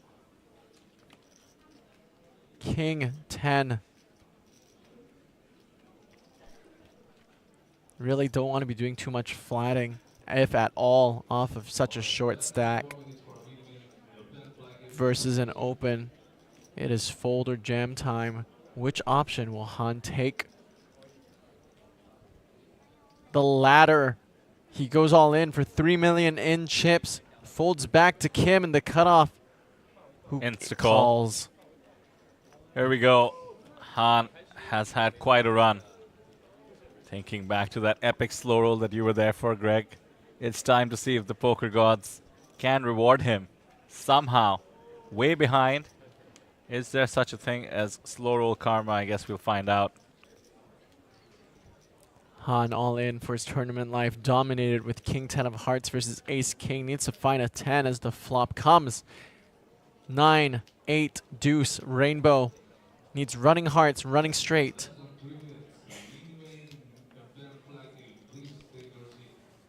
The turn. The jack of spades, bringing in the open-ended straight draw for Han Jian. Needs to find a 10, a queen, or a 7 on the river to stay alive in this tournament. The river of dreams, the 7 of clubs. And Han, domination rotation, will find the double up here. King 10 of hearts versus Ace King. So sick. And Sergey getting crushed once again. I cannot believe this, Greg. Short stacks just refuse to bust on this table. Yes, Kim has just run into a bad string of luck in the last couple of hands, and yet, despite it, still maintaining the chip lead, I believe, at 9.3 million in chips. He's actually basically tied with Sun Jianfeng. The table is just not done, surprising us. Chat is just hurting knowing their favorites across the table could have made an extra $20,000. By the way, Luo Shishang made his emotions very apparent there, banging the table. The anti-railing is incredibly strong. The Ming rail upset at this hand. Ming wasn't even in this hand, but as you said, would have made a 25K? 20K jump. 20K jump. And by the way, look at that. All the stacks between 14 and 23 blinds. It's what you were saying, Greg. It's like with nobody busting, the rubber band, the tension has just been stretched and stretched and stretched. Everybody now shallow. Average big between 14 and 23, I suppose, would be somewhere around 18. Anything can happen. We One did have river away from 20K. Can you imagine? Sorry, please continue. No problem. I was just looking at, I believe it's Zio Hu in chat saying, see you guys. He was one of the players, one of the supporters rather of Ming, who wanted to leave before the break. Understandably, early in the morning in Canada, they've had enough. He says good stream and thanks for the commentary. We really appreciate the kind words. But I'm feeling bad for him for leaving. It's going to get crazy from this point on. Some supporters for Sergey, that has been the case throughout from Russia and beyond. Sergey has had to deal with a bit of a downswing in his chip stack here. But he has been extremely centered, extremely mature, as I call it, on the poker table here. He has had a plan and has executed it has treated it like a marathon, not a race. I'd love to see how he responds to no longer being in the clear chip lead. And it's quite refreshing to see someone having the commanding chip lead throughout this entire final table. And oftentimes we'll see people use that it manifests as a very aggressive play. Yeah. And it's not something we've been seeing too much, as we got a spot here, blind versus blind. Sun all in with King 4 offsuit. And Ming, with a decision for his tournament life, with the dominating hand. All in for 8.4 million, 12 big blinds effective. And that is exactly what Ming has behind. If you're railing Ming, you'll want to tune in now. This could be a decisive hand for the tournament. Ming knows the math here. He knows you're supposed to call, but there is ICM pressure in the form of pay jumps. On the one hand, Ming is the shortest stack. On the other hand, everybody's so close to each other. ICM is still a consideration. I think he said it is a standard call. Like I said, the kid knows the math. And there's the call. Ming all in for his tournament life and way ahead with King 9 of Hearts versus King 4. The Ming rail in chat. And by the way, Greg, this is for the chip lead. Really? Wow. And there's Greg on the left. I will refrain from commentary. Off to the high stakes flop. King 4-6. A dagger through the heart of Ming, who jumps up after seeing the king, but then also spotting the 4.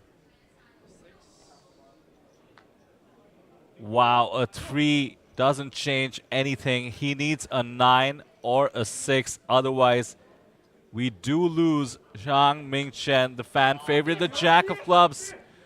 Hard luck to the fantastic player from the University of Waterloo. Understandably heartbroken.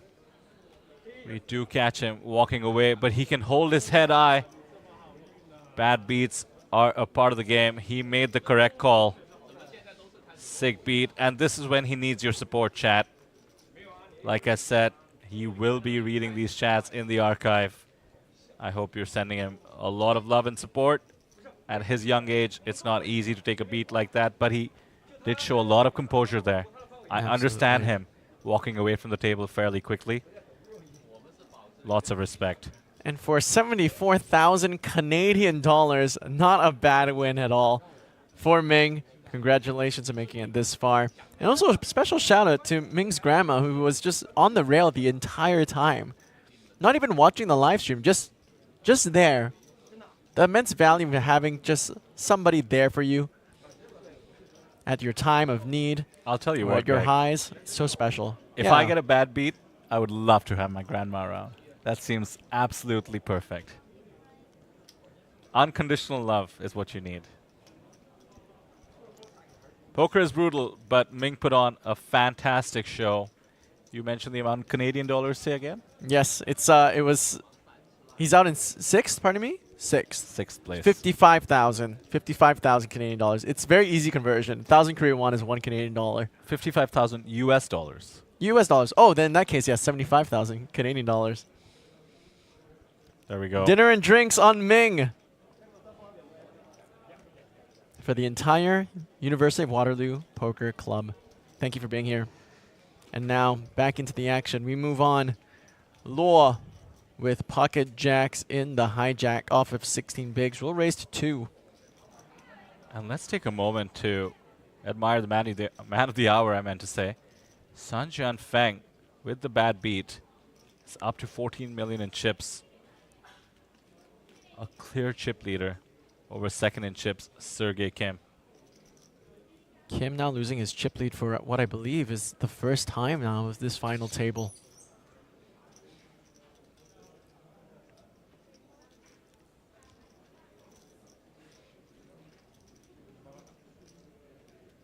We'll see a big blind defend with King 9 offsuit versus the Jacks in the hijack. Single raise pot off to a flop. Jacks versus King 9. And how about a flopped boat here for Luo? has over 99% equity. Just needs to fade King. running kings or running deuces. That's right.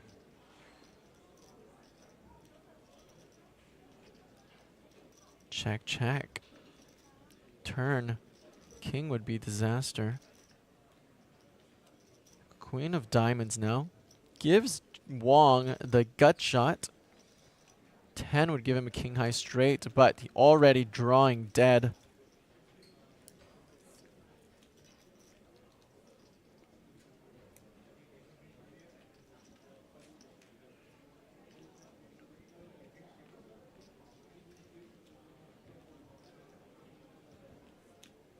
Wong now checks.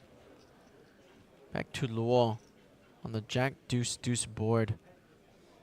And we have the boys from Waterloo wishing us a good night, and in their case, a good morning. Well, it was a pleasure to have you. Do hit subscribe on your way out if you enjoyed the stream. That's all we ask. It really made it fun having you along for the ride. And we do hope you celebrate when Ming gets back to Canada. And now a very interesting river card. The Ace of Diamonds. Wong does have the nut flush blocker. And after facing passive action, flop, check, check, turn, check, check. No, we'll go ahead and check here on the river. Luo now facing no choice but to get value after slow playing flop and turn. I imagine there's some alarm bells going off in Wong's mind when Luo checks back Jack Deuce Deuce, a board that he should be range betting on a lot.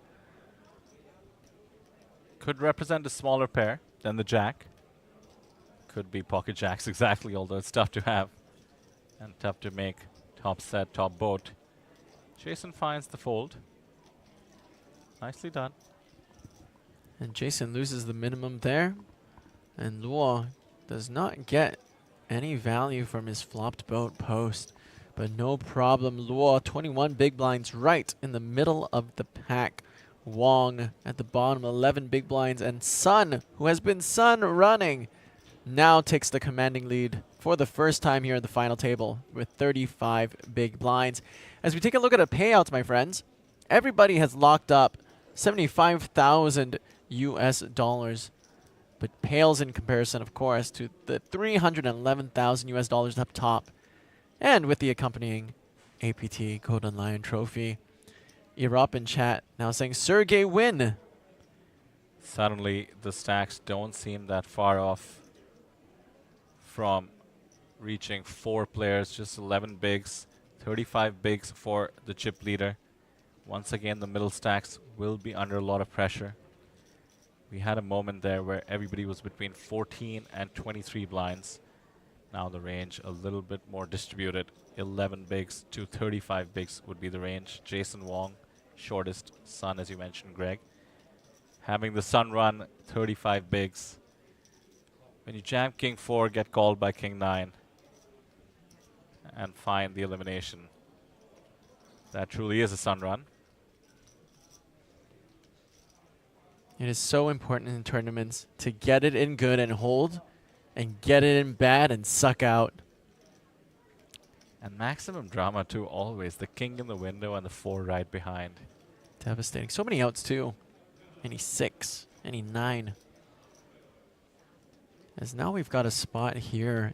Wong with 11 bigs off of King Jack. I think I'm updating what I said to Stephen Lai at the start of the stream. I was mentioning how it's all about serving up the right offerings to the poker gods. I was reminded of Game of Thrones.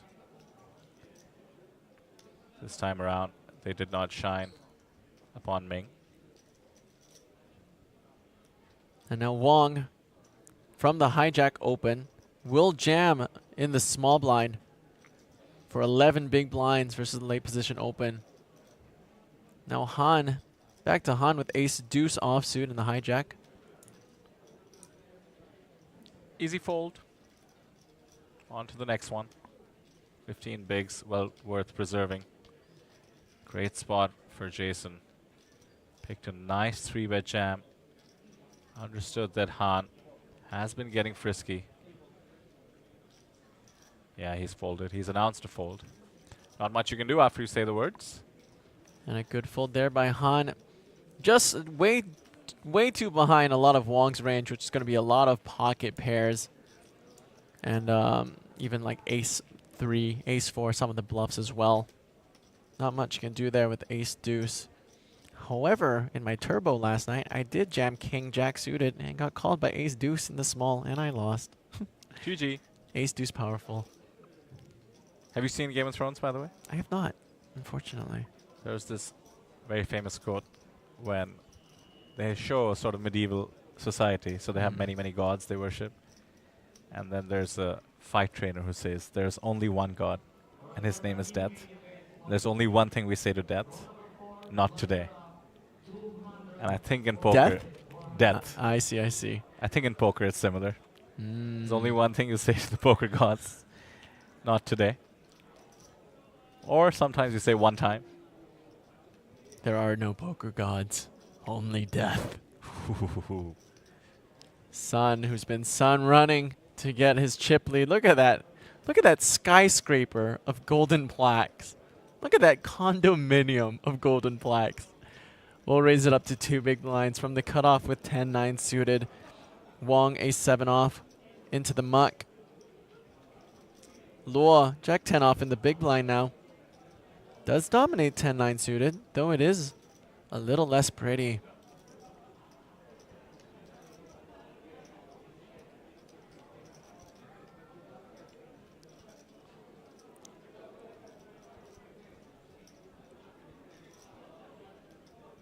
Yeah, good spot to peel. Jack 10. Plays very well post flop. As does 10-9 suited, especially in position. Especially when you have the chip lead. As the flop comes ace, queen, 6, rainbow. Luo with the best of it with jack high and a gut shot. And Sun in position, range and nut advantage, though does only have 10 high. Not a heart to be seen. Backdoor straight. Very optimistic backdoor straight, which is also no good. But we will see the continuation bet of 600,000 and 2.2 million. Backdoor straight is good. 7-8. Oh yes, the other way would be good.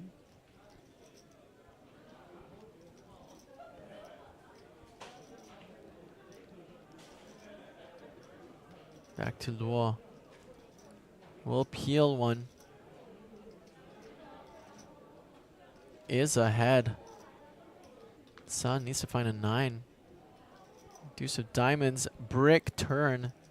Doesn't change much except for the fact that it brings in a backdoor flush.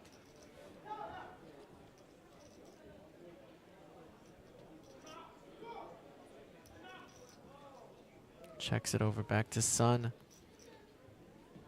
With 10 high, now the decision is give up or bluff. Luo's range is fairly capped here. Any strong ace, he's likely 3-bet jamming or at least 3-betting. In terms of hands that can truly withstand any heat, it's pocket 6s, ace 6 maybe, and that's it. I think Sun is putting that together. Some queen 6 suited as well. Queen 6 perhaps, indeed. Taking advantage of that range advantage and getting it through. Very well played. 16 million is now close to the biggest stack Sergey Kim, our erstwhile chip leader, ever had. I think he got as high as 19. 16 million represents almost 35%, excuse me, almost 40% of the chips in play. Wow. What a great position to be in here at the APT main event. 5 players, yeah, yes. The next page jump we should mention is almost 100,000 USD. 75,700 locked up by the players.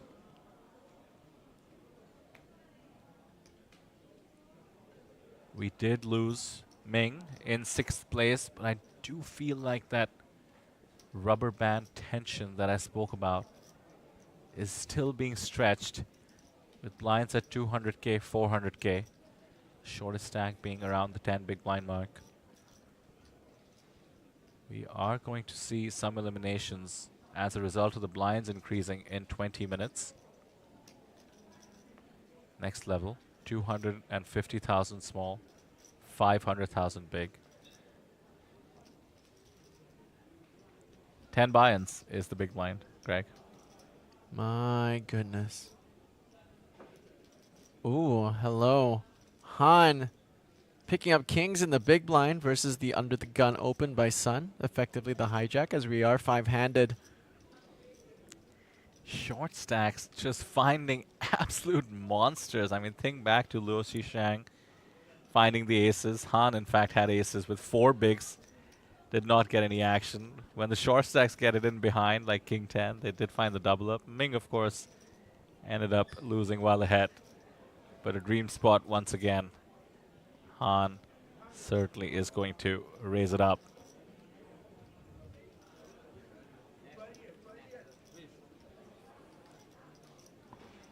And as expected, we will see. I thought I saw the mount words of all in. It is a raise instead. A 3-bet to 2.5 million. Tons of support for Sun and Jason Wong in chat. Good to see the players finding other players to root for. And as Sun folds here, Han immediately goes, why? Why you fold? 6 big blind 3-bet, too powerful.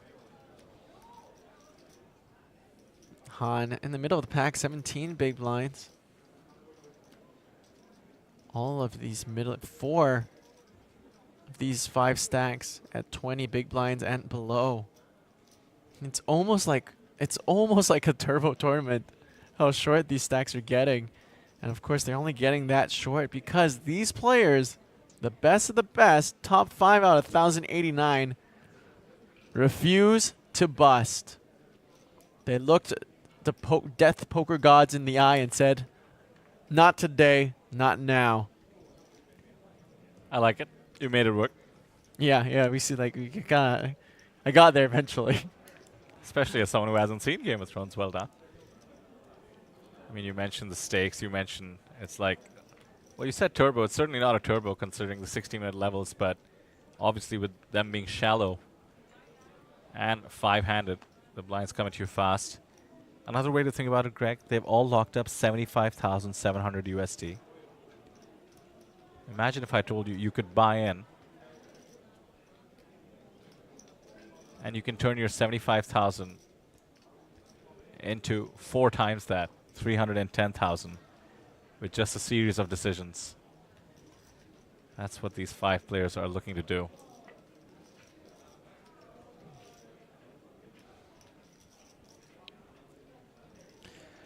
We're going to see a limped pot here. Queen 4 off versus Jack 10 off. Han up against the chip leader as flop comes. Ace 8-6. Both players miss here. Queen high will be best.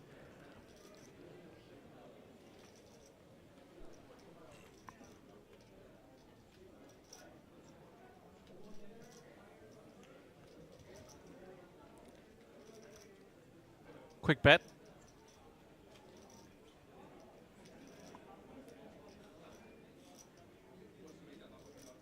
Just one big.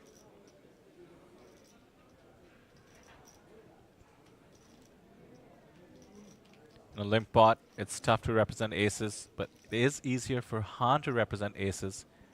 He could have been trapping with an ace, whereas Sun is going to raise almost all his aces, considering he has the monster chip lead. Han puts the puzzle together. Gets the bluff through, although it was with the best hand, but certainly will be glad to take that one down. 19 bigs means he's actually in 3rd place as opposed to perhaps tied for 4th or 5th perhaps if he'd lost a couple of blinds there. Kundum in chat rooting for Sergey, I guess. Demanding a min click back. Just wants action, I suppose. Patience, my friends. Action will be had. The stacks are super short. 4 players with 20 bigs or below of the 5.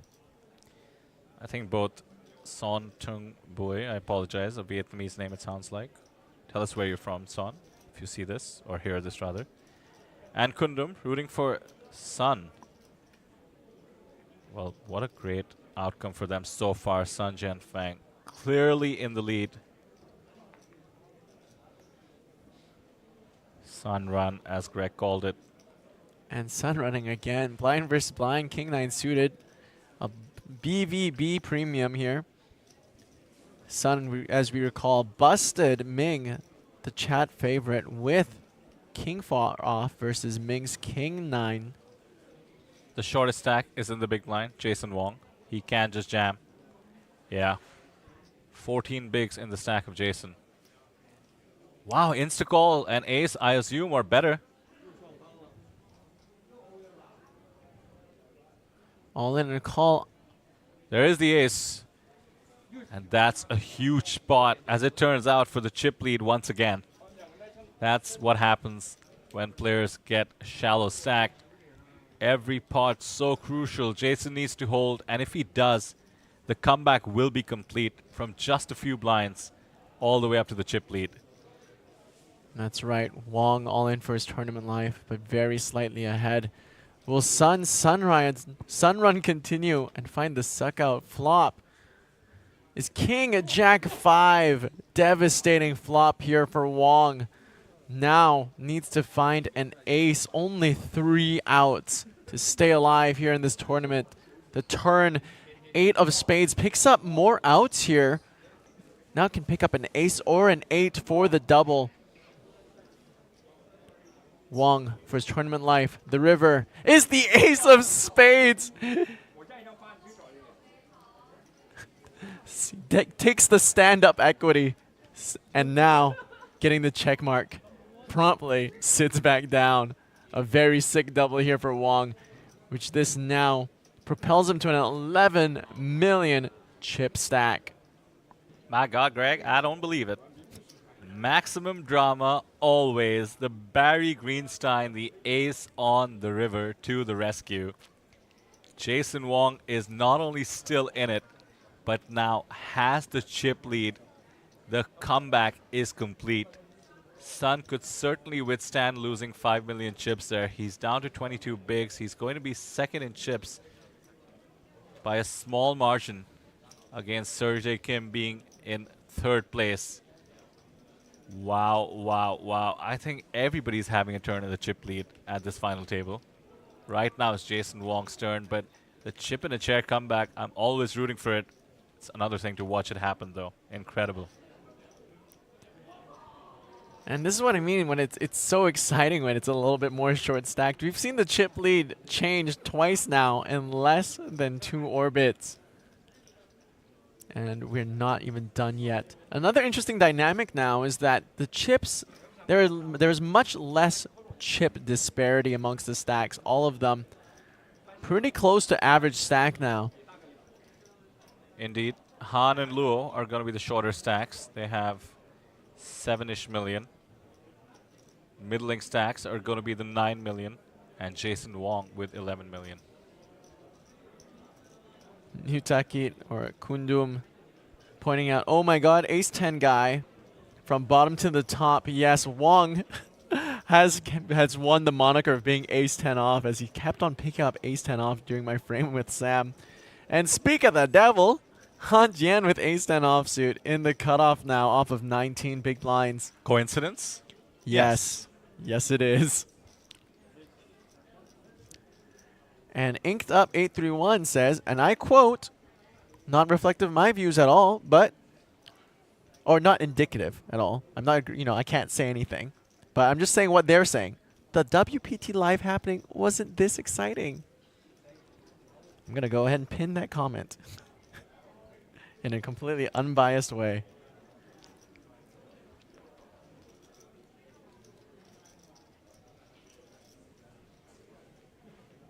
And so we'll see the raise from ace-10 off. It's going to get around to the big blind. Cam just slightly outkicked with ace-9 offsuit. A very disappointing couple of hours and levels for Kim. Commanded the chip lead for close to 7 to 8 hours. And we're just going to see a straight up just fold by Kim in the big blind with ace-9 off. Pretty shocking. He has made some unconventional moves. There is that chip distribution you spoke about, Greg. Not as bunched up as perhaps 14 to 23, but similar, 16 to 27. The differential between first and second, 5 bigs.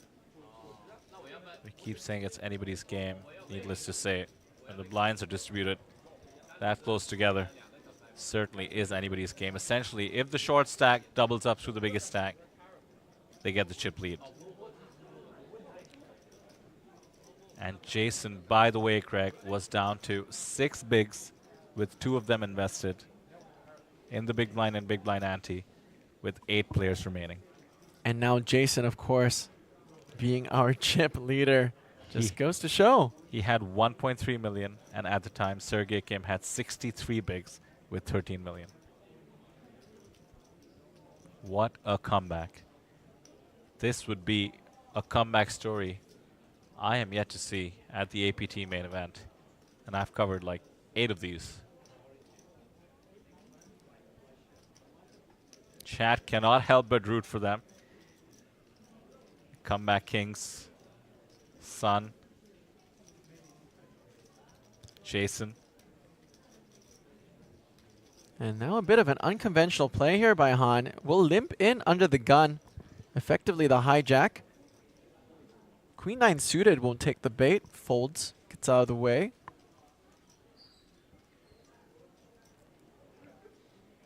Queen 10 off. Not a great hand, but a hand that certainly wants to see the flop.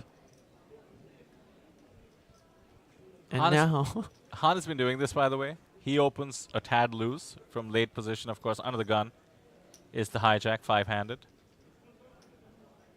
He's willing to fold if facing the heat. 7 deuce off.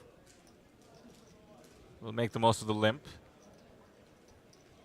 Han continues to be unconventional. With stacks this low, perhaps there's some merit to limping, in fact. King 10 tray. Nice board, locking up the hand for Han. All he needs to do is hang on tight, and he will pick up 1.4 million in the middle. Han will elect to check back with second pair.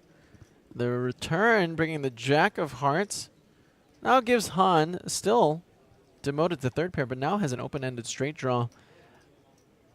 I have a feeling Luo wants to go and take a stab at this. Never mind, he does check. I was thinking out loud there, because what do you give your opponent in their limping range? Small pairs, often. King Jack 10 can be scary. But unfortunately, Luo has now the shortest stack at 14 bigs. Oh, wow. Luo, of course, was one of our chip leaders for almost a majority of day 3. And now our shortest stack here on the final day of the main event. Who was second in chips? Sergey Kim, who is second from the bottom on the final table. As Michael Scott from The Office would say, how the turntables have. Evan, how? Excellent quote. I love that one.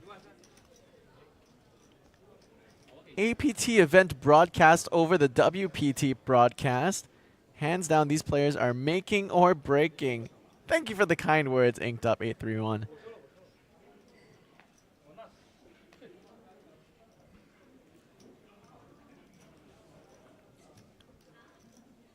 Son.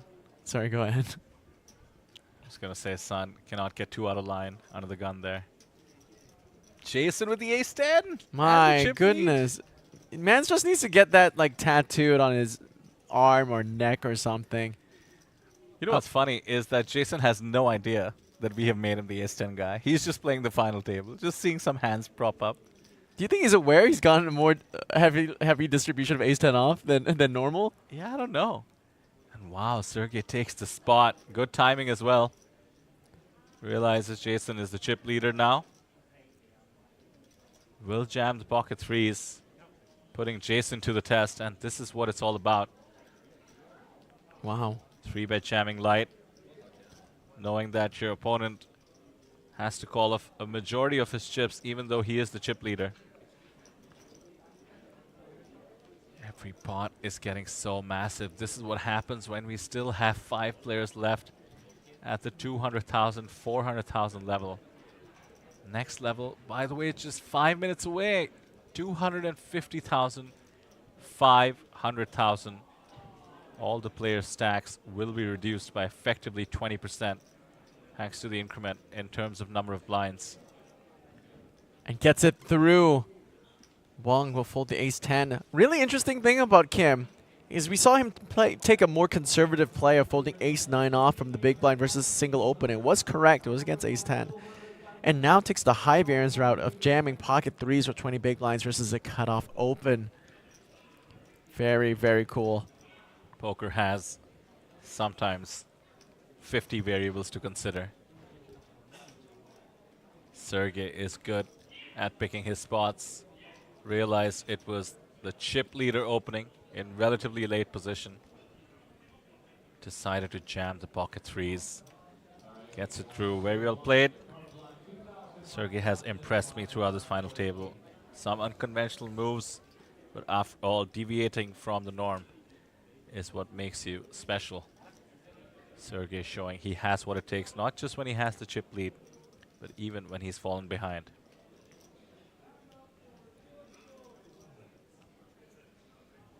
Some support for Sergey, no doubt. I think the first word there in Russian, Greg, is the word Sergey. Oh, can you read Russian? No, but I've done what you're about to do, is translate what our friend in chat has written, Evgeny Serov.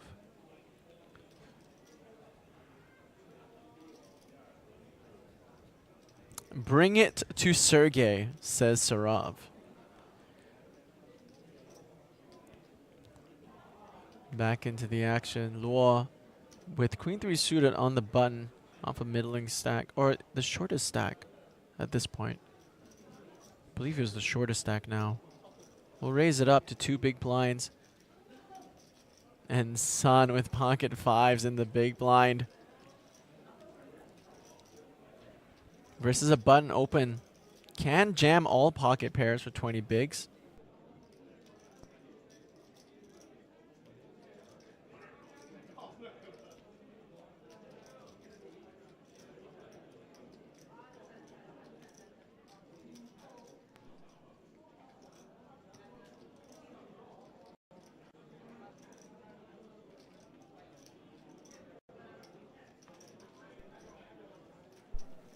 The jam goes through.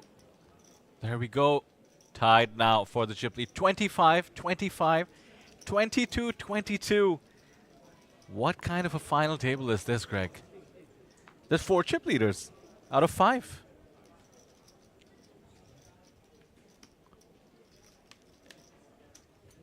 The only short stack is Luo now. 12 bigs. Whoever picks up his stack to the extent it's from an all-in is going to be the out-and-out chip leader. Otherwise, we literally have a 4-way tie at the top. 10 million, 10 million, 9.1, and 9 million. That's insane. I've never seen the chip stacks run almost this evenly before. Me neither. Very exciting. How does that affect ICM? Yeah, it's all about who's willing to go for it, but actually it's the most ICM pressure imaginable. And Han on the button with ace jack off suit. Ace 10 off and ace jack off, the hands of the final table. This is so much about 3-betting light. You asked me about ICM. It's all about putting the pressure, being the one to put the pressure. For instance, Han here is going to open. He's gone big. I like the thinking. But think about the pressure you can put back on Han with any kind of holding. Can Han commit his entire stack with ace jack off when he has effectively the chip lead and yet would have to put his entire stack at risk? This is why tournament poker remains so fascinating. There's always a new spot to consider, always a new dynamic to think about. And we'll go ahead and pick up the blinds. In cash games, the blinds don't seem that important. But when you're short stacked in a tournament, for example, in this case, raising off of 20 bigs, he just increased his stack by more than 10%. Han now neck and neck with Sun, both at 24 bigs, shortly followed by Jason with 23, followed shortly by Kim with 22. And Law, our short stack there on the right, white shirt and the sunglasses.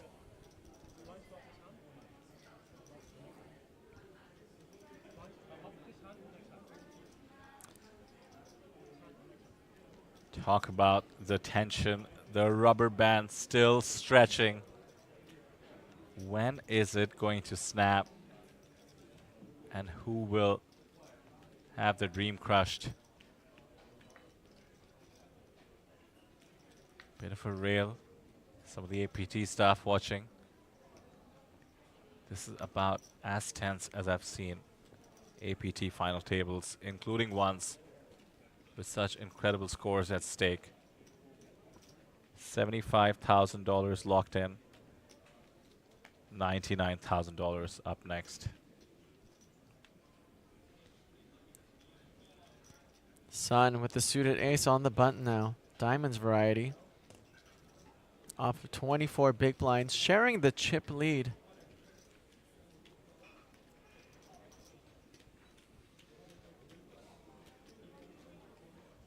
Raise it up to $1 million. 2.5 big blinds.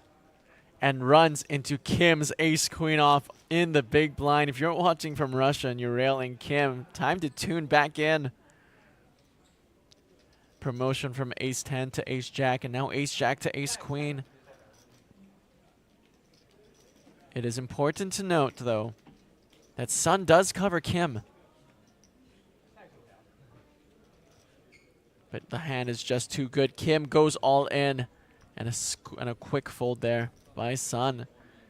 As Kim now reclaims the 10 million chip stack mark once again, and the chip lead.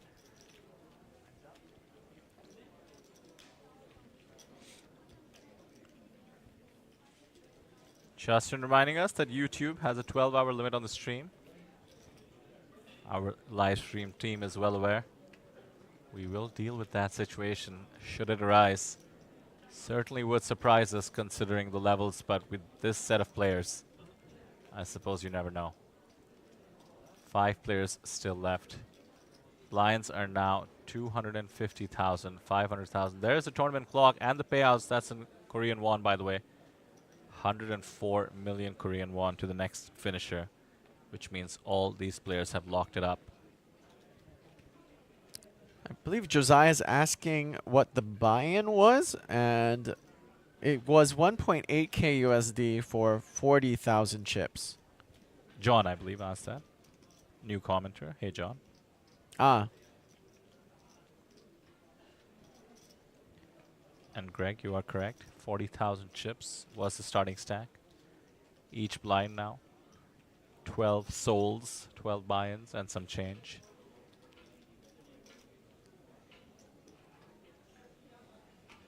The idea of winning all the chips in the tournament when you have 1,089 entries is pretty wild. But that's what it's all about. And these 5 players are closer than ever before. Mind you, their stacks are closer than ever before as well. A welcome one for Luo. Barely any difference. 17, 18, 19, and 20. Can you even call it the chip lead? But hey, Sergey is back in the chip lead for what it's worth. It's only going to last until we hit his big blind. He is on the button, as you can see.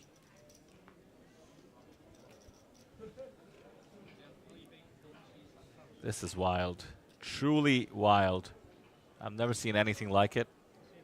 And I have no idea where it's going either. The tenacity shown by all of these players, and then the support in all-in situations for the shorter stacks. It's been a sight to behold.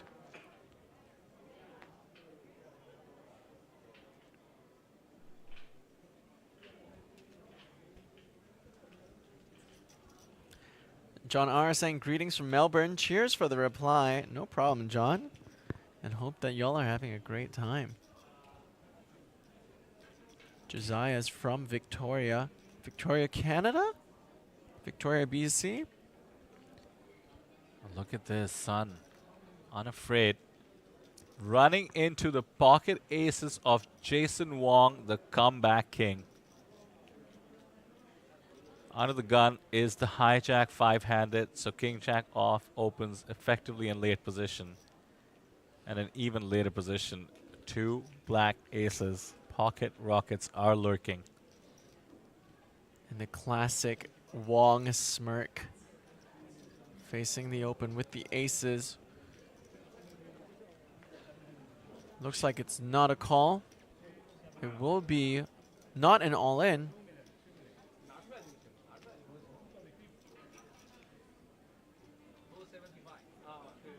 Sun open to 2x.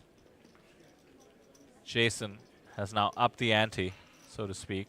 I imagine like 2.5, 2.1. Small 3-bet. Oh. Trappy with aces. And also to note, we saw king jack offsuit go into the muck from either the button or the small blind, so Sun's outs. Not live. Or less of them, I should say. On the one hand, you are tempted by the incredible pot odds. 1.1 million to call, 4.3 million in the middle. But you do have to question, what hands would Jason be doing this with? The tiny 3-bet. Not even 3x. Screams of aces. You know your opponent can have aces or kings. Smart fold there by Sun. And I love this quote that Inked Up 831 has shared with us. Quote of the game. Life, like poker, has an element of risk. It shouldn't be avoided. It should be faced. Nice. Inspirational words here from Inked Up 831. Thank you for sharing.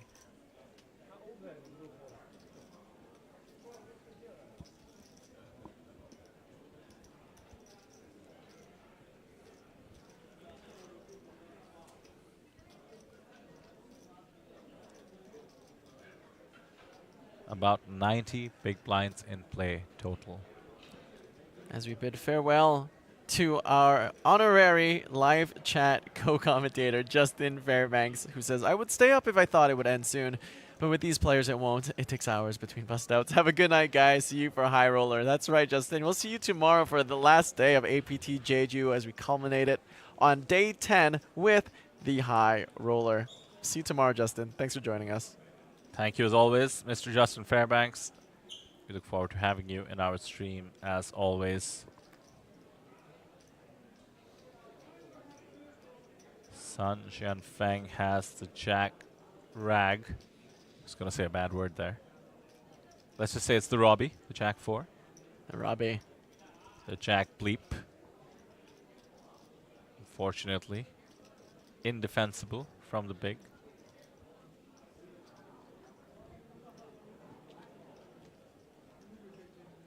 Like a master origamist, makes the fold. Wong picking up some much welcomed big blinds as he now goes into the big blind. Wong here cements a chip lead finally, some distance between himself and, I mean, just look at the 4th place, Sun Jianfeng now, who had the chip lead for the longest time. Now down to 4th. Everybody's had a turn, Greg. Who's next? Who hasn't had a turn, I feel? When will it be my turn, Vitter? When will it be my turn to the chip lead? Should have known that was coming. That's deep. Don't worry, Greg. One day. One day, one day. And a good night to Josiah. Have a good night, everyone. Amazing to watch, folks. Love the commentator interactivity. Really had a great time. Oh, that means a lot. We really appreciate the positive reinforcement. Thank you, Josiah. We loved having you as well. Right from the start, I believe. Rooting for Ming to begin with, I believe. And sticking around after he was eliminated. Much, much appreciated. To the rest of you in the chat, even if you're not commenting, no problem at all. Thank you so much for watching. We really do appreciate it. You're helping us grow the game of poker in Asia and the world. And to the likes of Josiah, Justin, of course, do hit like on your way out in case you're leaving the stream. And hit like if you're watching the stream. I would love for this stream to reach more people in real time, considering the situation that has developed here. Literally everyone has had the chip lead at some point. Perhaps Luo Shishang wondering when it'll be his turn. We of course had Sun in the lead. Jason currently in the lead. Sergey was in the lead for the longest time at the start of the table. And even Han Jian had his moment in the sun when he had 9.9 million in chips. All in here from Sun. King 10 off seems a tad too shaky. Does have perhaps right on the edge in terms of theory. King 10 off can be a call up to 15 bigs with a big blind ante, but considering the situation and the ICM jumps, it's not about whether it's plus EV in the moment. Yes, Luo is very short out there off of only 9 big blinds. If they make this pay jump, it's going to be a 24,000 almost six figures. Pay jump. Yep, up from currently locked up 75,000, and the pay jump would give them 99,000, as you said, Vitter.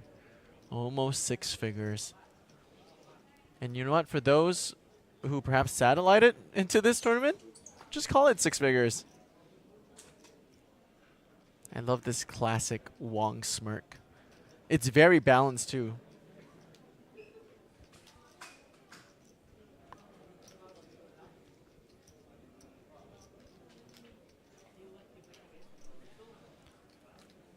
We saw Ming make what was the correct call. King 9 suited with 12 bigs.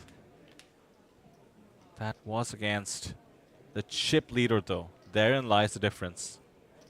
The chip leader was trying to bully him. In this case, Sun was putting his tournament life at risk against the chip leader. Also, it was 2 extra blinds. These are the variables you have to consider at this stage, really at any stage in a poker tournament. It's not as easy as it looks, guys. It's not even as easy if you know the theory, if you know what you're supposed to do. Can you get your brain to do it? Can you forget about the money being played for? Really, that's the key, Greg, at this stage. And another thing is, you know what to do in theory. Can you also, just as importantly, not do it? Choose to not. Great point. That might be an example, actually. King 10 off is pretty close in terms of the potential for calling it off. 12 bigs for with King 10 off seems for chip EV wise slam dunk call, no? That was 14 bigs. 14 bigs. Yeah. Luo now in danger. Just folded under the gun. Will be going through the big blind the next hand, and he does only have 9 bigs currently, 4.5 million. As Sun continues the Sun run, 15 big blinds on the button with pocket 9s. Time Traveler Poker says, appreciate the awesome streaming commentary. Thank you, Time Traveler Poker. Frequent viewer and commenter, and a world record holder for the longest live cash game session ever played, beating Phil Locke. Oh, cool. Celebrities in the chat. Pocket 9s, easy jam, and an ace in the big blind once again. That's a lot of blinds. Sergey needs to give his opponent credit for being a tad too erratic if he thinks an ace-5 can call it off here. Time bank will be used, as is his right. I don't see him being able to call this off considering how close together the stacks are. It is a lot of blinds. John R is new to the stream, so he's asking and commenting rather about our dealer outfits. They are indeed based on the venue we are playing at. John, as we do with every APT event, the dealers wear a traditional outfit from the home venue. This is the Hanbo or the Hanbok, I believe, The from Hanbok, Korea. I believe, yes. I think it is spelled like that, but I try to look up the pronunciation. pronunciation. Hanbo? Could Oh, be cool. Hanbo. Cool. We're never too sure. We are out of our depth here in the Korean language, but we know it is a traditional Korean garment, and our dealers do an amazing job rocking Hanbo. Yes, and John R saying, I don't see any in the background wearing. This is something that we reserve for our TV table. Feature table only, TV special.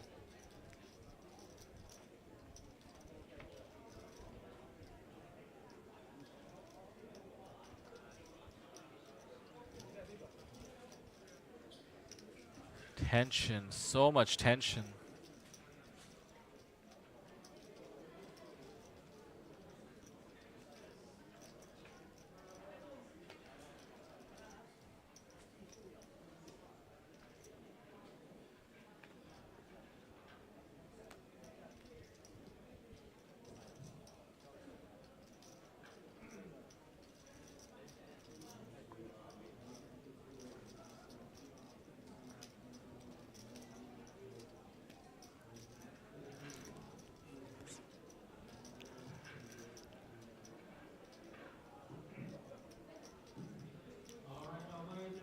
An ugly hand on the button.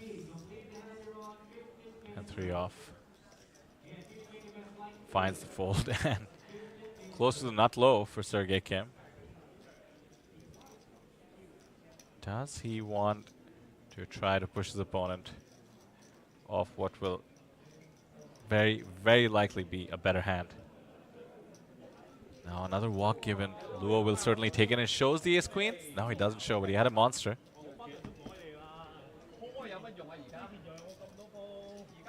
Luo almost unfairly deprived of chips when he needed it the most. There we have the chip count.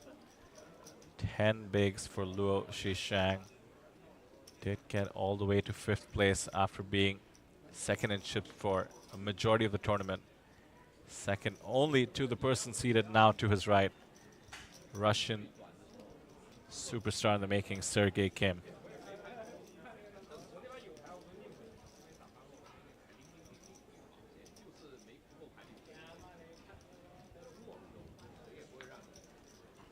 To all of you enjoying the action, do subscribe, if for no other reason than to be alerted when we start our stream tomorrow for the second of the high roller. It's going to be a tad different. It's going to be equally intense. There's going to be huge money at stake.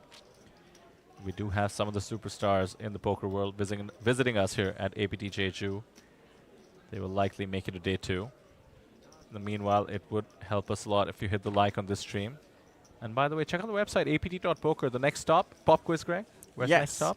The next stop will be at APT Taipei, the Taipei Classics, from September 27th to October 7th. Congratulations, you get an A. Thank you. Off the top of the dome. That one. Ace 10 again? No way.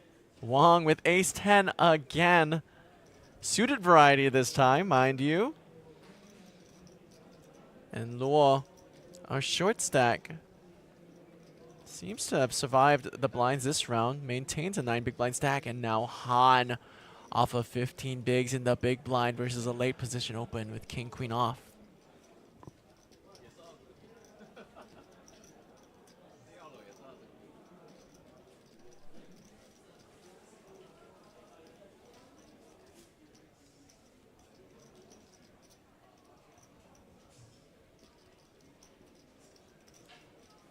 Okay, we'll call.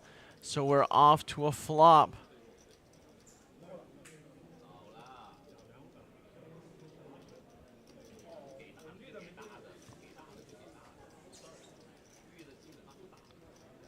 Some confusion, quickly sorted out. Pretty close in terms of equities, 40-60 as we head to the flop. Hearts would make it interesting. Perhaps a king, queen. I was going to say queen, 9, jack, diamonds. About the most action flop on this board. Top pair versus the open ender. All diamonds.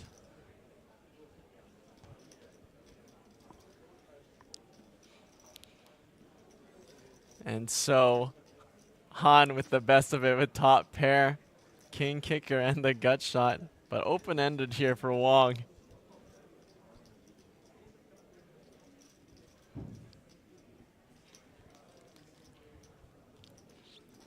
We'll check it back. The turn, the 9 of hearts. Change is not a thing. Both players have to worry about the shorter stack of Luo. 10 bigs effective, I believe he has. Playing it a bit snug so far, but the stack to pot ratio is not that big. They can't put some money into the middle. Especially Han with top pair getting the checks.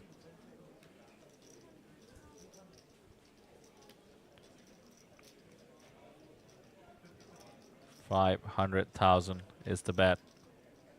And someone's just noted, Luo folded 10-8 of diamonds pre-flop.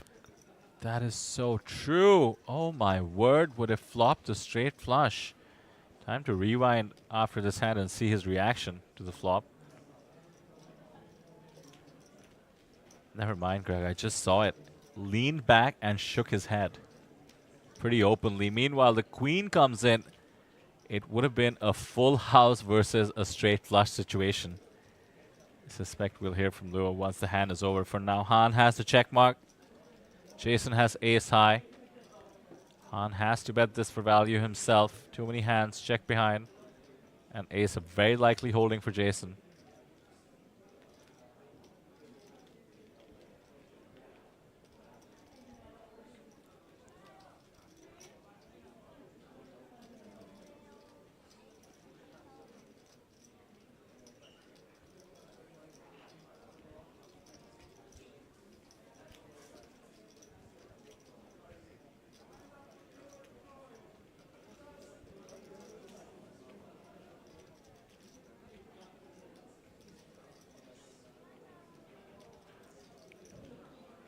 Talk about tension. Han has bet a decent amount, has polarized his betting, 2.8 million. And Jason makes the call thanks to the polarization. Amazing value bet, getting paid off. A sick run out for Jason, even sicker, mind you, for Luo, who would have flopped a straight flush. And how about the tables turning now? Han now with the chip lead, 13 million in his stack. Jason down to 7.2 million. The last time Han was in the chip lead, it was by the thinnest of margins, 100,000 in chips. Not this time. There you see it. 26 bigs, good for 13 million. Next up is Sun Jan Feng, 18 bigs, 9.1 million. Sergey close behind, 17 bigs. This is still anybody's game, as should be obvious by this point.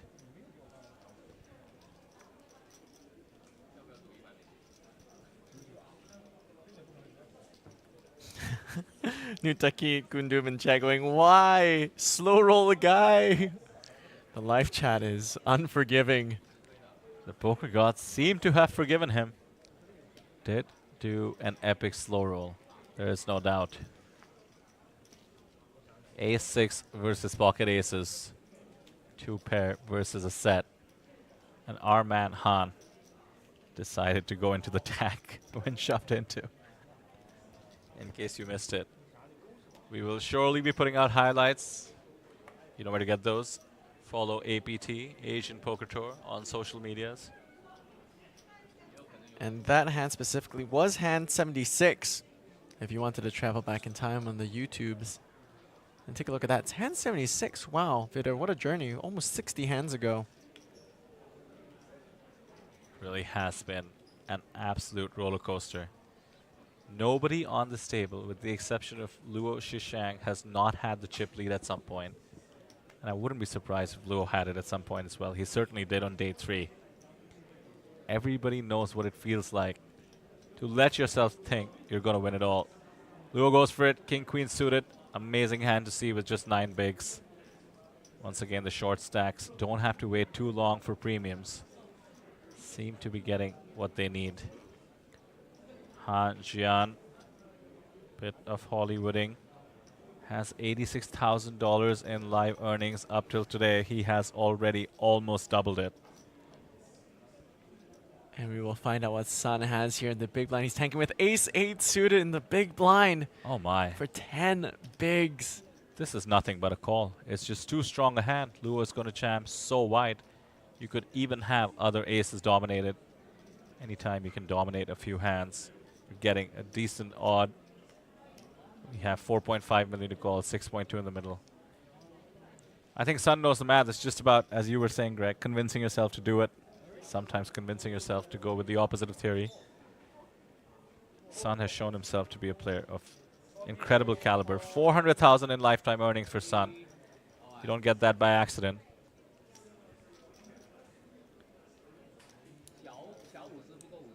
I would be shocked if he found this fold. Does have his opponent well covered. It's not the best feeling, but you do need to gamble when stacks are shallow. Otherwise, your opponents will run all over you. There we go. Sun is too good. Makes the correct call and is ahead, but it is a flip. So now Luo all in for his tournament life with King High against Ace High. Needs to find the king or the queen to stay alive here at the APT main event. $311,000 up top. The decisive flop. Jack 10-4. What a board here, folks. Luo still behind, but ahead in equity now with the open-ended straight draw. 2 overs. Sun holding with the ace. The Still a flip. tension. Aye. Look at this, though. Royal draw. Not only has he got the check mark, we have 1 card to a royal flush on the board. Not to be, but Luo finds the double up to 11 million in chips.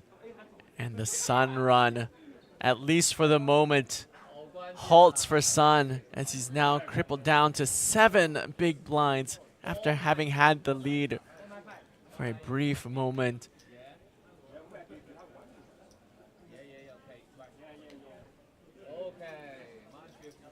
What a board, says Kundum. Shishang now is going to be second in chips. Man on his left, Han Jian, is going to be first in chips. Sergey still steady as a rock at 17. Jason, who had his own moment in the sun, was first in chips for a while. Now fourth. Sun Jian Fang losing that monster flip. It's down to 7 bigs. The tenacity of these players and the roller coaster ride of these boards, ensuring that the short stack never leaves us, has been so fun. I know I get a lot of pushback from viewers, commenters, even sometimes fellow co-commentators. I'm just here for more poker, good poker, fun poker. Keep it going, I say. More poker, more fun. Inked up 831 agrees with you, Vitter. Now this is what we call playing poker. There we go.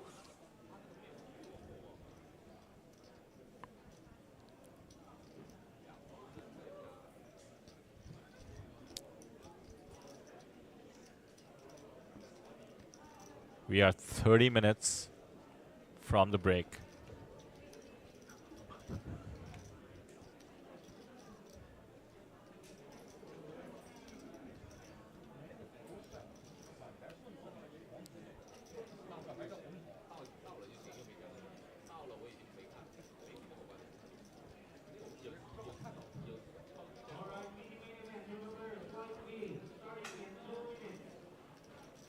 Should point out that the next level is 300,000, 600,000 if you think these players are short right now. You can only imagine what it gets to when the blinds go up by another 20%.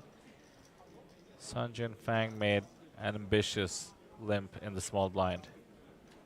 Jason has woken up with a hand much stronger than he needs to find the jam. Needs to put pressure back on the small blind, the short stack. And surely Sun cannot call this one. And you can see the frustration there with Sun, who's had such a roller coaster of a journey here on this final table. Short stack to middling stack to chip leader. And now back to our shortest stack with 6 big blinds.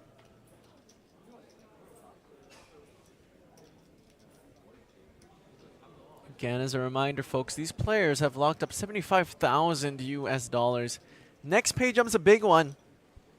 It is up to 99,000 for 4th place, so that is a pay jump of 25,000, 24,000. And the pay jump after that has a difference of 31,000. And the one after that has a difference of 56,000. And the one after that, the very last pay jump, it is a difference of, my goodness, quick maths. 125. 125.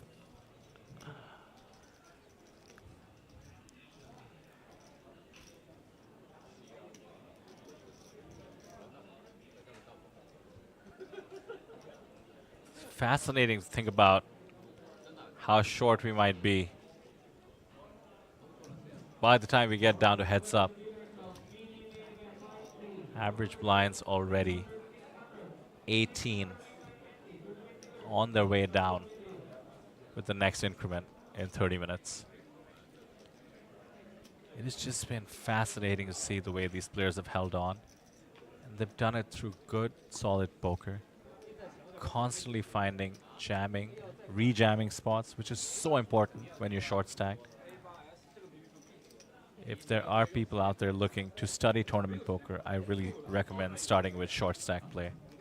It is often where you find yourself. You can develop huge edges.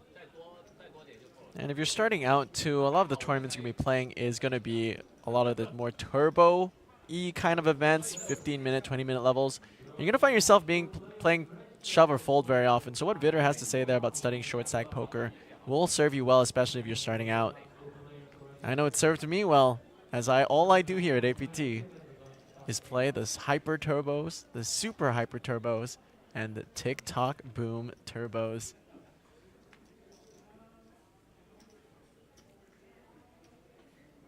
John says two players might be flipping heads up with short stacks for a $125,000 difference. They might be, or there might be a deal on the table. Depends if they make that ICM deal. I imagine. Oh, actually, let's tune him back into this hand here. Kim, the live chat favorite, in the small blind with the ace-king offsuit.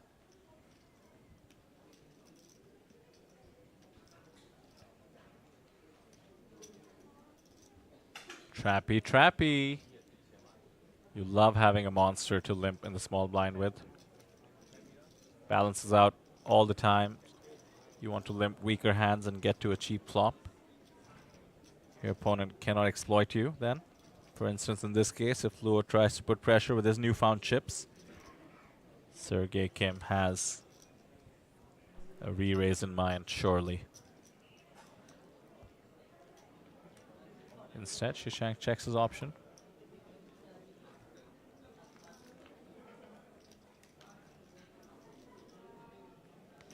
Queen 10-4, the ace-king has been outflopped. The perils of trapping. Another peril is that Sergey has enough equity on this board. Will still be around if there are some more chips in the middle. Gets the free card to the turn, 7 of clubs. Not helpful at all. Sergey has an underrepped best ace high. Got shot to the nut straight.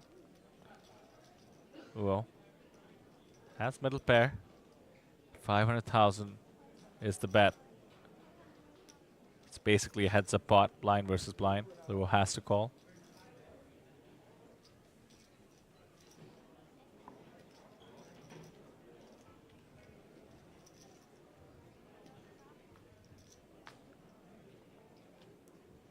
Four changes nothing.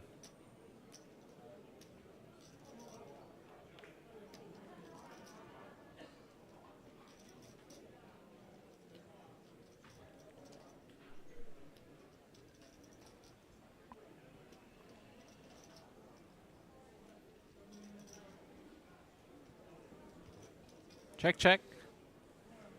Shishang comments on the monster that Sergey had limped. Calls him out for his cheekiness. Takes the lead over his rival in the hand. Sergey, 16 bigs. We mentioned how Luo Shishang was the only one perhaps who hadn't had a taste of the chip lead on this final table. He is now only 2 blinds away from accomplishing exactly that. I don't even have a word for this. This is like watching, you know, in the horse races, Greg, where they show in the sports betting arenas on those betting parlors. One horse ahead, then the other horse ahead, then the third horse ahead. Mhm. Changes back, changes back. The commentator going crazy. We're just watching a 10-hour version of that. Nice. Sounds fun, doesn't it? That sounds fun. You ever bet on horses before, Vitter? I have not, but according to my government, I have, considering they tax poker the exact same way. Painful to have poker compared to horse racing. Horse racing is a skill game. And you know what? I guess there are some parallels. I know some people call the players they stake their horses. Oh, that is true. I think that's just made it into English parlance in general. If you back someone, they're your horse, right? That's right. If you have a lot of horses, they're stables.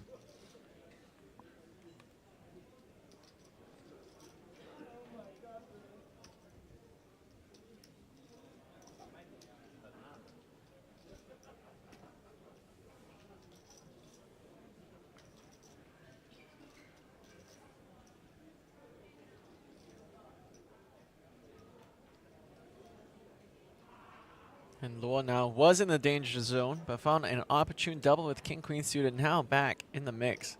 Very comfortable, or more comfortable, 22 big blinds.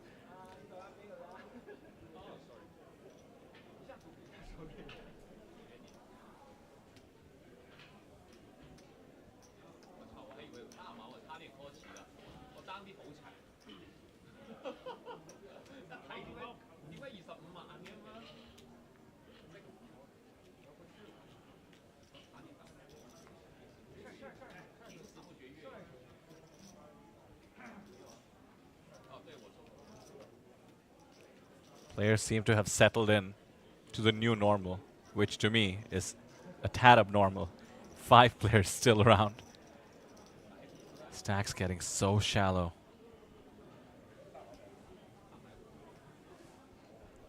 I called it earlier, the crushing of dreams being eliminated. In this case, everybody has fought so hard.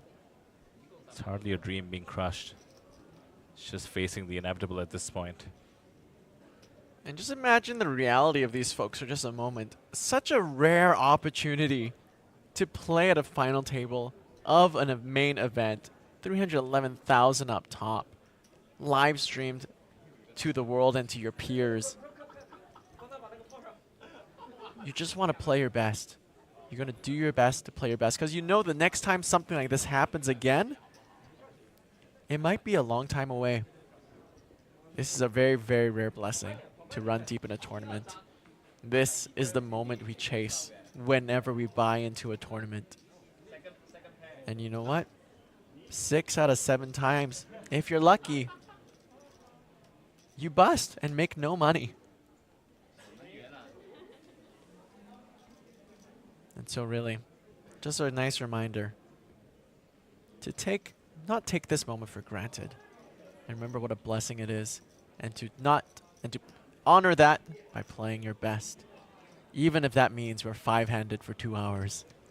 Well, the reason we are is because the players have certainly played their best. Absolutely. I can hardly recount any missteps.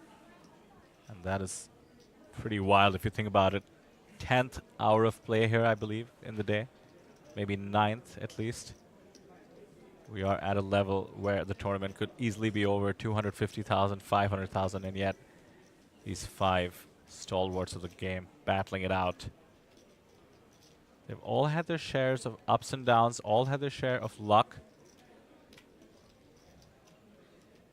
But they have given it their best, to say the least.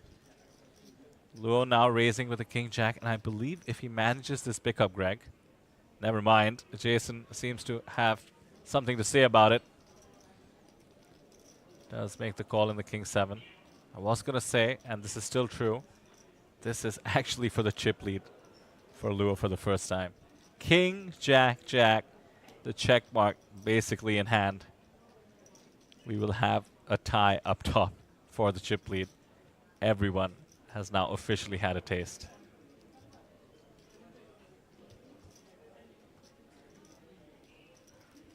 Chat, what do you think? Have you ever seen any final tables like this?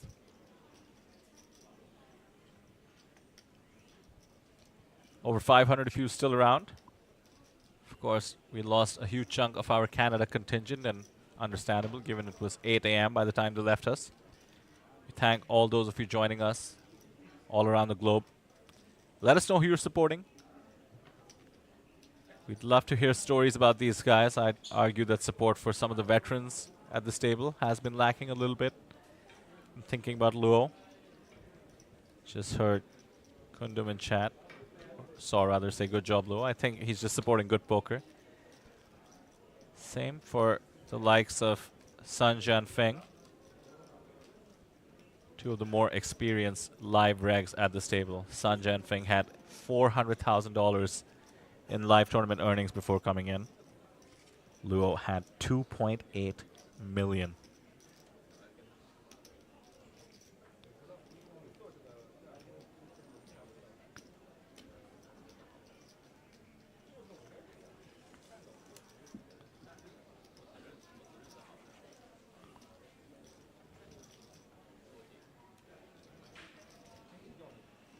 Anthony Wood back in chat.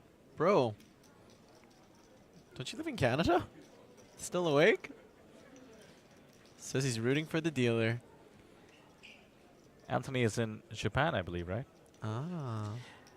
Okinawa, to be precise. Oh. By the way, a steady 1,300 viewers on Natural 8 Hong Kong. Jason, of course, originally, I believe, from Hong Kong, resides in the UK.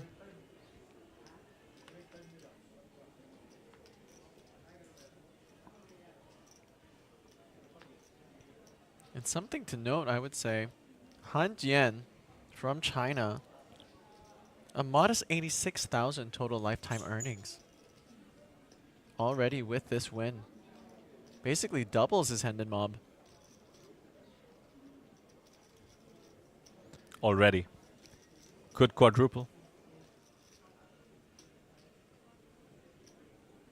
311,000 up for grabs. Now I have to say, Greg, with stacks being this shallow, does make a deal way more likely. Shorter stacks means hardly any edge in the heads-up portion, depending, of course, upon the chip differential once you get to heads-up. Do see a short stack in the form of Sun hanging around, as Teddy KGB would say. My assumption was that, and correct me if I'm wrong, is that you're more likely to see deals between the more recreational players, as the money is more important to them. But for the more seasoned players, you might see less deals, as the money is less important to them, and the trophy and the pride of getting all of it is more important. Any thoughts to that, Vitor? Well, first off, we always play for the trophy.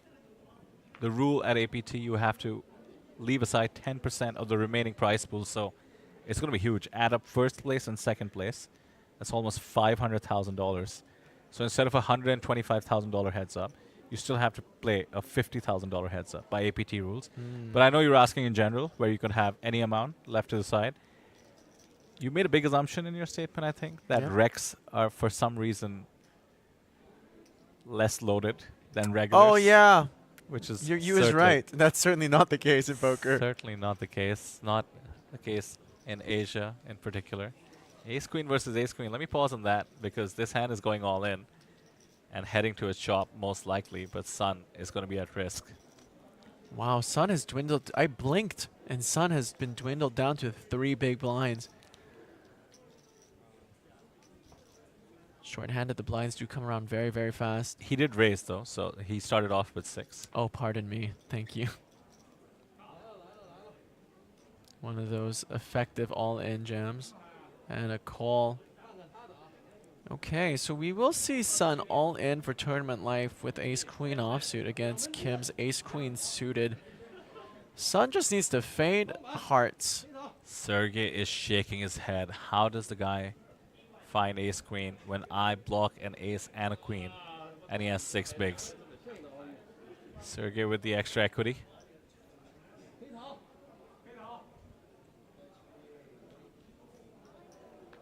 Versus the double flush draw. And it's a chop. Chop it up. Everyone loves a chop pot. Do they, Greg? I know Joe Stapleton and James Hardigan sing it, but does everyone love a chop pot? I know at least the house does in a cash game. And yep, that's pretty much it. So technically, it should be everyone hates a chop pot. Ah, that is more accurate. I see, so it's sarcasm. Anthony Wood sharing. I have 6,000 total live earnings. $6,000 is $6,000. We're there with pride, Anthony. I've got 21,000 total lifetime earnings. Actually, I just added about $350 to that yesterday in the super hyper turbo 5-minute levels. And how much have you invested trying to add those $350, Greg? We don't have to talk about that. We don't gotta talk about that. In that case, congratulations. Thank you so much. Sun wants a count. He's under the gun. The 2 big blind burden coming up next. It does make people act very loose under the gun. A discussion happening in Mandarin. He's asking for a count of what? Pardon me. Oh, was there a misdeal?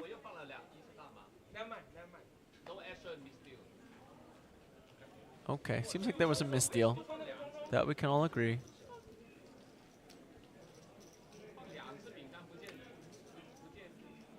Greg, I had a dream. Mm-hmm. We have 5 players remaining in the main event. My dream was 13,000 subscribers by the end of the festival. The worst thing I could ever do in life is I have adjusted my dream, and I will settle for 12,000. How do I get chat to help me achieve my dream, just like these 5 players are looking to achieve their own dream? We spam the live chat. Subscribe. Subscribe, please. Hashtag road to 12K. That should do it. Don't make me adjust my dream again tomorrow. Nothing sadder in life than a man tempering his dreams.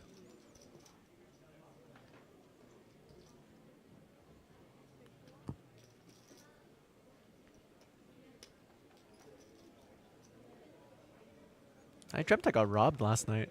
Whoa. I had a dream someone was trying to steal my DSLR.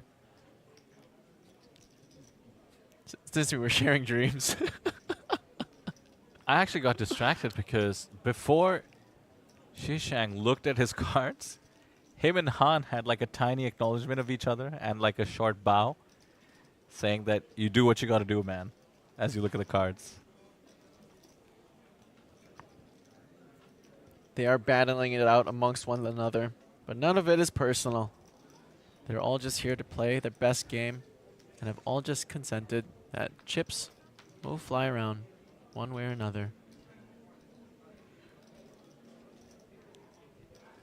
Ace, King, 5.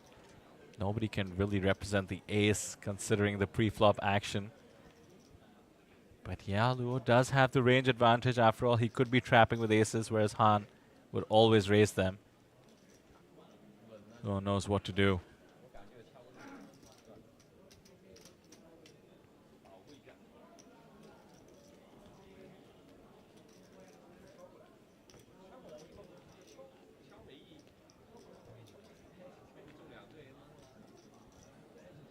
And for those watching who are still here at the APT, the APT has just made an announcement on their Instagram page. They've added a new event tomorrow for the last day of the APT. Event number 92, Turbo High Roller. The buy-in is 3 million Korean won, about 2,100 USD. And that starts tomorrow on the very last day. Oh, pardon me, it's tonight. And late reg is open till 10 p.m. You have an hour and 16 minutes to register for the Turbo High Roller.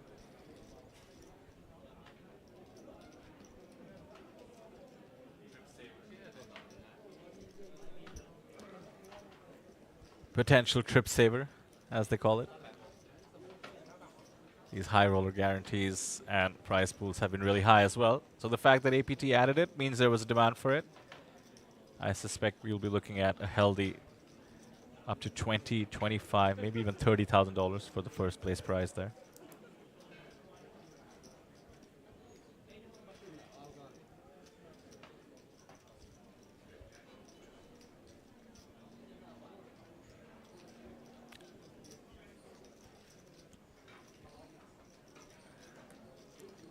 Queen 3 suited in the small blind is a jam.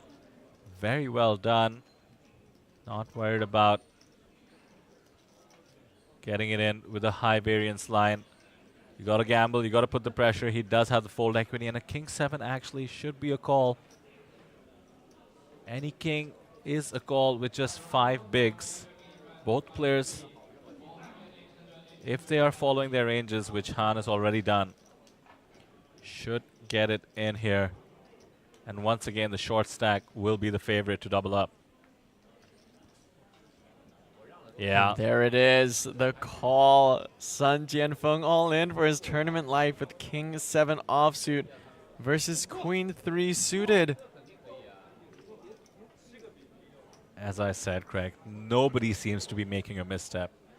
Great shove, great call. It's up to the poker gods now. Sun Jianfeng would love the double to above 10 bigs. 10, 9, deuce. Nice and clean. Backdoors plus the queens and 3s for Han. 8 is one of the backdoors, but the equity does go down. Now the jacks, 3s, and queens only. Otherwise, Sun finds the double, and there it is. The Sun run continues for Sun. Manages to escape poker death once again. And we are still 5-handed here at the Asian Poker Tour main event here in Jeju. I'm done being surprised. Like I said, short stack ahead. Finishes ahead. I am down to take this to the streets once we head down to the next level. So like I said, 90 bigs in play at the moment. They will go down by about 16%. So we would have, quick math, 76 bigs in play at the next level. 76 bigs divided up by 5 players. An average big blind stack of 15.2. Well, you can see it right there on your screen. Median stack 15, 13 at the bottom. So instead of 4 chip leaders at the top, we now have 4 short stacks. 15, 15, 13, 13 at the same time. Nobody's too short. Sun Jianfeng having found the double up. We try to analyze what it means for ICM to have 4 chip leaders. Means there's a lot of ICM. Believe it or not, there's still a lot of ICM. 4 people effectively tied for bottom stack means they're going to want to wait each other out.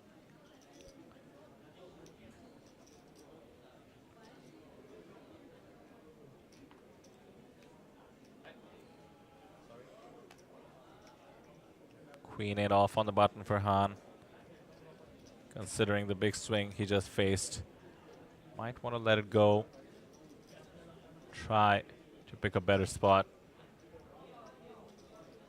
Or does he want to recover some chips? Seems to want to go for the latter. He has been limping as well. The only player on the table limping. He's yet to balance it with a monster. Although it did help him get away from a hand that might have busted him. King Jack suited. Would have run into aces.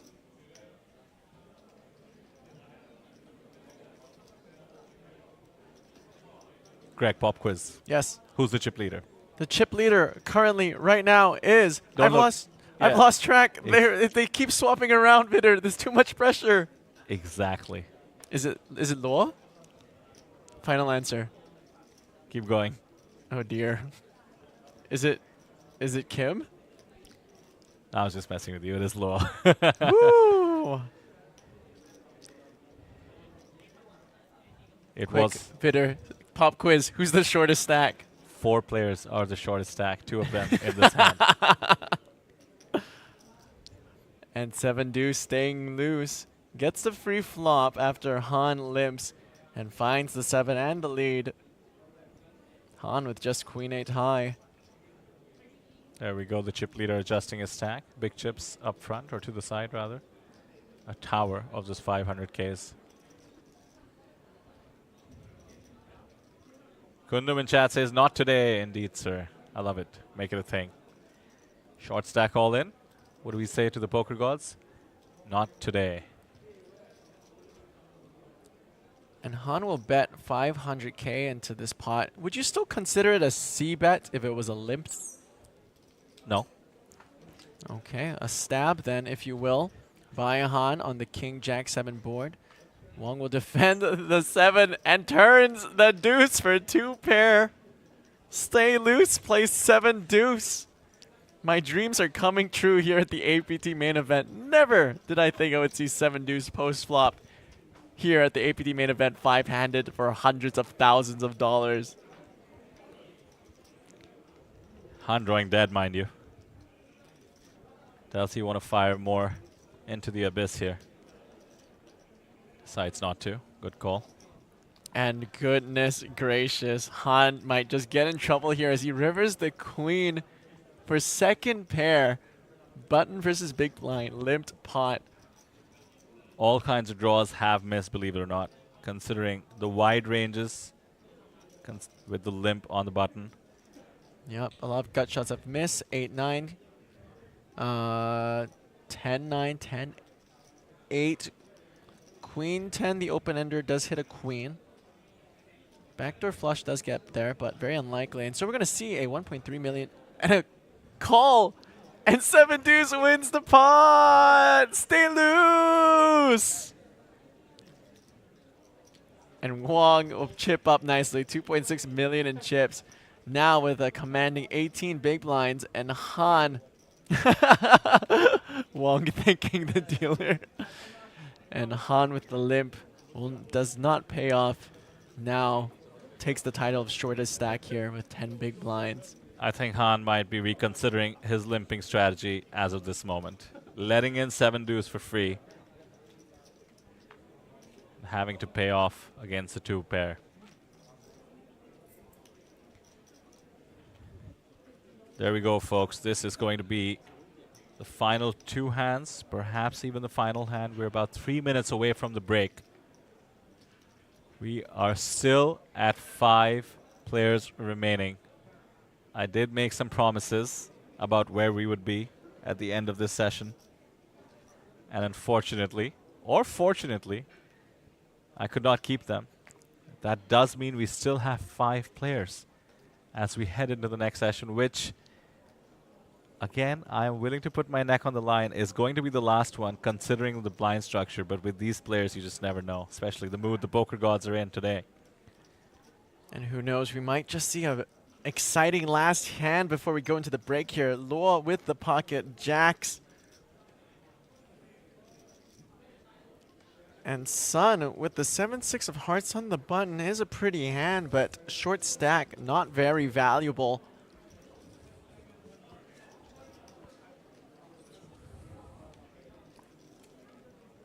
We'll let this one go. And folds to the big blind. Kim in the big blind with ace-8 offsuit. We did see him fold ace-9 offsuit versus an open earlier.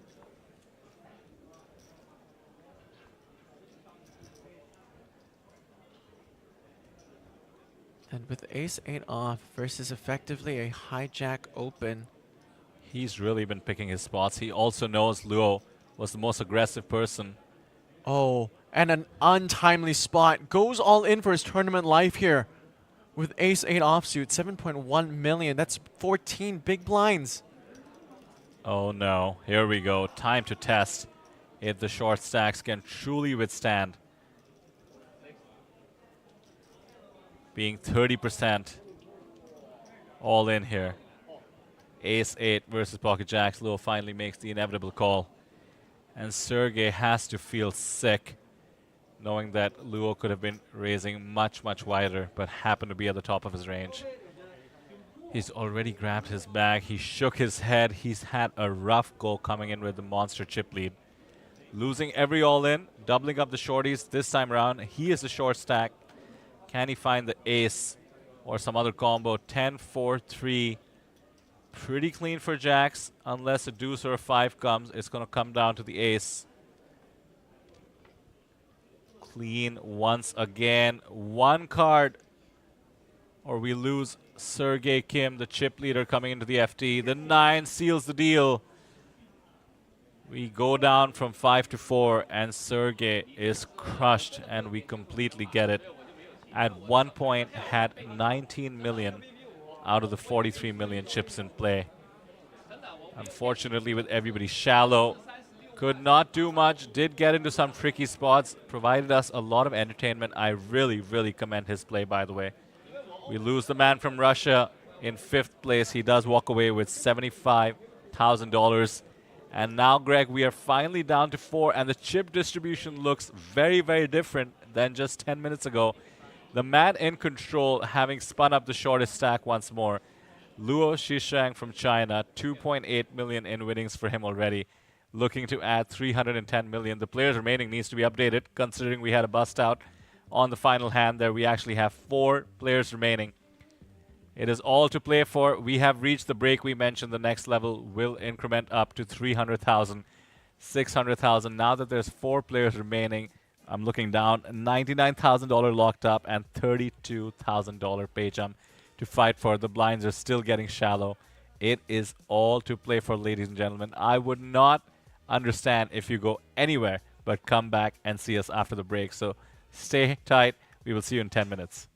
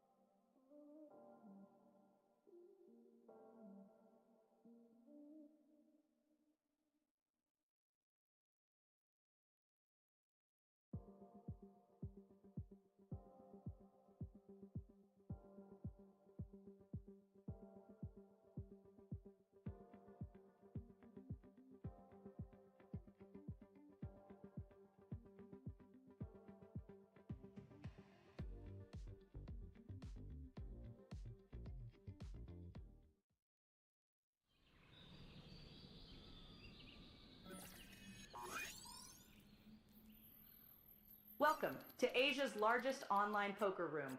Our next generation poker software is now initiating.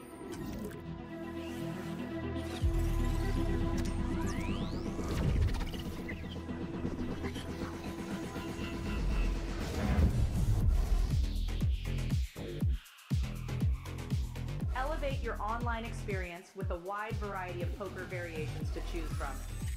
Get fully immersed with fun and social features.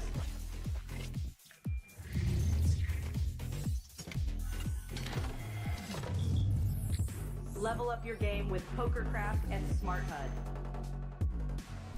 Unlock a wealth of rewards, including cashback, bonuses, and jackpots.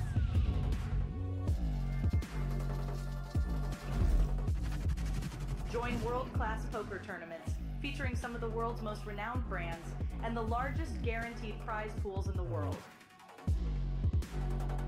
Experience the best in customer service and hassle-free transactions for a seamless online gaming experience.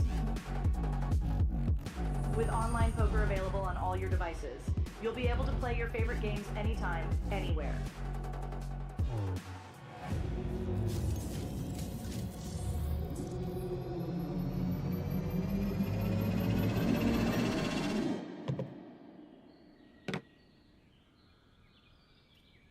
Sign up now and elevate your online poker experience today.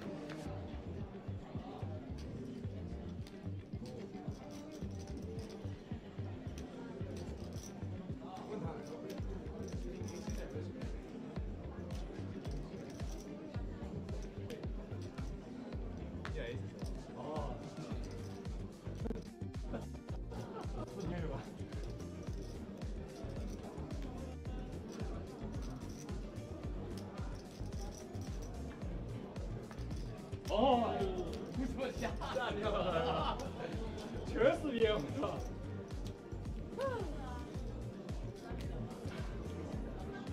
一个呢？哦，不怎么吓尿了，全是烟，我操！看我，你还输题啊？没办法，这个。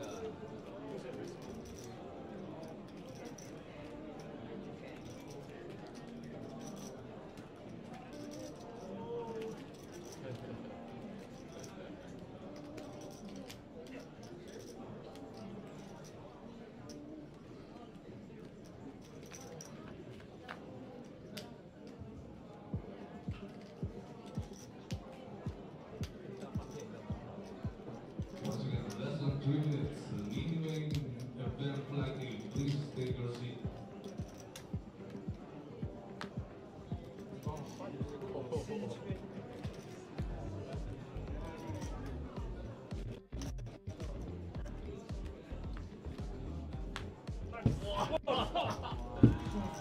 ，A10赢我一把10K，10K赢100。范围没办法，实在没办法。我下来了，哎，跟我没关系，跟我没关系，我来。哦，perfect。嘿，看有什么关系？他死了。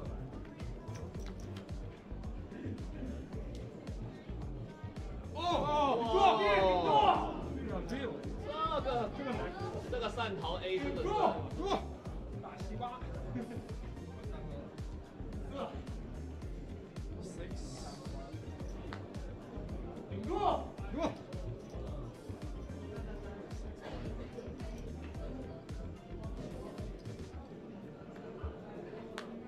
哇，这个3，这个3。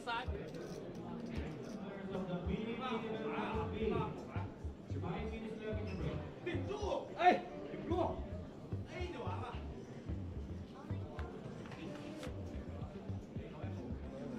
去，不能喊呀！别来 A 嘛，顶住2，笑死你！顶住2。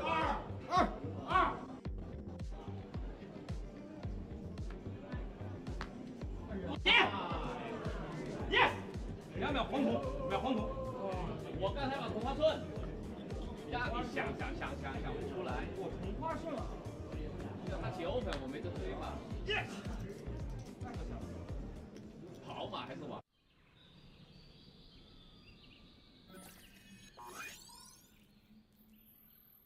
Welcome to Asia's largest online poker room. Our next generation poker software is now initiating.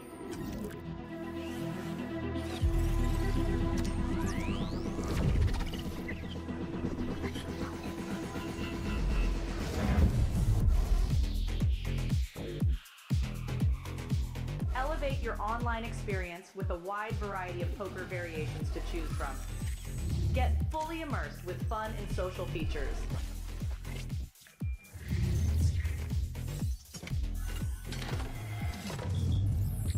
Level up your game with PokerCraft and Smart HUD. Unlock a wealth of rewards including cashback, bonuses, and jackpots.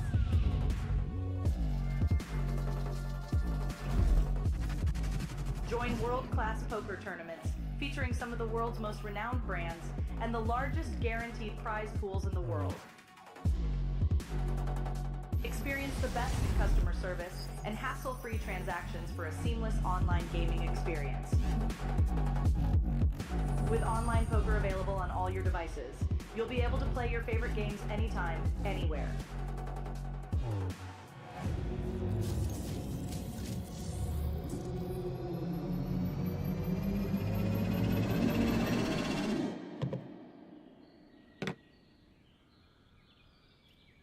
Sign up now and elevate your online poker experience today.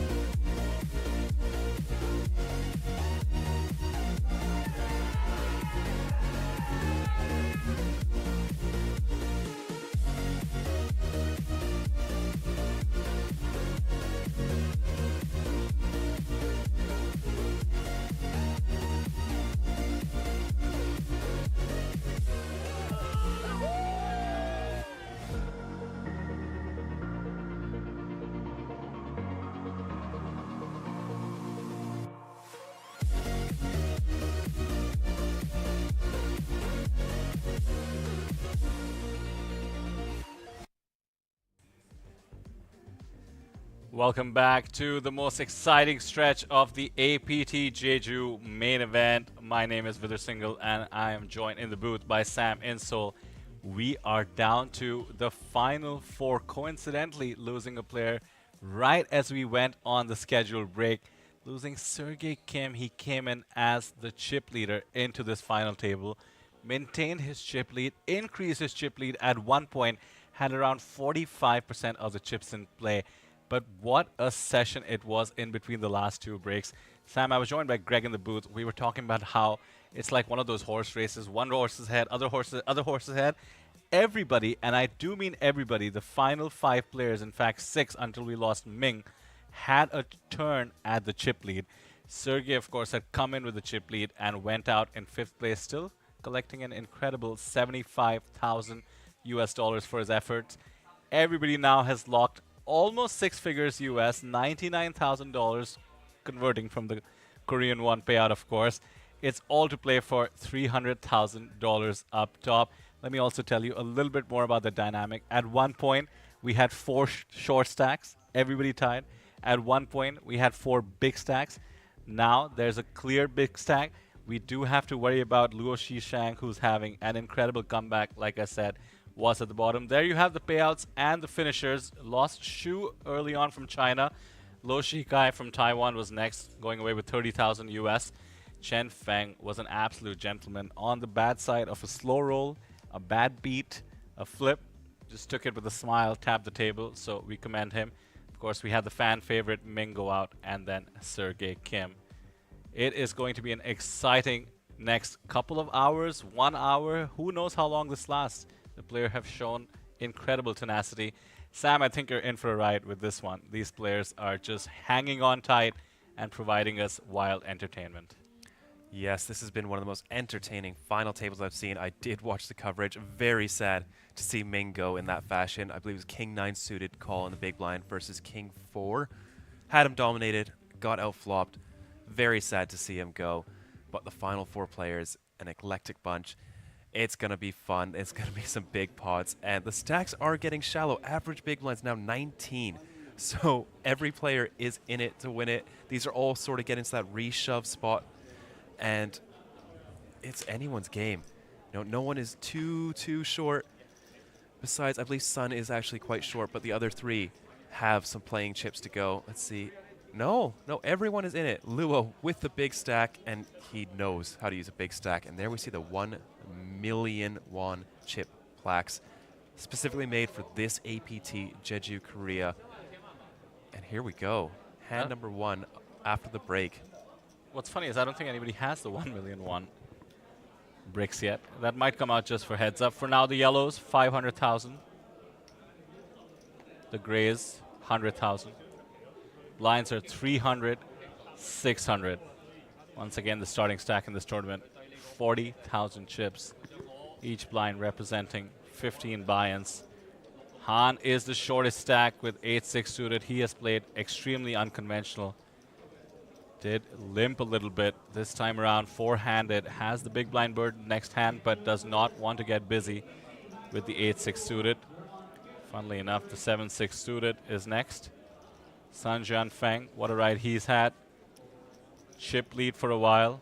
Did lose a big pot to Han, who I think lost it to Luo. So, like I said, it's been a horse race where everybody's had the lead at some point. Jason Wong, I looked it up back on the stream. 8-handed, bottom stack, 6 bigs.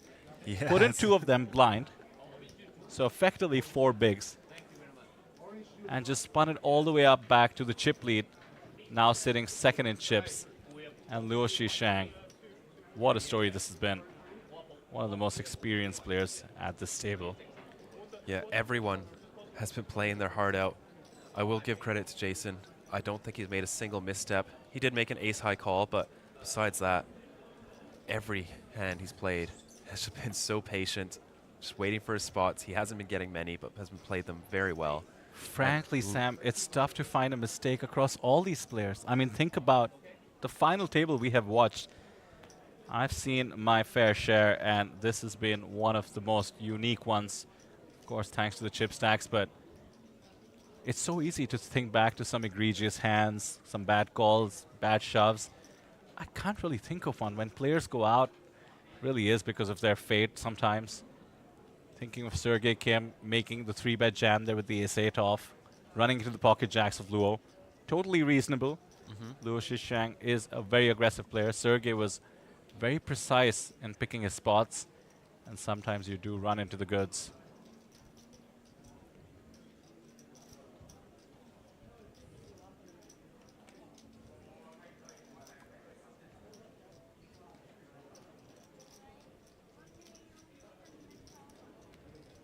Jason Wong, King 9 offsuit here in the cutoff.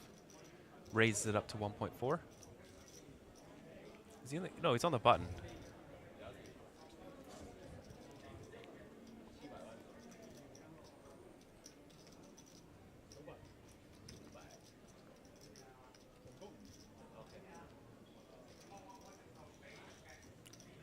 Han, only 6 bigs with the Queen 4 of hearts.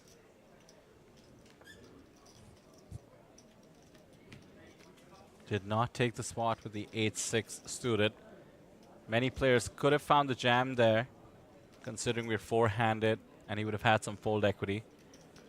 Now he's down to 6 bigs thanks to the ante and the blind. Has a massive target on his back. After all, his elimination represents a pay jump of over 30,000 US dollars. Yes, every player locked up just under 100K USD. Third place, nearly 132,000. Second place, 187. And finally, first place, the coveted APT Lion Trophy and 311,000 USD. It is crazy to think about that at this moment. One of these 4 players will be immortalized, lifting the Golden Lion. We will see their photos at next APT stops spread around the floor like we have this time around. Some APT champions out there on the floor, in fact. Ponat, Daisuke. Oh, those are the 1 million chips. Oh, actually, only Luo Shishang had 1 million bricks. I see how it is. Perhaps they'll be spread around the table. The 9-5 suited taking the spot to shove. And King 7 suited is pretty up there. 4-handed. Will he get a better spot? Wow, he finds the shove. That's why Luo is the one shoving 9-5 suited. He knows players can fold as tight as King 7 suited in that spot. And Queen Jack off in the big. Yeah, Sun is just handcuffed. He has to wait for the shorter stack before taking a marginal call off like Queen Jack off. Yeah, the most ICM pressure is currently on Jason, with Sun being a close second.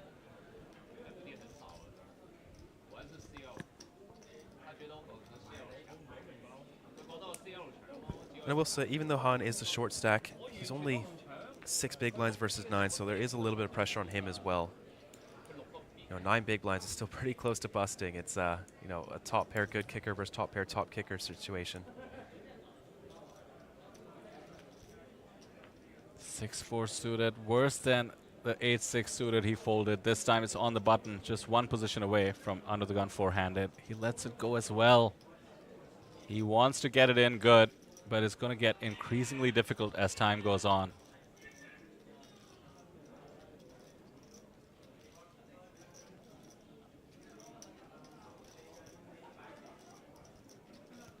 And what is the 8 deuce to do but fold?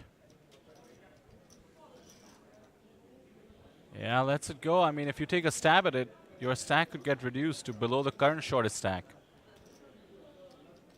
You said Jason might be feeling the most ICM pressure. I think based on the fact that Sun feels that he can maybe fold his way into the next pay jump and wait out his opponent. In practical terms, he's the one feeling it. At least Jason is able to apply ICM pressure if Luo is outside the hand. True, true. The key, of course, is to get Luo out of the hand. Yes, with only 4 players there. It's going to be tough. He can raise almost any 2 cards as long as he's willing to call off a jam for 6 bigs. Queen 3 suited. Again, the burden is coming on the very next hand. Does he want to jam or does he want to wait? He still has some fold equity, but the chip leader is in the big. He lets it go. Han has been the most unconventional player. Is waiting for a better spot.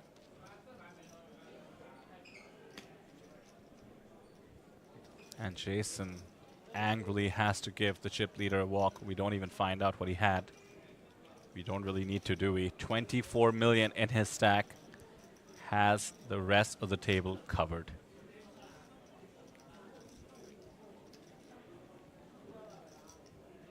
In case you think rather, this is starting to look way too tilted in the favor of Luo Shishang. Think again. We've seen this before. In fact, Luo was the shortest stack not too long ago.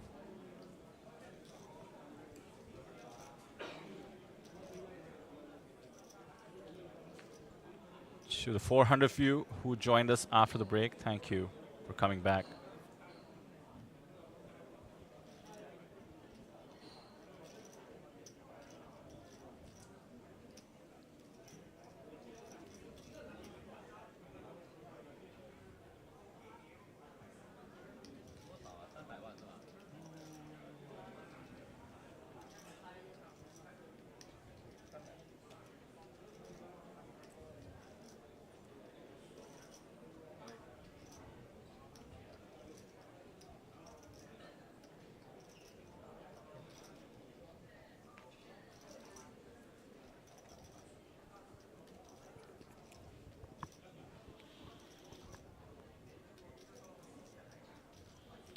Wow, Luo, 6-4 off.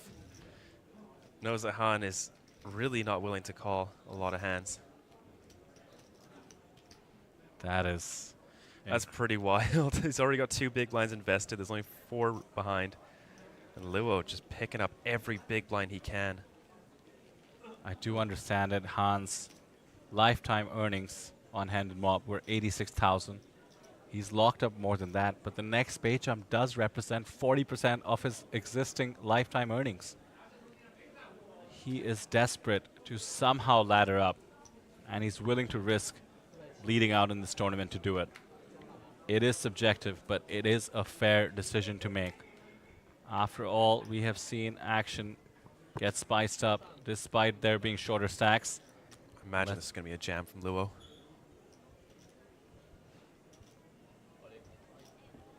Yeah, there it is. Red bricks into the middle, and Han with the ace-queen. Finally gets it in there. Oh, his son finally picks up a hand he can call, but with Han getting in there, he might just have to give this one up. Oh, this is an easy fold. He can just fold and make an extra 30,000. Yeah. Of course, Han is the odds-on favorite, but Son doesn't know that. He has to think Luo has at least a fair shot, and Hold'em, you always have a fair shot to eliminate the shortest stack. Let's the ace-deuce go, so we're out of aces by 1/3, but we don't need any of them as long as the 9 doesn't appear. Once again, the short stack in prime position to double up. Does it hold, or do we have an upset? Are we fated for Luo to ship this one?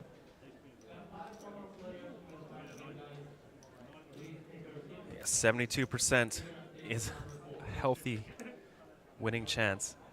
Can he hold? It's a good start. King 6-3, 2 diamonds.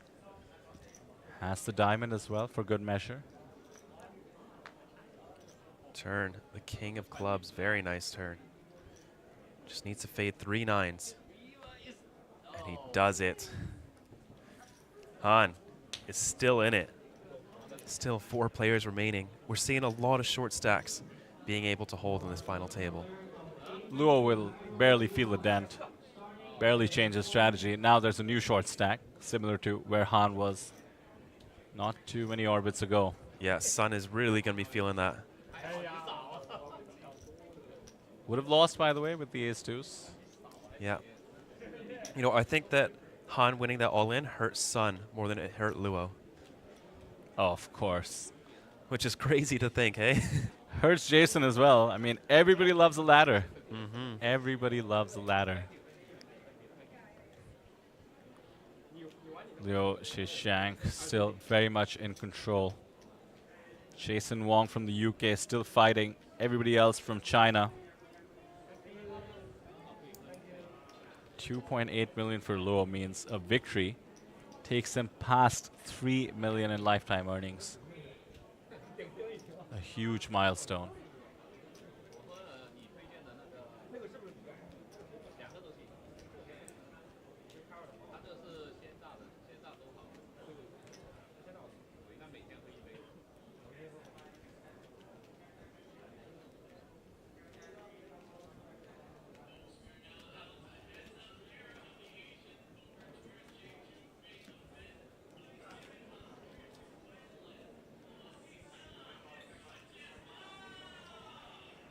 Talk about tension.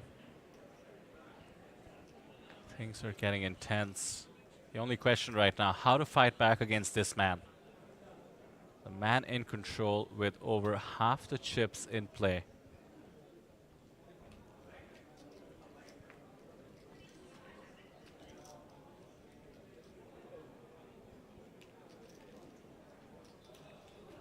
No jam this time. Raises to 1.5, 2.5 bigs. Ace 9 of clubs, a beautiful holding at this stage. Surely Sun takes the spot. He doesn't have to worry about ICM anymore. He's the shortest stack. This is pretty favorable, and by the way, Luo's going to be priced in. Another all-in, it seems like, Sam. Yes, yes. Let's see if the short stack can once again hold on. I'm confident that Sun is going all in because Sun is yet to make a misstep at this table. He knows the theory, he knows the spots. Very, very impressive performance. No surprise, he had $400,000 in lifetime earnings. Has at least added 100,000 to it already. 3-bet, effectively all in. He has committed.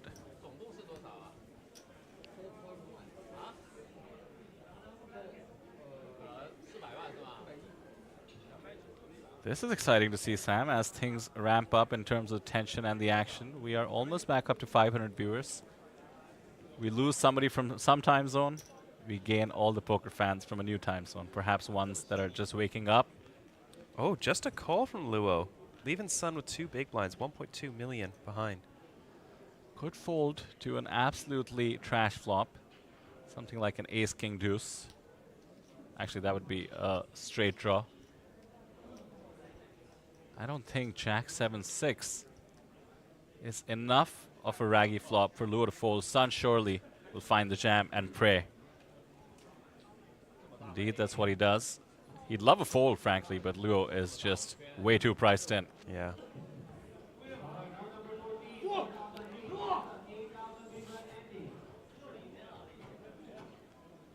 And here we are, back-to-back all-ins.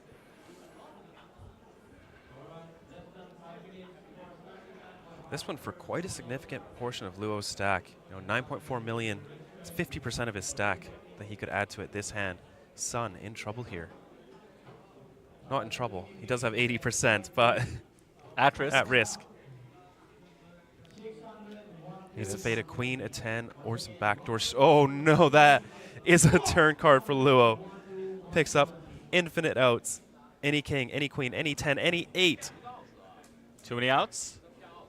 Perhaps? River, the jack of clubs, is going to keep Sun safe and in the tournament. Luo cannot eliminate either of the short stacks. And once again, Han is our new short stack. Wow, wow, wow. Yes, Han is a short stack, but both short stacks have found the double up. The anti-railing, which is to say rooting for one of the guys to bust so that you can ladder up, has not worked at all on this final table. Instead of having stacks to the tune of 4 bigs, 6 bigs, we now have 10 bigs, 15 bigs, and 15 bigs again. Luo Shishang still tied up top with 30 bigs. How is this still anyone's game?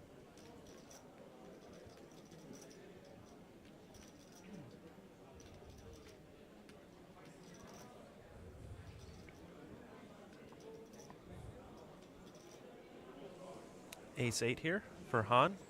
10 big blinds. Han has to take this spot. Again, 2 big blind burden coming. Ace-8 doesn't look like the juiciest of holdings, but He is effectively in the cutoff. Wants to maximize his fold equity. Gets it all in, knows what to do. King 6 suited for Sanjay and Fang. Can't find the easy fold. Would love for one of the hands behind him to call this off, to try and eliminate Hans. Yeah. Oh, pocket queens for Jason. Oh, Han is in trouble here. The only question is to call or to jam. Doesn't make much of a difference. He only has 5 extra big blinds. A call is going to look even stronger. I frankly recommend just going all in case his opponent wakes up with something like ace-queen, maybe even king-queen suited. Could consider calling off, considering Luo in the big blind is in the chip lead. There it is. Looks like the one chip flicking all in. Make sure you got queens first. Not queen 8. Jason and his signature smile has won me over. There Only it the is. call? Oh, he does all in. And top tens for Luo. Oh my goodness. If Luo makes this call, Jason's a very good spot to triple up here. Han has only got 24%. Luo even less with the pocket tens here. This is not an easy decision. Yes, Jason would be isolating with worse pairs such as 8s, 7s, 9s. We are four-handed. This is a cooler setup if ever there was one. Han made the perfect jam. Jason, of course, had to go all in. Luo has to count and decide whether he would be happy going for a flip in this spot. And if I know Luo, he would be happy going for a flip. Little does he know, he would be a 3.5 to 1 dog. 9s, he asks, or rather hopes, perhaps. Don't forget, Luo, there's... No, he's asked for the chip stack, 9 million, I believe. Oh, is it? Yeah, I think so. Shuffling his million chip biscuits. Makes a call. Oh my god, we have a 3-way all in here. If Luo wins this, we're heads up. Han in a ton of trouble here. And Jason Wong, 57% to triple up with pocket queens here. Jason is about to play for 26 million. Is 57% favorite as Punat Punsri, his friend and no doubt mentor, comes in for support for one of the biggest moments by far of Jason's career. Hold him, says Jason. All right, here we go. Here comes a flop. Needs to fade an ace or a 10, a 3 in the window, and a 4 and a 3. Han picking up the gut shot here. Any 5 will give him the straight. A sweat, not just for the 10s, but for Han as well. He is obviously on the verge of elimination. Needs aces or 5s. Another 4 changes, nothing. Sam, we could be looking at a 3-way situation finally, unless an ace or a 5 appears. Luo on the verge of being crippled. River. Jason about to all the 10 of clubs! No! Oh my goodness, we are heads up. That is a hand Jason is going to be talking about probably for the rest of his life. Wow. Did you ever see that coming, Vidir? Brutal bad beat, but what a card for Luo Shishang. I am in shock. We are heads up. Punat giving some support and perhaps at the moment some meaningless comfort. Wow. This is going to hurt for a bit. And that is the best result Sun could ask for. He is now heads up, and with that 1 outer on the river, he goes from 99,000 locked up to 187,000. All he did was just fold King 6 suited, and he made $97,000. Incredible. We should point out, thanks to the discrepancy in the chip stacks, that does mean that Han finishes 4th place. Yes. And Jason, who had the higher chip stack, finishes painfully in 3rd place, being 1 card away from being 3-handed with the chip lead. That 10 on the river, the 10, just thinking back to this tournament, has been so defining. Gave Sergey Kim the chip lead, gave double ups to people on our feature table. And now the 10 on the river leading to the double elimination. I am blown away. But with that, ladies and gentlemen, as we process these thoughts, we are actually heads up. I did mention, Sam, how when everybody gets shallow, it is like a rubber band being stretched. The blinds getting shorter and shorter, the tension increasing. I did expect the rubber band to snap, but not like this. The most dramatic fashion possible, double elimination. And there you see it, 99,000 for Han Jian, and a sad, disappointing, but a huge score nonetheless, 131,000 for Jason Wong. He was the shortest stack, 8-handed, down to 4 bigs. He needs to look at the final table as a whole and feel happy about where he's finished. Poker is brutal. The poker gods can be kind, can be unkind. It is important to play a good game, and Jason certainly did that. We are down to heads up, ladies and gentlemen. We did not expect to do so in just one hand, so we will need just 10 minutes or so to set up for the heads up battle that is incoming. Is it going to be much of a battle? Luo Shishang with the dominating, overwhelming chip lead. Of course, after that double elimination, I think Luo himself might need a break, just worshipping that 10 on the river. We will be right back. Do not go anywhere as we close out the APT Jeju main event. See you shortly.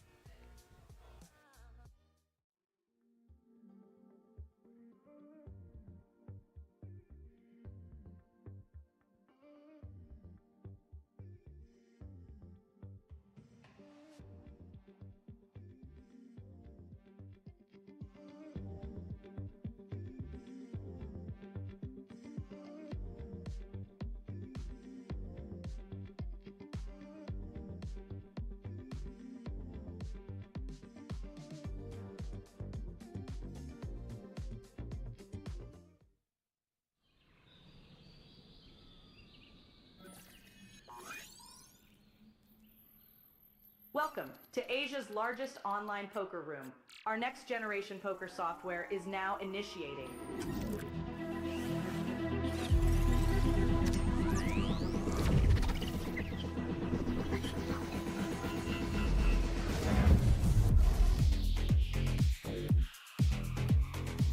Elevate your online experience with a wide variety of poker variations to choose from. Get fully immersed with fun and social features.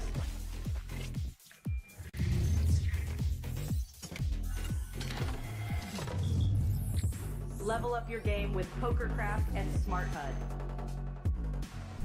Unlock a wealth of rewards including cashback, bonuses, and jackpots.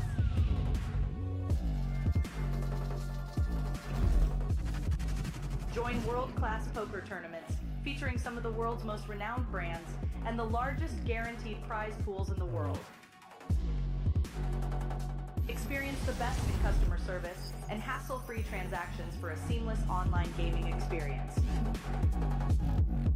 With online poker available on all your devices, you'll be able to play your favorite games anytime, anywhere.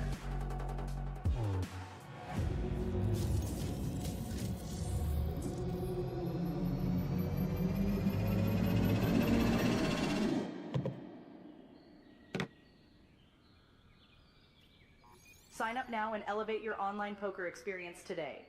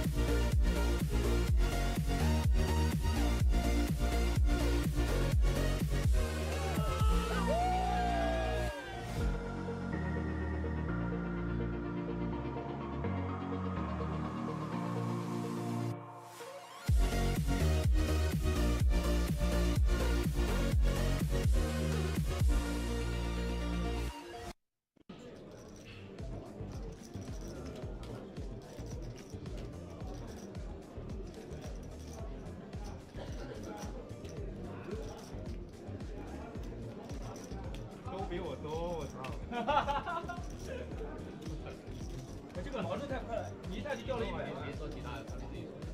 别说。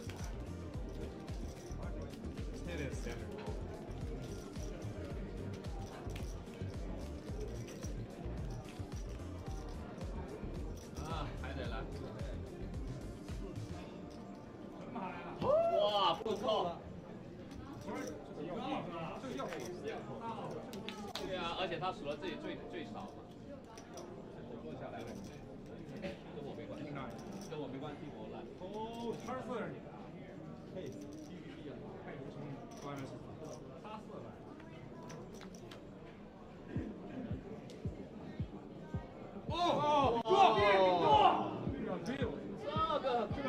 这个善逃 A 真的是。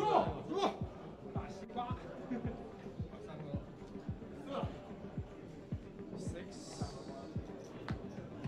顶住！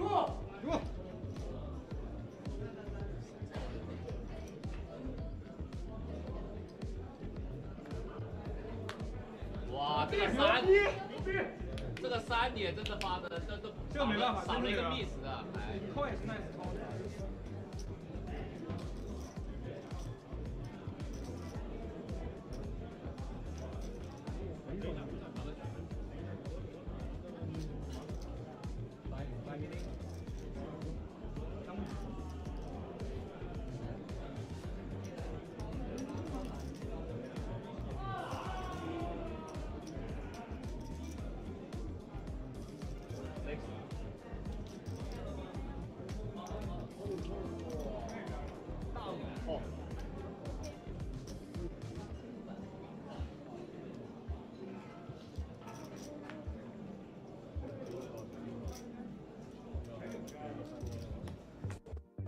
后背领着，顶住，顶住啊！看完了吧？谁看完？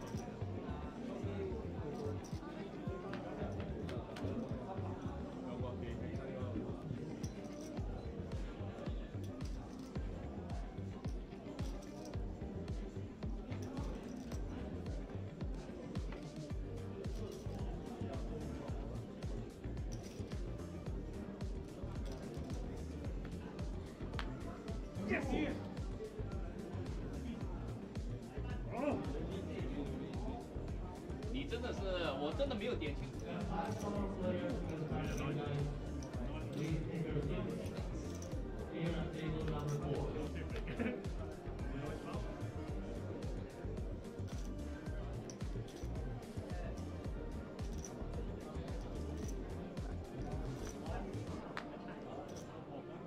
这么多穿衣服的。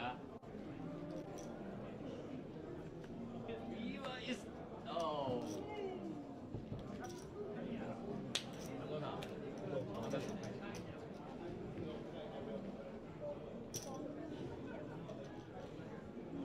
这么细腻。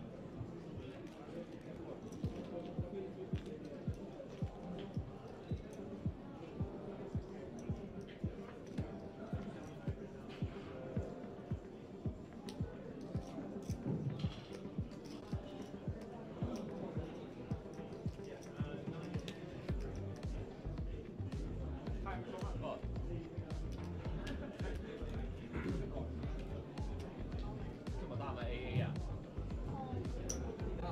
我怎么大？我圈。哇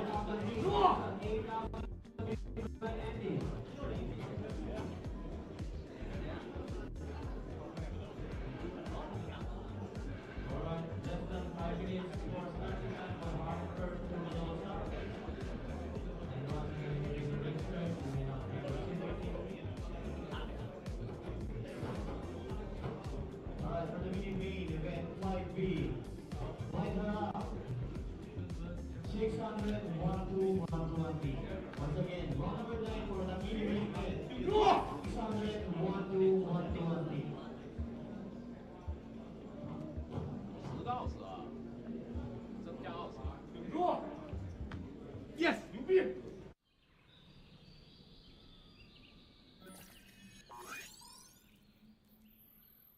Welcome to Asia's largest online poker room. Our next generation poker software is now initiating.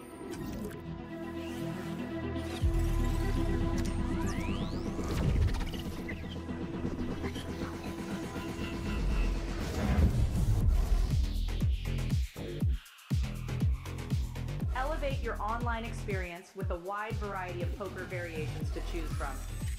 Get fully immersed with fun and social features.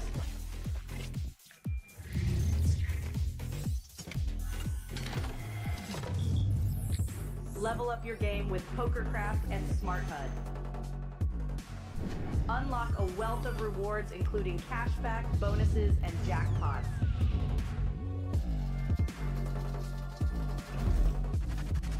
Join world-class poker tournaments featuring some of the world's most renowned brands and the largest guaranteed prize pools in the world. Experience the best in customer service and hassle-free transactions for a seamless online gaming experience. With online poker available on all your devices, you'll be able to play your favorite games anytime, anywhere.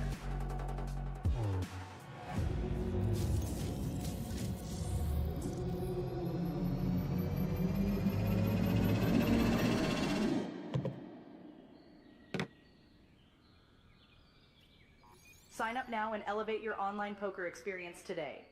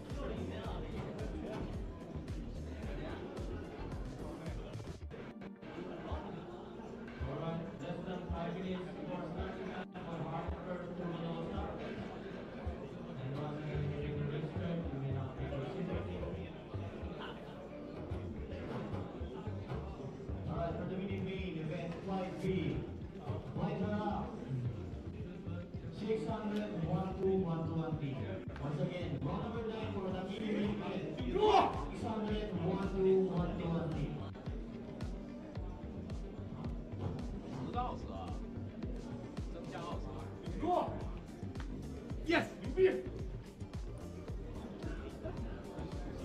哇，好我这马长啊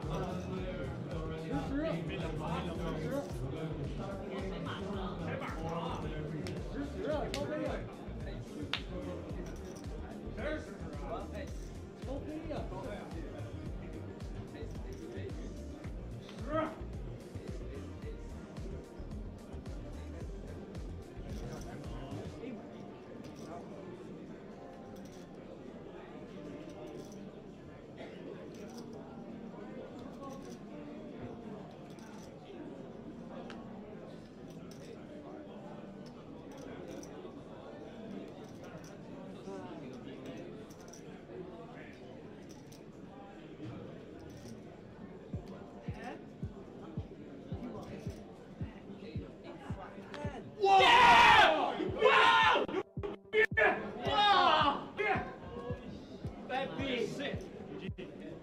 Lucky 的，没办法，我10几个 BB。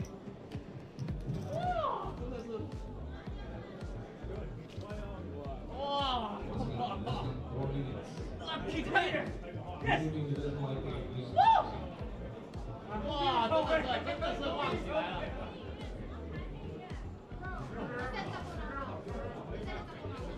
哇，比我一张10，2个20。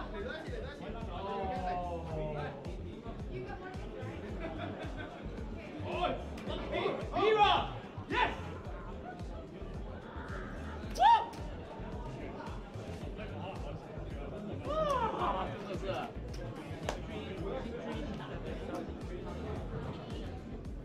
没办法，再多点我真的不抠了，不是跟你说啊。Hero! Yes!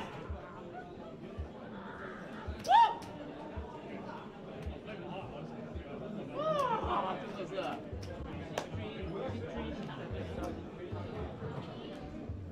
没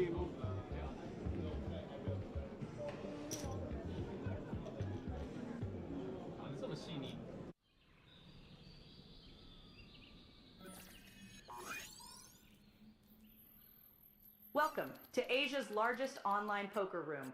Our next generation poker software is now initiating.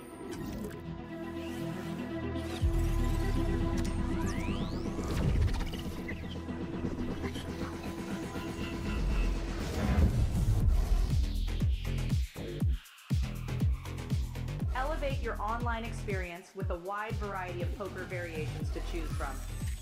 Get fully immersed with fun and social features.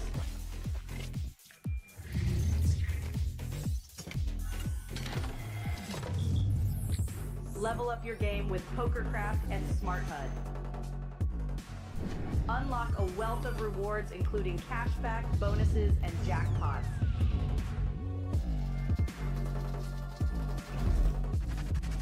Join world-class poker tournaments featuring some of the world's most renowned brands and the largest guaranteed prize pools in the world. Experience the best in customer service and hassle-free transactions for a seamless online gaming experience. With online poker available on all your devices, you'll be able to play your favorite games anytime, anywhere.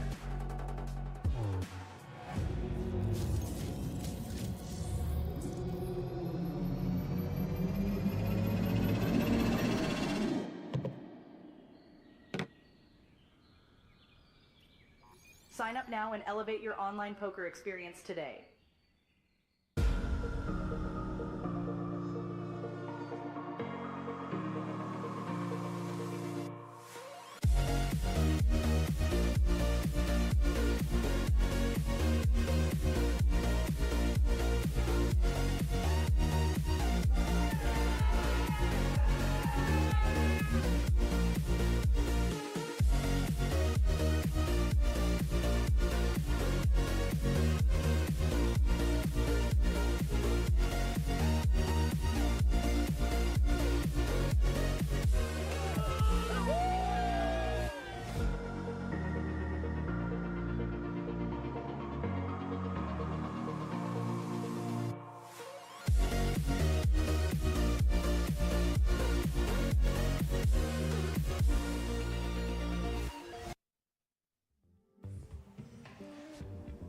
Welcome back to the APT main event, coming to you live from Jeju Island, South Korea. My name is Vidar Singhal and I am joined by Sam in Seoul. We are still recovering from what we witnessed as we got down to heads up in perhaps the most dramatic fashion possible.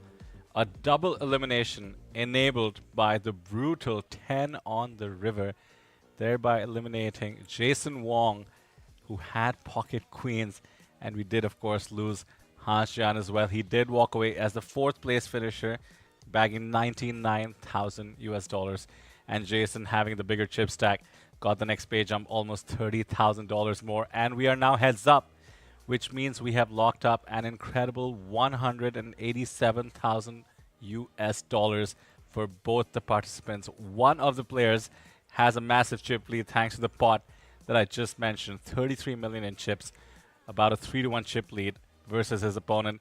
Sun has been fighting back. Every player was the bottom at one point, made it to the top of the leaderboard at another point.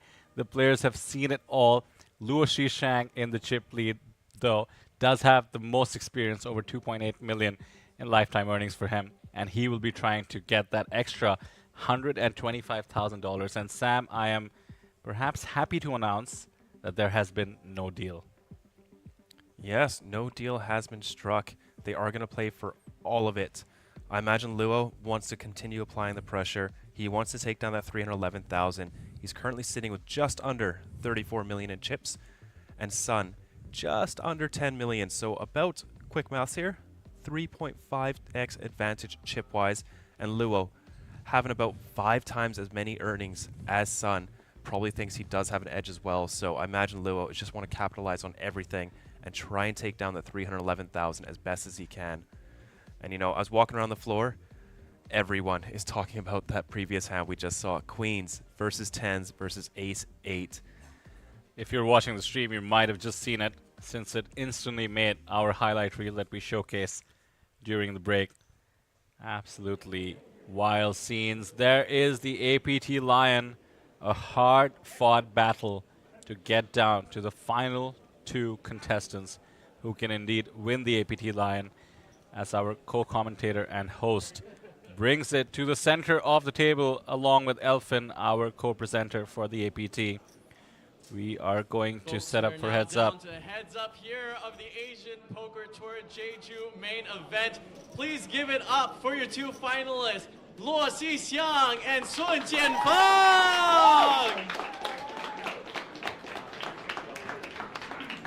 I will now pass the microphone off to Elfin to conduct some interviews to hear some thoughts from our two finalists. 你好，孙建峰选手，请问你现在心情如何？平静，想怎么打单挑呢？那你有什么话想跟你的对手罗西祥先生说吗？祝他好运，很尊重他，觉得他打得很好。Good luck。 Good luck， 等下祝你好运。罗西祥先生，恭喜你 Final Table Hands Up。请问你现在心情如何呢？跌宕起伏。那你有什么话想跟你的对手 Respect。祝好运，大家一起好运。等一下祝你好运。那我准备把麦克风还给 Greg。Thank you, Elfin. Folks, please give it one more time for your heads up finalists, Luo Xixiang and Sun Jianfeng. 开始!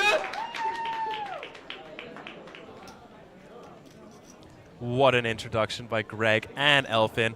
Players, nothing but respect for each other, wishing each other good luck, and ready to battle. Look at that trophy. It is now on the table. The gold-plated award-winning award from the GPI Poker Awards. The Gold Lion, the Sam, megalith. I'm worried about our felt. Look how big the trophy is. Might create a dent. It might, but we can always get a new table. These players will never experience this moment again. Worth it. Hey, Nimji in the chat, frequent commenter from previous stops, translated for us. Sun Jianfeng saying, I was thinking about how to play heads up. I wish him good luck. Much appreciated. The translation from Mandarin. Luo, meanwhile, said, I am of mixed minds. Respect to the opponent. Very, very nice. Poker is indeed a sport, and sportsmanship on display there. Obviously, you want yourself to win. And with no deal, $125,000 about to be decided by some cards going up in the air. You know, I must say, to see these two at the final table, I think would be in almost no one's prediction. They were both very short. And, you know, Sergey and Ming were probably the favorites to go heads up. And to see these two, it's quite the shock, but I am loving it. These two are going to put on a show, and it is going to be a battle. I believe we're sitting at around 15 big blinds for the short stack. A bit around there, I believe. 9 million for Sun Jianfeng, I meant, which is worth about 15 bigs. Yes. 30 million or so, 33 million in fact, for Luo Xixiang. That's good for over 50 bigs. Yeah, quite the disparity in chips. 3.5x to 1.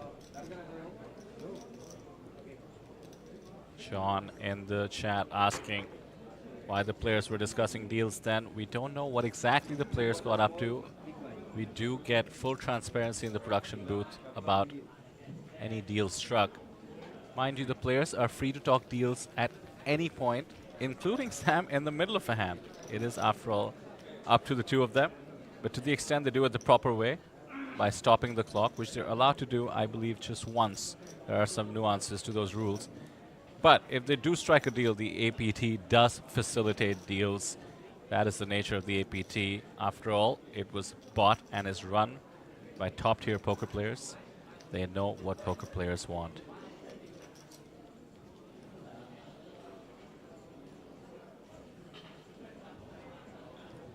This could be quick as well, mind you. 15 bigs with a big blind ante in play is usually an all-in or fold kind of stack. King Jack off the bat. This is just Luo's day, I think. He knows what he has to do. Instant pressure.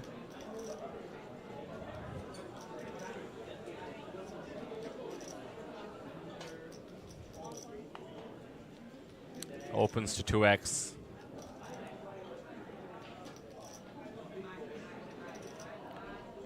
Looks like Sun has 8.2 after putting the big blind and the big blind ante. Yeah, 2 bigs in the middle already. We do continue with the ante even in the heads-up portion. It changes a lot of people's preparation. This is not your ordinary heads-up sit and go for $125,000. There's an ante at play. You have to be even more aggressive going after the dead money, and a king right in the window. The chip lead looks on the verge of being extended. It's now likely going to be 54 bigs to 12 bigs, 4.5 to 1. Now, Sam, this seems to have been the festival of heads-up battles. I am certainly prepared and caffeinated to the extent this is going to be a long one. I think players and viewers might be surprised to realize it's far from over. We have seen some epic comebacks in the heads-up portion. Yes, yes, we have. We've seen some very, very long heads-up battles, especially near the beginning of the series. Super high roller, superstar also. Even the natural 8 tables, the relatively fun time tables, ended up having very, very well fought heads-ups, and the chip stack that had a lead even as wide as this 59, it turns out, to 12 bigs. Did not end up shipping it. Thinking back to even Danny Tang losing. Did have a super high roller champion. Li Zhendong, I believe, came in shorter. Yes. Yes, and Joseph Cheong as well. He came back from like an 8-1 chip deficit or something crazy like that. That is true. I do remember that as well. You are correct. Jack 4 off on the button, 12 big blinds. Very marginal, this spot.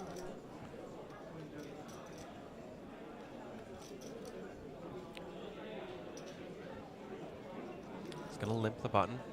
I like it. Luo with an ace. Oh boy.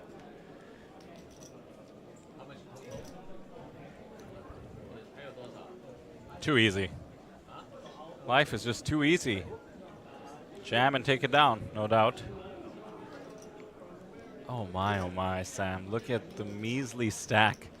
Those yellow bricks worth 500 each versus the township that Luo has built with his own bricks, including the 1 million chip bricks, the red ones. Oh, Yeah, this is look getting at that. rough. We were at 3.5 to 1, 4 to 1, now nearly 6 to 1. This is getting decisive. With the big blind ante in play, in just a few hands, we could have Sun down to just 6 or 7 bigs. He needs to find either a hand to run with or some pep in his step. Needs to just take a spot. Does not want to get bled down. 8-5 suited for Luo. Could find the jam here, by the way. Once again, ante in play means you have to go for the dead money. You will get all kinds of hands to fold. Sun clearly is not calling super wide. Finds the king 7 suited. Might have called, by the way. Any king, certainly a call. 10 bigs. Yeah, I think king 7 suited is a mandatory call if Luo shoved. So may No. save himself some chips here. I don't know, man. The way Luo's running, feel like any all-in favors him, no matter what he has.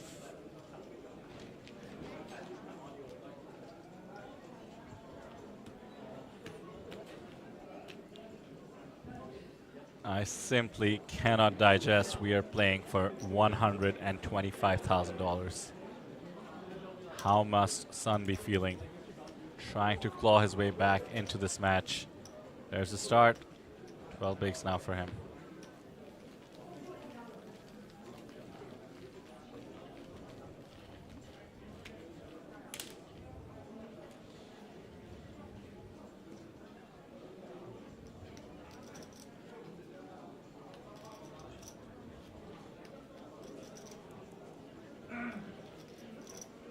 Perhaps even more impressive in Korean won. about 170 Korean won. 170 million Korean won. 2 commas.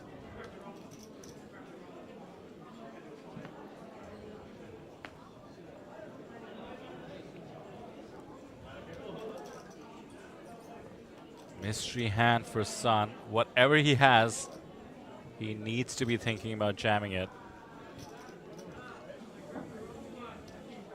Wow, a limp at this stage with a mystery hand. I like this actually, would love to play along. Could be a trap being set.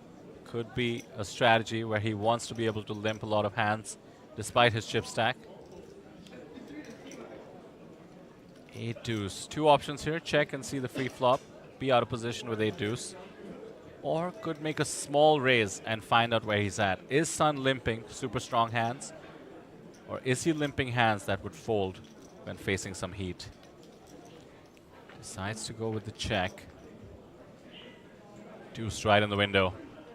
Deuce, Shrey, 4. Heads up, any pair is going to be likely ahead. It's a limped pot. Luo does not go for the bet.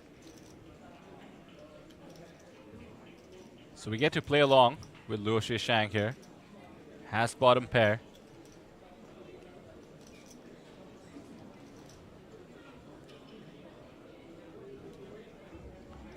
And is going to face a bet. Have to call this one. Do have a pair heads up.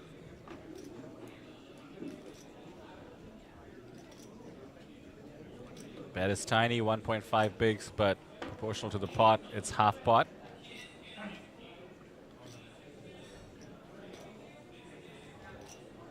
Does not need to get too out of line, can evaluate.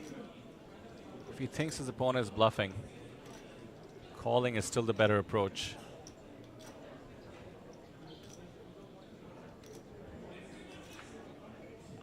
Whoa. Wait just a second. Just folded bottom pair? Luo has not adjusted to the fact that he's heads up, it seems. It was a limp pot. The ranges are going to be super wide. But I think he does not want to give his opponent any extra chips at this stage. Wants to have a stack short enough that he can just apply pressure pre-flop, perhaps even post-flop. Doesn't want to call and just be staring into a big bet on the turn and not know what to do. Has certainly earned the right to play the way he desires. It has gotten him this far. Some luck on the way, but let's not forget how aggressive he was throughout this tournament. One of the chip leaders on day 2. One of the chip leaders on day 3. Middle stack coming into the final table, I believe. Nice little casino wash style shuffle there by the dealer as we kick off yet another hand of heads up. Luo seems to be reloading on the sugar. What do you think you'd reload before a heads up battle? Me? Oh, just water. Nice, really? Yeah, nice ice water. That's it. I don't know, man. I'd consider taking any legal substance that would clear my head. Yeah, water. You're a cleaner man than I, sir. Might have a whiskey. There we go. I knew you weren't viceless.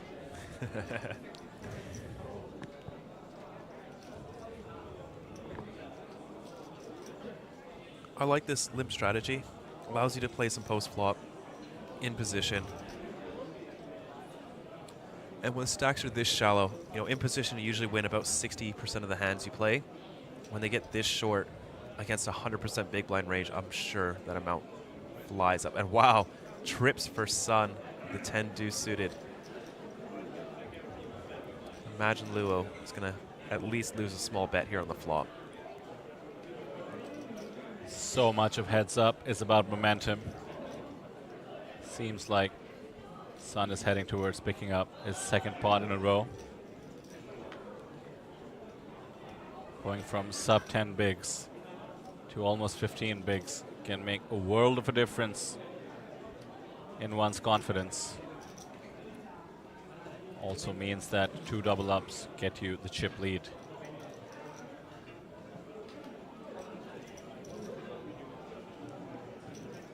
Both these players would be deserving champions, though. It must be said. Perhaps no surprise that the players who had the most live tournament experience have ended up here. I would argue, though, it is simply variance. Yes, poker is a game of skill and experience, but if you've been watching, I think you know what I mean. It has been a roller coaster. At one point, we had 4 people out of the remaining 5 tied for the chip lead. 10 minutes after that, we had 4 people tied for the bottom stack with 5 people remaining. If that doesn't tell you all there is, I don't know what does.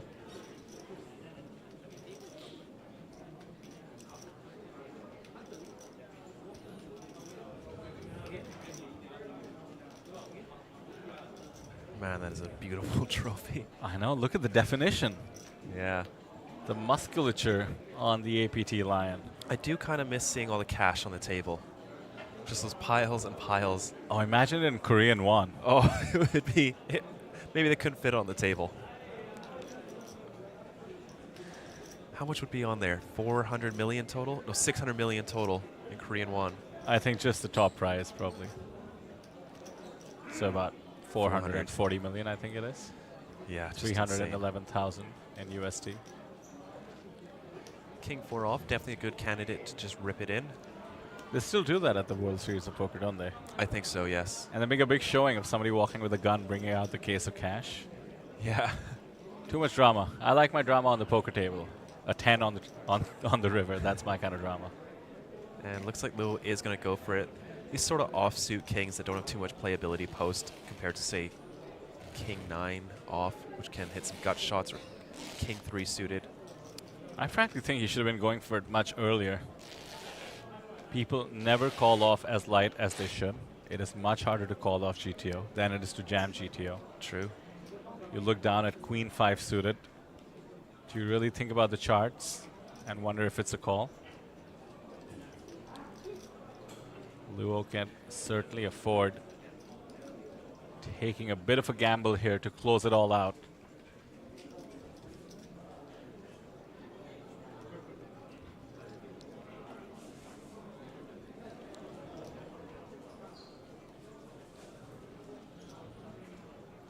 Sun lets the Queen 9 off go.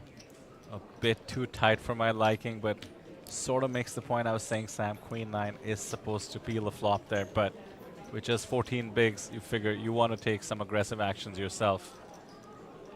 Again, it is hard to call off as wide as you're supposed to. I think Luo might slowly be realizing that.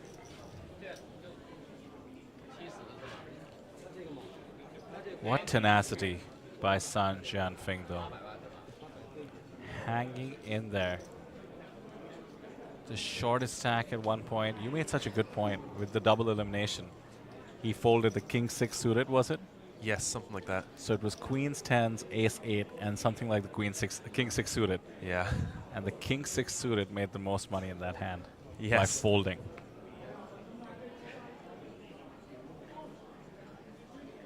Yeah, all he had to do was pick up those 2 pieces of plastic, return them to the dealer, moved his arm maybe a foot. 75,000 US dollars. Yes. Holy cow.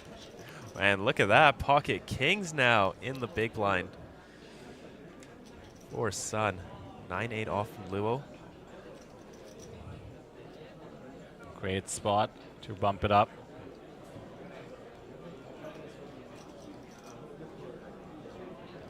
Has to resist the temptation to jam. Yeah, he's too smart for all that. He's barely stepped out of line. This guy is very, very studied. At every format, I'm talking short-handed, now heads up. Obviously full ring, obviously standard tournaments to get this far and to have 400,000 in lifetime earnings. And a huge shout out to him, by the way, for increasing his total lifetime score by 50% already. Looking to take that up to 75. Luo this time lets the 9-8 off go again. Surprising and heads up. I for think that he not to be thinks Sun peeled. is being quite tight here. In general, too, I think he just doesn't want to give Sun any rope to come back into this match. He knows he has a huge advantage right now, still maintaining that 3.5 to 1 chip lead he came into heads up with. Actually, they're almost exactly back to the stacks they started off at. If this battle goes on, we could reach the next level, which would be a huge increment. 400,000, 800,000 is the next level. Blinds currently at 300, 600. Oh, and pocket 9s now for Sun. Interesting to see if he continues with the limp strategy here with the stronger hands.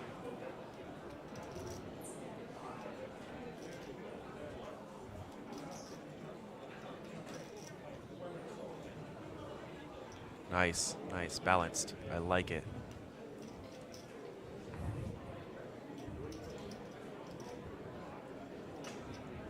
Queen 8 off here for Luo.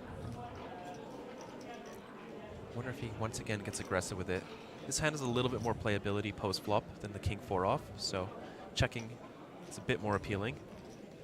Luo does check it back. Players will take a flop. Jack 10, 8. A 9 would be the end of this tournament. Luo does have the overcard as well, the Queen. Sun can't be too happy with his board. 2 overs.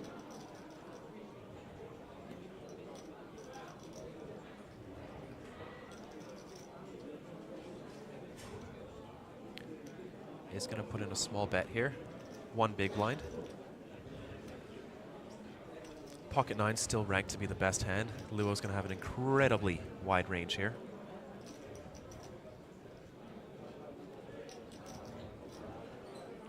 But can't go anywhere. Overcard, gut shot, you're never folding that.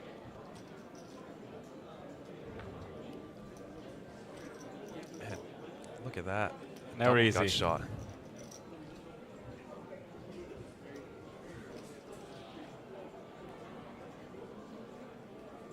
A 9 would be the disaster card here. For now, a check from the big. And Sun is looking at 3 overs. Has some equity, he likely does not want to get blown off. Does he want to realize it or turn his hand into a bluff?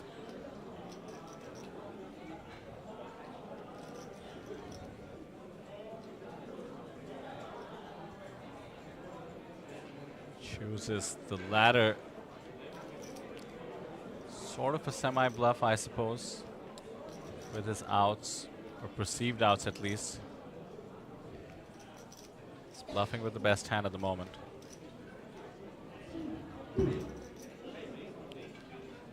Luo Shishang has been so snug, not wanting to give Sun any extra chips, but is he taking it too far? Has to call 3 bigs here, chasing the straight draw. Lets it go. Might just be taking it too far. I don't know. That is not a standard fold by any means. Yes, he is out of position, but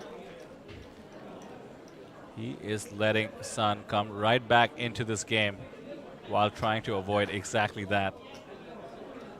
There we go, Sam. Suddenly it's under 3 to 1. 1 double up, and we would be even. And isn't that all too familiar a story? Yes, yes. We've seen it many, many times here at this APT event here in Jeju, South Korea.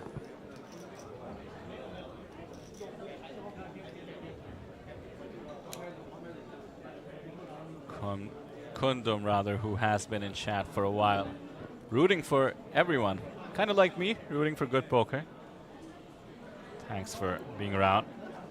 500 people watching again as we close out what has been already an incredible main event, and surely one of the most exciting final tables I've seen in a while.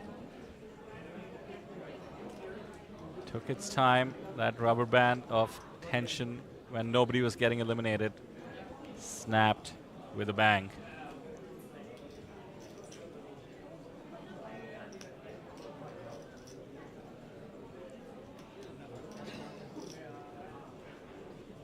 Sun can easily go all in here. Has an ace, 16 bigs, limp 2. There's 3 blinds to pick up in the middle. He has 16 in his stack. Yep, gets it through. I am a broken record about momentum, Sam. Safe to say. Sun Jianfeng is the one with the momentum here.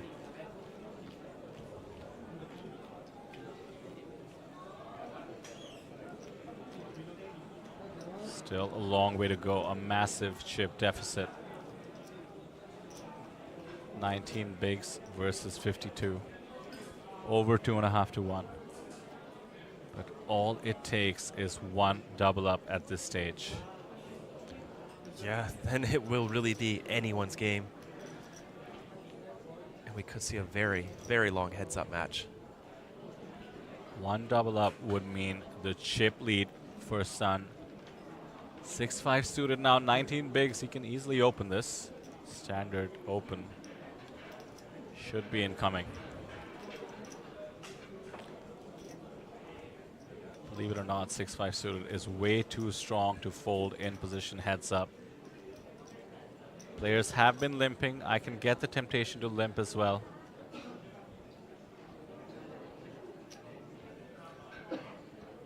But you don't get any fold equity, and with 6 high, you would love some fold equity. Ace-9 suited now. On the one hand, Sam, a very easy 3-bet jam spot heads up at these stack depths. On the other hand, if there's one thing we've noticed, is that Luo is intent on not letting Sun back into this match. Is he willing to put a stack at risk? He is. And he will be rewarded. Ace-9 suited. Very, very strong. Great jam here. Taking back some of that momentum we just talked about. Yeah, not much Sun can do here.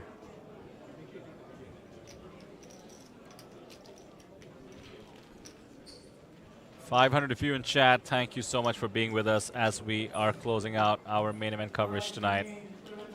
Please do hit the like button. It helps us promote not only the stream, but our channel. We do have one more day of streaming here at APT Jeju. It's going to be the second day of the High Roller, the event we always close out our festivals and our streaming schedule with. You don't want to miss that. You can hit subscribe as well so that YouTube lets you know when we are live. It's going to be around the same time as we started today, 11:30 or so local time.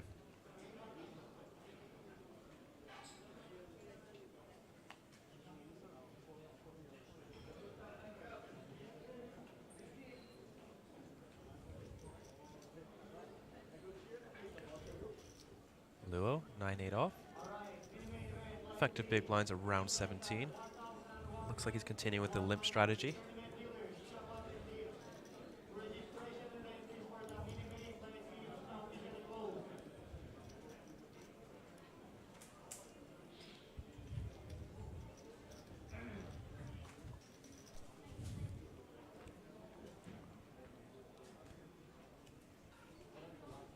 Oh, that is a flop open ender for Sun and Luo with bottom 2.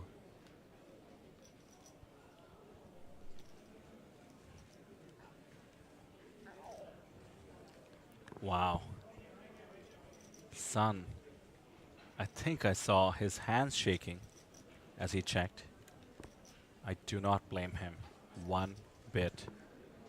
He is playing for life-changing money at this moment and a life-changing trophy as well. You can see it on his left. You do get immortalized as the main event champion. And there is a version of this hand where the chips find their way into the middle here. He could think of this as enough equity to semi-bluff the naked 10. After all, if he check calls, he would have to fold to a bet if he does not hit anything else such as the 5. The ace of spades is exactly the card I am talking about. Luo with bottom 2. Surely is going to bet if check 2. 2 pair is a monster hand. Heads up despite the wet board. In fact, he would love for his opponent to have an ace, any spade. A hand like the 10 of spades is always going to continue. Queen of spades as well. This is the time to put in a big bet. SPR is about 1.7. Can easily bet a huge chunk of the pot. Oh, he goes for all of it. Too much. Did not want to see the 4th spade. Let Sun get away relatively cheap.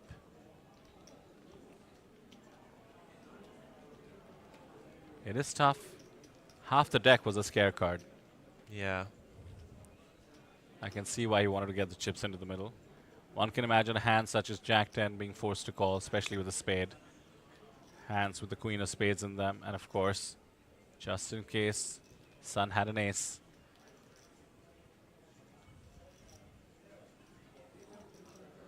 So the momentum fairly back in Luo's corner.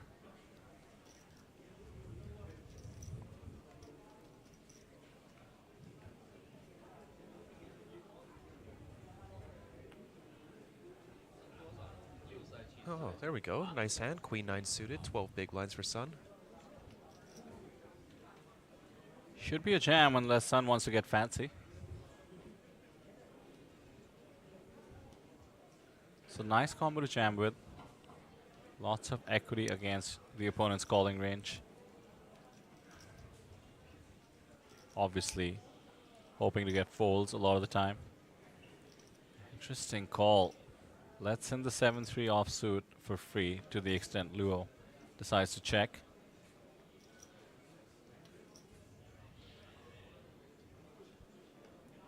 We've seen Luo decide not to try and punish these spots.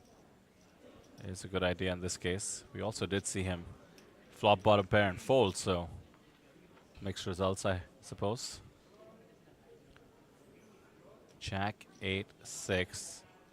Air for both, but the Queen 9 has the best air, has the gut shot to the nuts.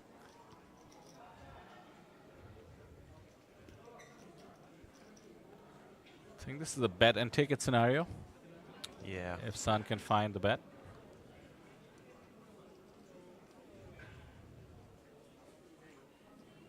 He does bet. Does he take it? I think Luo just gets out of here.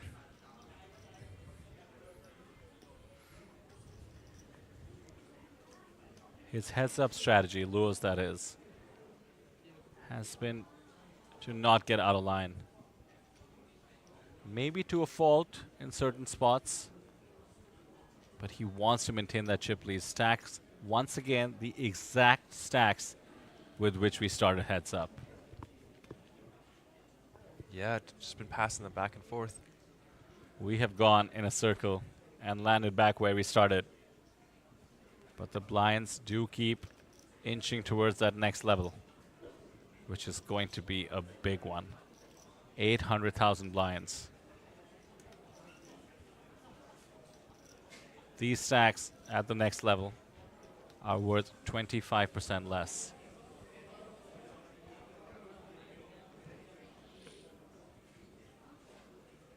Eight, 6 off.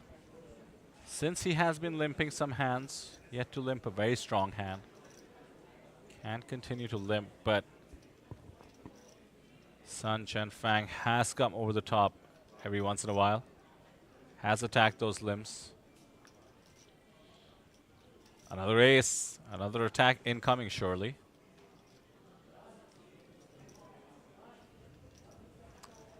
Yeah, I imagine so. 13 bigs.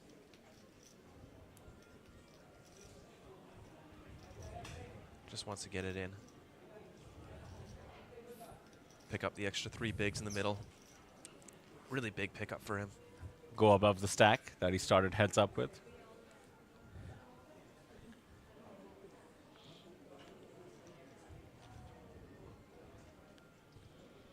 Not easy to be going through these swings, not just in chips, but surely in one's mental state. You have to just forget about the money. That is the only way to do it. It is just a game that happens to award $125,000 and that beautiful trophy to the winner. It's just about playing your best. Every decision cannot come with the pressure of the potential condos you can buy in some countries with it. Yes, yes.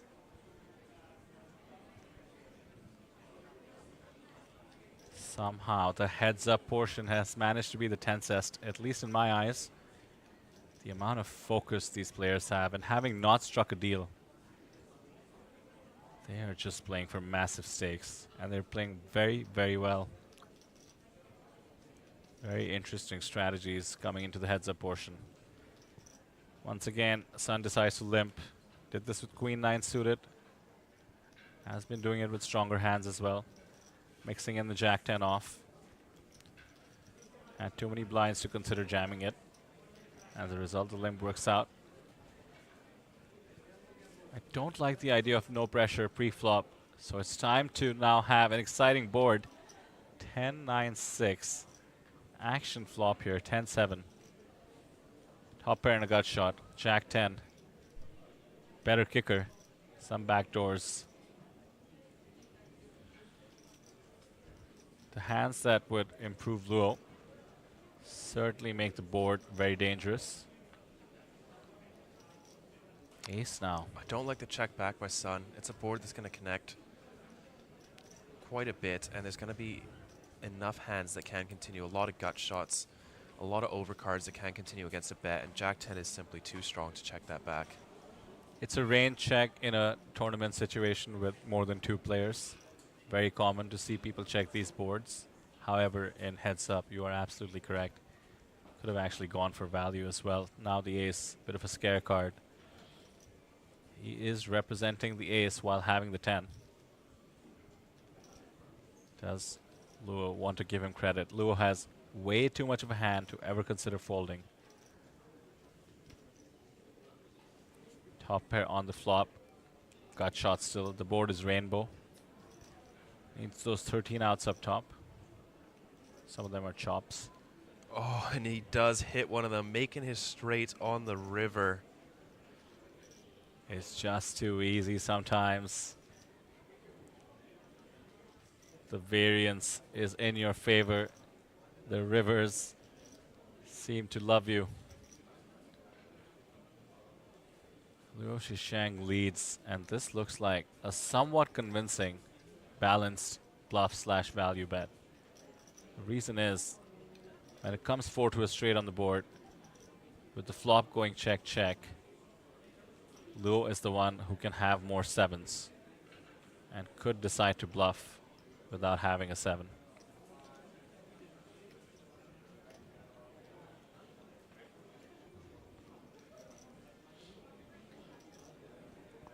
Sun has a pure bluff catcher. Does have the jack blocker. Luo cannot have the nut straight. Perhaps that is the reason he makes the call and gets the bad news. A brutal dent in Sun's stack after a favorable flop.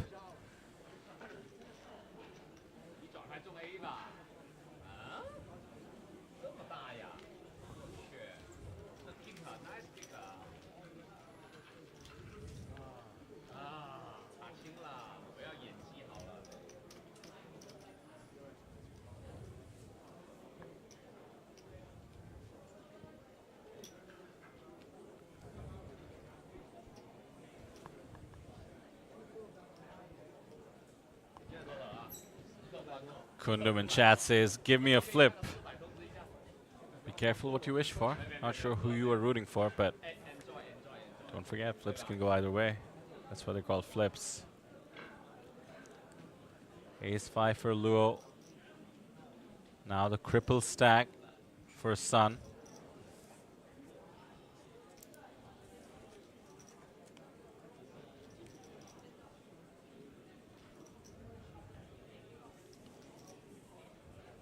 Easy all in.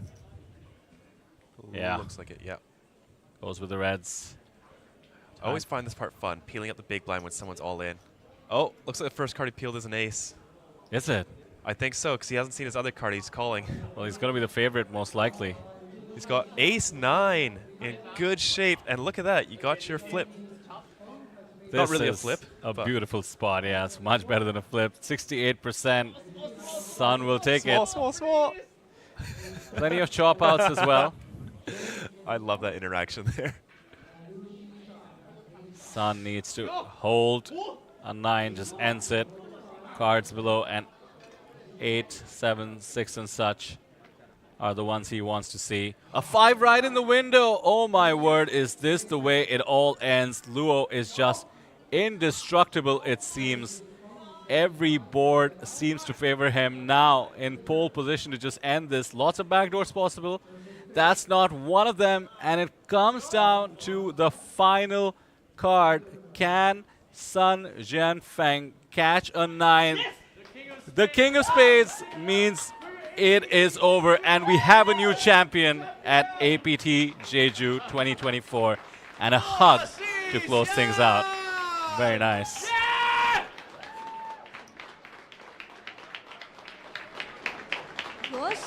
罗西祥，你是来自中国 All Time Money List 第11名，同时呢，在今天突破你的现场锦标赛生涯奖金超过300万美元。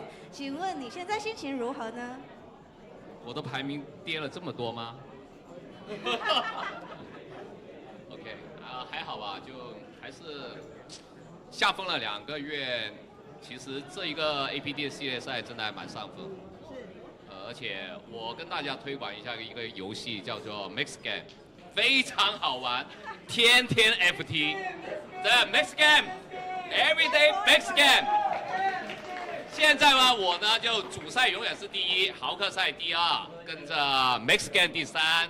但是豪客赛优质的豪客赛，有时候 Mix Game 还是会优先豪客赛。Mix Game 万岁！我知道你这次在 APT 除了拿走这个大狮子奖杯，你还带走了2只小狮子啊！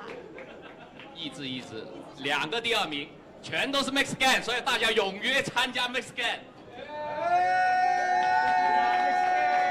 最后 ，Mix Game 真的是主打一个好玩，真的不是，因为它买入又不大，刚好是大家学习的机会，真的又便宜又好玩，真的 Mix Game。最后，其实大家都非常好奇一个问题：从早到晚，你的耳机里面到底都在听什么呢？其实，在看其他比赛选手的一些他们在怎么打，就好久没有这么认真过了，真的是以前我都不看。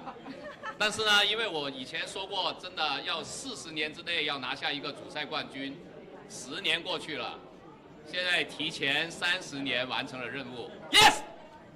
让我们再次恭喜 APT 济州岛妹妹冠军来自中国罗西祥。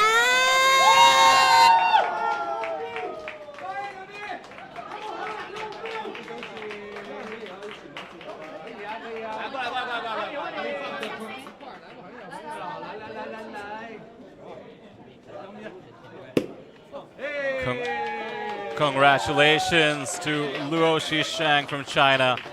APT main event champion here in Jeju, South Korea.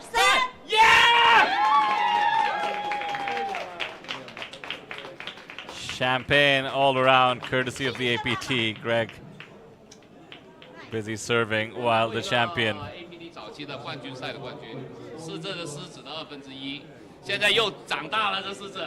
你觉得我们这个长大后的 APT 狮子奖杯怎么样？挺好，但是有个烦恼，行李超重的烦恼，不知道怎么拿回去，有没有的寄的？没关系，在后续等一下我们会有人员。好，这是甜蜜的负担。真的很重。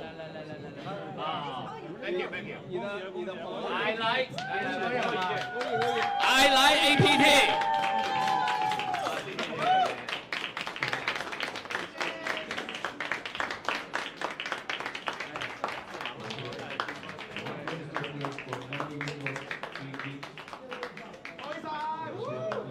大家 lucky， 喝一杯吧。啊？多一杯吧。多一杯会醉，可以啊，再来一杯，再来一杯。酒量不太行，真的。你的梦想提前完成，值得多喝一杯啊！好好好，提前30年还是不容易的。下一个金手链。好，干杯！去，干杯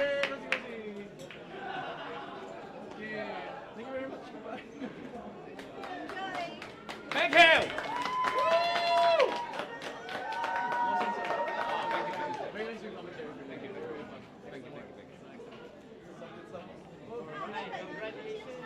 Down 2 champagnes. Pick up the trophy, kiss the trophy, and obviously now line up for a photo with his rail. I do have some very helpful contributors in chat telling us what he said. Did mention I recommend everybody to play some mixed games because he FT'd some mixed game tourneys during these days. Before I translate further, let's have a huge shout out for our runner-up here. Always painful to come second place, but the 187,000 USD score should help Sun Chen Fang. Sam, a very, very worthy rival for the champion. Yeah, I didn't think that these two were going to make it to the heads-up match, just based on their stack size, but Luo really picking his spots. You could tell from the second he sat down, he wanted to win this tournament. He got after it. He was making loose opens. He was playing aggressive, and he's always entertaining to see. It's so nice to see someone that really wanted it take it down like this. He did get quite lucky, the pocket 10s on the river to get that massive chip lead, an ace-5 versus ace-9, but you never win a tournament without getting lucky, as well as all of the great plays that he made. Beautiful. Well, that has got to feel amazing. He is going to join the select group you see in front of you, picking up their own APT Golden Lions. These are previous main event winners, some of whom were participating at APT Jeju. I will translate the other things he said as well. He did mention how mixed games are easy and fun to learn. Thanks to the APT schedule, we have 90 events on offer, many of them mixed games. And then finally, Luo said, I said 10 years ago that it would take 40 years for me to win a main event, and now I have achieved this. That's an approximate translation, but I suspect it means that he really values his trophy. Does explain how he was willing to go for it at every spot. Clearly a dream of his to have come to fruition. We are not done with this incredible festival yet. While we do wrap up coverage of the main event today, don't forget we have the final day of streaming tomorrow, 5th of May, 11:45 a.m. The APT High Roller Final Day, Day 1, is active right now. We are going to have some superstars to close this out, and it's going to be an incredible prize pool as well.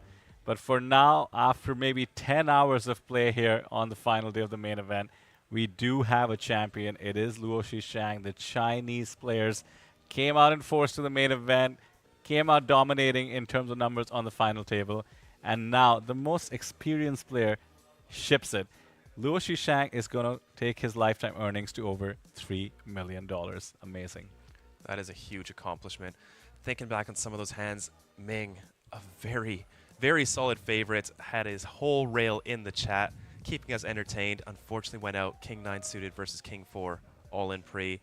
Sergey coming with a chip lead, didn't get to use his chip stack too much. A lot of other players. He did make some moves, I must say. He was involved with Ming at a time when all the rail online in the chat was supporting Ming. But Sergey made some precise moves. I'm thinking back to a 3-bet he made on the flop. Ended up going out brutally in 5th place. And of course, we had the 3rd and 4th place finisher go out in a dramatic fashion on just one hand. Of course, we're talking about James Wong and Han Jian. It has been a beautiful final table, one of the craziest I've seen in a while. Sam, this was your first time covering it. I really enjoyed covering this final table with you. As I've told all of you, we are not done. Don't forget to tune in tomorrow. But I must thank all of you who have been with us. Amazing numbers, not just on our channel, but of course the regional channels as well. The Hong Kong channel with the Cantonese stream, Taiwanese channel, Thai channel, even the Mandarin stream. It's all thanks to you viewers that we put on these streams. We have a production staff of almost 50 people to put it all together, and we thank you for watching. We would love it if you would hit like on the stream. On your way out, perhaps a small little gift to us, and of course, a subscribe to the extent you haven't already. We will see you tomorrow for the final day of the festival. Do not go anywhere. But until then, we wish you a good night. For Sam and Soul, I'm Vidar Singhal. We will see you tomorrow.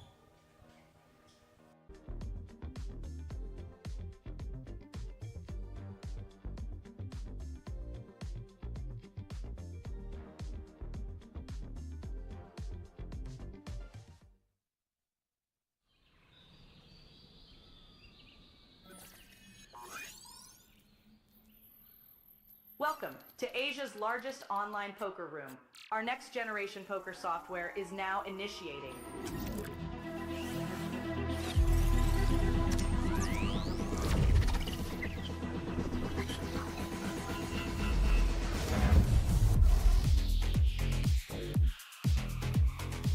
Elevate your online experience with a wide variety of poker variations to choose from. Get fully immersed with fun and social features.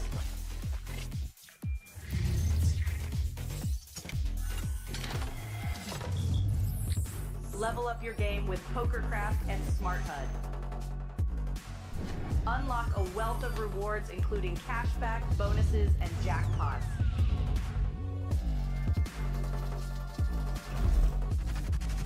Join world-class poker tournaments featuring some of the world's most renowned brands and the largest guaranteed prize pools in the world. Experience the best in customer service and hassle-free transactions for a seamless online gaming experience. With online poker available on all your devices, you'll be able to play your favorite games anytime, anywhere.